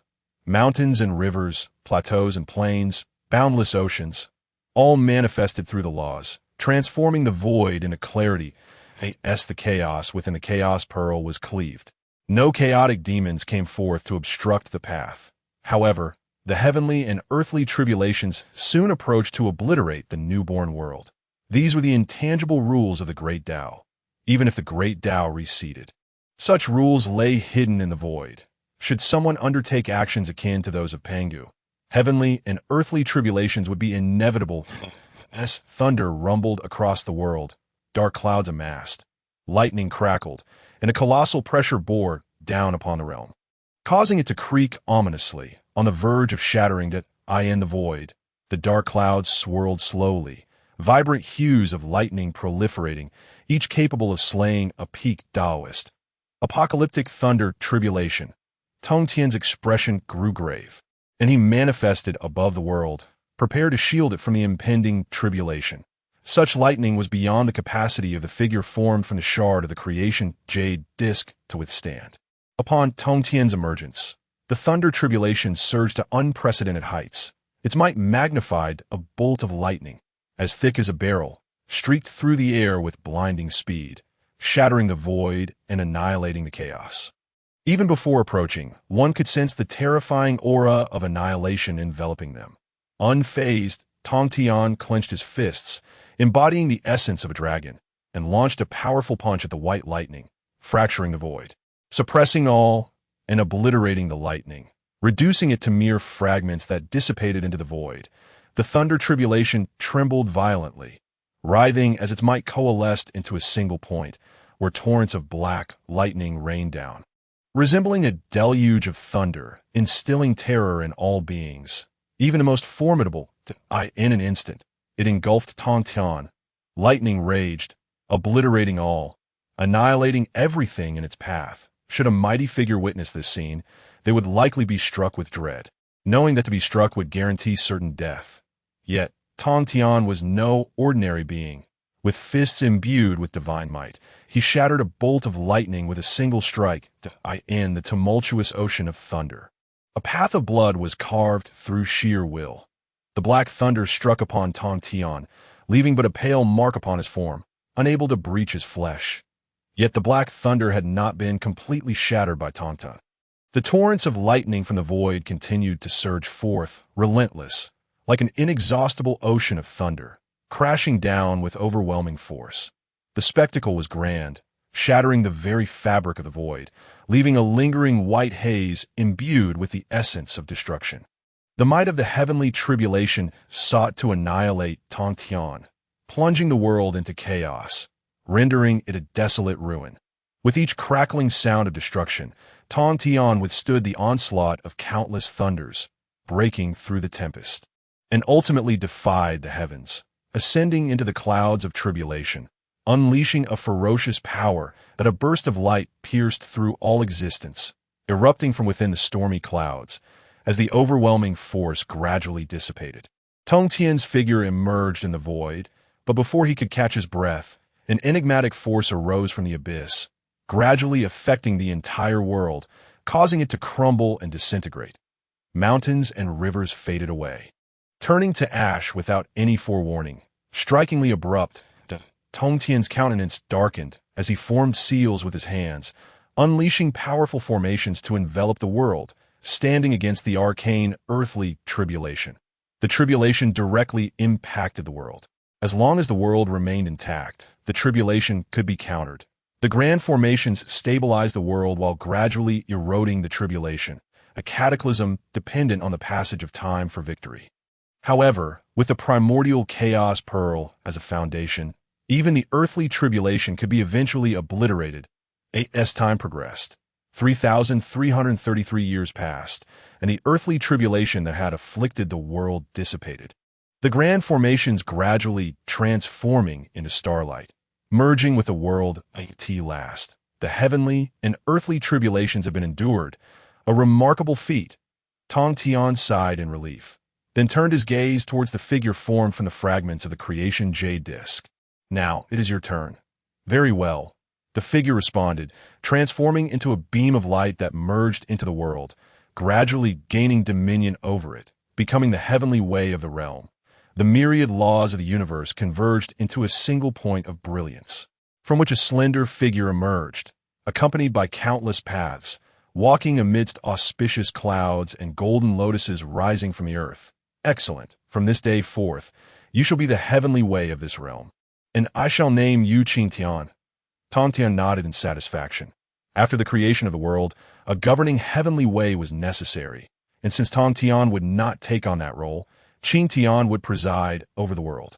Tongtian smiled and nodded, embracing the profound intricacies of becoming the heavenly way, effortlessly wielding the myriad laws, with 3,000 paths accompanying him in his every move. Tongtian mused that this must be the reason why Jiaozhu sought to unite with the heavenly way. To be within the heavenly path and comprehend the great principles must be extraordinarily simple. Indeed, it is fascinating. As the primary entity, Tongtian had the privilege of sharing insights with his incarnations. The profound comprehension gained by Qingtian in becoming the heavenly way essentially boiled down to the notion that with a single thought, myriad paths could arise, and with another, they could cease to exist. Though its efficacy was limited to the realm, it was nonetheless formidable. From now on, you shall cultivate here, fortifying the world and traversing further along this path. Tongtian commanded. Of course, Qingtian replied, extending his hand to touch the void, as immense power collapsed the emptiness, gathering divine light, refining the laws of the universe, slowly forming a divine wheel that settled behind Qingtian's head. Radiating resplendent brilliance, the heavenly Tao wheel, symbolizing the authority to govern the world's essence. From this moment on, this world shall be known as the Xianhuang Great World. Qingtian pointed to the heavens with one hand and to the earth with the other, his voice resonating like a great bell, enacting laws that caused the entire world to feel as though it had received a decree. Spiritual energy surged forth, golden lotuses blossomed, and celestial rain descended. Upon witnessing this, Tongtian felt all was in order and took his leave. Qingtian then merged into the Xianhuang Great World, engaging in quiet cultivation. After Tongtian concluded his seclusion, he emerged from the chamber. Suddenly, a wave of scorching energy swept through the void, enveloping the East Sea, transforming it into a boiling cauldron, where the beings of the East Sea were akin to food being cooked. The wails of despair echoed throughout. As colossal corpses floated upon the surface, roasted by the relentless heat, Tongtian gazed into the void, where a great sun had appeared, suspended above the East Sea, continuously scorching the heavens and boiling the seas. Dijuan, Tai, Tongtian murmured. Only Dijuan and Tai possessed the power to unleash such formidable divine abilities, drawing upon a portion of the sun's essence to conjure a great sun hovering over the East Sea. Uncertain of whom Dijuan intended to target with such overwhelming might, Tongtian speculated that it could only be the Zifu or the Dragon Clan. At this moment, the heavenly court was rapidly evolving, requiring more fortune to bolster its growth. The swiftest method to amass fortune was through forceful plunder, instigating a genocidal war to obliterate the enemy and reap a wave of fortune, by harnessing the fortune of others. One could replenish oneself and enhance one's own power. This was the path pursued by the heavenly court in these times. Now that Hongjun Jiaozhu had united with the heavenly way, the most formidable forces in the wilderness were the heavenly court, the witch clan, Zifu, alongside the hidden dragon clan, Qilin clan, and Phoenix clan. Even if the three primordial clans were not active in the wilderness, none dared to underestimate them. They had once dominated the wilderness during the last calamity and possessed considerable potential. And no one knew how many hidden trump cards the primordial three clans had left. Presently, the heavenly court hung a sun over the East Sea, seemingly preparing to strike against Zifu and the Dragon Clan. Such a grandiose display naturally attracted the attention of many powerful beings, each casting their gaze towards the East Sea. What does Dijuan intend to do? Is he truly going to assault Zifu by scorching the heavens and boiling the seas? The East Sea was under Tongtian's protection. Who would dare to defy him? It seemed Dijuan had become arrogant, unable to discern the gravity of his actions that I wouldn't be so sure, countered another powerful being. With Dijuan's intelligence, he must have considered this aspect. See, that sun is far from Jineo Island. Careful not to encroach. Perhaps only Dijuan understood the reason behind such actions. Let us continue to observe, for the outcome will eventually reveal itself. Excitement rippled among the powerful beings. The heavenly court was poised to take action against the East Sea, directly hanging a great sun, scorching the heavens and boiling the seas, annihilating countless lives of the East in the Zifu. Puryang Palace, the Eastern King frowned deeply as he gazed at the great sun. The East Sea was his territory, the stronghold of Zifu, and Dijuan audaciously attacked the East Sea, regardless of whether it was aimed at him. Such an affront could not be tolerated. Dijuan has gone too far. It seems his heavenly court seeks destruction today, that if we do not teach him a lesson, he truly believes he can look down upon the world. The Western Queen Mother, clad in azure, stood gracefully, her beauty captivating, gazing towards the great sun, her brow furrowing, realizing that the heavenly court intended to strike against Zifu. Within the East Sea existed the forces of Zifu, the Dragon Clan, and Jinao Island. Aside from Tongtian, the heavenly court dared not provoke. While Zifu and the Dragon Clan were no match for the heavenly court, it seemed Zifu was in grave peril this time.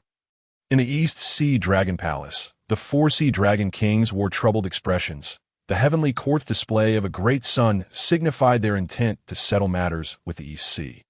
The Dragon Clan now consisted solely of the four sea dragon kings, for the Luo golden immortals, while the heavenly court could summon the Luo in droves, easily capable of annihilating the Dragon Clan. Faced with the threat of extermination, how could the four sea dragon kings not wear frowns?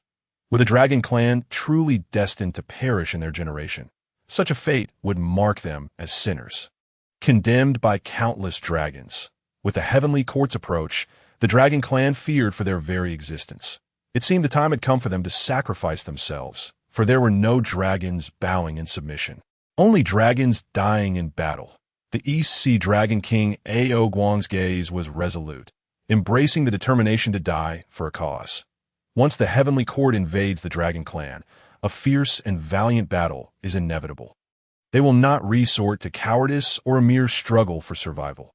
The remaining Dragon Kings of the Three Seas bore solemn expressions, ready to face death with unwavering resolve, daring to challenge the might of the heavenly court.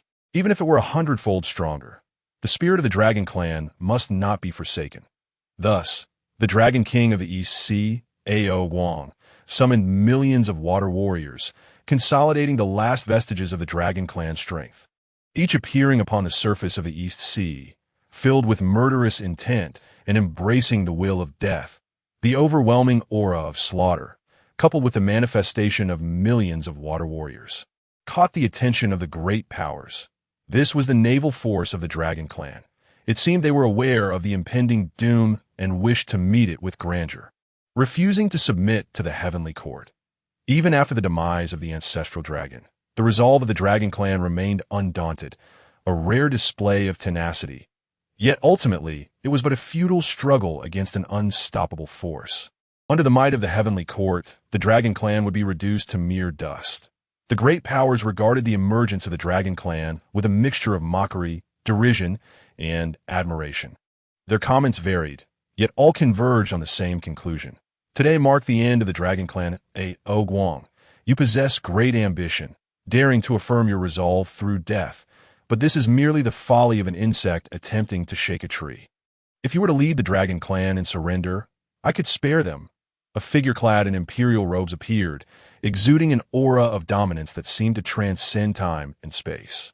Ao Guang found himself unable to meet the gaze of this individual.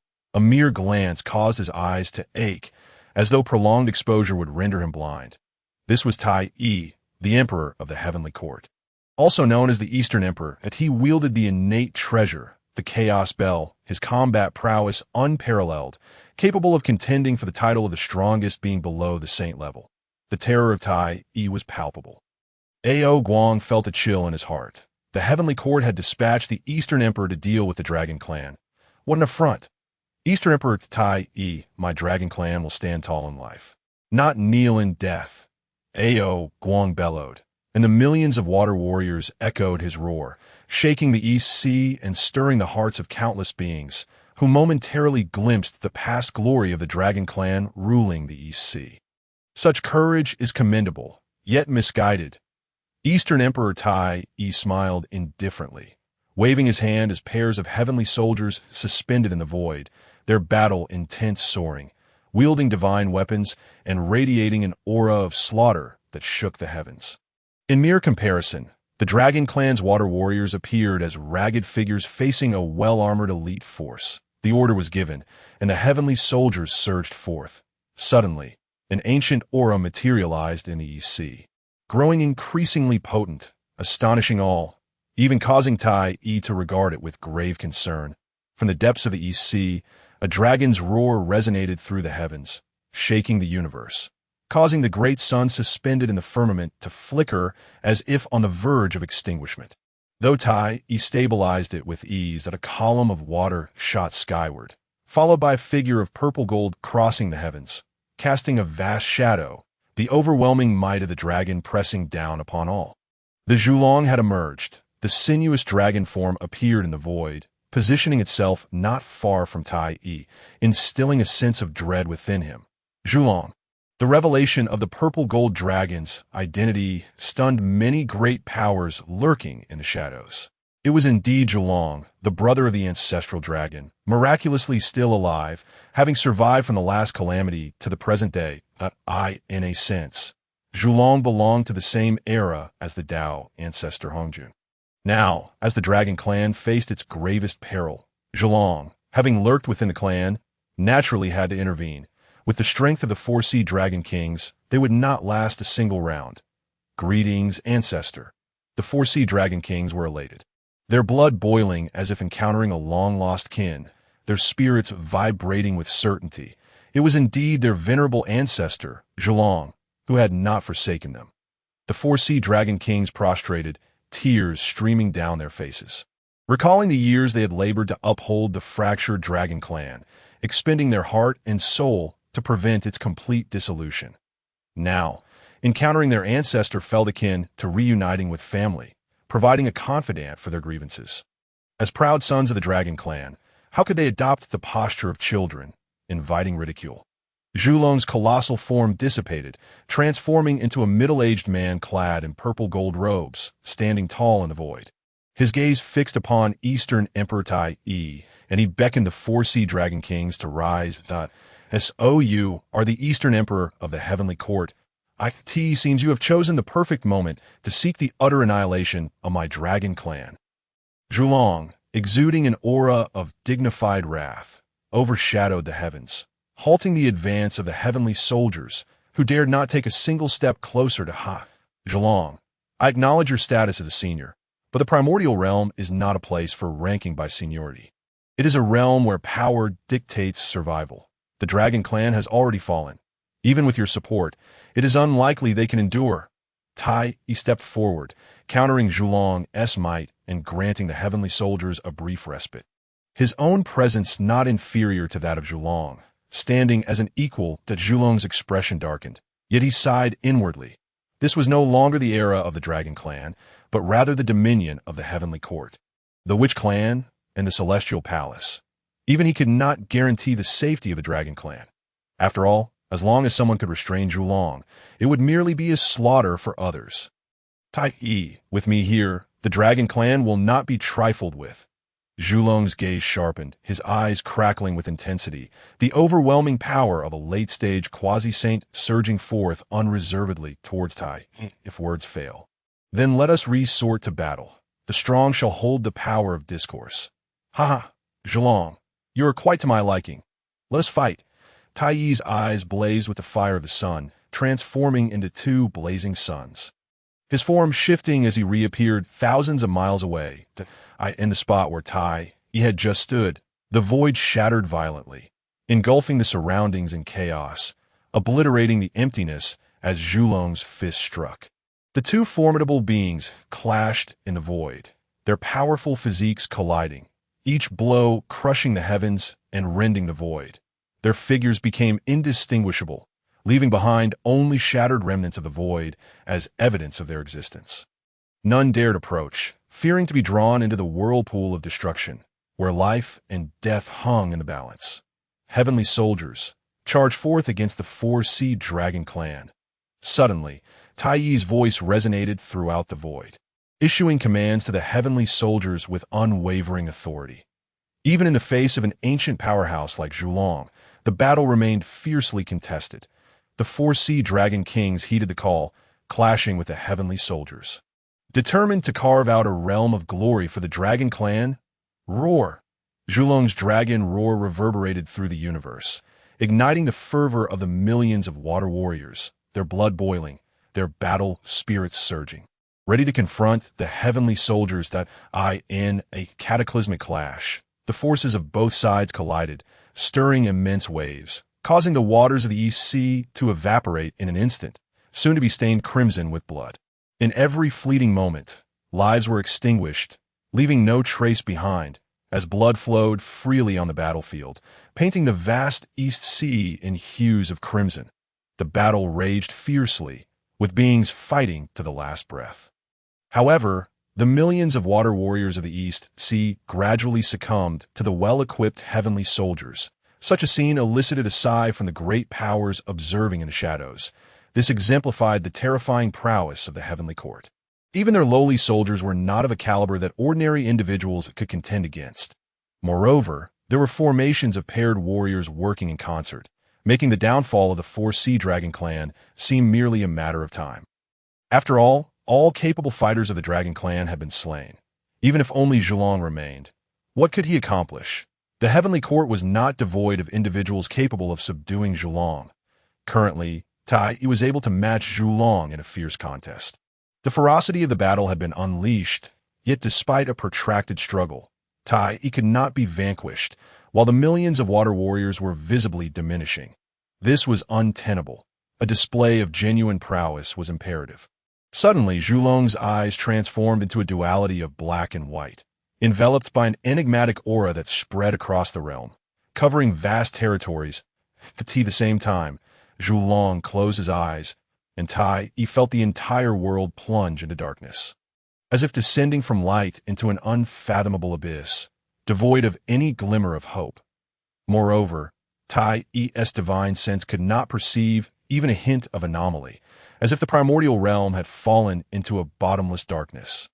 Zhulong, impressive abilities, but still insufficient. Surrounding Tai were clusters of solar flames igniting, using the fire of the sun as a foundation and himself as fuel, transforming into a blazing SUNI in the midst of the great sun. A three-legged golden crow soared through the heavens, letting out a long, resounding CRY.IT illuminated a glimmer of light within the darkness, while simultaneously, guided by an unseen connection, the mighty sun hanging over the East Sea trembled violently. Heading straight to suppress the candle dragon, that a thunderous blaze erupted into the sky, staining the void crimson, as the dark domain enveloped the primordial world, clashing with the SUNI in an instant. Two grand paths collided, unleashing a force capable of annihilating heaven and earth. The nebulous laws of the Great Path enveloped the two combatants entirely, with terrifying rays of murderous intent shooting forth, revealing their fierce, killing aura. As Tai engaged in battle with the candle dragon, an astonished observer noticed a figure clad in a cosmic robe within the heavenly court, accompanied by another wave of celestial soldiers, descending into the East Sea. Their objective was unmistakable: the Purple Mansion. Leading this charge was the Emperor of the West, Fushi, striding through the void, his overwhelming might continuously swelling as he advanced toward the Purple Mansion. There was no hint of concealment. His purpose was clear: to annihilate the Purple Mansion. Had the Heavenly Court become so arrogant as to confront both the Dragon Clan and the Purple Mansion simultaneously? Such audacity seemed excessive. A powerful sage inhaled sharply, sensing the incredulity of the situation. Perhaps this was indeed the Heavenly Court's plan, to sweep through with an unstoppable force, subduing both the Dragon Clan and the Purple Mansion, ascending to power atop their fallen bodies, establishing the supreme authority of the Heavenly Court. What cunning calculations the Heavenly Court had devised! With one stroke, they aimed to slay 3 birds with 1 stone, eliminating the Dragon Clan and the Purple Mansion, while simultaneously elevating their status in the primordial realm. It was unexpected that Emperor Jun could be so calculating. Yet, one could not help but wonder if the Heavenly Court would stumble this time, for the variables were immense.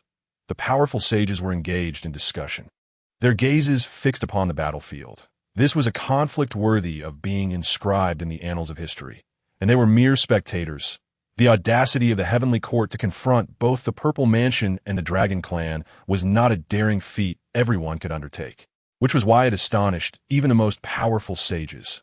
Moreover, Fushi personally took action against the Purple Mansion, riding on the auspicious rainbow clouds, accompanied by 1,000,000 celestial soldiers, their overwhelming murderous intent surging skyward. A chilling aura of slaughter permeated the air, enveloping the area above the Purple Mansion. The Eastern King, stationed at the Puryang Palace, wore a grim expression as he beheld Fushi's approach with his heavenly army. So brazenly heading straight for his stronghold that it was as if he regarded him with utter disdain. Fushi was pushing the limits of arrogance. Did he believe he could dominate this realm and annihilate the Purple Mansion with mere bravado? What a farcical notion! Come forth, gather the troops, and prepare for battle. The Purple Mansion has never feared the heavenly court. The Eastern King's voice was as frigid as ancient ice, freezing the very space around him. Yes, a command was given, and someone stepped out of the Puryang Palace to summon the celestial beings of the Purple Mansion to confront Fushi and his celestial army. In no time. The Purple Mansion sprang into action, with celestial beings soaring from various islands, transforming into radiant beams of light that shot into the sky, standing defiantly above the Purple Mansion, their demeanor fierce, their gazes cold. Brimming with killing intent, a dense array of Purple Mansion celestial beings filled the void, their combined might overwhelming the skies, as if a colossal being were awakening, radiating the glory of the Purple Mansion. Ha, Eastern King, such a reception truly astonishes me. Fushi's boisterous laughter echoed, rippling through the void, as noble figures emerged behind him, followed by a million celestial soldiers, their murderous aura spreading, as if to manifest a god of slaughter. Fushi, do not boast. Should you dare to offend the Purple Mansion, be prepared to be thoroughly vanquished. Even you, Fushi, will find it difficult to wreak havoc here. The Eastern King brandished the Puryang killing sword, pointing it at Fushi from a distance, the sword's light flowing and ready to unleash a devastating strike. Ha! Fushi erupted in laughter, as if he had heard the most ridiculous joke in the world. His mirth laced with mockery. Eastern King, you remain deeply ensconced in the glory of being the foremost among male immortals. This title has brought you countless accolades, yet it has simultaneously incurred the wrath of almighty sages. Which sage would not wish to dismantle your Purple Mansion and reduce you to ashes? You are not worthy to stand above the mighty. It could be said that you, Eastern King, are utterly isolated and will ultimately be abandoned. Fushi's eyes were devoid of warmth as he articulated the sentiments of countless mighty sages, who, aside from the Tao ancestor, dared not look down upon them. Such a mindset was a path to self-destruction. Moreover, Fushi disregarded the Eastern King's increasingly pale countenance and continued, "The Purple Mansion is simply too weak. The Heavenly Court holds it in contempt, which is precisely why I was dispatched to deal with you." Fushi's intentions were clear, to humiliate the Eastern King while effortlessly obliterating the Purple Mansion. The Heavenly Court had become intolerably arrogant, believing the Purple Mansion to be without protectors. Lord of the Mansion, since the Heavenly Court cannot tolerate us, let us slay Fushi and ascend to the Heavenly Court to see what Emperor June has to say. A chorus of Purple Mansion celestial beings erupted in fury. As Fushi's disdain for the Purple Mansion struck them as a personal affront, they could not let this slight go unpunished. They must vanquish Fushi and storm the Heavenly Court to quell their rage. The Western Queen, standing beside the Eastern King, sighed softly within. The tyrannical decisions of the Heavenly Court were indeed tied to their power. The numerous celestial beings of the Purple Mansion were but fireflies compared to the bright moon that was the Heavenly Court. However, now that the Western Queen had embarked on this war chariot of the Purple Mansion, retreat was impossible, and thus they must fight.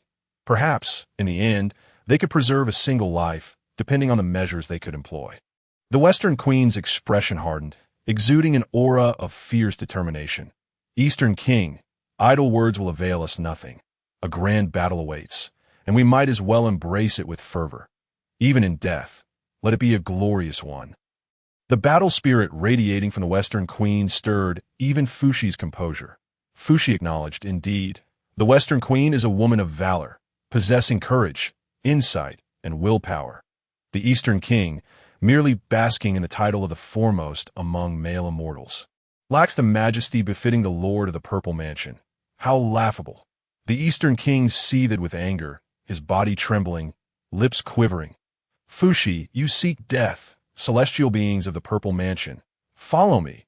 Before he could finish his command, a vast power surged forth from the East Sea, obliterating miles of territory in an instant, as magnificent divine light soared skyward, illuminating as brightly as the sun. The urgent tolling of bells resonated across the East Sea, piercing hearts and shattering souls, extinguishing their corporeal forms. The sound of the chaos bell. The fierce clash between the candle dragon and Tai reached its zenith as Tai wielded the chaos bell, shattering the candle dragon's domain, sending it crashing into mountains, while the waters of the East Sea erupted in turmoil. Tai, suspended above, wielded the chaos bell, surrounded by divine seals of the Great Path, a nebulous aura of chaos enveloping the bell. Faint images of myriad beings paying homage to the Eastern Emperor visible within, alongside a vast expanse of chaos unfolding. The bell's ancient and magnificent form suggested it had existed through countless eons. Remaining unblemished, revived by Tai, the power of this innate treasure was now fully unleashed. With Tai's mid-stage, saintly strength, he remained undefeated against the candle dragon. Now, with the innate treasure, the chaos bell, it hung in the sky like a great sun. The appearance of the chaos bell marked Tai's first use of it. To be defeated by the chaos bell would be the candle dragon's greatest honor. The emergence of an innate treasure signaled the impending doom of the dragon clan. The onlookers sighed, knowing a once dominant power was on the brink of extinction in the primordial realm, yet they felt a complex mixture of emotions, not wishing for its demise. The candle dragon's eyes shimmered with black and white hues, transforming into a colossal purple-gold divine dragon, its serpentine form shattering the void, exuding a vast dragon might, as ancient sentiments permeated the air. The colors of black and white swirled, fracturing the surroundings, coalescing into a chaotic essence that enveloped Tai held the chaos bell aloft with both hands, channeling all his strength to unleash its unparalleled divine radiance, before hurling it towards the candle dragon. The void was sliced by a beam of chaotic light, obliterating all that had existed for eons. Everything became invisible, erasing all traces, as the blinding brilliance obscured the colossal dragon and muffled the sound of its body shattering. All succumbed to the power of the chaos bell, reduced to mere dust. Witnessing this scene, Dong Wang Gong's heart trembled violently, his primordial spirit quivering slightly, as if he had glimpsed the moment of his own demise. The chaos bell surged with unstoppable momentum, shattering the void and crushing the laws of the great Tao as it collided mercilessly with the candle dragon, resulting in a thunderous crash against the dragon's head. The enormous dragon body was sent flying, the void erupted, and the East Sea burst open, golden blood splattering forth, casting a shimmering golden sheen upon the sea surface. The chaos bell returned to Tai's hand, his gaze coldly fixed upon the weakened candle dragon, whose life force had reached an all-time low, on the brink of total annihilation. Cracks marred the dragon's body, spreading relentlessly, though a force within sought to mend them, as creation and destruction waged a continuous battle upon the candle dragon's form. Yet, the candle dragons will remain steadfast, devoid of any wavering. Ancestor, how are you? The four seas dragon kings were embroiled in combat with the heavenly soldiers of the celestial court, ensnared within a formidable array, unable to lend aid to their ancestor. Upon witnessing the dire state of their leader, the four seas dragon kings felt a chill of despair, and the morale of the dragon clan plummeted. Already at a disadvantage, they began to retreat further, losing courage in the face of the celestial court's onslaught. After all, the dragon clan had long concealed themselves beneath the East Sea, untested by the crucible of war, their resolve faltering that if such a powerful figure as the candle dragon could be defeated, how could they possibly contend with the titanic forces of the celestial court? Unperturbed by the dragon clan's retreat, the candle dragon soared through the void, its wounds healing rapidly. Tai, noticing this phenomenon, furrowed his brow. It seemed not to be the candle dragon's own power. If sensing Tai's unease, the candle dragon let out a cold smile, releasing a pearl from its mouth. In an instant, a terrifying aura of dragon might reverberated throughout the primordial realm. Boundless and transcending the heavens, countless beings in the primal seas felt a deep-seated oppression in their souls, kneeling in reverence towards the candle dragon. All of this emanated from the pearl, though Tai could not discern the true nature of this pearl. Its ability to invoke such veneration across the primordial seas suggested it might be a relic of the ancestral dragon. Ancestral dragon pearl, exclaimed Tongtian from Golden Ao Island, his eyes widening in astonishment. It was unexpected that, even after the ancestral dragon had perished in the calamity, it had left behind this precious treasure for the candle dragon. Tongtian's revelation astounded many powerful beings who couldn't fathom how such a significant artifact could have been bequeathed to the candle dragon after so many ages. However, even with the ancestral dragon pearl, could it truly stand against Tai's chaos bell? Doubts arose. This was a trump card, one that would usually remain concealed. Yet today the dragon clan found themselves in a perilous predicament, leaving no room for hesitation from the candle dragon. The outcome of this desperate struggle would determine the fate of the dragon clan. As spectators, the powerful beings cared little for who would emerge victorious. For in the end, regardless of the victor, it would not alter their own fates. Tai, today shall be either your death or mine. The candle dragon activated the ancestral dragon pearl, and within it, the faint silhouette of the ancestral dragon could be discerned, poised to break free from its constraints and re-enter the world. With the ancestral dragon pearl in its grasp, the candle dragon surged forth with immense power. Tai's expression grew grave. Bolstered by the pearl, the candle dragon's aura surged dramatically, as if it were on the verge of breaking through the constraints of quasi-sainthood and forcibly entering the realm of saints. However, to achieve such a breakthrough required the primordial purple energy, which the candle dragon had yet to attain. Yet Tai did not exhibit any disdain, a cold smile gracing his lips. If you wish to die spectacularly, so be it. Perhaps someone will remember you. But today, you shall meet your end. With that, Tai wielded the chaos bell and strode towards the candle dragon, a grand rumble resonating through the void. The clash of the two was surprisingly evenly matched. An unexpected outcome. The ancestral dragon's legacy was indeed formidable, capable of contending with the chaos bell. It seemed the dragon clan would not face extinction. However, given that the ancestral dragon had been dead for so many years, one could not guarantee that the ancestral dragon pearl would endure against the onslaught of the chaos bell for long. As Tai and the candle dragon resumed their battle, the onlookers were captivated. Their spirits jolted as they focused intently on the fierce confrontation between quasi-saints, an event not to be missed. The ancestral dragon pearl would likely not withstand many more impacts. It appeared that this karmic cycle was destined to conclude today. Tongtian mused to himself. He had yet to make his move. Meanwhile, above the purple manor, Dong Wang Gong's expression darkened. Tai was merciless, having driven the candle dragon to the brink of annihilation. The dragon clan would likely not endure much longer. Should they be eradicated before Tai could react, how could the purple manor withstand two mighty beings? As an entity on par with Tai, Fushi's cultivation was undoubtedly formidable. It was imperative to subdue Fushi first and then, alongside the dragon clan, eliminate Tai. This was the most prudent course of action. Fushi, should you dare to infringe upon the purple manor, it shall be a grave sin. Today, I shall join with you all to slay Fushi. Attack! Dong Wang Gong commanded, gesturing for the celestial beings of the purple manor to charge forth and eliminate the heavenly soldiers of the celestial court, denizens of the purple manor. They excelled in forming arrays against foes.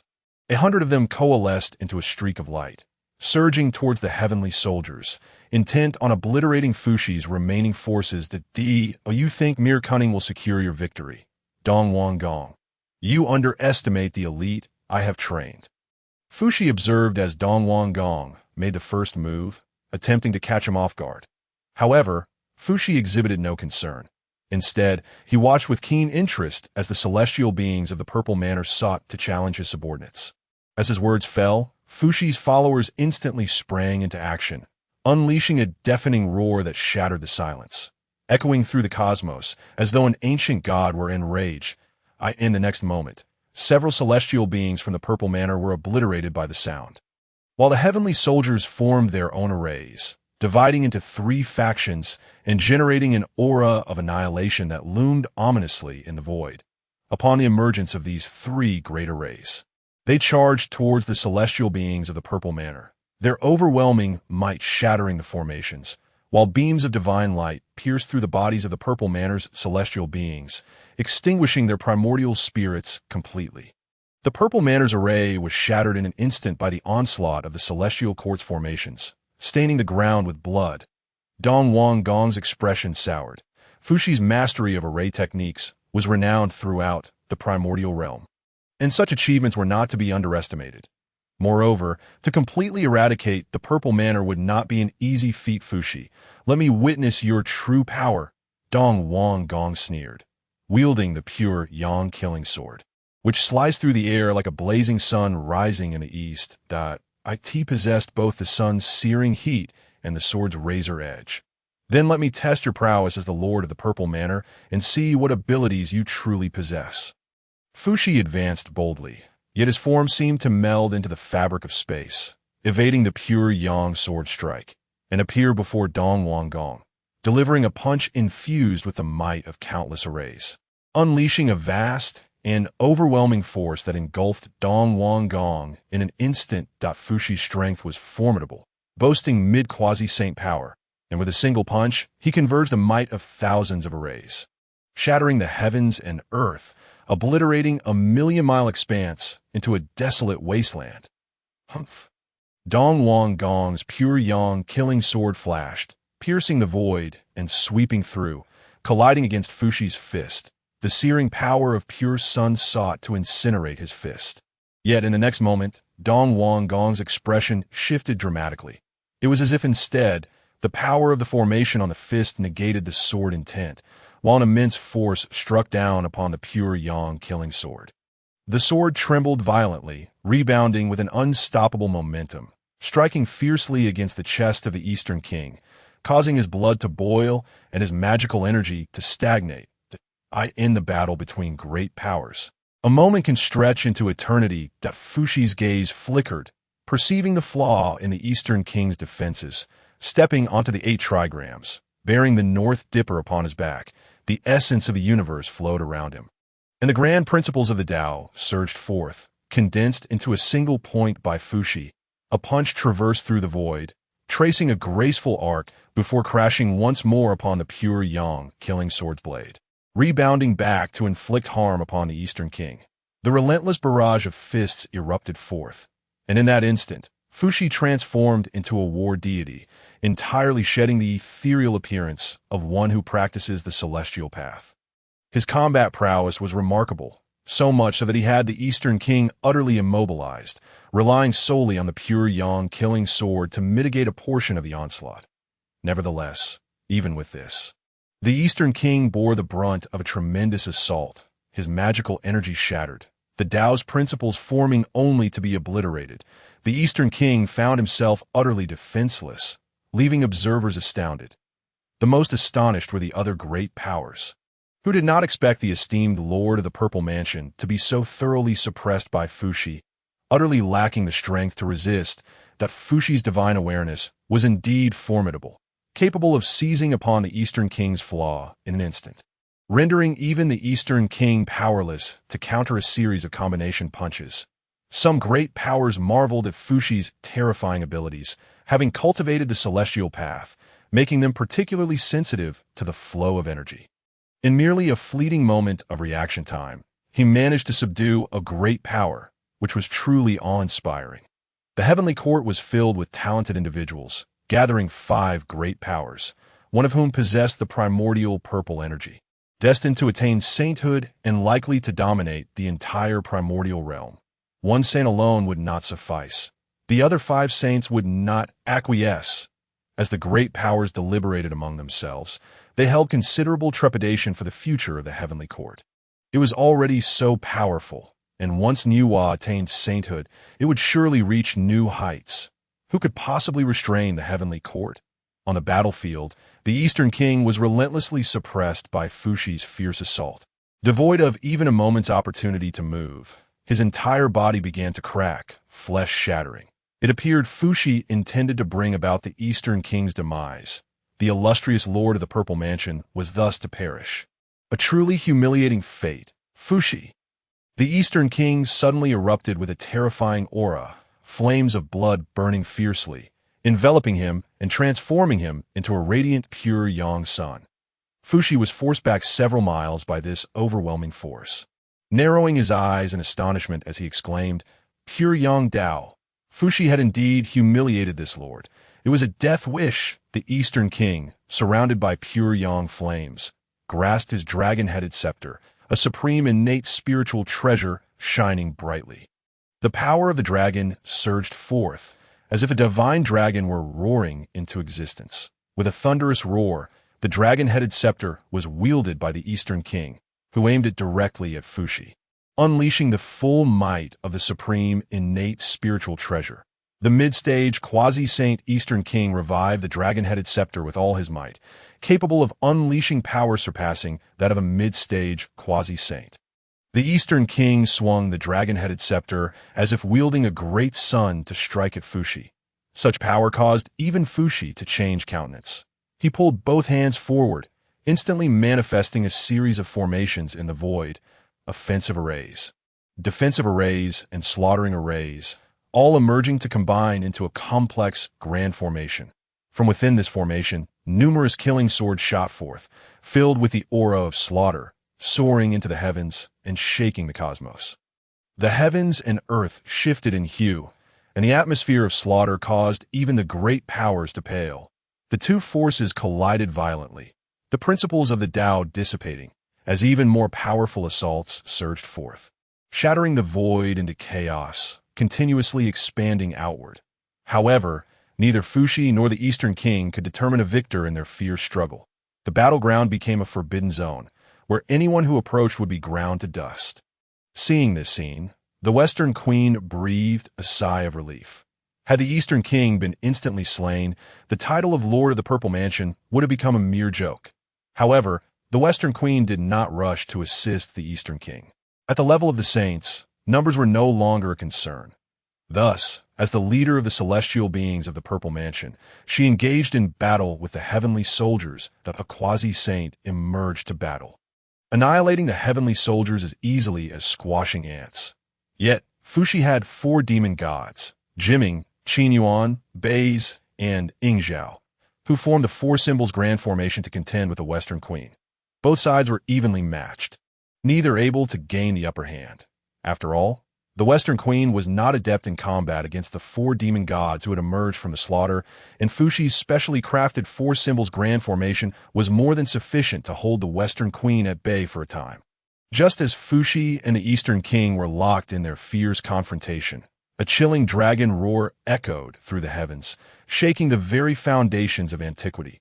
The eyes of the great powers turned towards the candle dragon, and they collectively gasped in shock. A quasi-saint at the late stage, the dragon was in such a dire state. The massive purple-gold dragon head had been shattered halfway by a strike from the Chaos Bell, with purple-gold dragon blood gushing forth, its life force dwindling to its lowest point, barely clinging to existence. A single blow could extinguish the candle dragon's life, having withstood 5 strikes from the Chaos Bell. The candle dragon's physique was indeed rare in the primordial realm, stirring the hearts of the great powers. The candle dragon was truly exceptional, capable of enduring the onslaught of a primordial treasure. Such a physique was unmatched even by the 12 ancestors of sorcery. After all, the attacks of a primordial treasure could obliterate the Tao, shatter the principles, and suppress time and space. The candle dragon had reached its limit after enduring 5 strikes. Now, even a casual strike from a great Luo golden immortal could claim its life. Ancestor, the 4 seas dragon kings roared, striving to break through the offensive of the formations to rescue their ancestor, the candle dragon, who could shield the dragon clan and must not perish at the hands of the heavenly court. However, the ferocity of the heavenly soldiers' assault was overwhelming, barring the 4 seas dragon king's path, forcing them to watch helplessly as the Eastern Emperor Tai strode towards the candle dragon, ready to conclude its life. The candle dragon, with half a head shattered, coughed blood, its breath waning to the utmost, devoid of any strength to fight. For the candle dragon, everything had come to an end. The dragon clan was destined to become a part of history, while the heavenly court was on the cusp of a new era's dawn. Eastern Emperor Tai's expression was fervent as he extended his hand, unhesitatingly striking down with a palm. Suddenly, Tai's heart trembled, and his figure vanished, reappearing thousands of miles away in an instant, at the same time. A flash of sword light cut through space, illuminating the entire battlefield and capturing countless gazes. Shock, astonishment, and other emotions surged forth. Tongtian had made a move. Could it be that Tongtian was coming to aid the Dragon Clan? It was not known that the Dragon Clan had close ties with Golden Ao Island. Countless eyes turned towards Tongtian's intervention, which had indeed saved the Candle Dragon's life. Leave it to you. As the Candle Dragon's voice fell, it directly lost consciousness, collapsing onto an island, dragon blood flowing. Tongtian, are you truly going to aid the Dragon Clan? This would mean becoming enemies with my heavenly court. You must consider this carefully. Tai remained unfazed, wielding the Chaos Bell, questioning Tongtian. Tongtian, are you choosing to oppose the heavenly court? Have you thought through the consequences? As Tai held the Chaos Bell, he directly confronted Tongtian, while simultaneously exerting waves of pressure upon him, attempting to instill a sense of dread that would compel him to abandon his support for the Dragon Clan. However, upon hearing the Candle Dragon say, "Leave it to you," Tai realized that Tongtian must have had some prior agreement with the Candle Dragon at this critical moment. He had intervened to assist the Dragon Clan, and now, as the Dragon Clan faced life and death, Tongtian had taken action. Yet, Tai still cautioned Tongtian, suggesting it would be best to leave. If not, war was inevitable. Tongtian's name resonated throughout the entirety of the Primordial realm.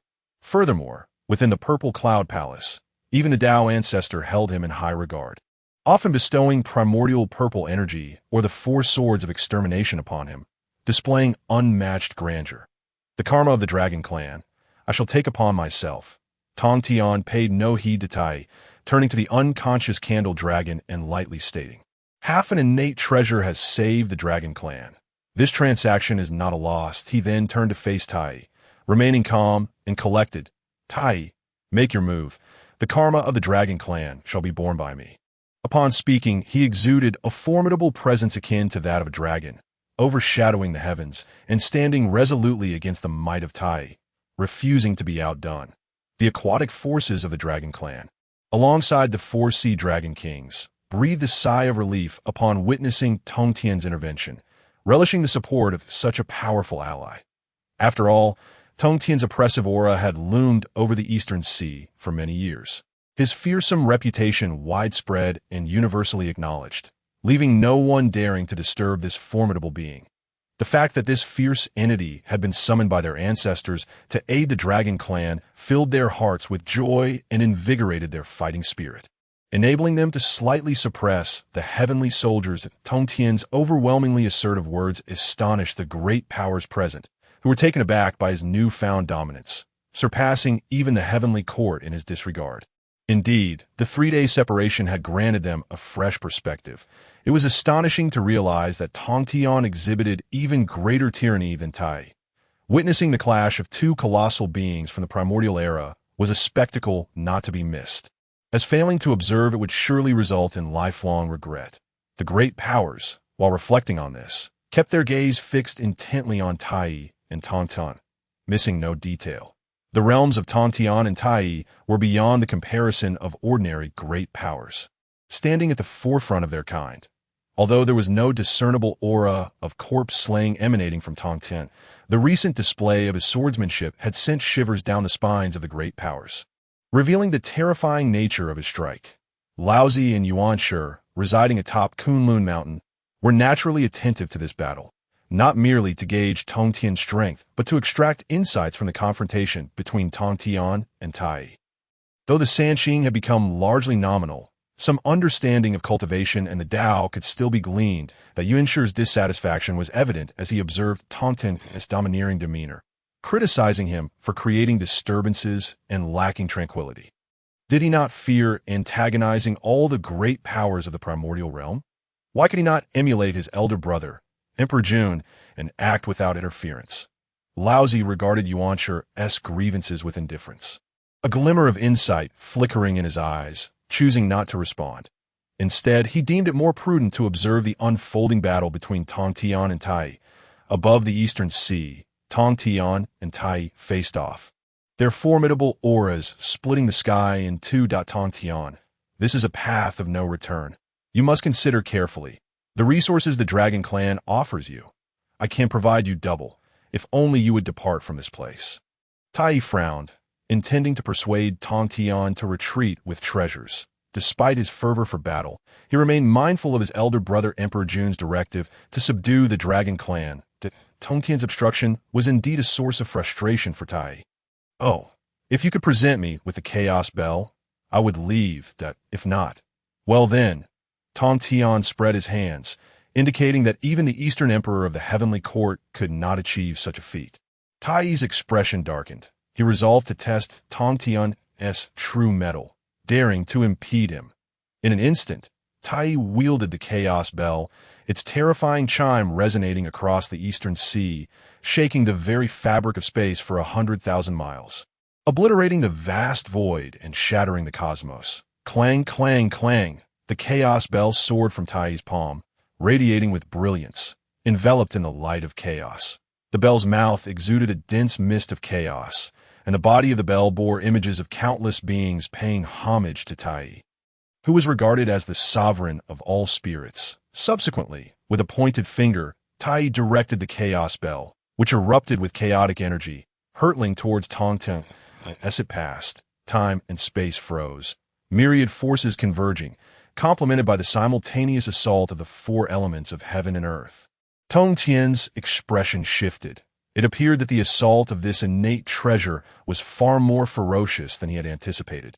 Were he facing an ordinary great power today, that being would likely be obliterated, both spirit and body extinguished. However, he was up against Tongtian. Let us see the might of the Chaos Bell and determine whether your treasure is more vicious or my body is more resilient. Tongtian murmured, a glimmer of blood radiating from his flesh, enveloping him like a crimson deity standing amidst the void. The divine figure clenched his fist, shattering the space around him, a sinister smile gracing his lips as he stepped into the void.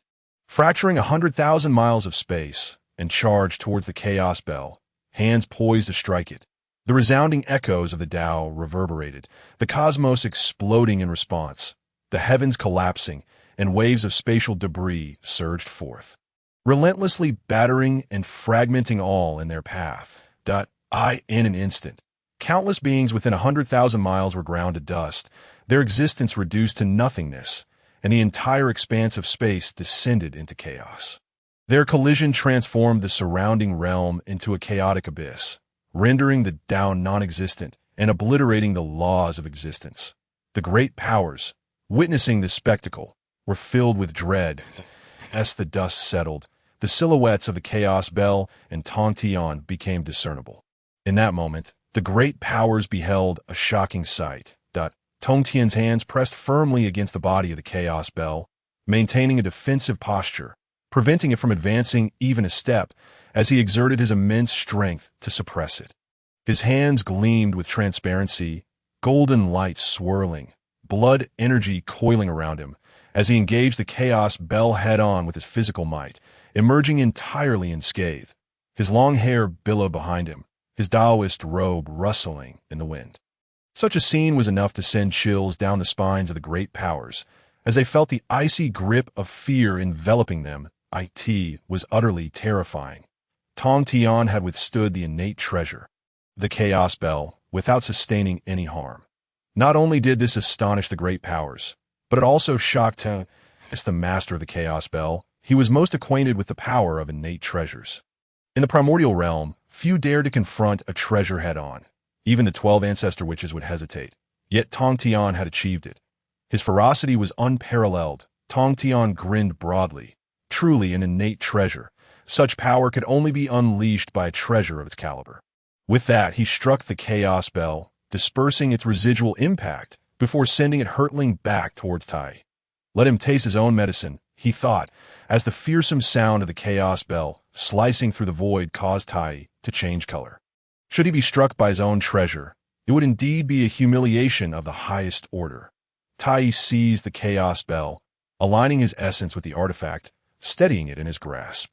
Though his expression grew increasingly grim, his hand trembled slightly, barely perceptible, Yet it was a humiliation for him, having been wounded by his own treasure. Regardless of how others perceived it, this was his conviction. Tongtian, since you can withstand a treasure, let us see just how many times you can endure. Tai sneered, as the chaos bell was hurled once more, its immense power erupting with a thunderous roar, causing the great powers to blanch as it surged towards Tongtian. The chaos bell, propelled by Tai, shattered the void, crushed time and space, and obliterated the laws of existence, charging forward unrelentingly. Facing the oncoming chaos bell, Tongtian remained unfazed, advancing boldly, channeling all his physical strength as he transformed into a streak of light, racing towards the bell. Clang, clang, clang.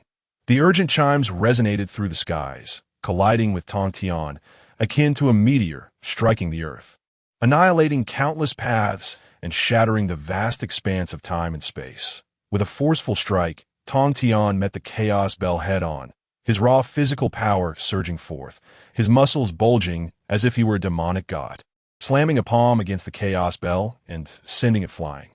"Bring it on," Tai roared, as the chaos bell unleashed an even more formidable force, colliding with Tongtian and propelling him back several miles, his feet carving fissures in the void. This time, the impact sent Tongtian's blood surging, a terrifying suppressive force threatening to crush him and shatter his body. Yet Tongtian's expression radiated delight as he discovered that beneath the surface of his bloodline, the essence of Pangu's blood was erupting forth, channeling the purest power into his body, gradually enhancing his physical form. This revelation ignited a fervent excitement within Tongtian as he gazed at the chaos bell. Akin to a youth enamored with a long-lost love, such a gaze sent a jolt of alarm through Tai. Tongtian was indeed coveting his chaos bell. It was unexpected to realize that such a seemingly straightforward individual harbored such ambitions. Nevertheless, considering the situation, it was only natural. The chaos bell was an innate treasure of exceptional caliber, and any sane individual would be tempted. "Let us see how many times your body can withstand this." Tai sneered, as the full power of the chaos bell had yet to be unleashed. It was time for Tongtian to experience its might. Thus, the chaos bell expanded to an immense size, obscuring the heavens and eclipsing the earth. Its mouth aimed directly at Tongtian, ready to crush him beneath its weight. "This is not good." The celestial spirit of Tongtian issued a dire warning.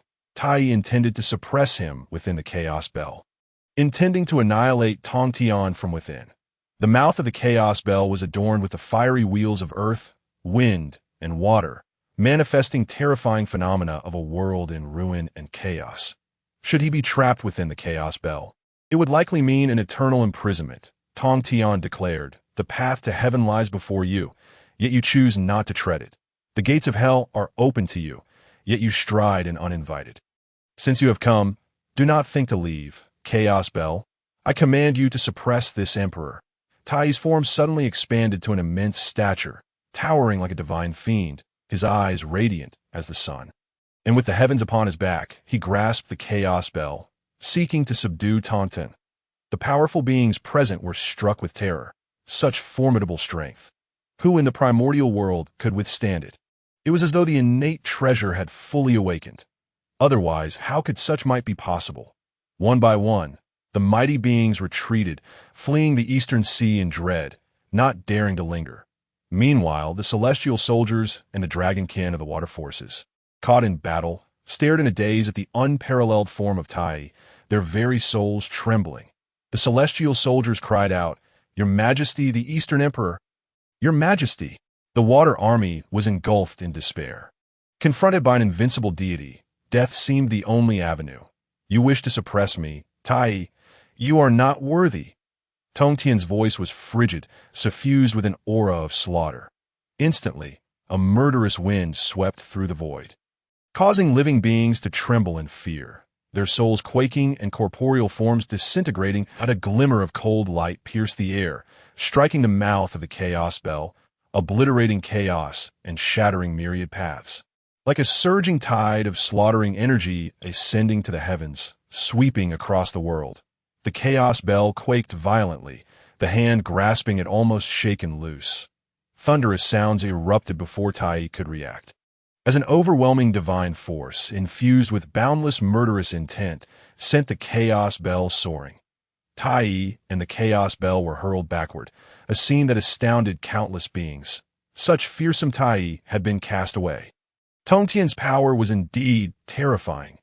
As the onlookers marveled, Tongtian, wielding the god-slaying spear, strode towards Tai, his form swelling to an immense height, resembling an icy divine mountain with the spear in hand. Anyone who caught a glimpse would find their very soul threatened. Consumed by the spear's essence, bewildered by the sheer might of such a weapon, the aura of slaughter coiled around the spear, resembling a demonic weapon. "Is that the god-slaying spear?" exclaimed a knowledgeable onlooker, shock evident on their face, trembling as they recalled a scene of deep terror. Yet there were beings unfamiliar with the spear, for it was indeed the most fearsome weapon of slaughter in the primal world. It was the demonic weapon wielded by the demon ancestor Lu, a spear that had claimed countless lives, a true innate treasure dedicated to the art of killing. An elder murmured, fear etched in his gaze. His shoulders trembling, he had survived an epic and spoke of the spear's might, that a true innate treasure, dedicated to slaughter. Such a treasure, it seemed, had fallen into Tongtian's hands. Tai's colossal form steadied as he gazed solemnly at the obsidian spear in Tongtian's grasp. Articulating each word with gravity, God, slaying, spear, gripping the Chaos Bell, Tai displayed his first signs of emotion. Even though Tongtian's body was as solid as the Chaos Bell, it remained unchanged, highlighting the spear's renown. "Let us take our battle to the starry void. This place is not suitable for our full strength," Tai proposed. Agreed. Thus, the two titanic beings tore through the heavens, descending into the starry expanse, where countless celestial lights illuminated the dark cosmos. Upon their arrival, without uttering a word, they raised their innate treasures and charged at one another. The god-slaying spear surged with ancient might, a glimmer of cold light piercing the very fabric of the universe. The Chaos Bell resonated with a thunderous sound, its sonic waves suppressing the eternal vastness. The two innate treasures unleashed their most radiant divine brilliance, shaking the entire starry realm, causing countless stars to explode, transforming into mere sparks within the cosmos. This battle captured the silent attention of innumerable powerful beings, their spirits deeply stirred. The vast laws of the universe shattered, chaos engulfing the scene, gradually obscuring the two godlike figures. Meanwhile, the clash between Tongtian and Tai did not interfere with the battle between Fuxi and Dong Wanggong. Though not as brutal as the confrontation between Tongtian and Tai, it was nonetheless far more tragic. In Fuxi's hands, Dong Wanggong was utterly outmatched. Even with the dragon head scepter, he found himself imprisoned within Fuxi's Bagua formation, unable to escape its confines. Bang! Bang! The dragon head scepter shattered a fragment of the world. Yet the remnants transformed into petals carried away by the wind. Such outcomes extinguished countless lives, leaving even Dong Wanggong weary in body and spirit. Yet he could not afford to cease. Immediately, glimmers of light emanated from his primordial spirit. In an instant, he connected with the void, his voice echoing in the minds of every celestial being within the purple mansion, formed the great array of 10,000 celestials. Countless celestial beings felt their minds whiten as a grand array diagram materialized, their forms aligning with the arcane trajectory of the array, their energies intertwining seamlessly. The diagram of the great array of 10,000 celestials hung in the void, swallowing each celestial being into its embrace. Suddenly, a formidable array emerged, unleashing terrifying power. A beam of divine light shot forth, instantly tearing apart Fuxi's Bagua formation. Simultaneously, Dong Wanggong's figure dove into the great array of 10,000 celestials, seizing control of its might. Great array of 10,000 celestials, he might command and slay. Channeling the collective power of the Purple Mansion's celestial beings, the great array erupted with majestic divine light, firing a beam that shattered the ancient barriers, directly aimed at Fuxi, instantly engulfing him. Simultaneously, it obliterated countless celestial soldiers, reaping lives. "Ha! Fuxi, dare you underestimate my authority? You shall pay the price." Dong Wanggong commanded the array, harvesting lives with an audacious fervor. Dong Wangong, you base your actions on the lives of all the Purple Mansion's denizens, siphoning their life essence for immense power. How dare you? You will be condemned by all your peers. Fushi emerged unscathed from the rift in the void, having discerned the foundation of the great array at a glance. A chill creeping into his heart. Dong Wangong, ruthless, do not feign compassion. Once I slay you, it shall merely be a matter of the victor penning the annals of history. Dong Wangong sneered, a hint of cruelty flickering across his face as he manipulated the great array. A continuous stream of power flowing under his command. A colossal hand of the 10,000 celestials rising into the air, descending upon Fu 11 at the same time. He sealed time and space, immobilizing Fushi, who could only watch helplessly as the massive hand approached. Dong Wangong siphoned the power of the Purple Mansion's celestial beings, condensing the great array into a titanic hand, aimed directly at Fushi. The colossal hand threatened to obliterate time and space, pinning Fushi in place, rendering him powerless to evade its descent. Fushi, prepare to meet your demise.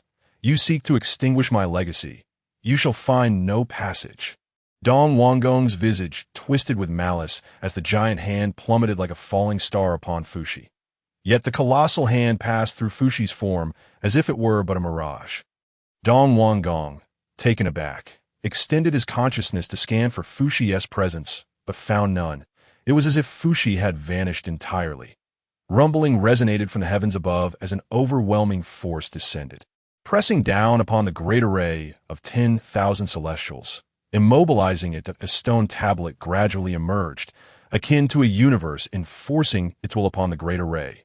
The tablet was entwined with 12 divine dragons, radiating an immense suppressive force. Fushi's figure appeared atop the stone tablet, gazing down upon the great array with icy resolve. Dong Wangong, did you think I came to confront you unprepared?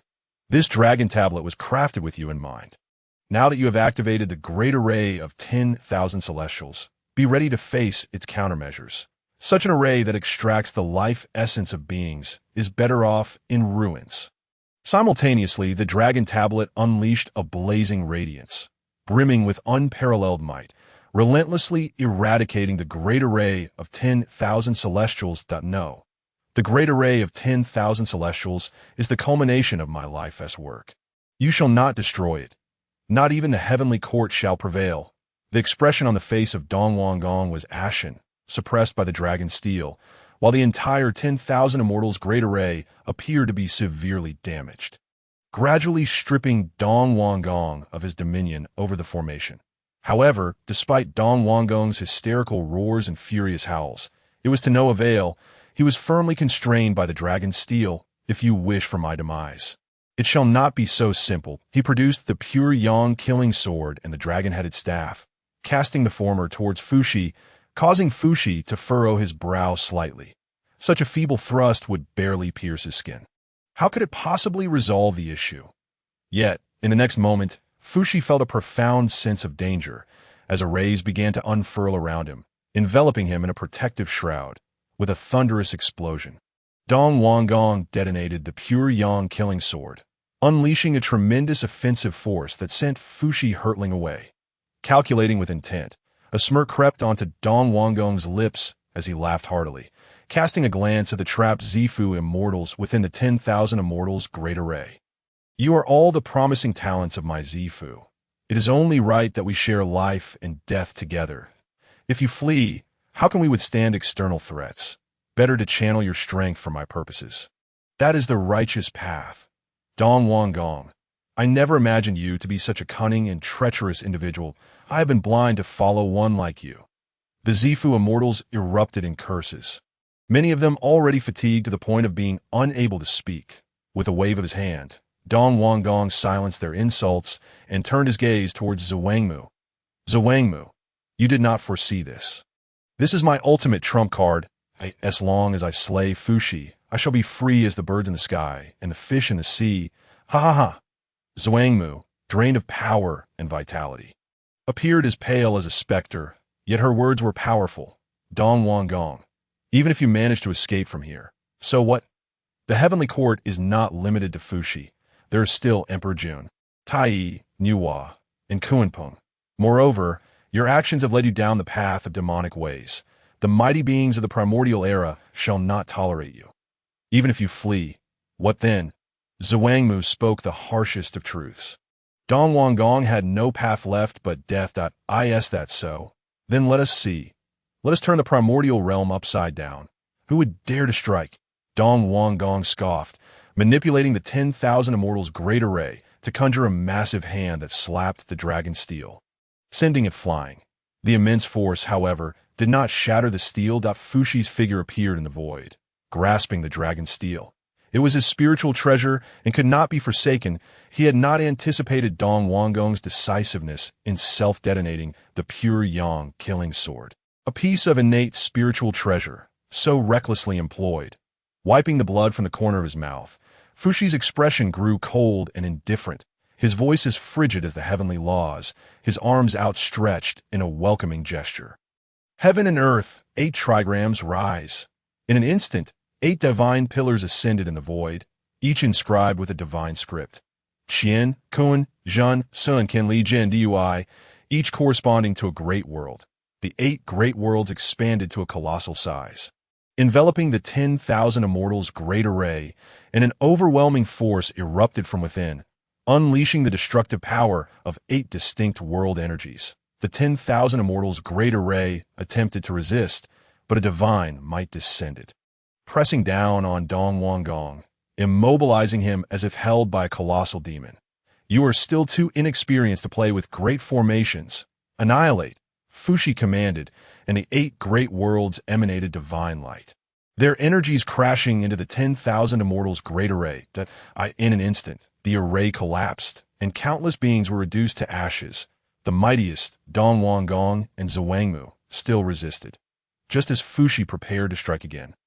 A beam of sunlight shot from the starry sky into the primordial realm, sweeping across the vastness and bringing a surge of heat to the eastern sea. Fushi's keen eyes caught sight of the sunlight barreling towards him, sending chills down his spine that he quickly teleported away to avoid a potentially fatal confrontation. Boom! The sunlight surged into the eastern sea, creating towering waves that obscured the sky, boiling the seawater. Shortly after, a figure emerged from the depths, exuding an aura of extreme exhaustion. Tai, Fushi exclaimed, rushing to his side, channeling his power to alleviate Tai's pallor. After a moment's respite, Tai regained his composure and spoke earnestly to Fushi. This unusual demeanor from Tai alarmed Fushi. It indicated defeat. Otherwise, the proud Tai would never deign to speak with a vanquished foe. Only with Tongtian's victory could Tai's current state be reflected. Thus, Fushi probed, "You have been defeated?" "Indeed," Tai replied candidly, without concealing the truth. Fushi inhaled sharply, his gaze turning icy as he noticed Tongtian's silhouette approaching. He promptly positioned himself in front of Tai, clasping his hands in respect. "Greetings, Taoist Tongtian. Given that Tai has been defeated, let us conclude this matter." Tongtian nodded. Agreed. Tai possessed the Chaos Bell, and to slay him would require readiness for retaliation. Moreover, the self-detonation of an innate treasure was exceedingly perilous. Even Tongtian, with countless spiritual treasures at his disposal, could not guarantee he would emerge unscathed. "I shall take her," Tongtian indicated Zhuangmu, not waiting for Fushi's consent before carrying her away, thus resolving a certain karmic thread. But Fushi's mouth opened in surprise. Before he could utter a word, Tongtian had already departed with Zhuangmu, leaving behind a final remark. The matter of the Dragon Clan is concluded. Fushi and Tai exchanged glances, both sharing a wry smile, acknowledging Tongtian's assertion. Moreover, the Heavenly Court had reaped substantial benefits, having decimated the Zifu, a significant advantage. Meanwhile, Dong Wanggong met his demise at the edge of Fushi's sword, utterly obliterated. Gathering his forces, Fushi returned to the Heavenly Court. The Dragon Clan, alongside Zhulong, retreated to the Eastern Sea Dragon Palace, entering a deep slumber. The Heavenly Court's intervention had subdued the Dragon Clan and eradicated the Zifu. Although the Dragon Clan was spared by Tongtian, the Heavenly Court's influence had already cast a shadow over the primordial realm. From Tai and Fushi's actions, the terrifying power of the Heavenly Court was evident. Consequently, the Heavenly Court became the most sought-after faction among the beings of the primordial realm. After all, the Witch clan did not accept outsiders. Leaving only the Heavenly Court as an option, in no time, the Heavenly Court flourished, with beings joining its ranks by the moment. Naturally, the Heavenly Court welcomed all, for the more, the merrier. However, with the Heavenly Court basking in glory, dissatisfaction brewed among the Witch clan. A force comparable to the Heavenly Court, they had always been at odds. Whenever the Heavenly Court thrived, the Witch clan felt a sense of discomfort, wishing to see the Heavenly Court falter. Now that the Heavenly Court had garnered significant gains, the Witch clan's discontent escalated, with the hot-tempered Zhu Rong openly declaring his intent to march upon the Heavenly Court and teach Emperor Jun a lesson. Fortunately, no all-out war erupted between the two factions.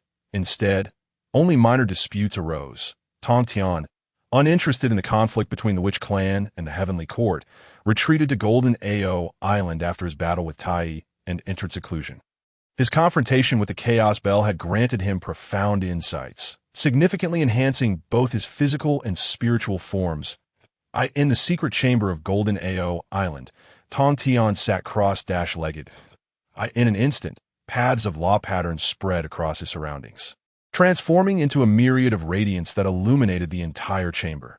The dense laws enveloped the space, engrossing Tongtian in a deep state of enlightenment. With Tongtian in seclusion, the governance of Golden Ao Island fell to the Taoist Shanqing. With the foundation of primordial purple energy, his comprehension of heavenly laws progressed swiftly, allowing him to reach a level where he could rival Tai without falling behind. Such a rapid cultivation pace was profoundly enviable. After assuming control of Golden Ao Island, Taoist Shanqing felt the island was overly desolate, devoid of any warmth of humanity. Thus, he made a momentous decision to take on disciples, under the continuous comprehension of primordial purple energy. Taoist Shanqing felt an overwhelming urge to gather numerous disciples, preparing for the future establishment of the Jiaozhu. It seemed in the days to come, attaining sainthood would rely on the establishment of Jiaozhu. Only by doing so could he gain the acknowledgement of heavenly laws and break through the realm of saints. As the avatar of Tongtian, the Taoist of supreme clarity suddenly comprehended that this could be considered a task assigned to him by the heavenly Tao. And only by diligently fulfilling it could he attain rewards, namely, the realization of the Tao and the attainment of sainthood. The calculations of the heavenly Tao are astute. Thus, the primordial purple chi would become increasingly attuned to him. By the time the secret was unveiled, it would be too late to extricate himself, for the primordial purple chi would be inextricably intertwined with his essence, indistinguishable from one another.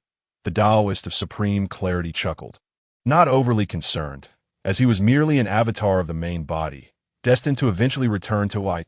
At that point, he would have no further ties to the heavenly Tao, given that it pertained to the primordial purple chi. It was only fitting that he executed it splendidly. Thus, news spread from Golden Tortoise Island that Tongtian was to accept disciples. This ignited a frenzy in the Eastern Sea, with countless beings flocking towards Golden Tortoise Island. Most notably, Tongtian was surprisingly inclusive, treating all equally. Anyone who reached Golden Tortoise Island could become his disciple. Such news sent ripples of excitement throughout the beings of the primordial world. Tongtian was a figure who overshadowed the Eastern Emperor Tai.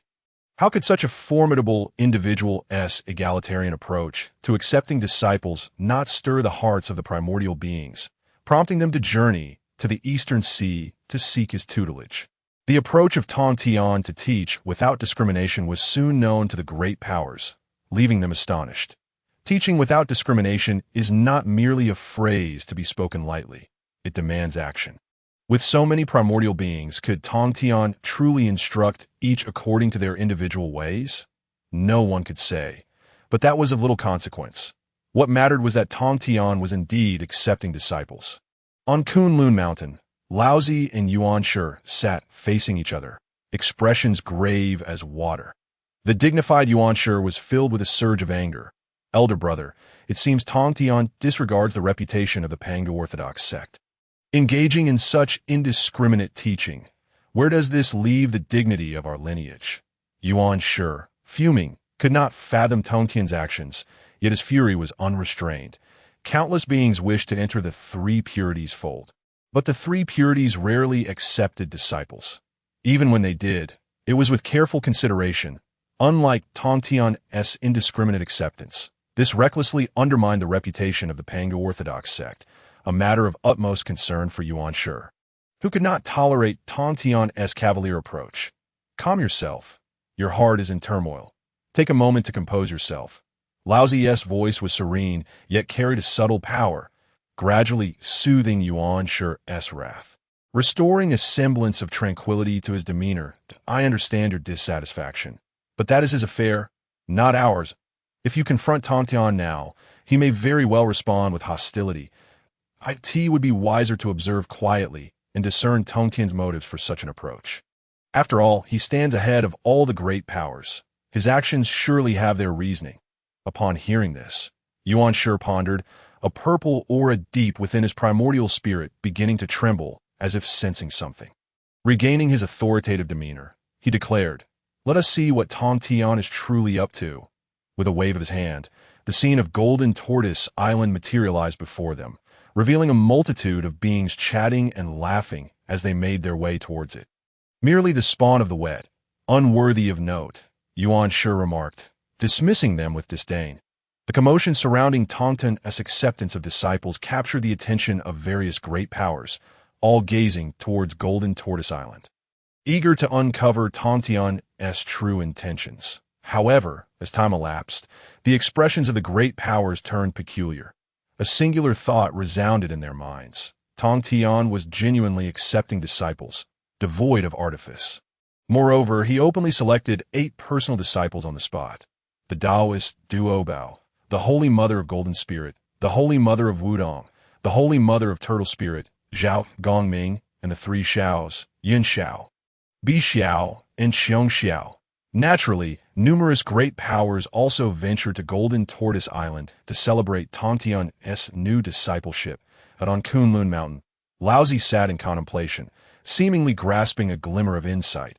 Observing Tongtian's actions, the primordial purple qi within his primordial spirit radiated a faint glow, igniting a spark of clarity in Lao Zi's eyes, as if he were piercing through the void.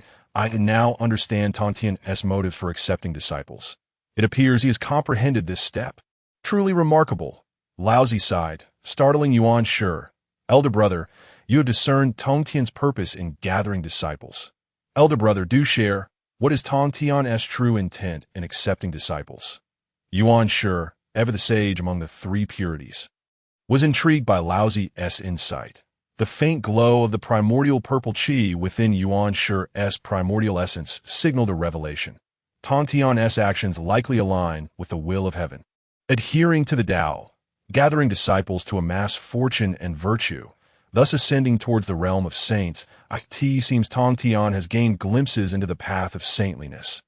Lao Zi's expression turned solemn as he gazed towards Golden Tortoise Island, his eyes glinting with a hint of coldness. Such a significant matter, and Tongtian had not confided in them. It was as if he disregarded his elder brother entirely, focused solely on his own ambitions. Tongtian had indeed progressed to such a stage. Yuan Shi, astonished, felt a fleeting pang of jealousy. Tongtian consistently overshadowed him, leaving the 3 purities associated only with him, while Yuan Shi remained unrecognized. Now, hearing Lao Zi speak of Tongtian advancing further along the path of saintliness, jealousy flared in his eyes. I had not anticipated that Tongtian would reject the primordial purple qi bestowed by our master, only to secretly cultivate in the shadows. It is truly despicable, Yuan Shi scoffed, regarding Tongtian with disdain. Tongtian's acceptance of disciples, ostensibly to cultivate, was in reality a manifestation of the heavenly Tao, complying with the will of heaven to comprehend the Tao and ascend to greater heights. Lao Zi meticulously analyzed Tongtian's actions, arriving at this conclusion. Such an insight rendered both Lao Zi and Yuan Shi silent. Tongtian was advancing further along the path of the saints while they remained stagnant, showing no signs of progress. Although the 3 purities had faded into obscurity, just the mention of them would lead to the overshadowing of Lao Zi and Yuan Shi. Younger brother, The matter of comprehending the heavenly Tao cannot be delayed. Tongtian has taken the lead. Should we lag behind in our path to saintliness, we may be ridiculed for eternity, Laozi asserted gravely. Pray, elder brother, guide me. Yuanshi mirrored his seriousness, feeling a twinge of agitation as Tongtian advanced while he struggled to move forward. Younger brother, remain calm. Even if we are but the two of us, if we unite our strengths to harness the power of the primordial purple qi, we can journey further together. Let us jointly seek enlightenment from the primordial purple qi. Laozi articulated his thoughts, his gaze fixed intently on Yuanshi, hoping for his concurrence. After all, the primordial purple qi was intricately linked to the saints. A single saint transcended the primordial realm, rendering them invincible. Thus, the primordial purple qi was of utmost importance, warranting absolute secrecy. Laozi sought to engage in mutual enlightenment, aiming to grasp Yuanshi's primordial purple qi, a delicate matter fraught with risks, if not careful. It could be usurped. Moreover, even brothers must maintain clear accounts of their dealings. Hence, Laozi wished to ascertain Yuanshi's stance to prevent any lingering resentment. Yuanshi hesitated momentarily, but upon raising his gaze and meeting Laozi's sincere eyes, he felt a surge of emotion. He had almost treated his elder brother as an outsider. I truly am unworthy. Yuanshi chastised himself inwardly before regaining his composure, since elder brother has proposed it. I naturally agree. United, we shall surely grasp the essence of the primordial purple qi, Yuanshi's spirit sword, envisioning a future where he could surpass Tongtian in attaining saintliness, ruling over the primordial realm while looking down upon Tongtian, compelling him to bow in deference that, indeed, was paramount. Thus, Yuanshi did not oppose Laozi's plan. Then, let Kunlun Mountain be sealed. We shall enter seclusion until we comprehend the purpose of the primordial purple qi, and not emerge until we do. Ultimately, the grand formation of Kunlun Mountain was activated, and the two entered into profound seclusion, evidently spurred by Tongtian's actions. The news of the Taoist of supreme clarity accepting disciples reached the ears of various great powers in the primordial realm, eliciting mixed reactions. Yet no one wishes for Tongtian to discover who is speaking behind his back. However, the Shanqing Taoist has many disciples. As long as one can reach Golden Ao Island, they can become his apprentice. Moreover, there are simply too many disciples, leading the Shanqing Taoist to categorize them into two groups, personal disciples and nominal disciples. Thus they settled on Golden Ao Island, which in turn brought a modicum of popularity to the place. The news of the Shanqing Taoist recruitment of disciples reached the heavenly court, capturing the attention of the 5 great celestial beings. After all, Tongtian is a figure capable of overshadowing Tai, having proven his status as the foremost being beneath the saints through his formidable prowess. No one dared to oppose this. In the Shi Huang Palace, Fuxi, Niuhua, and Kunping sat cross-legged on their cushions, deeply discussing the implications of Tongtian's recruitment of disciples. Clearly, there must be profound significance behind Tongtian's decision. Otherwise, he would not engage in such a laborious and thankless endeavor. Yet, the reason behind his desire to gather so many disciples remains a mystery. The youthful Kunpeng, exuding an air of nobility, expressed his puzzlement. As a celestial master of the heavenly court, Kunpeng possesses considerable strength. Having assisted Dijuan in constructing the very framework of the heavenly court, it can be said that without Kunpeng, there would be no heavenly court. His wisdom is unparalleled in the heavenly court, and now he has posed the most perplexing question. Why is Tongtian recruiting disciples? Uncertain as to the answer, Fuxi closed his eyes, attempting to deduce Tongtian's intentions. Yet all he could perceive was a fragmentary chaos, devoid of clarity. However, within the chaos, a glimmer of purple light sparkled, resembling numerous purple stars suspended in the void. Purple stars? Niuhua exclaimed, a look of confusion crossing her face, mirrored by Kunpeng. The divination indeed appeared in such a manner, but the metaphor behind it remains elusive, even to me. Fuxi spread his hands in resignation, shrugging as if to indicate his helplessness. Purple. Suddenly, Niuhua murmured to herself, as if sensing strands of truth, with the color purple representing that very truth. Simultaneously, as Niuhua's thoughts flowed, The primordial purple chi hidden deep within her primordial spirit projected beams of purple light upon her essence, causing her to shudder. Instantly, a glimmer of enlightenment illuminated her features, prompting her to gaze at Fuxi and Kunpeng, declaring, "I may have uncovered some truths regarding Tongtian's recruitment of disciples." Fuxi and Kunpeng exchanged puzzled glances. Niwa typically refrained from participating in such discussions, as she had an exceptionally capable brother who handled all matters, leaving her free from worry. Primordial purple chi. Niwa's words struck like thunder in the ears of Fuxi and Kunpeng, resonating long after. The two remained momentarily stunned, contemplating the implications of her statement, which seemed to hold considerable merit. Then, Niwa stood up and addressed Fuxi. "I have some insights that require verification in the lower realm."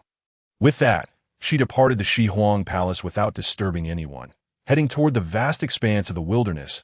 As Niwa descended, Fuxi and Kunpeng remained seated, seemingly lost in thought, digesting the profound news that it was only after Niwa had left the Shihuang Palace that the two emerged from their shock, exchanging glances filled with astonishment. If what Niwa said were true, then Tongtian had already begun his path toward becoming a saint, and should this news reach the wilderness, countless beings would be shaken to their core. Even the great celestial beings would tremble. Oh, you not recall how the Tao ancestor attained the sainthood, exerting pressure upon the wilderness, akin to an ancient divine mountain weighing down upon them, rendering them immobile. Such might was sufficient to terrify even the most powerful beings. Fuxi spoke gravely. "This matter must be reported to the Heavenly Emperor. Tongtian has begun to push against the saintly threshold, and we must prepare for confrontation. Only those who have truly faced the might of a saint can comprehend their terror." Even Fuxi, with a steadfast resolve, found it difficult to maintain his composure. Kunpeng's expression turned serious as he nodded, gazing towards the eastern sea, which lay in eerie silence, a land ravaged by battles that had extinguished countless lives, instilling fear in the hearts of its inhabitants. However, with Tongtian residing in the eastern sea, once he attains the Tao, that place could flourish anew under his great influence. At that point, it would spell disaster for the heavenly court. Kunpeng's voice turned cold. "Fuxi, we must also prepare for a counterattack from the eastern sea." With a knowing glint in his eye, Kunpeng directed Fuxi's gaze toward the eastern sea. With his wisdom, Fuxi naturally understood Kunpeng's concerns. He sighed, realizing that their assault on the eastern sea could provoke such significant trouble. Yet, having come this far, there was no retreat for the heavenly court. Thus, Fuxi and Kunpeng transmitted their thoughts to Dijuan and Tai, convening in the Lingxiao treasure hall to discuss this grave matter. Soon, Dijuan and Tai arrived, stepping into the treasure hall, with laughter echoing throughout. "Fuxi, Kunpeng, what urgent matters compel you to gather in the Lingxiao treasure hall?" Upon entering the hall, Dijuan was momentarily taken aback. His laughter abruptly ceased as he observed the grave expressions on Fuxi and Kunpeng's faces, utterly devoid of their usual composure, as if they were on the brink of a life-and-death struggle. With his keen senses, Dijuan immediately detected the unusual atmosphere and solemnly seated himself beside Fuxi, while Tai fell silent, deferring entirely to Dijuan's lead. What has transpired to warrant such seriousness from a sovereign of the heavenly court and a celestial master? Dijuan inquired. Fuxi recounted his and Niwa's conjectures in detail. Dijuan and Tai were equally astonished upon hearing that Tongtian intended to embark on the path of a saint, beginning with his recruitment of disciples. The gravity of such news, revealed through Niwa's divination, even provoked an expletive from Dijuan. Although he quickly composed himself to maintain his regal demeanor, Dijuan's face reflected shock. As it stands, Tongtian is still on his journey toward the saintly realm, and it may take considerable time. During this interval, the heavenly court must possess means to contend with the saints. As the ruler of the heavenly court, Dijuan promptly began to strategize for all eventualities, ensuring that not a single loss would occur. Otherwise, the glory of the heavenly court would be lost forever. Were such a declaration made by an ordinary person, it might have been met with ridicule. However, as the sovereign of the heavenly court, even the most absurd notions must be entertained. "Formation Tao," Fuxi calmly asserted, extending a finger. Only through the art of formations could one utilize the weak to confront the strong amidst the myriad paths of the cosmos. This was a feat unattainable by other paths. Thus, the heavenly court required a supreme formation, uniting its strength to withstand the might of the saints. This conclusion stemmed from the discussions Fuxi and Kunpeng had engaged in over recent times. For only in this manner could they resist the impending unknown dangers. Kunpeng took up Fuxi's words. Establishing a supreme formation could not only threaten the saints, but also necessitate the annihilation of the witch clan, thereby achieving unity over the wilderness and gaining unparalleled fortune. At that time, relying on this fortune and virtue, one could also attain the Tao, with the endorsement of the two great celestial beings. Dijuan felt a sense of relief. Having a solution was reassuring. Thus, they would not act blindly, but rather utilize their resources more effectively. While the notion of creating a formation to confront the saints may seem fanciful, it was imperative for the heavenly court to pursue this course of action, even if it meant forging a path where none existed. In that case, let this matter be overseen by you. Fuxi, all resources of the heavenly court shall be at your disposal. Should you require anything, merely voice your needs, and I shall procure it for you. Dijuan generously relinquished authority into Fuxi's hands. I require the river map and Luo book from your majesty, the heavenly emperor. Fuxi undoubtedly faces no issues, for in the realm of formations, he is among the most esteemed in the primordial world, unmatched by any. Dijuan, however, presented the He-Tu and Luo Shu to Fuxi. Consequently, Fuxi entered a state of seclusion, dedicating himself to the profound understanding of formation techniques. Meanwhile, the heavenly court experienced a notable tranquility, refraining from instigating conflict. This serene atmosphere within the heavenly court left even the most powerful beings in disbelief. Despite their skepticism, the heavenly court offered no explanations. Meanwhile, Nuwa departed from the heavenly court, descending into the primordial realm without alerting anyone. She wandered aimlessly, traversing various directions, devoid of purpose or goal, simply walking and absorbing the myriad forms of life that existed in the primordial world. Whether it be the transformation of plants, animals, or even the flow of air, all were observed by Nuwa with keen interest. In her current state, she acted as an observer, continuously contemplating the essence of life. From birth to death, embodying the cycle of creation, the fleeting moments of life and death encapsulated tremendous transformation. As conflict arose between various races, resulting in fierce battles marked by bloodshed, life ebbed away, ultimately culminating in the triumph of one race. In this intermingling of war and existence, Nuwa pondered deeply, yet she refrained from intervening, focusing solely on the vast principles of the primordial realm to nourish her own essence. As she journeyed further, her aura became increasingly ethereal and diminutive, akin to a dragon transformed into an ant, a supreme sage reduced to an ordinary mortal. With each step, her pace slowed, yet her eyes sparkled with brilliance, resembling radiant stars illuminating the void. Viewing the primordial world from the perspective of an ordinary being, she discerned a unique vitality of life. Ultimately, she inadvertently provoked the ire of a true immortal being, who, dismissing her, struck her down with a spear, causing her lifeblood to flow and her form to become lifeless. This death. Indeed, it is exquisite. Nuwa immersed herself in the experience of death, transitioning from life to demise, gaining profound insights in the process. This sudden enlightenment elevated her understanding of the laws of creation to the 8th tier. Simultaneously, beams of light radiated from her lifeless form as she gradually emerged, shedding her old self and stepping into a new existence. It appears that such moments of sudden realization are indeed rare and fortuitous. With a sweeping gesture, Nuwa obliterated her former self, turning to ash, and resumed her journey to observe the myriad creatures of the primordial realm. Time became irrelevant to Nuwa as she lost herself in the experience, oblivious to her surroundings or even her own identity, as if she had vanished entirely. Meanwhile, on Golden Ao Island, Tongtian leisurely fished, fully at ease, when a voice from his divine selection system echoed in his mind. Ding! Nuwa has begun to comprehend the heavenly principles and is on the verge of achieving sainthood. Please make the following choices Task 1. Persuade Nuwa not to attain sainthood. Reward: 1,000,000 merits of the Tao. Task 2. Assist Nuwa in achieving sainthood. Reward: a low-grade innate spiritual treasure, the Qing Ying sword. As Nuwa approached the threshold of sainthood, time seemed to fly. Tongtian raised an eyebrow, a look of surprise crossing his face. The age of saints was imminent. However, the comparison of rewards posed a dilemma. Should he persuade Nuwa against attaining sainthood, which would constitute a blockage of her path, an act that could lead to dire consequences?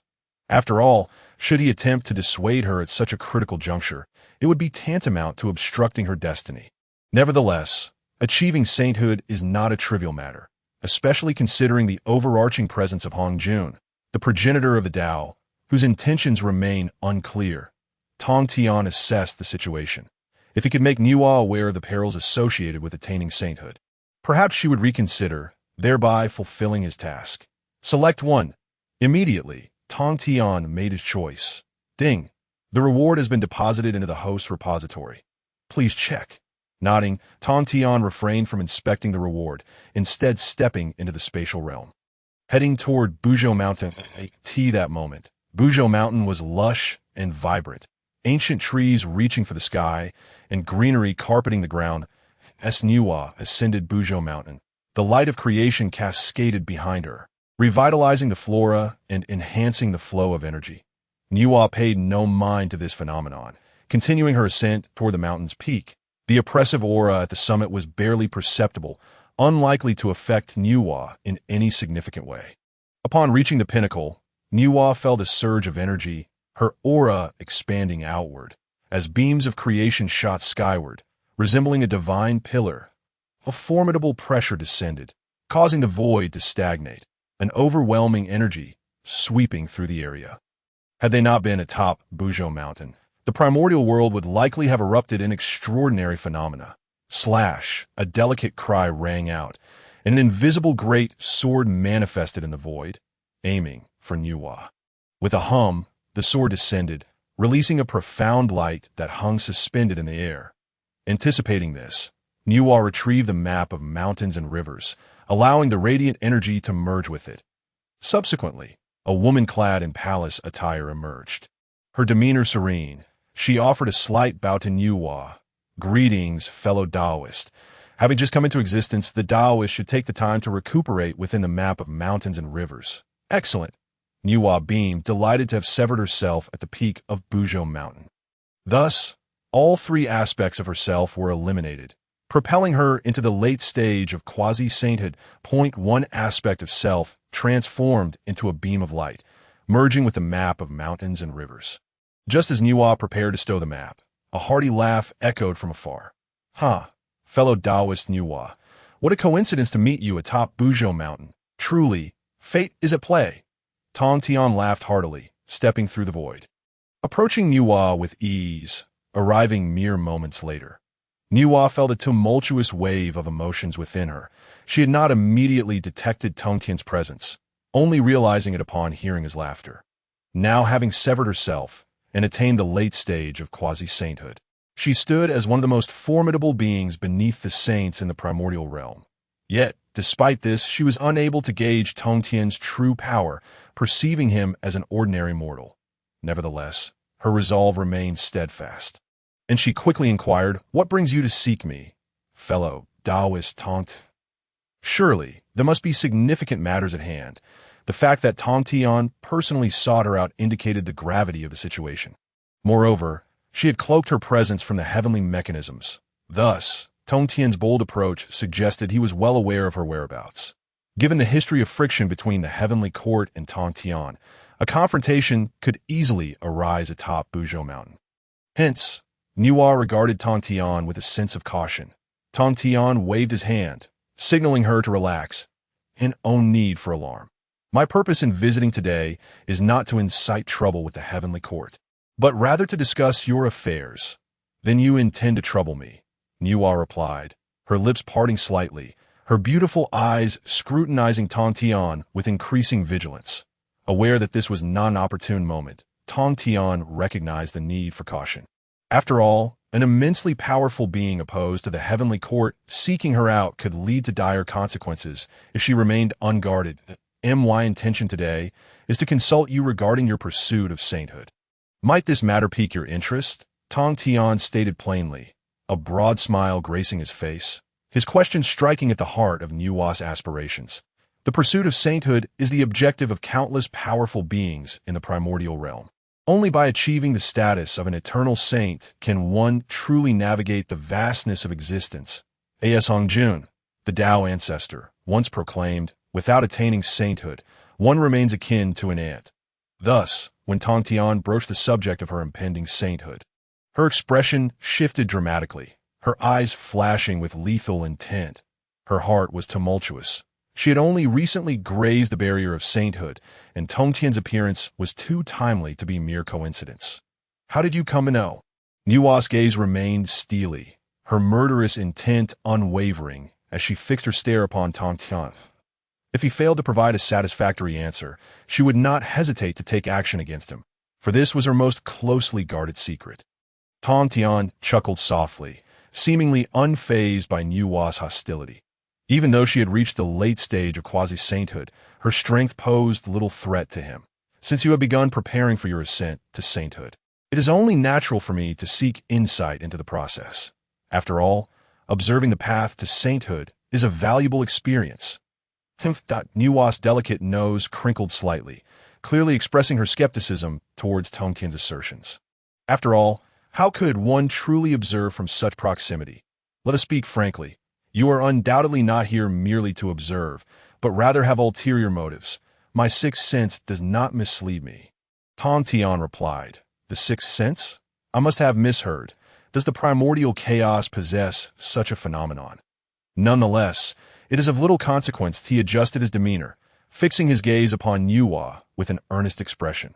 Since you wish for me to speak, I shall impart all that I know. The path to sainthood is fraught with peril. Should you attain it, you will encounter formidable tribulations. The path to sainthood is perilous. These were Tongtian's exact words. Yet to Nuwa's ears, they sounded like a jest. Who in the primordial realm does not aspire to achieve sainthood? If a mere utterance from Tongtian could extinguish such ambitions, then her resolve was indeed fragile. Nuwa's countenance shifted, her gaze icy as she regarded Tongtian, her voice devoid of warmth. Tongtian, if you seek to undermine my resolve, do not expect my patience to endure. Even if you are the foremost beneath the saints, you shall not command me. Her aura expanded, brimming with vigilance, rendering her impervious to his every word. This was Nuwa's moment of glory. To attain sainthood would mean becoming an immortal being, gazing down upon all creation, transcending even the mightiest of beings. Such temptation could not be easily dismissed by a few words from Tongtian. Her wariness towards him reached its zenith. Should he exhibit even the slightest misstep, she would unleash her powers without hesitation. Tongtian felt a sense of helplessness. He had not anticipated that his honest words would be met with disbelief, truly a disappointment after his good intentions. However, from Nuwa's perspective, Tongtian's immediate declaration of danger was nothing short of a blatant attempt to thwart her pursuit of enlightenment. Acknowledging this, Tongtian softened his tone. Dear Nuwa, please remain calm. Even if it comes to battle, you would find yourself at a disadvantage. Why not sit and converse? Let us explore whether my words hold merit. If, after my explanation, you still deem the path to sainthood worthwhile, then I shall have no further objections. With a shrug and a smile, Tongtian revealed his true thoughts to Nuwa. Furrowing her brow, she recognized that in matters of combat, Tongtian was unrivaled in the primordial realm. To challenge him would be tantamount to courting death. Moreover, he spoke truthfully. She could not best him, and thus it would be wiser to engage in dialogue to understand his reasoning. Realizing this, Nuwa retracted her imposing aura, casting Tongtian a fierce glare, her phoenix-like eyes shimmering like twin stars. Dear Nuwa, your brilliance and beauty are unparalleled in the primordial realm, yet your temper betrays your true nature, Tongtian remarked, his words nearly provoking her wrath. That Nuwa's expression darkened. It seems my companion struggles with conversing with the opposite sex. Resorting to such flippancy, Tongtian chuckled, deftly sidestepping the topic. Debating with a woman was certainly not prudent. Thus, he adopted a serious demeanor, drawing Nuwa's curiosity. What matter could so compel such a formidable being to adopt such gravity? The path to sainthood is, in fact, quite simple. It is achieved through the primordial purple Q. I.A. Saints are part of the heavenly order. Attaining sainthood grants one a portion of the celestial authority. And the primordial purple Qi serves as the key to wielding that authority. Tongtian's startling revelation about the primordial purple Qi, claiming its origin from the heavenly order, resonated loudly. The heavens took notice of his words, unleashing thunderous warnings, signifying that Tongtian should not meddle in affairs beyond his purview. Nuwa nodded, well aware of these foundational truths, though she did not grasp them with the same clarity as Tongtian. And regarding the ominous thunder, she remained indifferent. Such power could be effortlessly vanquished and posed no threat. As the primordial purple Qi, a manifestation of the heavenly order's essence, enabled its possessor to swiftly command the laws of the great Tao. Tongtian's assertion struck Nuwa as disconcerting. She sensed a certain obscurity in her mastery over the Tao's laws, lacking the fluidity and ease she had anticipated. This realization darkened her expression, fostering a newfound trust in Tongtian.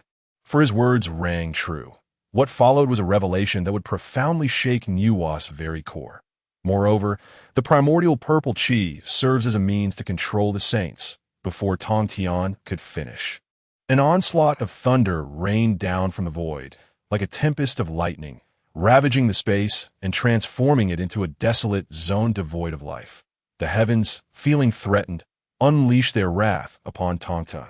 Even a saint would be obliterated for transgressing the sacred boundaries. This was an immutable law. Have I struck a nerve? Do you dare unleash your thunder upon me? Are you not aware that I am the true embodiment of Pangu? Endowed with the virtues of the great Tao, do you think you can impose tribulations upon me without cause? Can you withstand the backlash of the Tao? Tongtian stood resolute, unflinching before the heavenly retribution, vociferously challenging the celestial order. Nuwa was taken aback. Tongtian exhibited blatant disregard for the heavenly decree, facing the impending punishment without a hint of trepidation, even appearing eager for the thunder to descend upon him. However, upon hearing his words, she nodded in acknowledgement.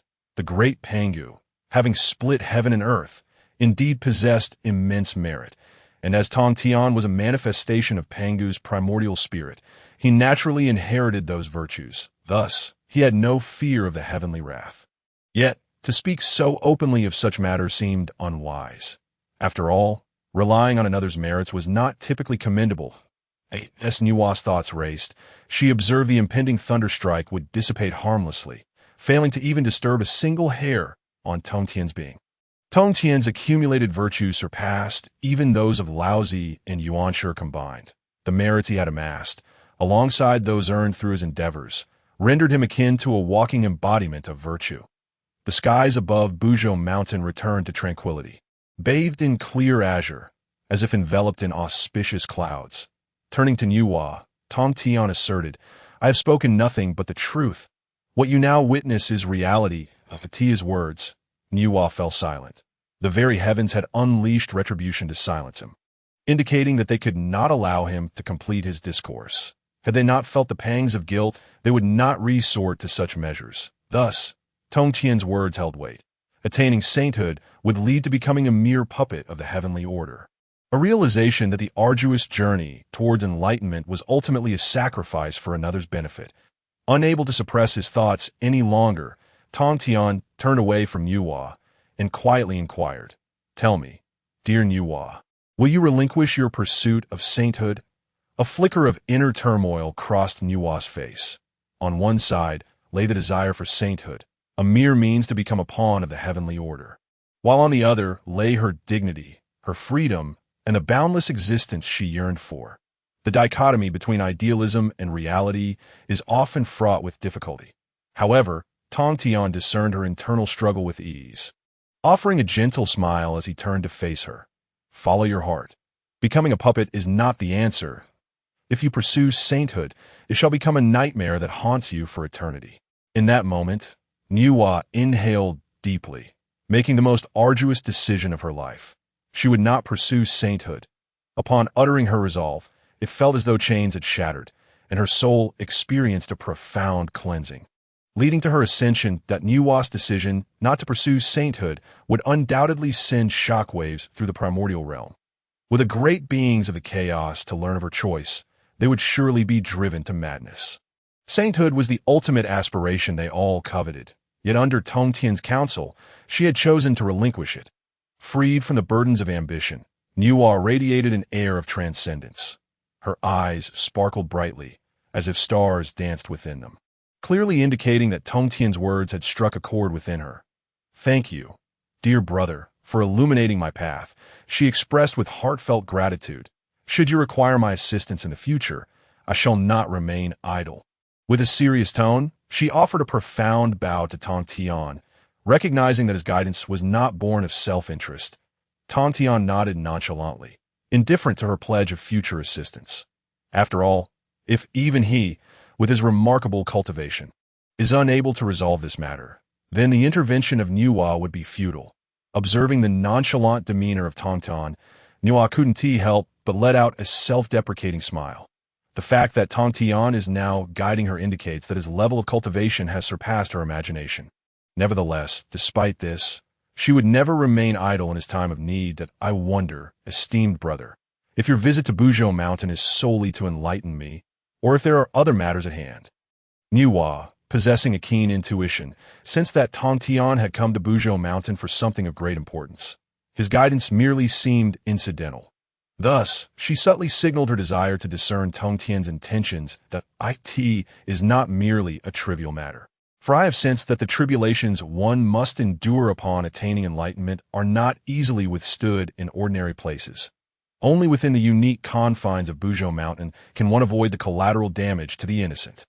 Tongtian spoke candidly, revealing his imminent quest for enlightenment. Nuwa was taken aback, her phoenix-like eyes fixed on Tongtian, yet she could detect no trace of overwhelming power.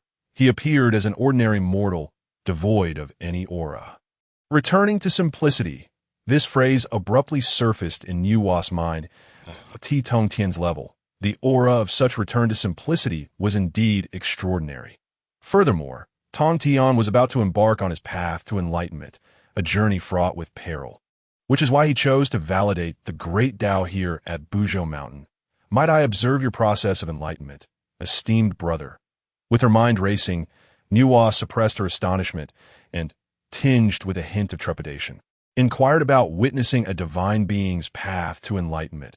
A monumental opportunity that must not be missed. "Certainly." Tongtian nodded, agreeing to Nuwa's request, as it was not a matter of great significance. "Thank you, esteemed brother." Nuwa expressed her gratitude with a solemn bow, recognizing the importance of seizing such an opportunity. Tongtian then found a suitable spot, seated himself cross-legged, and directed his heart towards the heavens. In an instant, he seemed to merge with the very fabric of space, becoming indistinguishable from in Nuwa's eyes. She was utterly astonished. Tongtian appeared as an integral part of the cosmos, becoming one with the heavens and the earth. Starlight descended from the void, transforming into torrents that surged into Tongtian's being. Countless stars seemed to be drawn in, plummeting like shooting stars towards him. Yet, as they approached, the stars generated heat through friction, igniting into brilliant flames that refined the purest essence of the stars, all of which merged into Tongtian. Moreover, boundless primal spiritual energy flowed like an unending river, crashing against vast barriers, akin to fledglings returning to their nests, converging into Tongtian's form. Such a magnificent spectacle left Nuwa in shock, causing her to retreat thousands of miles, wary of being overwhelmed by his immense power. In that moment, Buzhou Mountain became the focal point of the world, inexplicably erupting with such terrifying phenomena, consuming the essence of stars and vast spiritual energies. It was as if a primordial chaos deity resided within Buzhou Mountain, plundering spiritual energy. Numerous divine beings were stirred, their gazes drawn towards the peak of Buzhou Mountain. However, the summit was now shrouded in a mist of spiritual energy, encircled by the essence of stars, concealing its mysterious aura from the prying eyes of the divine. The heavenly court, the Witch Clan, Mount Wanshou, and the blood sea of the underworld, all sacred domains, cast their watchful eyes upon Buzhou Mountain. Among them, the heavenly court was particularly incensed, for in their understanding, the starry sky was their territory. And it was intolerable for someone to brazenly plunder the essence of stars, annihilating celestial bodies for refinement, as though disregarding the heavenly court entirely. The Lingxiao Palace was thrown into chaos, with furious denunciations directed at the thief of star essence. Their possessions had been brazenly seized, an act unforgivable. Consequently, a minister from the heavenly court requested permission to dispatch forces to suppress the audacious individual atop Buzhou Mountain, to make it clear that those who encroach upon the heavenly court's territory shall meet their demise. Emperor Jun, seated upon his throne, paid no heed to the minister's pleas. Instead, he bore a stern expression, revealing no hint of joy or sorrow, indifference to the tumult surrounding him. Yet, an eerie atmosphere permeated the Lingxiao Palace. Silencing the ministers, brother, the energy emanating from Buzhou Mountain has surpassed the late stage of quasi-saint, ascending towards an even higher realm. In the stillness of the Lingxiao Palace, a voice shattered the silence. Dongwang Tai. His divine golden eyes piercing through illusions. Though he could not discern the exact occurrences at Buzhou Mountain's peak, he could sense that the energy was growing ever more magnificent, akin to an ancient road standing tall. Upon Tai's words, the Lingxiao Palace fell into complete silence. The sound of a falling needle could be heard, while a thread of trepidation spread among the gathered officials. The Dongwang's statement implied that someone was on the verge of enlightenment atop Buzhou Mountain. How daring it was for someone to audaciously insult a being on the path to enlightenment. Such an act was utterly unforgivable. Should retribution be sought, Emperor Jun would undoubtedly not risk offending an enlightened being for the sake of one or two individuals. Emperor Jun surveyed the trembling ministers, and with a cold snort, akin to thunderclaps, his disdain echoed in their ears. How can such cowardice befit the pillars of my heavenly court? Yet he understood their fear of enlightened beings. After all, when Hongjun Daozu attained enlightenment, his power had overshadowed the entirety of the primordial realm, leaving even the Deluo Jingxian with no means of resistance. Even quasi-saints were but slightly larger ants in comparison. Let us observe the unfolding events. Emperor Jun reassured the ministers, then turned his gaze toward Buzhou Mountain, where the great Tao intertwined, presenting a clear opportunity for observation. As for the lost essence of stars, what of it? That was merely a token of goodwill offered to the enlightened one. How could it be called a loss? It was a gift, while the great divine beings of the primordial realm were engaged in observation and learning. Ominous thunder rumbled through the void, and dark clouds cloaked Buzhou Mountain. An overwhelming pressure descended, causing Nuwa's countenance to change dramatically as she blurted out, "The heavenly Tao." The ominous clouds writhed, slowly forming an inverted eye, radiant with golden light, exuding the majesty of the heavenly Tao as it surveyed Buzhou Mountain, accompanied by the resonating sounds of the great Tao shaking the primordial realm. Tongtian has committed a grave sin. He must be punished. The pronouncement sent shockwaves through all beings.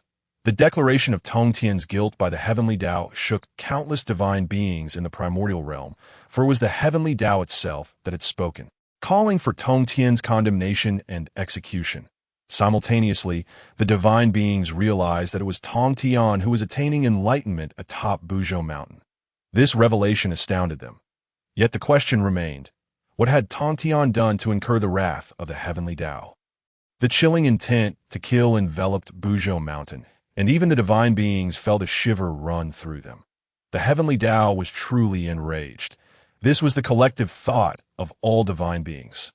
What had Tongtian done that even the heavenly Tao could not tolerate? Only those who had committed heinous act to provoke the wrath of the heavens would elicit such a response. An ancient, decayed elder gazed uncertainly at Buzhou Mountain, a survivor from the Dragon and Han Calamity, who had witnessed the punishment of the demon ancestor, Luo, who, by the heavenly Tao. This scene was eerily reminiscent of that time, when Luo, who was targeted by the heavenly Tao. Could it be that Tongtian was now in a similar predicament? A decayed divine being stepped forward to explain, enlightening the others about the timing of the heavenly Tao's appearance. in the previous calamity. Only the demon ancestor Luo who faced punishment. However, even the heavenly Tao could not annihilate Luo who. Rather, it had been repelled. Such revelations indeed shocked the divine beings, for this ancient secret was known only to those who had lived through that era. Thus, Tongtian found himself in a situation akin to that of the demon ancestor Luo who, facing the prospect of punishment. Yet Tongtian was merely seeking enlightenment. Could such an act warrant retribution? Questions arose, but no one could provide answers. Atop Buzhou Mountain, Nuwa observed the oppressive clouds gathering above, her face paling in response to the overwhelming force that even she, a late-stage quasi-saint, could scarcely withstand. Retreating several hundred miles, she gazed at Tongtian, enveloped in the essence of stars and boundless spiritual energy, her eyes filled with astonishment. Merely seeking enlightenment had drawn the attention of the heavenly Tao, which openly declared its intention to execute Tongtian. How terrifying was that? Moreover, Nuwa sensed not a trace of primordial purple energy emanating from Tongtian. In that instant, she understood. Tongtian did not rely on primordial purple energy for his enlightenment, but instead drew upon his own strength to break free from constraints and attain the status of a Hunyuan de Luo Jingxian. With this realization, Nuwa comprehended why Tongtian possessed knowledge of the secrets surrounding primordial purple energy. And no wonder Tongtian possesses an intimate understanding of the primordial purple energy. It turns out he has already touched upon the realm of the Hunyuan de Luo Jingxian. Contemplating this, Nuwa eagerly scrutinizes every nuance of Tongtian's aura. This moment marks a pivotal juncture in Tongtian's path to enlightenment, as the laws of the Tao manifest before him. Observing the Tao not only enhances one's own understanding, but also presents a tremendous opportunity. As the foremost witness to Tongtian's ascent, Nuwa's insights into the Tao are profoundly profound. Thus, she immediately settles into a meditative posture, disregarding the heavenly punishment looming in the void, for it poses no threat to her. Tongtian is currently bridging the Upper Qing Taoist and the Azure Sky, both of whom have reached the pinnacle of their Tao cultivation, mere steps away from fully breaking through the gates of Hunyuan de Luo Jingxian. Within the Chaos Pearl, the Azure Sky sits serenely in the void, emanating the essence of the 3,000 avenues, some robust and imposing, others nearly imperceptible, yet all radiating magnificent energy. On a divine wheel of heavenly Tao rotates slowly behind him. However, compared to Hongjun Daozu, the disparity in energy is vast. Nonetheless, harnessing the power of creation, the Azure Sky's cultivation reaches its zenith, just a step away from the summit of Hunyuan. Suddenly, the Azure Sky rises, unleashing a grand force that pierces the chaos, shattering myriad paths. With faint echoes of Tao sounds resonating, the IT begins. He murmurs, transforming into a beam of heavenly light that pierces the chaos and directly enters Tongtian's body. A tremendous wave crashes against the shore, sweeping through the 9 heavens, as Tongtian's aura surges dramatically, towering and formidable, akin to a descending demonic deity.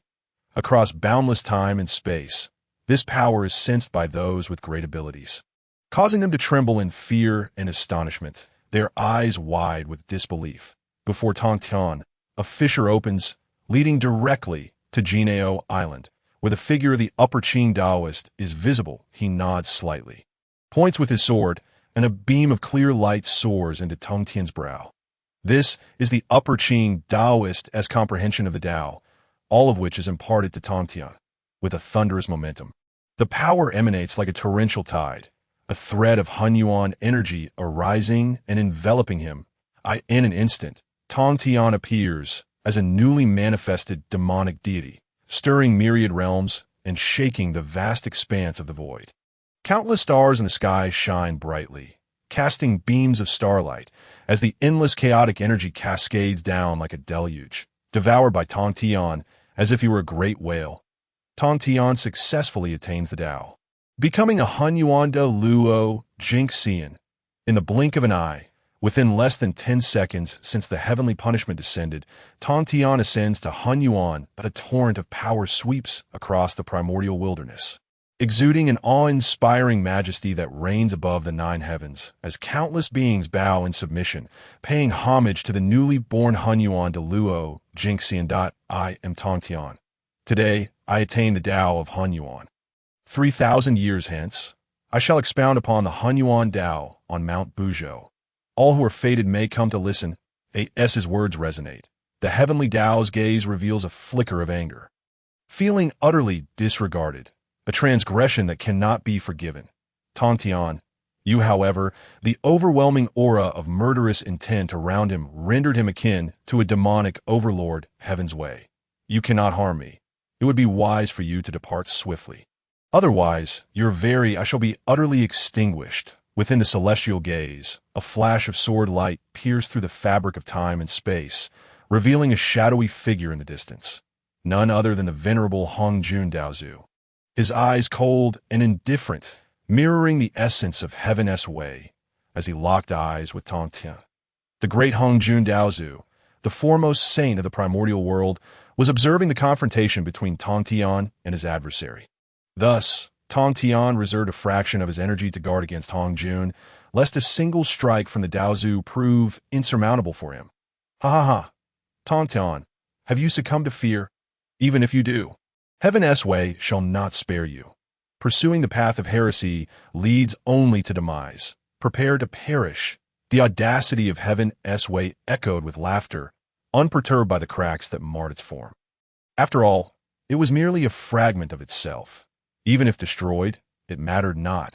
Should it succeed in vanquishing Tongtian before he could rise, losing a mere avatar was of little consequence.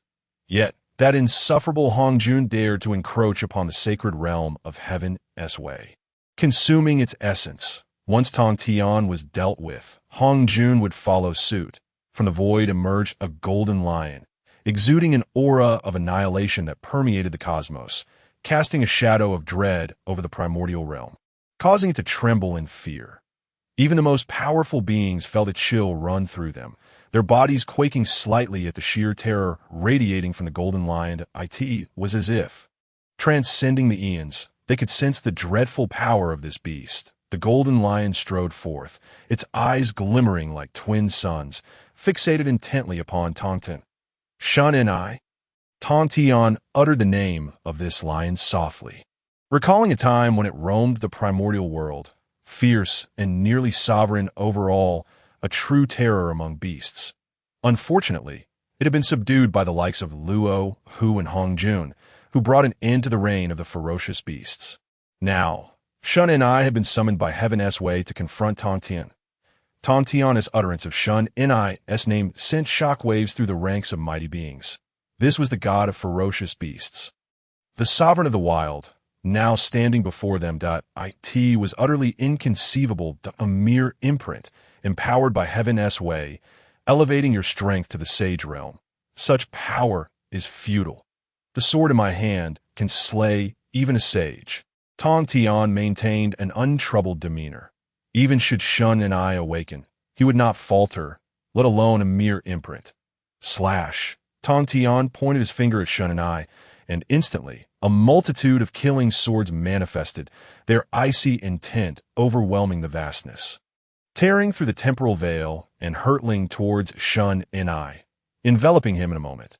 The murderous will surged, disrupting the very fabric of time and space, while simultaneously, a blade was thrust towards heaven's way, its brilliance cleaving through the void, annihilating the path. With a roar, the god of ferocious beasts, Shun and I, unleashed a terrifying sound wave that resonated through the cosmos, shattering the approaching killing swords and fracturing countless realms. Repelling the onslaught, manifested by heaven's way, Shun and I boasted formidable strength, his golden form reminiscent of divinity. With a swipe of his paw toward the void, he obliterated a radius of 100,000 miles, entombing Tongtian within. The sword aimed at heaven's way's gaze was also intercepted by Shun and I's claw, shattering the killing blade with a resounding clash. Shun and I apprehended Tongtian, who practiced the path of heresy. The primordial world had no need for a Hunyuan de Luo Jingxian. Any deviation from this law would invite the wrath of divine retribution. the gaze of Heaven's way proclaimed boldly, unperturbed by the presence of the mighty beings. Moreover, it intended to inform them that the Hunyuan de Luo Jingxian had no future. Only by attaining the status of a sage could one harbor hope. Indeed, upon uttering these words, the quasi-saint-level beings gasped in disbelief. The Hunyuan de Luo Jingxian was a being comparable to a sage, yet they could not exist within the primordial realm, lest they face the fury of Heaven's way. And so, Tongtian had suffered punishment. This was excessively harsh. Was there truly no alternative to becoming a sage? At Wanshou Mountain, Hunyun seethed with indignation. Although he possessed a strand of primordial purple energy, enabling him to strive towards sagehood, his friend Xinyuanzi lacked such fortune, rendering his prospects bleak. Hunyun had hoped to guide his friend Xinyuanzi along the path to enlightenment. Now, the proclamation from Heaven's way had doused Hunyun's fervor with cold water, extinguishing any hope for Xinyuanzi. "Hunyun, be silent," Xinyuanzi exclaimed, startled by Hunyun's audacity to voice such heretical thoughts. Should Heaven's way take note, it would not bode well for Hunyun.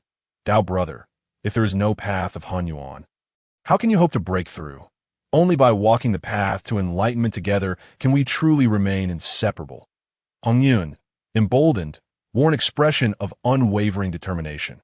Xinyuanzi felt deeply touched, yet understood that defying Heaven's way was no trivial matter. Once targeted, Hunyun's future would be at stake. Thus, Xinyuanzi urged Hunyun to cease his words, forbidding any disparagement of Heaven's way. Reluctantly, Hunyun acquiesced to his brother's counsel. While Hunyun's discontent simmered, the other mighty beings were equally perplexed. Why could they not pursue the Hunyuan path? It was a wide avenue to enlightenment, as evidenced by Tongtian's ascent. Moreover, Tongtian's unparalleled combat prowess allowed him to contend with Heaven's way's gaze upon his breakthrough. Such a method of enlightenment was undeniably alluring to the mighty beings. Yet, now Heaven's way sought to prohibit the propagation of the Hunyuan path, leaving the mighty beings frowning with impatience. Did Heaven's way truly intend to obstruct their ascension to Hunyuan? Such arrogance was beyond comprehension. However, even in their discontent, the mighty beings refrained from vocalizing their grievances, muttering in their hearts while maintaining outward smiles of feigned loyalty. The words of Heaven's way stirred discontent among all the mighty beings. Yet Heaven's way remained oblivious at this moment. It was engaged in a fierce struggle against Shun and Tongtian.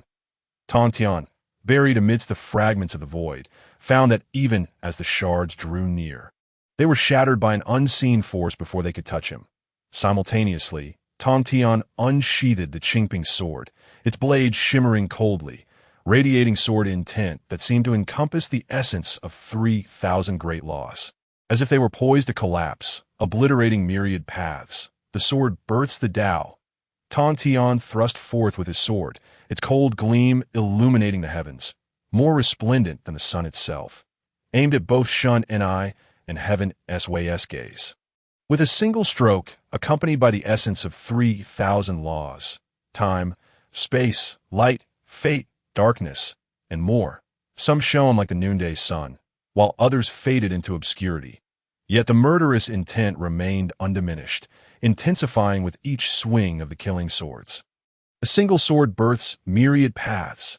Swords imbued with the essence of the Tao surged forth, each blade embodying a distinct path, dazzling and brilliant like the morning stars.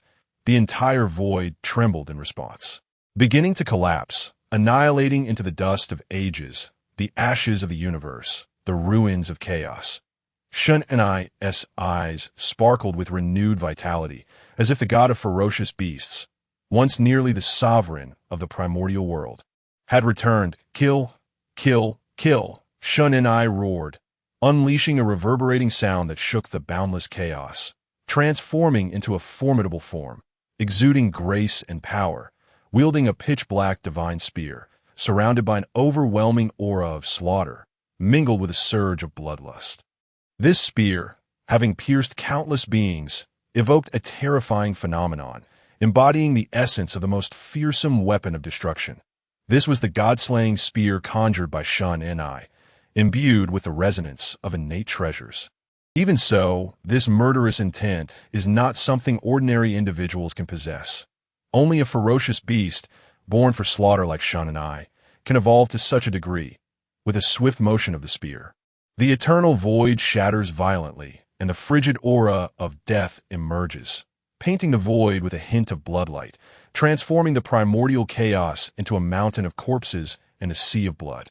The eye of heaven closed momentarily, then opened again, generating an energy that connected the entire primordial realm, arising from the formless, locking onto the primordial spirit of Tongtian that a streak of annihilating divine light pierced through the void, transcending time and space, as if traversing the river of time, directly merging into Tongtian's primordial spirit, transforming into a celestial blade.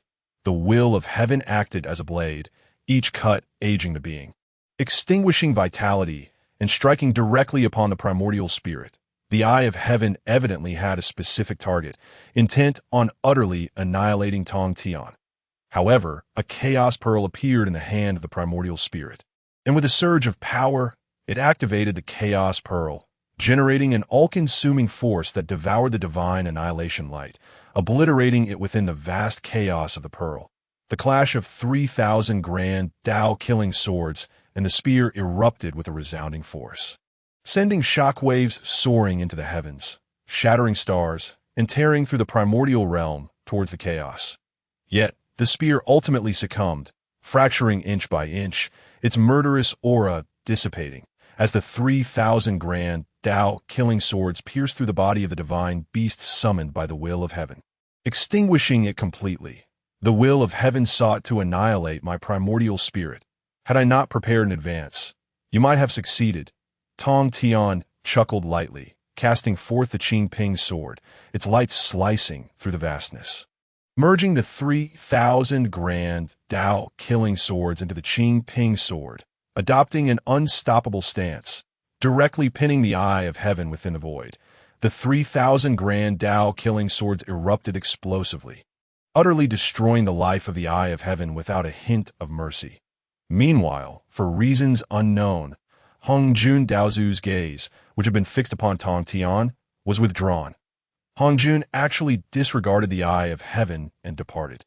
Although the reasons remain unclear, Tongtian's remarkable feat today would likely cast a long shadow over the lives of countless great powers, or be regarded as a divine demon. The eye of heaven, pinned within the void, flickered with an eerie light, emitting its final words. The fate of saints is predetermined, a fact that cannot be altered. It would ultimately lead to immense karmic repercussions. You cannot grasp this, Tongtian. Upon concluding, the eye of heaven transformed into wisps of azure smoke, dissipating within the primordial realm. The eye of heaven is dead. The fate of saints, perhaps you are the one scheming. It is Hongjun, but what does this have to do with me? Now that I have attained the Tao of primordial unity, reaching the first heavens, it is absolutely impossible for me to inherit the primordial purple energy. Tongtian murmured, having grown wary of the will of heaven and Hongjun in his heart. Since it spoke such words even after being slain, it is either a fool or has ulterior motives. Tongtian inclined towards the latter. Tongtian, my fellow Taoist, you have actually slain the eye of heaven, which embodies the authority of the celestial Tao, a formidable power. I never expected it to be unable to withstand even a few exchanges before you. As Tongtian pondered, Nuwa approached with admiration, having observed the events most closely and felt the immense strength and audacity of Tongtian. The fact that he feared not the will of heaven indicates the great confidence Tongtian held in himself. Should the will of heaven come forth and provoke him, he would unsheath his sword and slay it. Such matters are trivial. I wonder how you feel about the words of the eye of heaven? Tongtian, being humble, began to recount the words of the eye of heaven. The eye of heaven stated plainly that the fate of saints is predetermined, a matter of destiny calculated by the celestial Tao. Barring unforeseen circumstances, you shall attain the saintly Tao. However, what I speak is also the truth. The final decision lies in your hands. After all, a single saint can still influence the dynamics of the primordial realm. With that, he turned to Nuwa, eager to see what choice she would make. Would she opt for a smooth path, directly achieving the saintly Tao, or choose to confront the will of heaven? The pros and cons of this decision could only be determined by Nuwa herself. Nuwa's expression darkened, for this choice would significantly impact her future advancement. Now before her lay two paths, stability and turmoil, necessitating a choice between the two. The words of the Eye of Heaven and those of Tongtian clashed in Nuwa's mind, neither conceding to the other. Time passed without her noticing, until her countenance regained its tranquility, and she arrived at an answer within her heart. Ding. Host, your attempt to persuade Nuwa against pursuing the saintly Tao has failed. The system requires the recovery of rewards. Clang. It seemed the system had been struck, promptly settling down. Ding. Host, dear father, please forgive me. Without a fight, nothing can be achieved. Lacking insight, how can one fulfill the role of a system? What reason is there to return what has been obtained? It is impossible. It appears you have made your choice. Tongtian sighed softly, surprised that Nuwa opted for stability rather than chaos. It is understandable. In this era, after enduring the harshness of society, most individuals ultimately seek the security of civil service. Stability is what Nuwa desires. Indeed, I ultimately wish to attain the saintly Tao, rather than the primordial unity.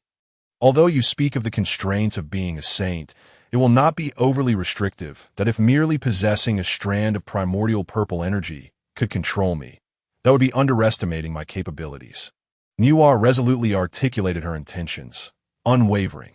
Well, my dear Taoist Nuwa, your determination is indeed extraordinary. Since you have made your choice, I shall closely observe your process of attaining the Tao. Tongtian did not express anger, for this was not his decision, but rather Nuwa's. No matter the outcome, it would not affect his standing. Then I shall act recklessly. Nuwa replied, stepping aside, radiating an aura of creation, robust and powerful, just a step away from entering the Tao through the laws.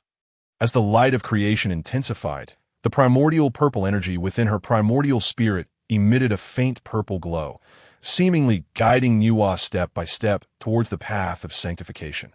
Thus, Nuwa knelt, scooping a handful of earth, pouring in water, and molding the clay into two figures, one male and one female, lifelike and as real as can be. Yet as Nuwa looked upon them, the clay figures crumbled into earth once more, causing her to furrow her brow. Let me try this. Tongtian produced the three light divine water, and she rang, offering them to Nuwa. These were among the rare divine artifacts of the primordial realm. Even the most powerful beings might not possess them.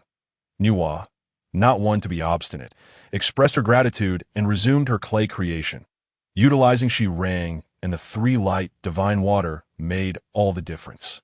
The clay figures resembled living beings, imbued with a hint of spirituality, as if they were alive. After shaping one male and one female figure, Nuwa gently infused them with a breath of creation. In an instant, the clay figures were imbued with a breath of life, transforming into sentient beings. The act of creating life deepened Nuwa's comprehension of the path of creation.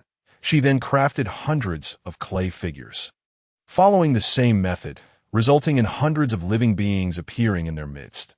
This time, the light of creation in Nuwa's eyes was nearly overflowing, her aura growing ever more potent, transitioning from late-stage quasi-saint towards sainthood. Ultimately, Nuwa found the pace of creating life too slow, so she broke off a willow branch, soaked it in the three light divine water, and sprinkled it over the shirang. Instantly, living beings were created. Appearing atop Mount Buzhou, a total of 12,960 beings emerged, aligning with the number one, harmonizing with the celestial Tao. Newly born race, from this day forth, you shall dwell within the primordial realm. I bestow upon you the name run, human, and hope you thrive and flourish. Nuwa gazed upon the newly birthed humanity, a flicker of tenderness crossing her eyes, for this was the race she had brought into existence. Inherently exuding a sense of affinity that we pay our respects to the Holy Mother Point, 129,600 members of the human race bowed collectively before Nuwa, expressing their profound gratitude for the enlightenment bestowed by the Holy Mother. Meanwhile, Tongtian remained unseen by the human beings, for they were too feeble and required tempering rather than protection. Thus, he chose not to reveal himself have a human race recognize him as their holy father would only lead them to walk with unwarranted arrogance. Such a state was untenable, for a human race that had not endured tribulations would find it difficult to achieve greatness. With the sound of the human race's reverent worship, a rift opened in the void, and a golden cascade of merit poured forth, flowing towards Niwa and merging with her being.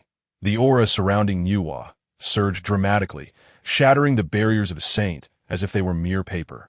And the majestic sanctity emanated from Mount Buzhou, rippling through the primordial wilderness and surveying all living beings.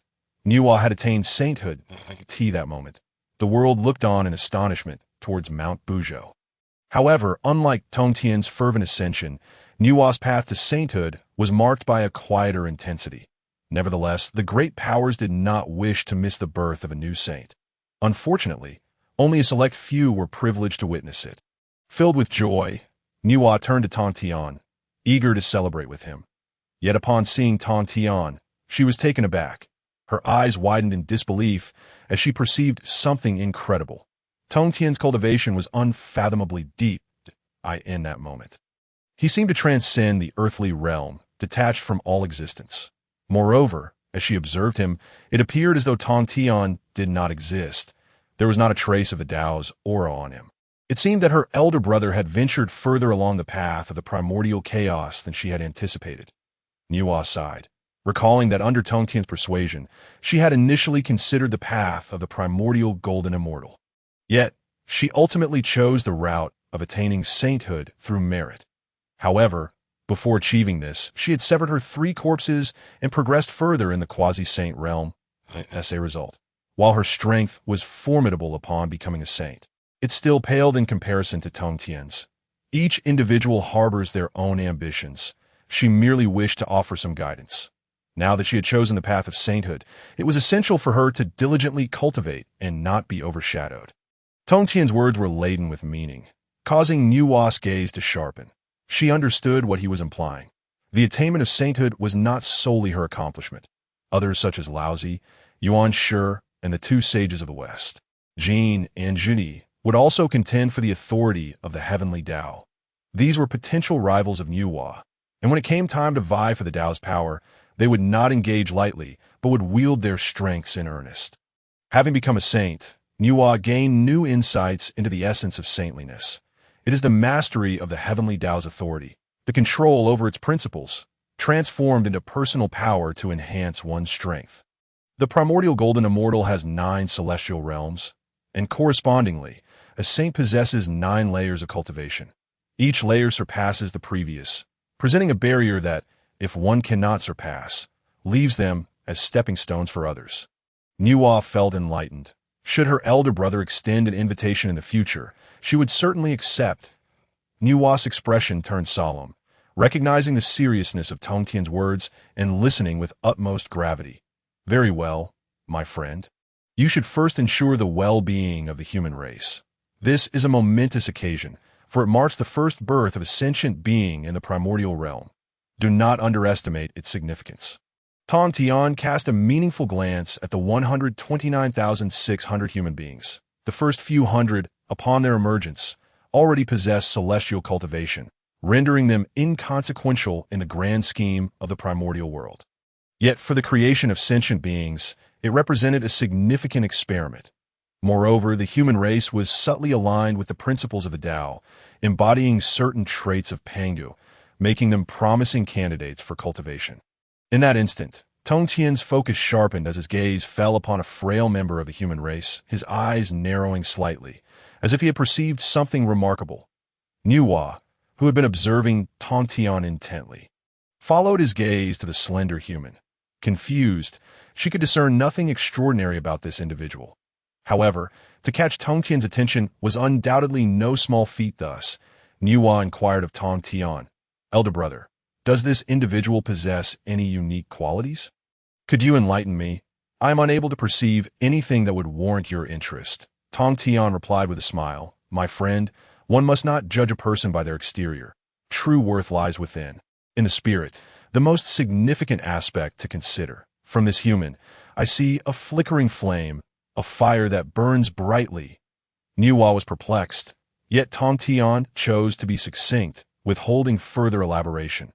After a moment's contemplation, he addressed the frail human. Since our meeting is fated, I shall bestow upon you a name. Sui. As Tongtian's words echoed, a thunderous bolt sliced through the sky, vanishing in an instant, affirming his decree, with heaven and earth as witnesses. Although Tongtian was not embraced by the heavenly Tao, this act of forceful acknowledgement compelled it to yield, even if it could not accept him. The slender human stood awestruck, a glimmer of brilliance flashing in his eyes. Henceforth, I shall be known as Sui. He proclaimed, I thank you, elder brother. For this name, that Nuwa's face radiated gratitude. The bestowment of a name indicated Tongtian's recognition of the human race, a monumental honor indeed. To receive a name from a primordial golden immortal was of profound significance. It seemed prudent to keep an eye on Sui in the future, for even Tongtian had shown interest in him, suggesting an extraordinary destiny ahead. Suddenly, a grand voice resonated in Nuwa's ears. Nuwa, in due time, come to the Zhixiao Palace.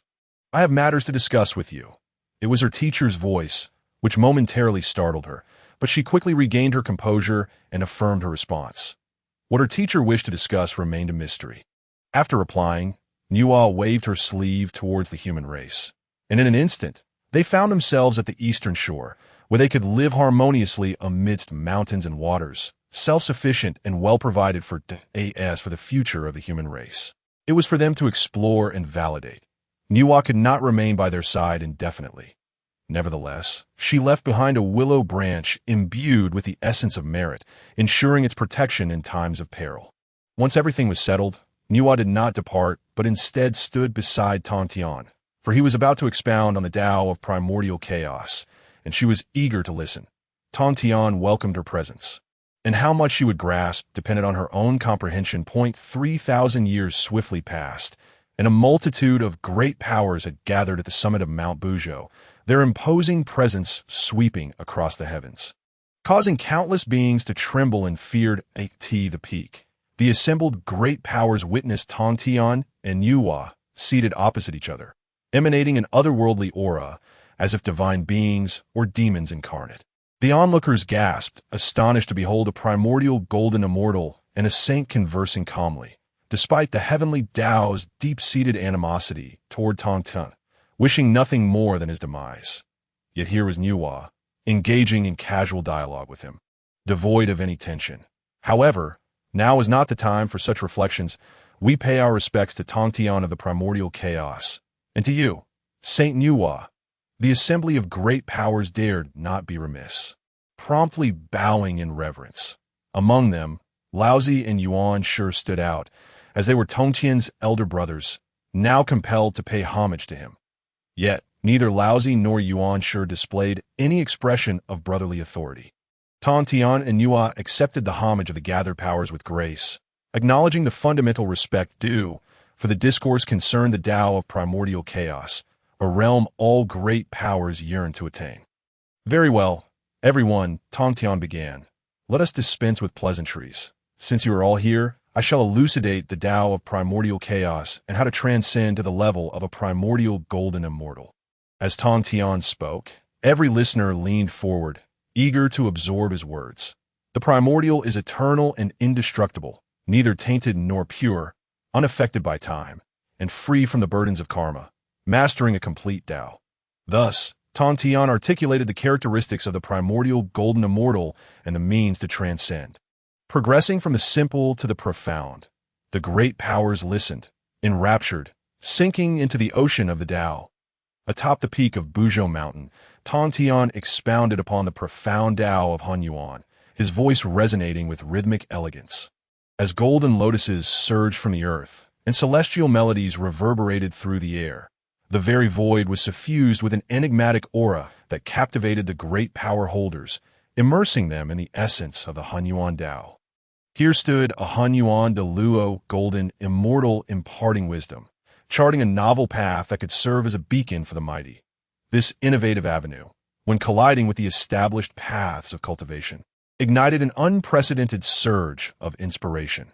Numerous great power holders experienced instantaneous breakthroughs as the laws of the Tao danced and intertwined, sparking creativity and insight. Even Enhua, upon hearing the teachings of the Hunyuan de Luo, Golden Immortal, found herself enlightened. She was not one to isolate herself in arrogance. Rather, she was generous in pursuing that which could enhance her own cultivation. Despite her opposition to Hunyuan, she did not dismiss it as heretical. On the contrary, she sought to absorb the quintessence of the Hunyuan Tao to refine herself and achieve self-perfection. For this was the true path to elevation. The echoes of the Tao enveloped the summit of Buzhou Mountain for 5,000 years. A formidable sound wave resonating throughout the primordial realm, benefiting numerous beings. However, for the Wu tribe residing nearby, the situation was quite burdensome, as the overwhelming presence of 3,000 great power holders loomed above them like a blazing sun. The weight of a Hunyuan and a saint above them was indeed immense. The apex of Buzhou Mountain was a convergence of the most powerful beings in the entire primordial realm. No matter how audacious the Wu tribe might be, they dared not proclaim that they could expel them all. Thus, they could only endure the whims of the great power holders, for these beings would not remain atop Buzhou Mountain indefinitely.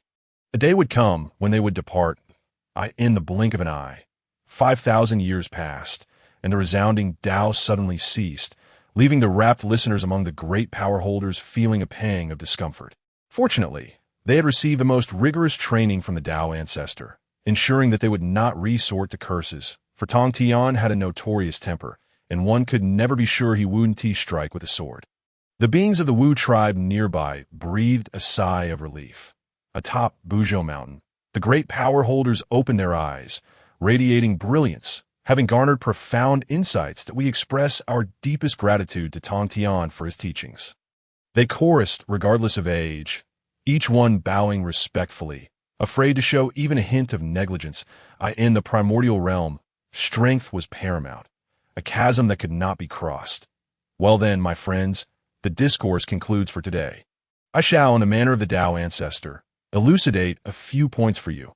Tongtian smiled lightly, exuding confidence as he surveyed the world with a discerning gaze out of course, as a being of Hunyuan caliber.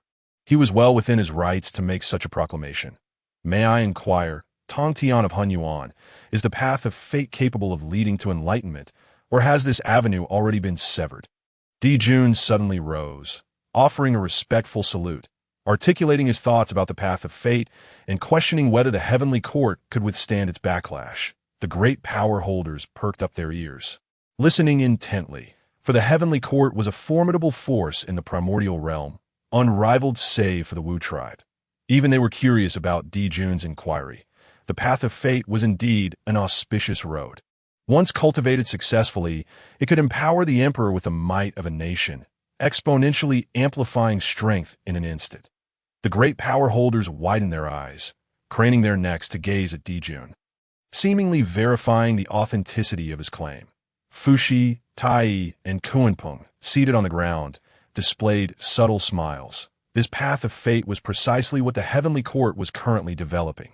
With Tongtian's confirmation, it implied that the heavenly court could become invincible. The amplification of strength by dozens of times would leave the great power holders in ruins. Such was the nature of the path of fate, even if a nation's ruler were an ordinary individual. The blessing of fate could grant them the power of a quasi-saint. Gasps echoed among the great power holders. The very air atop Buzhou Mountain felt as if it were being drained. However, the path of fate also bore its flaws. It was exceedingly slow. Cultivating fate meant cultivating a nation, its people, and their hearts. As long as the hearts of the people aligned, one could dominate the world. Each practitioner of fate endured unimaginable suffering. During their cultivation journey, entire nations could be annihilated, the collective strength dissipating into nothingness due to the overwhelming opposition, as some would forcefully intervene to quell them. Tongtian pointed skyward. Dijun's complexion paled instantly, for Tongtian's words could not have been clearer. You cannot cultivate. While men act, heaven observes, and there are those who do not wish for your success. The great power holders were filled with trepidation, their souls trembling at such a blatant hint. with the heavenly principles or Hongjun observing, who would dare to pursue the path of fate, even if one dared to tread it. Should a being of at least saintly caliber intervene, even Dijun, a prodigy, would fall. Now, on to the next question. One by one, the great power holders posed their queries, and Tongtian addressed each with patience. Indeed, in elucidating their doubts. He could also glean insights applicable to his own path. It was no wonder that when Hongjun, the Tao ancestor, spoke, he included a segment for resolving doubts, fostering a better understanding of the teachings. After all, the unity of knowledge and action was the best approach. Before long, a decade slipped by, and all had received their clarifications. The command from Tongtian. They departed from the summit of Buzhou Mountain.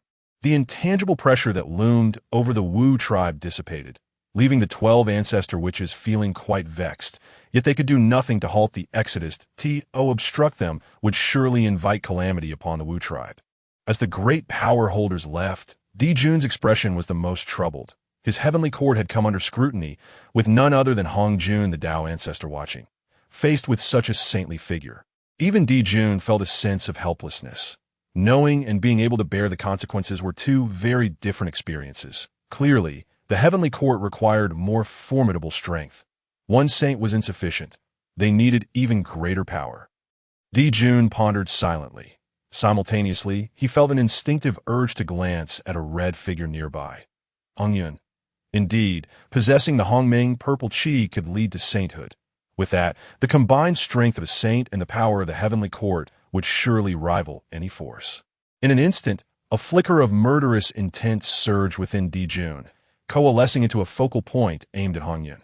Yet he suppressed it with all his might, lest Hongyun perceive any disturbance. The Hongming purple qi must be obtained, even if Hongyun possessed the potential to attain sainthood. However, Hongyun had yet to achieve that status and was not yet a disciple of the Tao ancestor, lacking his protection. Thus, Dijun still had a chance. It seemed necessary to devise a plan concerning Hongyun. The Hongming purple qi was imperative, for only with powerful strength could one engage in discussions of significance. Dijun silently contemplated, returning to his impassive demeanor. Concealing his thoughts from all as an emperor, he could never allow others to fathom his psyche. Otherwise, he would face severe repercussions. Tongtian departed with Enhua, one returning to the tranquil depths of Jinao Island, the other heading towards the chaotic purple cloud palace to meet with Hongjun, the Tao ancestor. After the great power holders concluded their teachings, they dispersed from the summit of Buzhou Mountain, returning to their respective sanctuaries to deeply contemplate the Hunyuan Tao articulated by Tongtian. For the great power holders, this knowledge was a treasure, the ironclad law that without the Hongming purple qi, one could not attain sainthood had been utterly shattered, igniting their hopes and spurring them towards the direction of the Hunyuan de Luo golden immortal. In an instant, the entire primordial realm fell silent, as the great power holders immersed themselves in profound cultivation, leaving only beings below quasi-saint level to wander the vastness. Moreover, Tongtian's teachings had also impacted the Wu tribe. The 12 ancestor witches sensed a surge of energy emanating from the great power holders descending from Buzhou Mountain, their energies escalating to unprecedented heights. Clearly, Tongtian's discourse had yielded significant advancements among the great power holders, which posed a considerable threat to the 12 ancestor witches, had the strength of the 12 ancestors of witchcraft not been enhanced.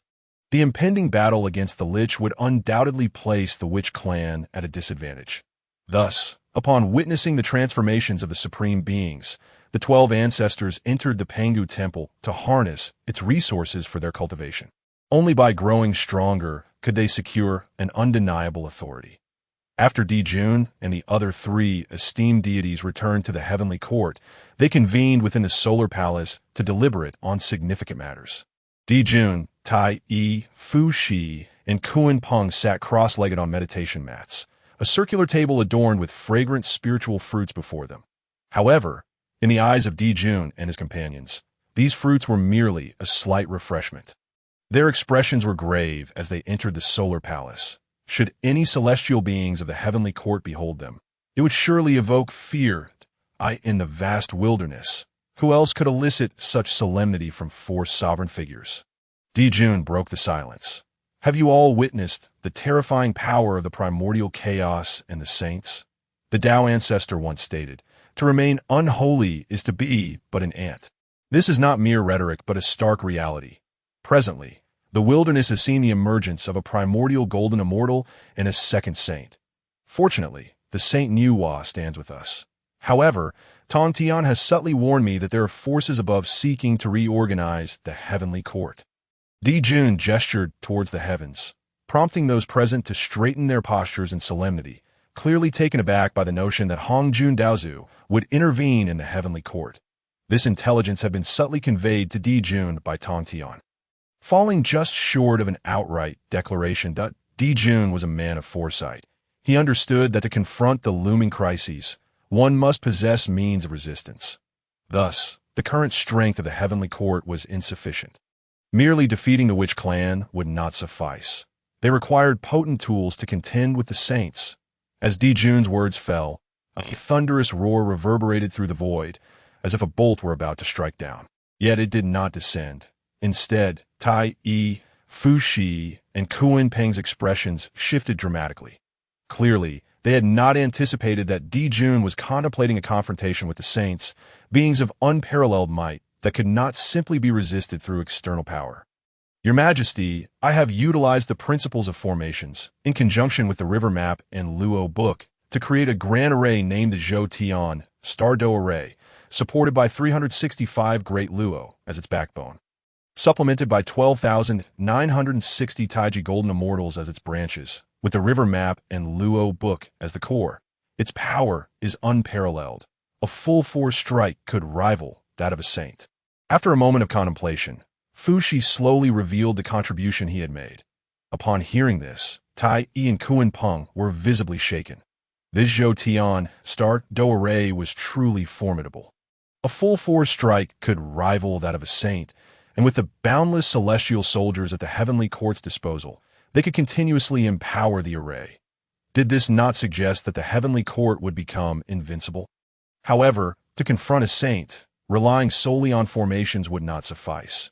After all, they were external forces, and the saints existed on a plane beyond their comprehension.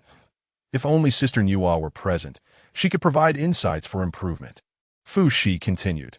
His words underscored the magnitude of Fu Shi's contribution, earning him solemn bows from Jun, Tai Yi, and Kuan Peng, acknowledging that achieving this was no small feat. This limitation was due to Fu Shi's own strength. Otherwise, he could have further enhanced the Zhou-Tian Star Doe Array. Alas, Sister Nuwa had been summoned by Jiaozhu to the chaos. Had a saint been present to observe and offer suggestions, the array could have been even more formidable. Fu Shi felt a profound regret. Kuan Peng smiled bitterly. While Fu Shi had made extraordinary contributions to the heavenly court, he felt utterly inadequate in comparison. To contend with a saint, one must possess a saint's strength, or at least that of a primordial golden immortal. However, the primordial purple energy was limited, and all were disciples of Jiaozhu, none daring to seize it. Tai Yi sighed, his eyes filled with a sense of regret. Even he, wielding the chaos bell, could not claim to face a saint unscathed. With his quasi-saint cultivation, he felt powerless to assist his elder brother. A truly disheartening realization. Primordial purple energy. Suddenly, Kuan Peng's heart stirred, and the image of Hong Yun surfaced in his mind. Had it not been for Hong Yun's insistence on relinquishing his seat, he too would have possessed a strand of primordial purple energy. It was precisely because Hong Yun vacated his spot that Kuan Peng lost a crucial opportunity. This resentment had been deeply buried within him, that he had long harbored thoughts of vengeance. Yet Hong Yun was also a supreme being with formidable strength. Adept at evasion. Even with Kuan Peng's speed, it would be a challenge to eliminate Hong Yun. Now was the perfect opportunity to strike him down, especially since the primordial purple energy was in Hong Yun's possession, and they shared a significant karmic connection. With the aid of the heavenly court, eradicating Hong Yun would be all the more advantageous. There exists a strand of primordial purple energy within the wilderness. Kuan Peng spoke slowly, instantly capturing the attention of all present. Who are you? Hong Yun. Fu Shi, possessing remarkable intelligence, immediately recalled the figure of Hong Yun. Indeed, is Hong Yun. he articulated, revealing the profound karmic ties he shared with Hong Yun, who was not a disciple of Hong Jun Daozu. Even if he were to strike him down, it would be reasonable. Upon hearing Kun Peng's words, the others were momentarily taken aback. Seizing another's opportunity is akin to forsaking one's spouse and children. It is unforgivable. Hong Yun is the one who made me lose my chance. This karmic retribution must fall upon him. How can I not tear him to shreds to alleviate the hatred in my heart? Kun Peng declared fiercely, his eyes emitting a faint red glow. The others gasped in shock. This was not merely a scheme, but a calculated assault on the heart. Not only did he intend to slay Hong Yun, but he also aimed to seize the primordial purple energy. The heavenly court, in need of primordial purple energy, would undoubtedly lend its support to Kun Peng in his quest to eliminate Hong Yun, aligning perfectly with the principles of retribution. Kun Peng, the heavenly court shall certainly assist you in seeking justice. If Hong Yun fails to provide a satisfactory response, then we shall have no choice but to eliminate him. Di Jun proclaimed with a fierce intent, appearing as a champion for Kun Peng, while Fu Shi nodded in agreement. Tai Yi, somewhat bewildered, followed suit. Seeing both Di Jun and Fu Shi in agreement, he too nodded. Although he was uncertain of the unfolding events, he believed that following their lead would pose no issues to slay Hong Yun and settle the karmic debt. This was the conclusion reached by the four esteemed deities of the heavenly court.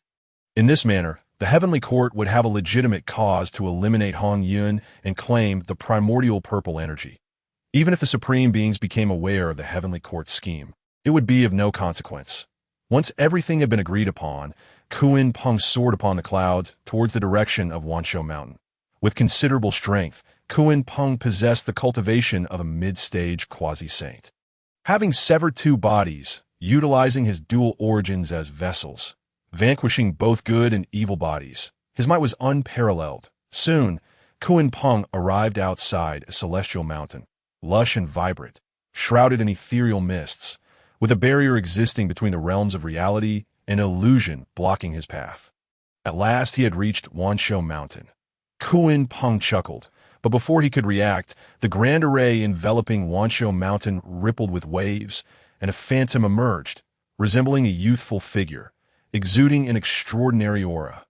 Kun Peng, why are you here at Wanshou Mountain when you should be diligently attending to matters in the heavenly court? You are not welcome here. The figure addressed Kun Peng coldly, showing no courtesy. Zhen Yuanzi, are you so fearful of my presence in the wilderness that you would send forth a mere phantom to greet me? Do you hold me in such disdain? Kun Peng retorted, his icy, killing intent radiating outward, enveloping Zhen Yuanzi's phantom, causing it to tremble as if flickering like a candle in the wind, on the verge of extinguishment. Zhen Yuanzi's phantom maintained a calm demeanor. Responding with remarkable composure, Kun Peng, Wanshou Mountain welcomes friends to engage in discourse, not those who come to provoke trouble. Individuals like you are not welcome here. If you leave now, I shall not hold you accountable. He countered Kun Peng's aggression with ruthless candor, urging him to depart and forbidding any unruliness at Wanshou Mountain. I am not here to seek you out today. I come for Hong Yun. Have him come forth to meet me, that if he refuses to see me, do not blame me for being impolite and forcibly entering Wanshou Mountain. Kun Peng replied, his composure unwavering, though his tone grew harsh. His aura roaring as he crushed Zhen Yuanzi's phantom, that he had not anticipated it to be so fragile and easily shattered. Zhen Yuanzi, you cannot protect Wanshou Mountain. Your best course of action is to surrender Hong Yun, lest you endure the agony of destruction. Within the embrace of Wanshou Mountain lies a Taoist temple known as Wuzhuang Temple. Here, Zhen Yuanzi and Hong Yun sit across from each other, a table adorned with shimmering, translucent ginseng fruits, fresh and tender. These are the premier spiritual fruits of the primordial era. Yet, both Taoists seem oblivious to their presence, their gazes heavy with gravity. The impending arrival of Kun Peng has made it clear to them that the days of tranquility have fled far into the past. Zhen Yuanzi gazes at the arrogant Kun Peng and, with a bitter smile, laments, "It is my fault for lacking the strength to protect you. All of this is on my shoulders." He feels a profound sense of guilt for failing to fulfill his duty as an elder brother, allowing Hong Yun to suffer. Dear brother, There is no need for such despondency. With your prowess, you hold a significant place even in the primordial realm. Were it not for my own wanderings, Hongyun would not have reached this point. Please do not speak such disheartening words. Even if Emperor Jun were to arrive, we brothers would face it together, Hongyun asserts, his voice resonating with confidence, as if he could crush Kunpeng like a mere insect with a flick of his hand. This is a testament to his unwavering faith in Xinyuan Zizi. Xinyuan Zizi can only smile helplessly, fully aware that Kunpeng's arrival is a consequence of the primordial purple energy residing within Hongyun. Hongyun is merely a being favored by this energy, lacking the protection of the Tao ancestor, and thus he becomes the prime target. Strangely, Hongyun appears unfazed, as though he does not sense the looming danger. Xinyuan Zizi feels a sense of helplessness. How can they confront a merciless celestial demon with such a formidable presence? Seeing Xinyuan Zizi's plight, Hongyun bursts into hearty laughter. Dear brother, during our time in the primordial realm, I have cultivated many friendships, some profound and others shallow. Should I encounter peril, I assure you, I will summon my allies to deliver a decisive blow to any intruder. With that, he gestures, sending a stream of energy through the endless expanse of time and space, transmitting a message far and wide. Our crisis will soon be resolved, he declares confidently. However, Xinyuan Zizi cannot abandon Hongyun. He is his beloved companion, and he cannot afford even the slightest loss at that moment. A wave of oppressive force emanates from outside the grand formation, enveloping it and causing it to creak ominously as cracks begin to spread, threatening to shatter the protective barrier. Yet, the formation pulsates with the essence of the earth, mending all fissures, rendering them harmless. Since you refuse to emerge, I shall force you out, Kunpeng declares coldly, his gaze fixed on the grand formation as a massive hand descends upon it, unleashing an icy aura that pierces the void, threatening to extinguish all in its path. The grand formation glimmers with earthy light, clashing against Kunpeng's formidable hand. Yet, Kunpeng seems intent on targeting every corner of the formation, systematically diminishing its strength until it threatens to dissipate entirely. Clearly, with Fushi's guidance, Kunpeng is overpowering the formation, shattering it piece by piece. With a thunderous roar, the protective array surrounding Wanshou Mountain collapses into ruins, revealing the mountain's true splendor, a picturesque landscape teeming with life, akin to a celestial paradise. Yet Kunpeng remains indifferent to this beauty, his gaze fixated on Xinyuan Zizi and Hongyun, an oppressive aura bearing down upon them. Today, Wanshou Mountain shall be annihilated. Mark my words, he proclaims, his presence overwhelming, as if a demonic god has descended, exerting his dominance over Xinyuan Zizi and Hongyun. Simultaneously, silhouettes rush from the distance, growing closer with imposing might, all converging upon Wanshou Mountain. Reinforcements have arrived. These are my lifelong friends. They will undoubtedly lead us to safety, Hongyun exclaims, his eyes sparkling with excitement. However, Kunpeng stands unmoved in the void, coldly warning, the heavenly court has its ways. Anyone who dares to cause trouble here will taste the iron fist of the heavenly court's purple mansion. With a piercing gaze, Kunpeng scans the crowd, instilling fear as if a primordial demon has set its sights upon them, causing their spirits to tremble. Who dares to act? Is there anyone left? His words resonate powerfully, shattering the confidence of Hongyun's allies, who, confronted with Kunpeng's fierce gaze and overwhelming killing intent, are reduced to a state of panic. Hastily retreating as swiftly as they had arrived, it appears that no one is left to assist you. Kunpeng chuckles, surveying Xinyuan Zizi and Hongyun with a sinister smile, surrounded by an aura of murderous intent that envelopes Wanshou Mountain, transforming the entire vicinity into a realm of slaughter. Kunpeng, you lack the qualifications to tread upon Wanshou Mountain. Rise, earthly formation, Xinyuan Zizi interjects, halting Hongyun's words as he forms seals with his hands. Instantly, Wanshou Mountain shudders as if a great earth dragon were awakening, the ground quaking violently as pillars of earthy energy surge toward the heavens at a total of 81 divine pillars, embodying the laws of earth, rise to connect the 9 heavens above and the 9 underworlds below, creating a celestial canopy that envelopes Kunpeng at the same time. Zizi radiates an overwhelming divine light, linking heaven and earth, becoming the heart of the earthly formation, commanding it to suppress Kunpeng. Drawing upon the terrain of Wanshou Mountain and his current mid-stage quasi-saint strength, he unleashes power that even causes Kunpeng's expression to shift. Indeed, the territory of a great master of supernatural power is not easily trifled with. Such formations rank among the pinnacle of the primordial realm. Although Kunpeng's expression changes, he remains unfazed, producing a talisman inscribed with intricate patterns that shimmer with a mysterious allure, exuding an aura capable of breaking through restrictions. This is the Forbidden Breaking Talisman, gifted to him by Fuxi, containing methods to dismantle formations, capable of shattering 99% of primordial arrays upon invocation.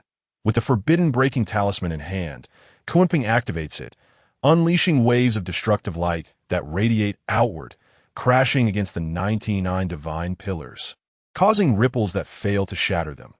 However, the formation trembles, the earth quakes, and the structure threatens to collapse. Zizi's face pales. The recent assault is shaking the very foundation of the formation, risking the integrity of the 99 pillars and threatening to unravel the entire barrier. Clearly, Fuxi's intervention is at play. Otherwise, Kunpeng would not possess such formidable capabilities to breach the formation. Is the heavenly court truly beginning to target Hongyun? If so, Hongyun may not survive, for not every great master possesses the strength to withstand the might of the heavenly court. Zizi realizes he must swiftly deal with Kunpeng and escape Wanshou Mountain. Resolute, Zizi narrows his gaze, forming seals with his hands as a heavy tome materializes above his head, an overwhelming force cascading down. The exquisite innate spiritual treasure, the earthly book, emerges, nurtured by the essence of the primordial earth, establishing an innate affinity with it. As it appears, the formation stabilizes, and the earthly book radiates brilliance, becoming the heart of the earthly formation, unleashing a terrifying suppressive force that coalesces ancient divine mountains in the void, crashing down upon Kunpeng like meteors shattering the sky. The formidable power of the formation causes Kunpeng's expression to shift drastically as he extends his hand, summoning a colossal hand of the heavens that encompasses time and space, suppressing all realms, surrounded by an icy aura and raging winds. This hand, forged from the laws of water and wind, strikes toward the ancient divine mountains. When the two forces collide, the sky shatters, the universe trembles, and time itself seems to fracture, scattering the tumultuous laws of the cosmos and stirring endless dust, tearing the very fabric of the void. A series of jagged rifts mar the air, continually widening, refusing to heal. The two divine powers extinguish in the void, revealing Kunpeng's figure. Yet before he is fully exposed, he strikes again, unleashing a torrent of divine might that surges toward the 99 divine pillars. The Forbidden Breaking Talisman transforms into a divine bird, soaring toward Zizi, hidden deep within the void, intent on dismantling the formation and carving a path through it. Observing this, Kunpeng unleashes a devastating punch, shattering 1,000,000 miles of void and obliterating everything in his path. Thus transformed into a divine radiance, it followed the forbidden symbol and arrived at the core of the grand formation. Kunpeng revealed a subtle smile, directly producing the palace of demon masters, a resplendent edifice, exuding innate spiritual light that illuminated the eyes of Zizi. The palace of demon masters emanated a terrifying aura of slaughter, sweeping across 1,000,000 miles, and crashed directly towards Zizi, the divine bird.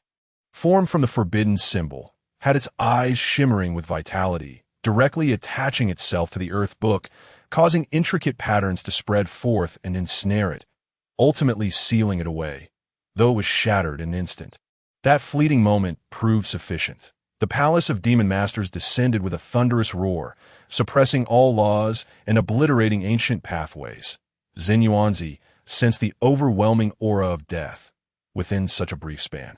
Kunpeng had located the formation's core and unleashed the palace of demon masters, a spiritual treasure forged from countless celestial metals, capable of unleashing formidable power in Kunpeng's hands.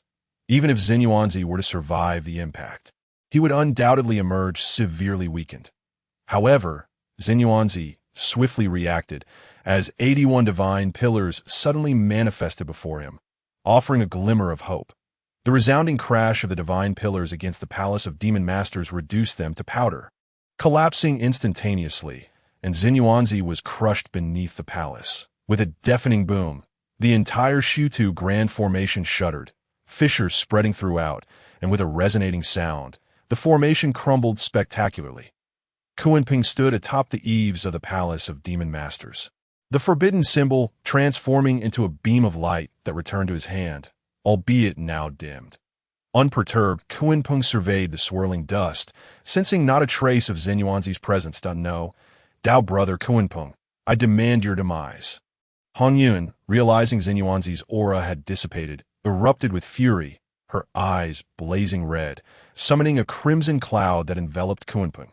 This cloud was specifically designed to target souls. Even the mightiest of beings would bleed from all orifices and perish if tainted by even a hint of it.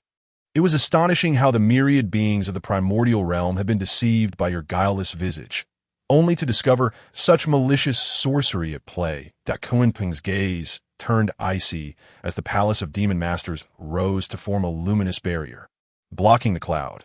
Upon closer inspection, the cloud was steadily eroding the fabric of time and space, revealing a nightmarish landscape riddled with pockmarks before Kunpeng's eyes.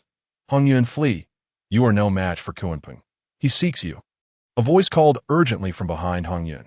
The earth book before Xinyuanzi dimmed slightly, yet still radiated brilliance, absorbing most of the damage. However, his robe was tattered, a clear indication of the earlier strike's severity, leaving Xinyuanzi apprehensive. Had it not been for the earth book's protection, he might have already been vanquished. Now, witnessing Hongyun charging towards Kunpeng, an unwelcome emotion surged within Xinyuanzi, prompting him to urgently express his distress. Hongyun, retreat. Do not engage Kunpeng. He is prepared. Truly clever. Kunpeng grinned, and, as his words fell, myriad stars manifested across 1,000,000 miles, suspended in the void, transforming the scene into a vast, silent expanse of starlit sky, deeply beautiful yet fraught with peril. Hongyun found herself ensnared within the grand formation, unable to escape. The stars hung high, casting flickering light, imprisoning a mid-stage great power within. Kunpeng, what have you done to Hongyun? Xinyuanzi erupted in fury, as in the blink of an eye. Hongyun's aura vanished completely. Yet, knowing their hearts were intertwined, Xinyuanzi was certain she still lived. The earth book radiated brilliance, dominating the terrestrial forces within 1,000,000 miles, condensing it into the void above Kunpeng, poised to crush him at any moment. Xinyuanzi, to slay me, even with your alliance with Hongyun, would be a daunting task, let alone when you stand alone. Kunpeng scoffed as every inch of the palace of demon masters shimmered with divine light. The sound of crashing waves resonating through the void as the palace doors swung open, unleashing a deluge that flooded the expanse, resembling a vast ocean. A chilling wind howled through, icing over the perennial spring of Wanshou Mountain.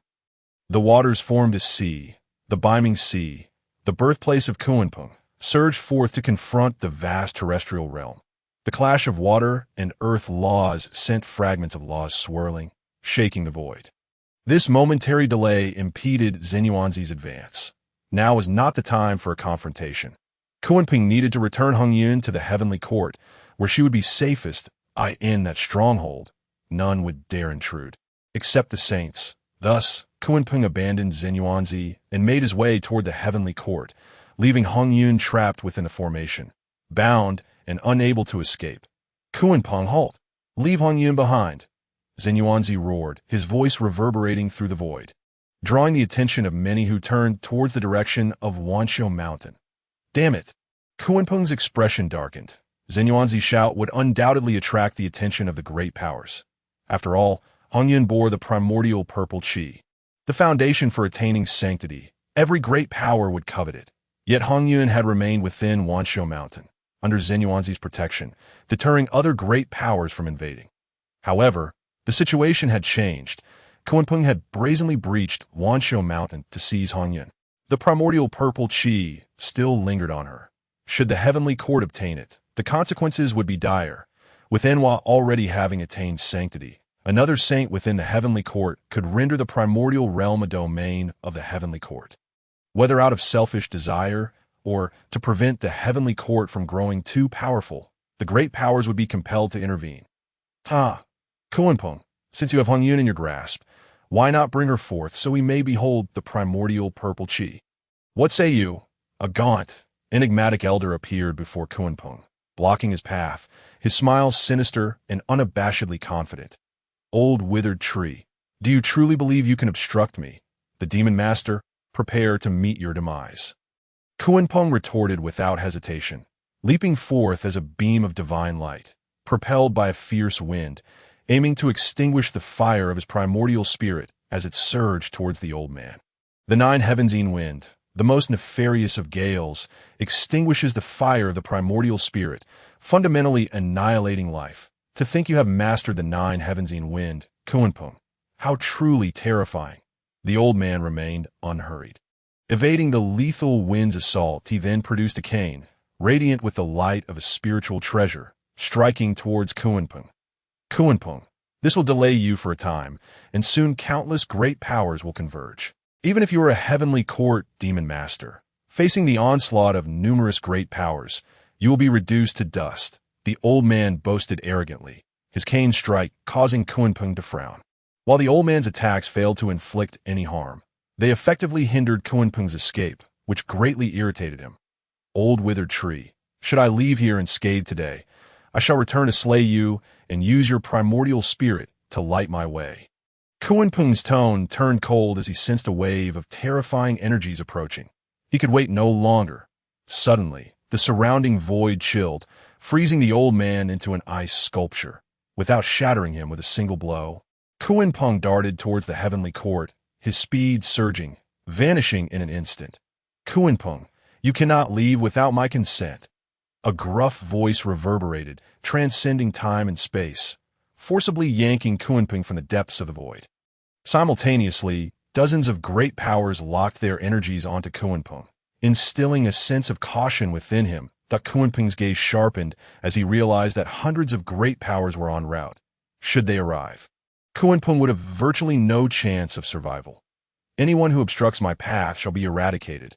In an instant, the Kunpeng surged forth, its fierce aura sweeping across the heavens and the earth, casting a formidable presence over all.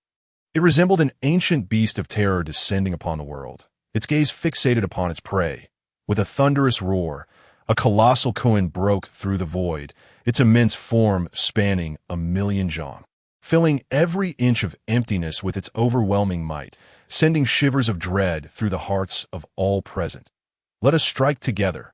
Before the words could fully escape, their entire beings were shattered by the titanic Kun. Their flesh and souls reduced to mere rubble, annihilated utterly. With a fearsome flick of its tail, the great Kun shattered the vast void, exuding an aura of lethal intent, its tail shimmering with a dark luster as it descended upon the mighty practitioners, causing their physical forms to collapse instantaneously into nothingness. Oh, you truly believe me to be so mild-mannered? It roared. Die.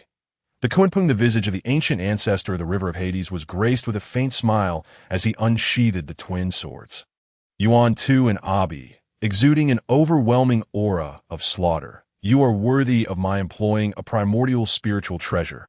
The piercing brilliance of the Yuan Tu Abi swords surged forth, cleaving through the fabric of time and space. Annihilating the heavens, the radiant sword light directed unerringly toward the Kunpeng. It locked onto the essence of Kunpeng's soul, leaving it with no choice but to endure, unable to evade. The sound of rushing waters echoed as a vast expanse of ocean materialized, and Kunpeng's form submerged beneath the waves in the next instant. A colossal Kun surged forth from the depths, its ferocity akin to the murderous intent of the river of Hades, utterly savage. Upon emergence, it charged directly at the slashing swords, its body shimmering with a jet-black luminescence, akin to donning a suit of armor. It barreled into the frigid sword light, with a series of resounding impacts. Kunpeng felt a sharp pain as a profound fissure appeared on its head, revealing stark white bones, blood gushing forth incessantly. The seemingly indestructible body of Kunpeng was shattered by the ancient ancestor of the river of Hades. Blood cascaded down, pooling upon the primordial earth, forming a river. The corporeal form of Kunpeng, comparable to a primordial spiritual treasure, was cleaved by the sword of the river of Hades, the blood splattering forth. Inciting a furious wrath within Kunpeng, river of Hades, dare to inflict harm upon me. You seek your own demise. The colossal Kun's roar reverberated through the void, its body radiating a deep obsidian glow. As it pivoted, its massive tail shattering the fabric of space with monumental force, striking toward the head of the river of Hades. Concurrently, torrents of water transformed into piercing columns, surging toward the ancient ancestor of the river of Hades. Unperturbed, the ancient ancestor of the river of Hades wielded the twin swords, crossing them to unleash a magnificent sword light that sliced through the sky, extinguishing the multitude of water columns before delivering a fierce blow to the tail. This time, the killing swords could not sever it. An immeasurable force reverberated through the river of Hades, a collision of pure physical might against the refined sword light. A blinding radiance illuminated the surroundings, obliterating countless realms and shattering the very foundations of existence. Even the mightiest of transcendent beings would be compelled to show reverence, hesitant to act recklessly. This is an opportune moment. Kunpeng is restrained by the ancient ancestor of the river of Hades. Let us strike and subdue Kunpeng. Seizing the crimson cloud, a voice rang out, illuminating the minds of those present with the potential of this moment, for Kunpeng was akin to fish upon a chopping block. Ripe for slaughter, the transcendent beings, not lacking in acumen, understood the gravity of the situation. Although slaying Kunpeng would invite the wrath of the celestial court, the primordial purple energy could grant them the path to sainthood. Once they achieved such a status, even the celestial court would be powerless against them. Let us act. First, we shall slay Kunpeng and seize the crimson cloud. The division of spoils could be deliberated later. Agreed. In an instant, the transcendent beings communicated telepathically, and all concurred with the plan. Subsequently, hundreds of transcendent beings unleashed their energies, casting forth relentless divine abilities, half-directed their efforts toward the ancient ancestor of the river of Hades, while the other half focused on Kunpeng, a deluge of divine powers converging upon them. Even the most formidable of transcendent beings would sustain grave injuries in an instant. Both the ancient ancestor of the river of Hades and Kunpeng were engulfed beneath the overwhelming tide of divine abilities, the air thick with the scent of annihilation. Yet they each allocated a fragment of their consciousness toward the transcendent beings, albeit sparingly, for the strength of the transcendent beings was lacking. Now, the transcendent beings were poised to strike, intent on subduing the ancient ancestor of the river of Hades and Kunpeng. Bold fools, daring to lay hands upon me, you shall all perish, just as the transcendent beings reveled in their excitement. A chilling voice emerged from the depths of destruction, cold and bloodthirsty, shrouded in a thin veil of murderous intent that enveloped a million-mile radius in frost. The murderous aura soared to the heavens, the heavens themselves darkening, as the figure of the ancient ancestor of the river of Hades emerged slowly. This time, he was furious. The joyous battle with Kunpeng had been abruptly interrupted, an unforgivable affront. The boundless murderous intent reshaped the very world, leaving the transcendent beings in awe, for such terrifying malice was unprecedented, a spectacle unseen throughout the ages. River of Hades, do you presume to contend with us all? With your strength, it is futile. Yet the transcendent beings did not cower. Losing composure in the presence of peers would invite ridicule. Together we shall strike, half against the river of Hades, half against Kunpeng. One commanded directly. Fortuitously, the transcendent beings recognized the gravity of the situation and paid no heed to who was directing. Over 100 surged toward Kunpeng, divine energies soaring into the sky, resonating through the annals of history. Having just endured the assaults of hundreds, Kunpeng was already gravely wounded. Now, with 100 converging upon it, it found itself unable to withstand the onslaught, a mere throng of rabble dares to act so brazenly before me. The upper half of the ancient ancestor of the river of Hades' robe was shredded, revealing gaping wounds deep enough to expose bone, with currents of profound energy preventing healing. Presently, the river of Hades posed no threat to the transcendent beings, and upon witnessing his state, they erupted into laughter. Ha! River of Hades, facing death, you still prattle on. We shall slay you and enhance our renown. The transcendent beings wasted no breath, launching their assault, the radiant divine abilities, imbued with an aura of destruction, shattered the primordial void, enveloping the river of Hades. You who seek my life are unworthy. As he spoke, the river of Hades transformed into a pool of blood, gradually reconstituting himself amidst the sanguine waters, his essence restored to its zenith. The ignorant are fearless, but that is no reason for your arrogance. With the twin swords in hand, his figure seemed to traverse the river of time, sword light blossoming in the void, adorned with blood, painting a macabre tableau of slaughter. The lives of transcendent beings were reaped, their corpses falling to the primordial earth, in the hands of the river of Hades. Transcendent beings were hardly worth mentioning, dispatched with ease in an instant. As the river of Hades felled dozens of transcendent beings, terror seized them, prompting a panic flight, their speed unprecedented in history. The river of Hades did not pursue, for it was futile. The spectacle of the day would forever instill fear within the hearts of the transcendent beings. Meanwhile, Kunpeng, as a demon master, though lacking the power to rival the river of Hades, was more than capable of dealing with the transcendent beings, having slain dozens before allowing some to escape. Just as Kunpeng dispatched the last of the transcendent beings, it sensed an icy, murderous intent approaching. Cold and suffocating, a beam of sword light shot forth, transcending time and space, aimed solely at slaying Kunpeng. The moment the sword was drawn, death loomed. Kunpeng roared within, summoning all its magical essence to erect a barrier, a blend of black and gold, resonating with the aura of the Tao. Yet under the might of the river of Hades' charged sword, the barrier shattered, piercing directly into Kunpeng's chest. Just as it prepared to unleash its full power, a streak of light tore through the void above, shattering the cosmos, obliterating all in its path. Should it be struck, even the resilient life force of the river of Hades would be brought to the brink of annihilation. Thus he relinquished the pursuit of Kunpeng, instead directing the sword toward the streak of light in the void, a torrent of murderous intent surging forth like a roaring dragon. The ensuing cataclysm shattered 1,000,000 miles of space, extinguishing the vast Tao, transforming it into a realm devoid of life. The river of Hades was forced back, leaving behind a series of imprints upon the void, retreating for thousands of miles before halting. The killing sword buzzed incessantly in his grasp, his hand trembling, blood trickling from his arm. Even the river of Hades sustained injury from the shock. Tai, the ancient ancestor of the river of Hades, focused his gaze and beheld a proud figure standing amidst the void. Cradling the chaos bell, the essence of chaos swirling around it was the chaos bell that had struck him, inflicting harm, a primordial treasure, indeed living up to its reputation. Witnessing its divine might today was a source of satisfaction for the river of Hades.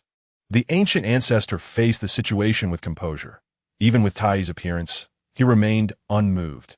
Tai ignored the river of Hades, approaching Kunpeng to alleviate its injuries, drawing forth the sword intent, and in moments, the wounds healed.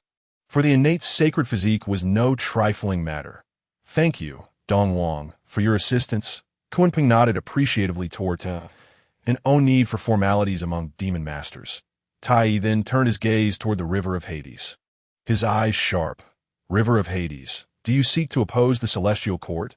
Do you believe the underworld blood sea can withstand the might of the celestial court? It seems you are oblivious to your own folly. Tai stood amidst the void, gazing upon the ancestor of the Nether River. The chaos bell pulsated with chaotic energy, poised to be unleashed to subdue the ancestor of the Nether River. However, the heavenly court held a certain trepidation towards the ancestor. For the blood sea of the Nether was the most desolate expanse of the primordial world, a convergence of murderous intent, resentment, and malice, the embodiment of all negative energies born from the blood sea of the Nether. The ancestor of the Nether River possessed formidable strength, unmatched in slaughter across the primordial world. Thus, he would not engage in battle with the Blood Sea unless absolutely necessary. In one could ascertain how many hidden cards the ancestor held. Furthermore, even the great Luo Golden Immortals could not approach the Blood Sea, making it utterly impossible to confront the ancestor of the Nether River. Only a being of Tai's caliber could contend with him. Hence, Tai treated the ancestor with deference, for not everyone could garner such courtesy from him. Humph, Tai, you of the Heavenly Court wish to monopolize the primordial purple chi, taking such advantage for yourselves. What do I stand to gain? Spare me the pleasantries. If you wish to leave safely, you must pass through me first. The ancestor of the Nether River sneered, showing no regard for Tai. A torrent of murderous intent coalesced in the void, resembling a divine pillar that surged toward the heavens, standing ominously behind the ancestor. Tai frowned, irked by the ancestor's lack of subtlety. Nevertheless, even with the ancestor obstructing him, he found it difficult to impede his advance. Since you seek an explanation, let us see how firm my stance truly is. Tai's aura surged, exuding an imperial essence, as if he were the heavenly emperor surveying the cosmos. The chaos bell in his hand radiated with chaotic light.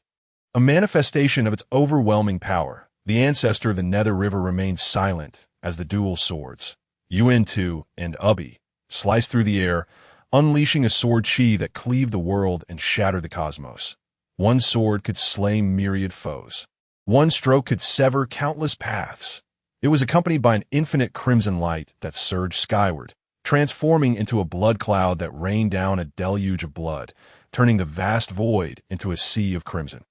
With a resounding clang, Tai struck the chaos bell, sending forth a tremor that reverberated through the vastness.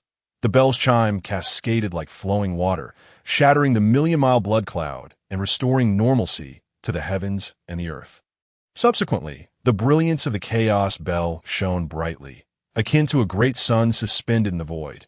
Tai flung forth a streak of light, infused with the essence of the treasured artifact, scattering chaotic energy and tearing through the fabric of space-time. This force directly shattered the sword chi, yet its momentum remained undiminished, crashing into the ancestor of the Nether River with unparalleled might. However, the ancestor of the Nether River, renowned for his prowess and slaughter across the primordial world, adeptly crossed the twin swords in defense before him, successfully blocking the chaos bell. The fabric of space-time erupted violently. Fissures spanning millions of miles tore open, expanding further into the distance, rendering the void grotesque, reminiscent of an infernal realm that a figure was sent hurtling backward, crashing into the primordial land and carving a chasm 1,000,000 miles long, with jagged cracks radiating outward from the ancestor's position. Holding the innate treasure, Tai's offensive might was unparalleled. Even the ancestor, wielding two lethal swords, struggled to withstand it. Yet despite possessing such treasures, slaying the ancestor remained an elusive endeavor. Coughing up blood, the ancestor rose, unscathed, as a surge of blood light enveloped him, restoring his formidable presence to its zenith. This regenerative ability was nothing short of miraculous. The ancestor's resilience astonished Tai. Though the ancestor of the Nether River possesses remarkable recovery, it does not equate to overwhelming strength. If you persist in your obstinacy, I shall not hesitate to continue striking you down, to unveil your limits, Tai scoffed, reclaiming the chaos bell. Noticing the ancestor's silence, he chose to disregard him, for his primary objective was to return the crimson cloud to the heavenly court.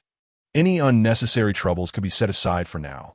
Obtaining the primordial purple chi was paramount. Yaozhu, let us depart. Very well. With that, Tai and Kunpeng swiftly retreated towards the heavenly court. However, before they could leave, a beam of temporal light surged from afar, imbued with unparalleled murderous intent, distorting the ages as the river of time roiled with boundless temporal power. Jiaozhu, are you seeking death? Tai's gaze sharpened as he instantly recognized the approaching figure. Gathering his immense magical power, he struck forth, shattering the temporal light. Yet in that moment of engagement, a silhouette emerged, striding along the river of time, towering and formidable, encircled by the radiance of temporal light, akin to the sovereign of time himself. Jiaozhu's appearance was unexpected. Tai had presumed the 12 ancestors would remain sequestered. It was indeed surprising to see him emerge at this juncture, Of course, if he did not appear, the primordial purple chi would be seized by Tai. In such a case, the heavenly court would possess the strength of two saints. Indeed, were I in his position, I too would seek to prevent Tai. The arrival of Zhu Jiaozhu elicited gasps from many powerful beings. Although they had not participated in the struggle for the primordial purple chi, observing the conflict was nonetheless captivating. You intend to obstruct me? Tai's expression remained impassive, his murderous intent palpable, his eyes narrowing. Where are the other ancestors? Do you believe you can thwart me alone? Tai's derisive smile concealed his wariness of the other ancestors, lest they strike from the shadows. One must not underestimate the cunning nature of the 12 ancestors. They were all too capable of employing lethal tactics without detection. As a longtime adversary of the Witch clan, Tai was keenly aware of their stratagems. Thus, Zhu Jiaoyin's presence stirred a sense of unease within him. After all, the leader of the 12 ancestors, Emperor Jiang, could very well be lurking in the shadows, and with his mastery over spatial laws, eliminating a target would be an effortless task. Tai, the primordial purple chi, does not belong to the heavenly court. Zhu Jiaoyin stood with his hands clasped behind his back, speaking deliberately. Preposterous. The primordial purple chi is to be claimed by the worthy. This was decreed by Daozu Hongjun, now that it lies in my possession. It signifies a connection to the heavenly court. Tai retorted without hesitation to ha-ha. Zhu Jiaoyin chuckled lightly, a smirk gracing his lips. If the worthy are to claim it, then why not present the primordial purple chi and allow it to choose its rightful host? Why go through such convolutions to capture the crimson cloud? Moreover, the primordial purple chi has already recognized Hongyun as its host. If you forcibly separate them, it would amount to a death sentence for Hongyun. The mighty beings of the primordial world would never permit it. Upon hearing Zhu Jiaoyin's words, the assembled powerful entities fell silent, their gazes shifting toward Tai, revealing glimmers of avarice. Zhu Jiaoyin's message was unmistakable. If Tai could seize it, so too could they. Furthermore, the combined might of the powerful beings in the primordial world could easily overthrow the heavenly court. Damn it! Tai cursed inwardly, for he could feel the heat of countless covetous gazes, all fixated on the primordial purple chi. If he did not present a solution, he would be consumed by the greed of these powerful beings. Even though Tai's strength was unparalleled, he could not withstand the combined assault of all the mighty beings in the primordial world. Zhu Jiaoyin's words had ignited a spark of greed among the powerful entities, their eyes now trained on Kunpeng, laced with subtle malice. Kunpeng sensed the shift, a chill running down his spine. The collective greed of the powerful beings in the primordial world could undoubtedly rend him asunder. He knew he could not withstand such a tide. Humph! Should anyone dare to act, they would be declaring themselves enemies of the heavenly court. Do you possess the audacity to do so? Tai cast a deep, piercing gaze at Zhu Jiaoyin, wielding the chaos bell, and bellowed across the expanse of the primordial world, his overwhelming presence sweeping forth. If you wish to live, conceal your greedy intentions. Dare to act, and you shall test the might of the chaos bell in my grasp. With that, he fixed Zhu Jiaoyin with a cold, penetrating stare, imbued with a palpable murderous intent. Zhu Jiaoyin was indeed attempting to incite the entirety of the powerful beings in the primordial world against the heavenly court. A truly formidable scheme. Undeniably, as the master of time, Zun possesses an extraordinary insight into the human heart. The furious roar of Tai, coupled with the formidable might of the heavenly court, has caused many powerful beings to retreat in trepidation. Over the years, the heavenly court has evolved into a colossal entity, impervious to the influence of even the mightiest of beings. Moreover, with Enhua having attained sainthood, should she choose to intervene, the repercussions for any adversaries would be insurmountable. The murderous intent of the great powers has diminished, yet numerous formidable beings remain in the shadows, patiently awaiting their opportunity. Nevertheless, such a situation is indeed favorable. Nguyen, at this moment, must decide whether to withdraw or to confront the might of my chaos bell. The chaos bell, suffused with the essence of chaos, radiates divine light. Its power, being a primordial treasure, is formidable enough that even a being of Zurian's caliber would find it arduous to withstand. They are not of the same rank. Zian, however, remains unperturbed, his countenance devoid of any expression, exuding an air of calm. Since others cannot act, it falls upon us to take action, he states with composure. His words resonate. A terrifying force of time emerges from the void, transforming into a colossal hand of time, entwined with temporal power, reaching out towards Tai. Seeking death, Tai bellows in fury, incensed that someone would dare to provoke him alone. The chaos bell tolls, suppressing the fabric of time and space, shattering the hand of time. Yet his expression shifts dramatically as he realizes he is ensnared in an expanse of time. He finds himself trapped within a realm governed by time, as the chaos bell reverberates, fracturing endless moments, obliterating countless instances of time.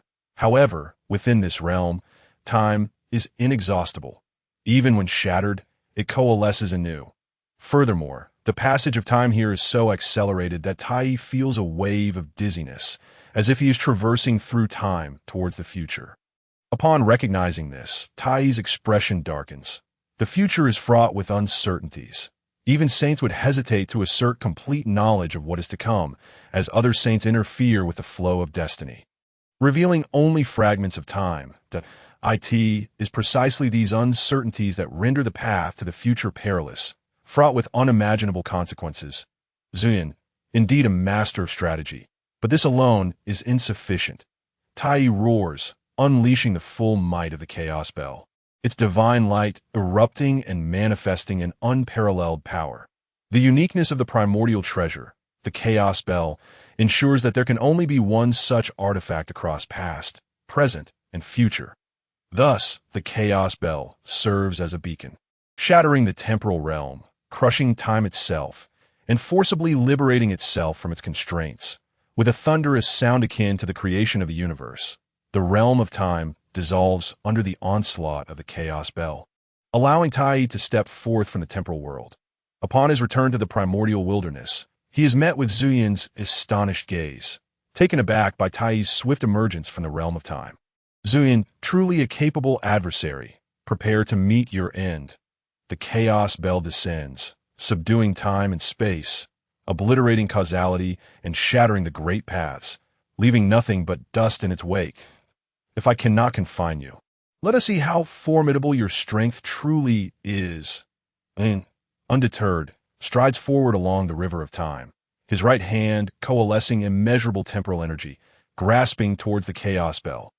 However, the might of the chaos bell has grown exponentially, causing Zuyin's hand to tremble as time continues to erode. Zuyin's ability to contend with the chaos bell momentarily surprises Tai, yet he soon adopts a mocking demeanor. Do you believe you can withstand the assault of the chaos bell? Such naivety! The chaos bell bursts forth with divine radiance, emitting a sound that rends Zuyin's form, sending blood splattering as he is hurled back. Tai! Suddenly, Kunpeng cries out, causing Tai to startle. He turns to see Kunpeng besieged by Emperor Jiang. Hutu and Zhu Rong, clearly at a disadvantage, his body marred by numerous wounds, blood flowing uncontrollably, his vitality waning, on the verge of being annihilated. Seeking death, Tai immediately intervenes, determined to rescue Kunpeng, unwilling to allow him to fall into the hands of the witch clan. Yet, Zuyin's figure obstructs Tai, time's divine light swirling, enveloping Tai and hindering his progress. Tai seethes with rage, but even in his fury, Zuyin prevents him from advancing a single step, leading him by the nose. Zuyin's objective is not Tai, but rather Kunpeng. Thus, as long as Tai is kept from interfering with Emperor Jiang and the others, his goal is achieved that a sudden slash from a space blade severs half of Kunpeng's body. Inflicting excruciating pain, the space blade descends again. Ripples resonate through the void, and a grand formation materializes, shielding Kunpeng. An individual cloaked in an 8 trigrams robe appears that you finally arrived. Had you not come, I would have perished here. Kunpeng gasps, collapsing beside Fushi, who, startled, retrieves a fragrant pill that soothes the senses, urging Kunpeng to consume it to stabilize his injuries. Both Fushi and Tai breathe a sigh of relief. Fushi, you have come, but where is Emperor Jun? Emperor Jiang inquires while striking the grand formation, causing it to tremble slightly. Zhu Rong and Hutu, unwilling to be outdone, unleash their formidable powers, and soon the formation is riddled with cracks. Fuxi, unhurried, reinforces the formation, assuring them that the heavenly emperor is on his way and will arrive shortly. Suddenly, Emperor Jiang, halted in his assault on the formation, stares at Fuxi in horror, his eyes wide with disbelief. Fuxi, puzzled, is about to inquire when Zhu Rong and Hutu also cease their attacks, sharing the same expression as Emperor Jiang, prompting him to furrow his brow. He realizes they are not gazing at him, but rather at something behind him.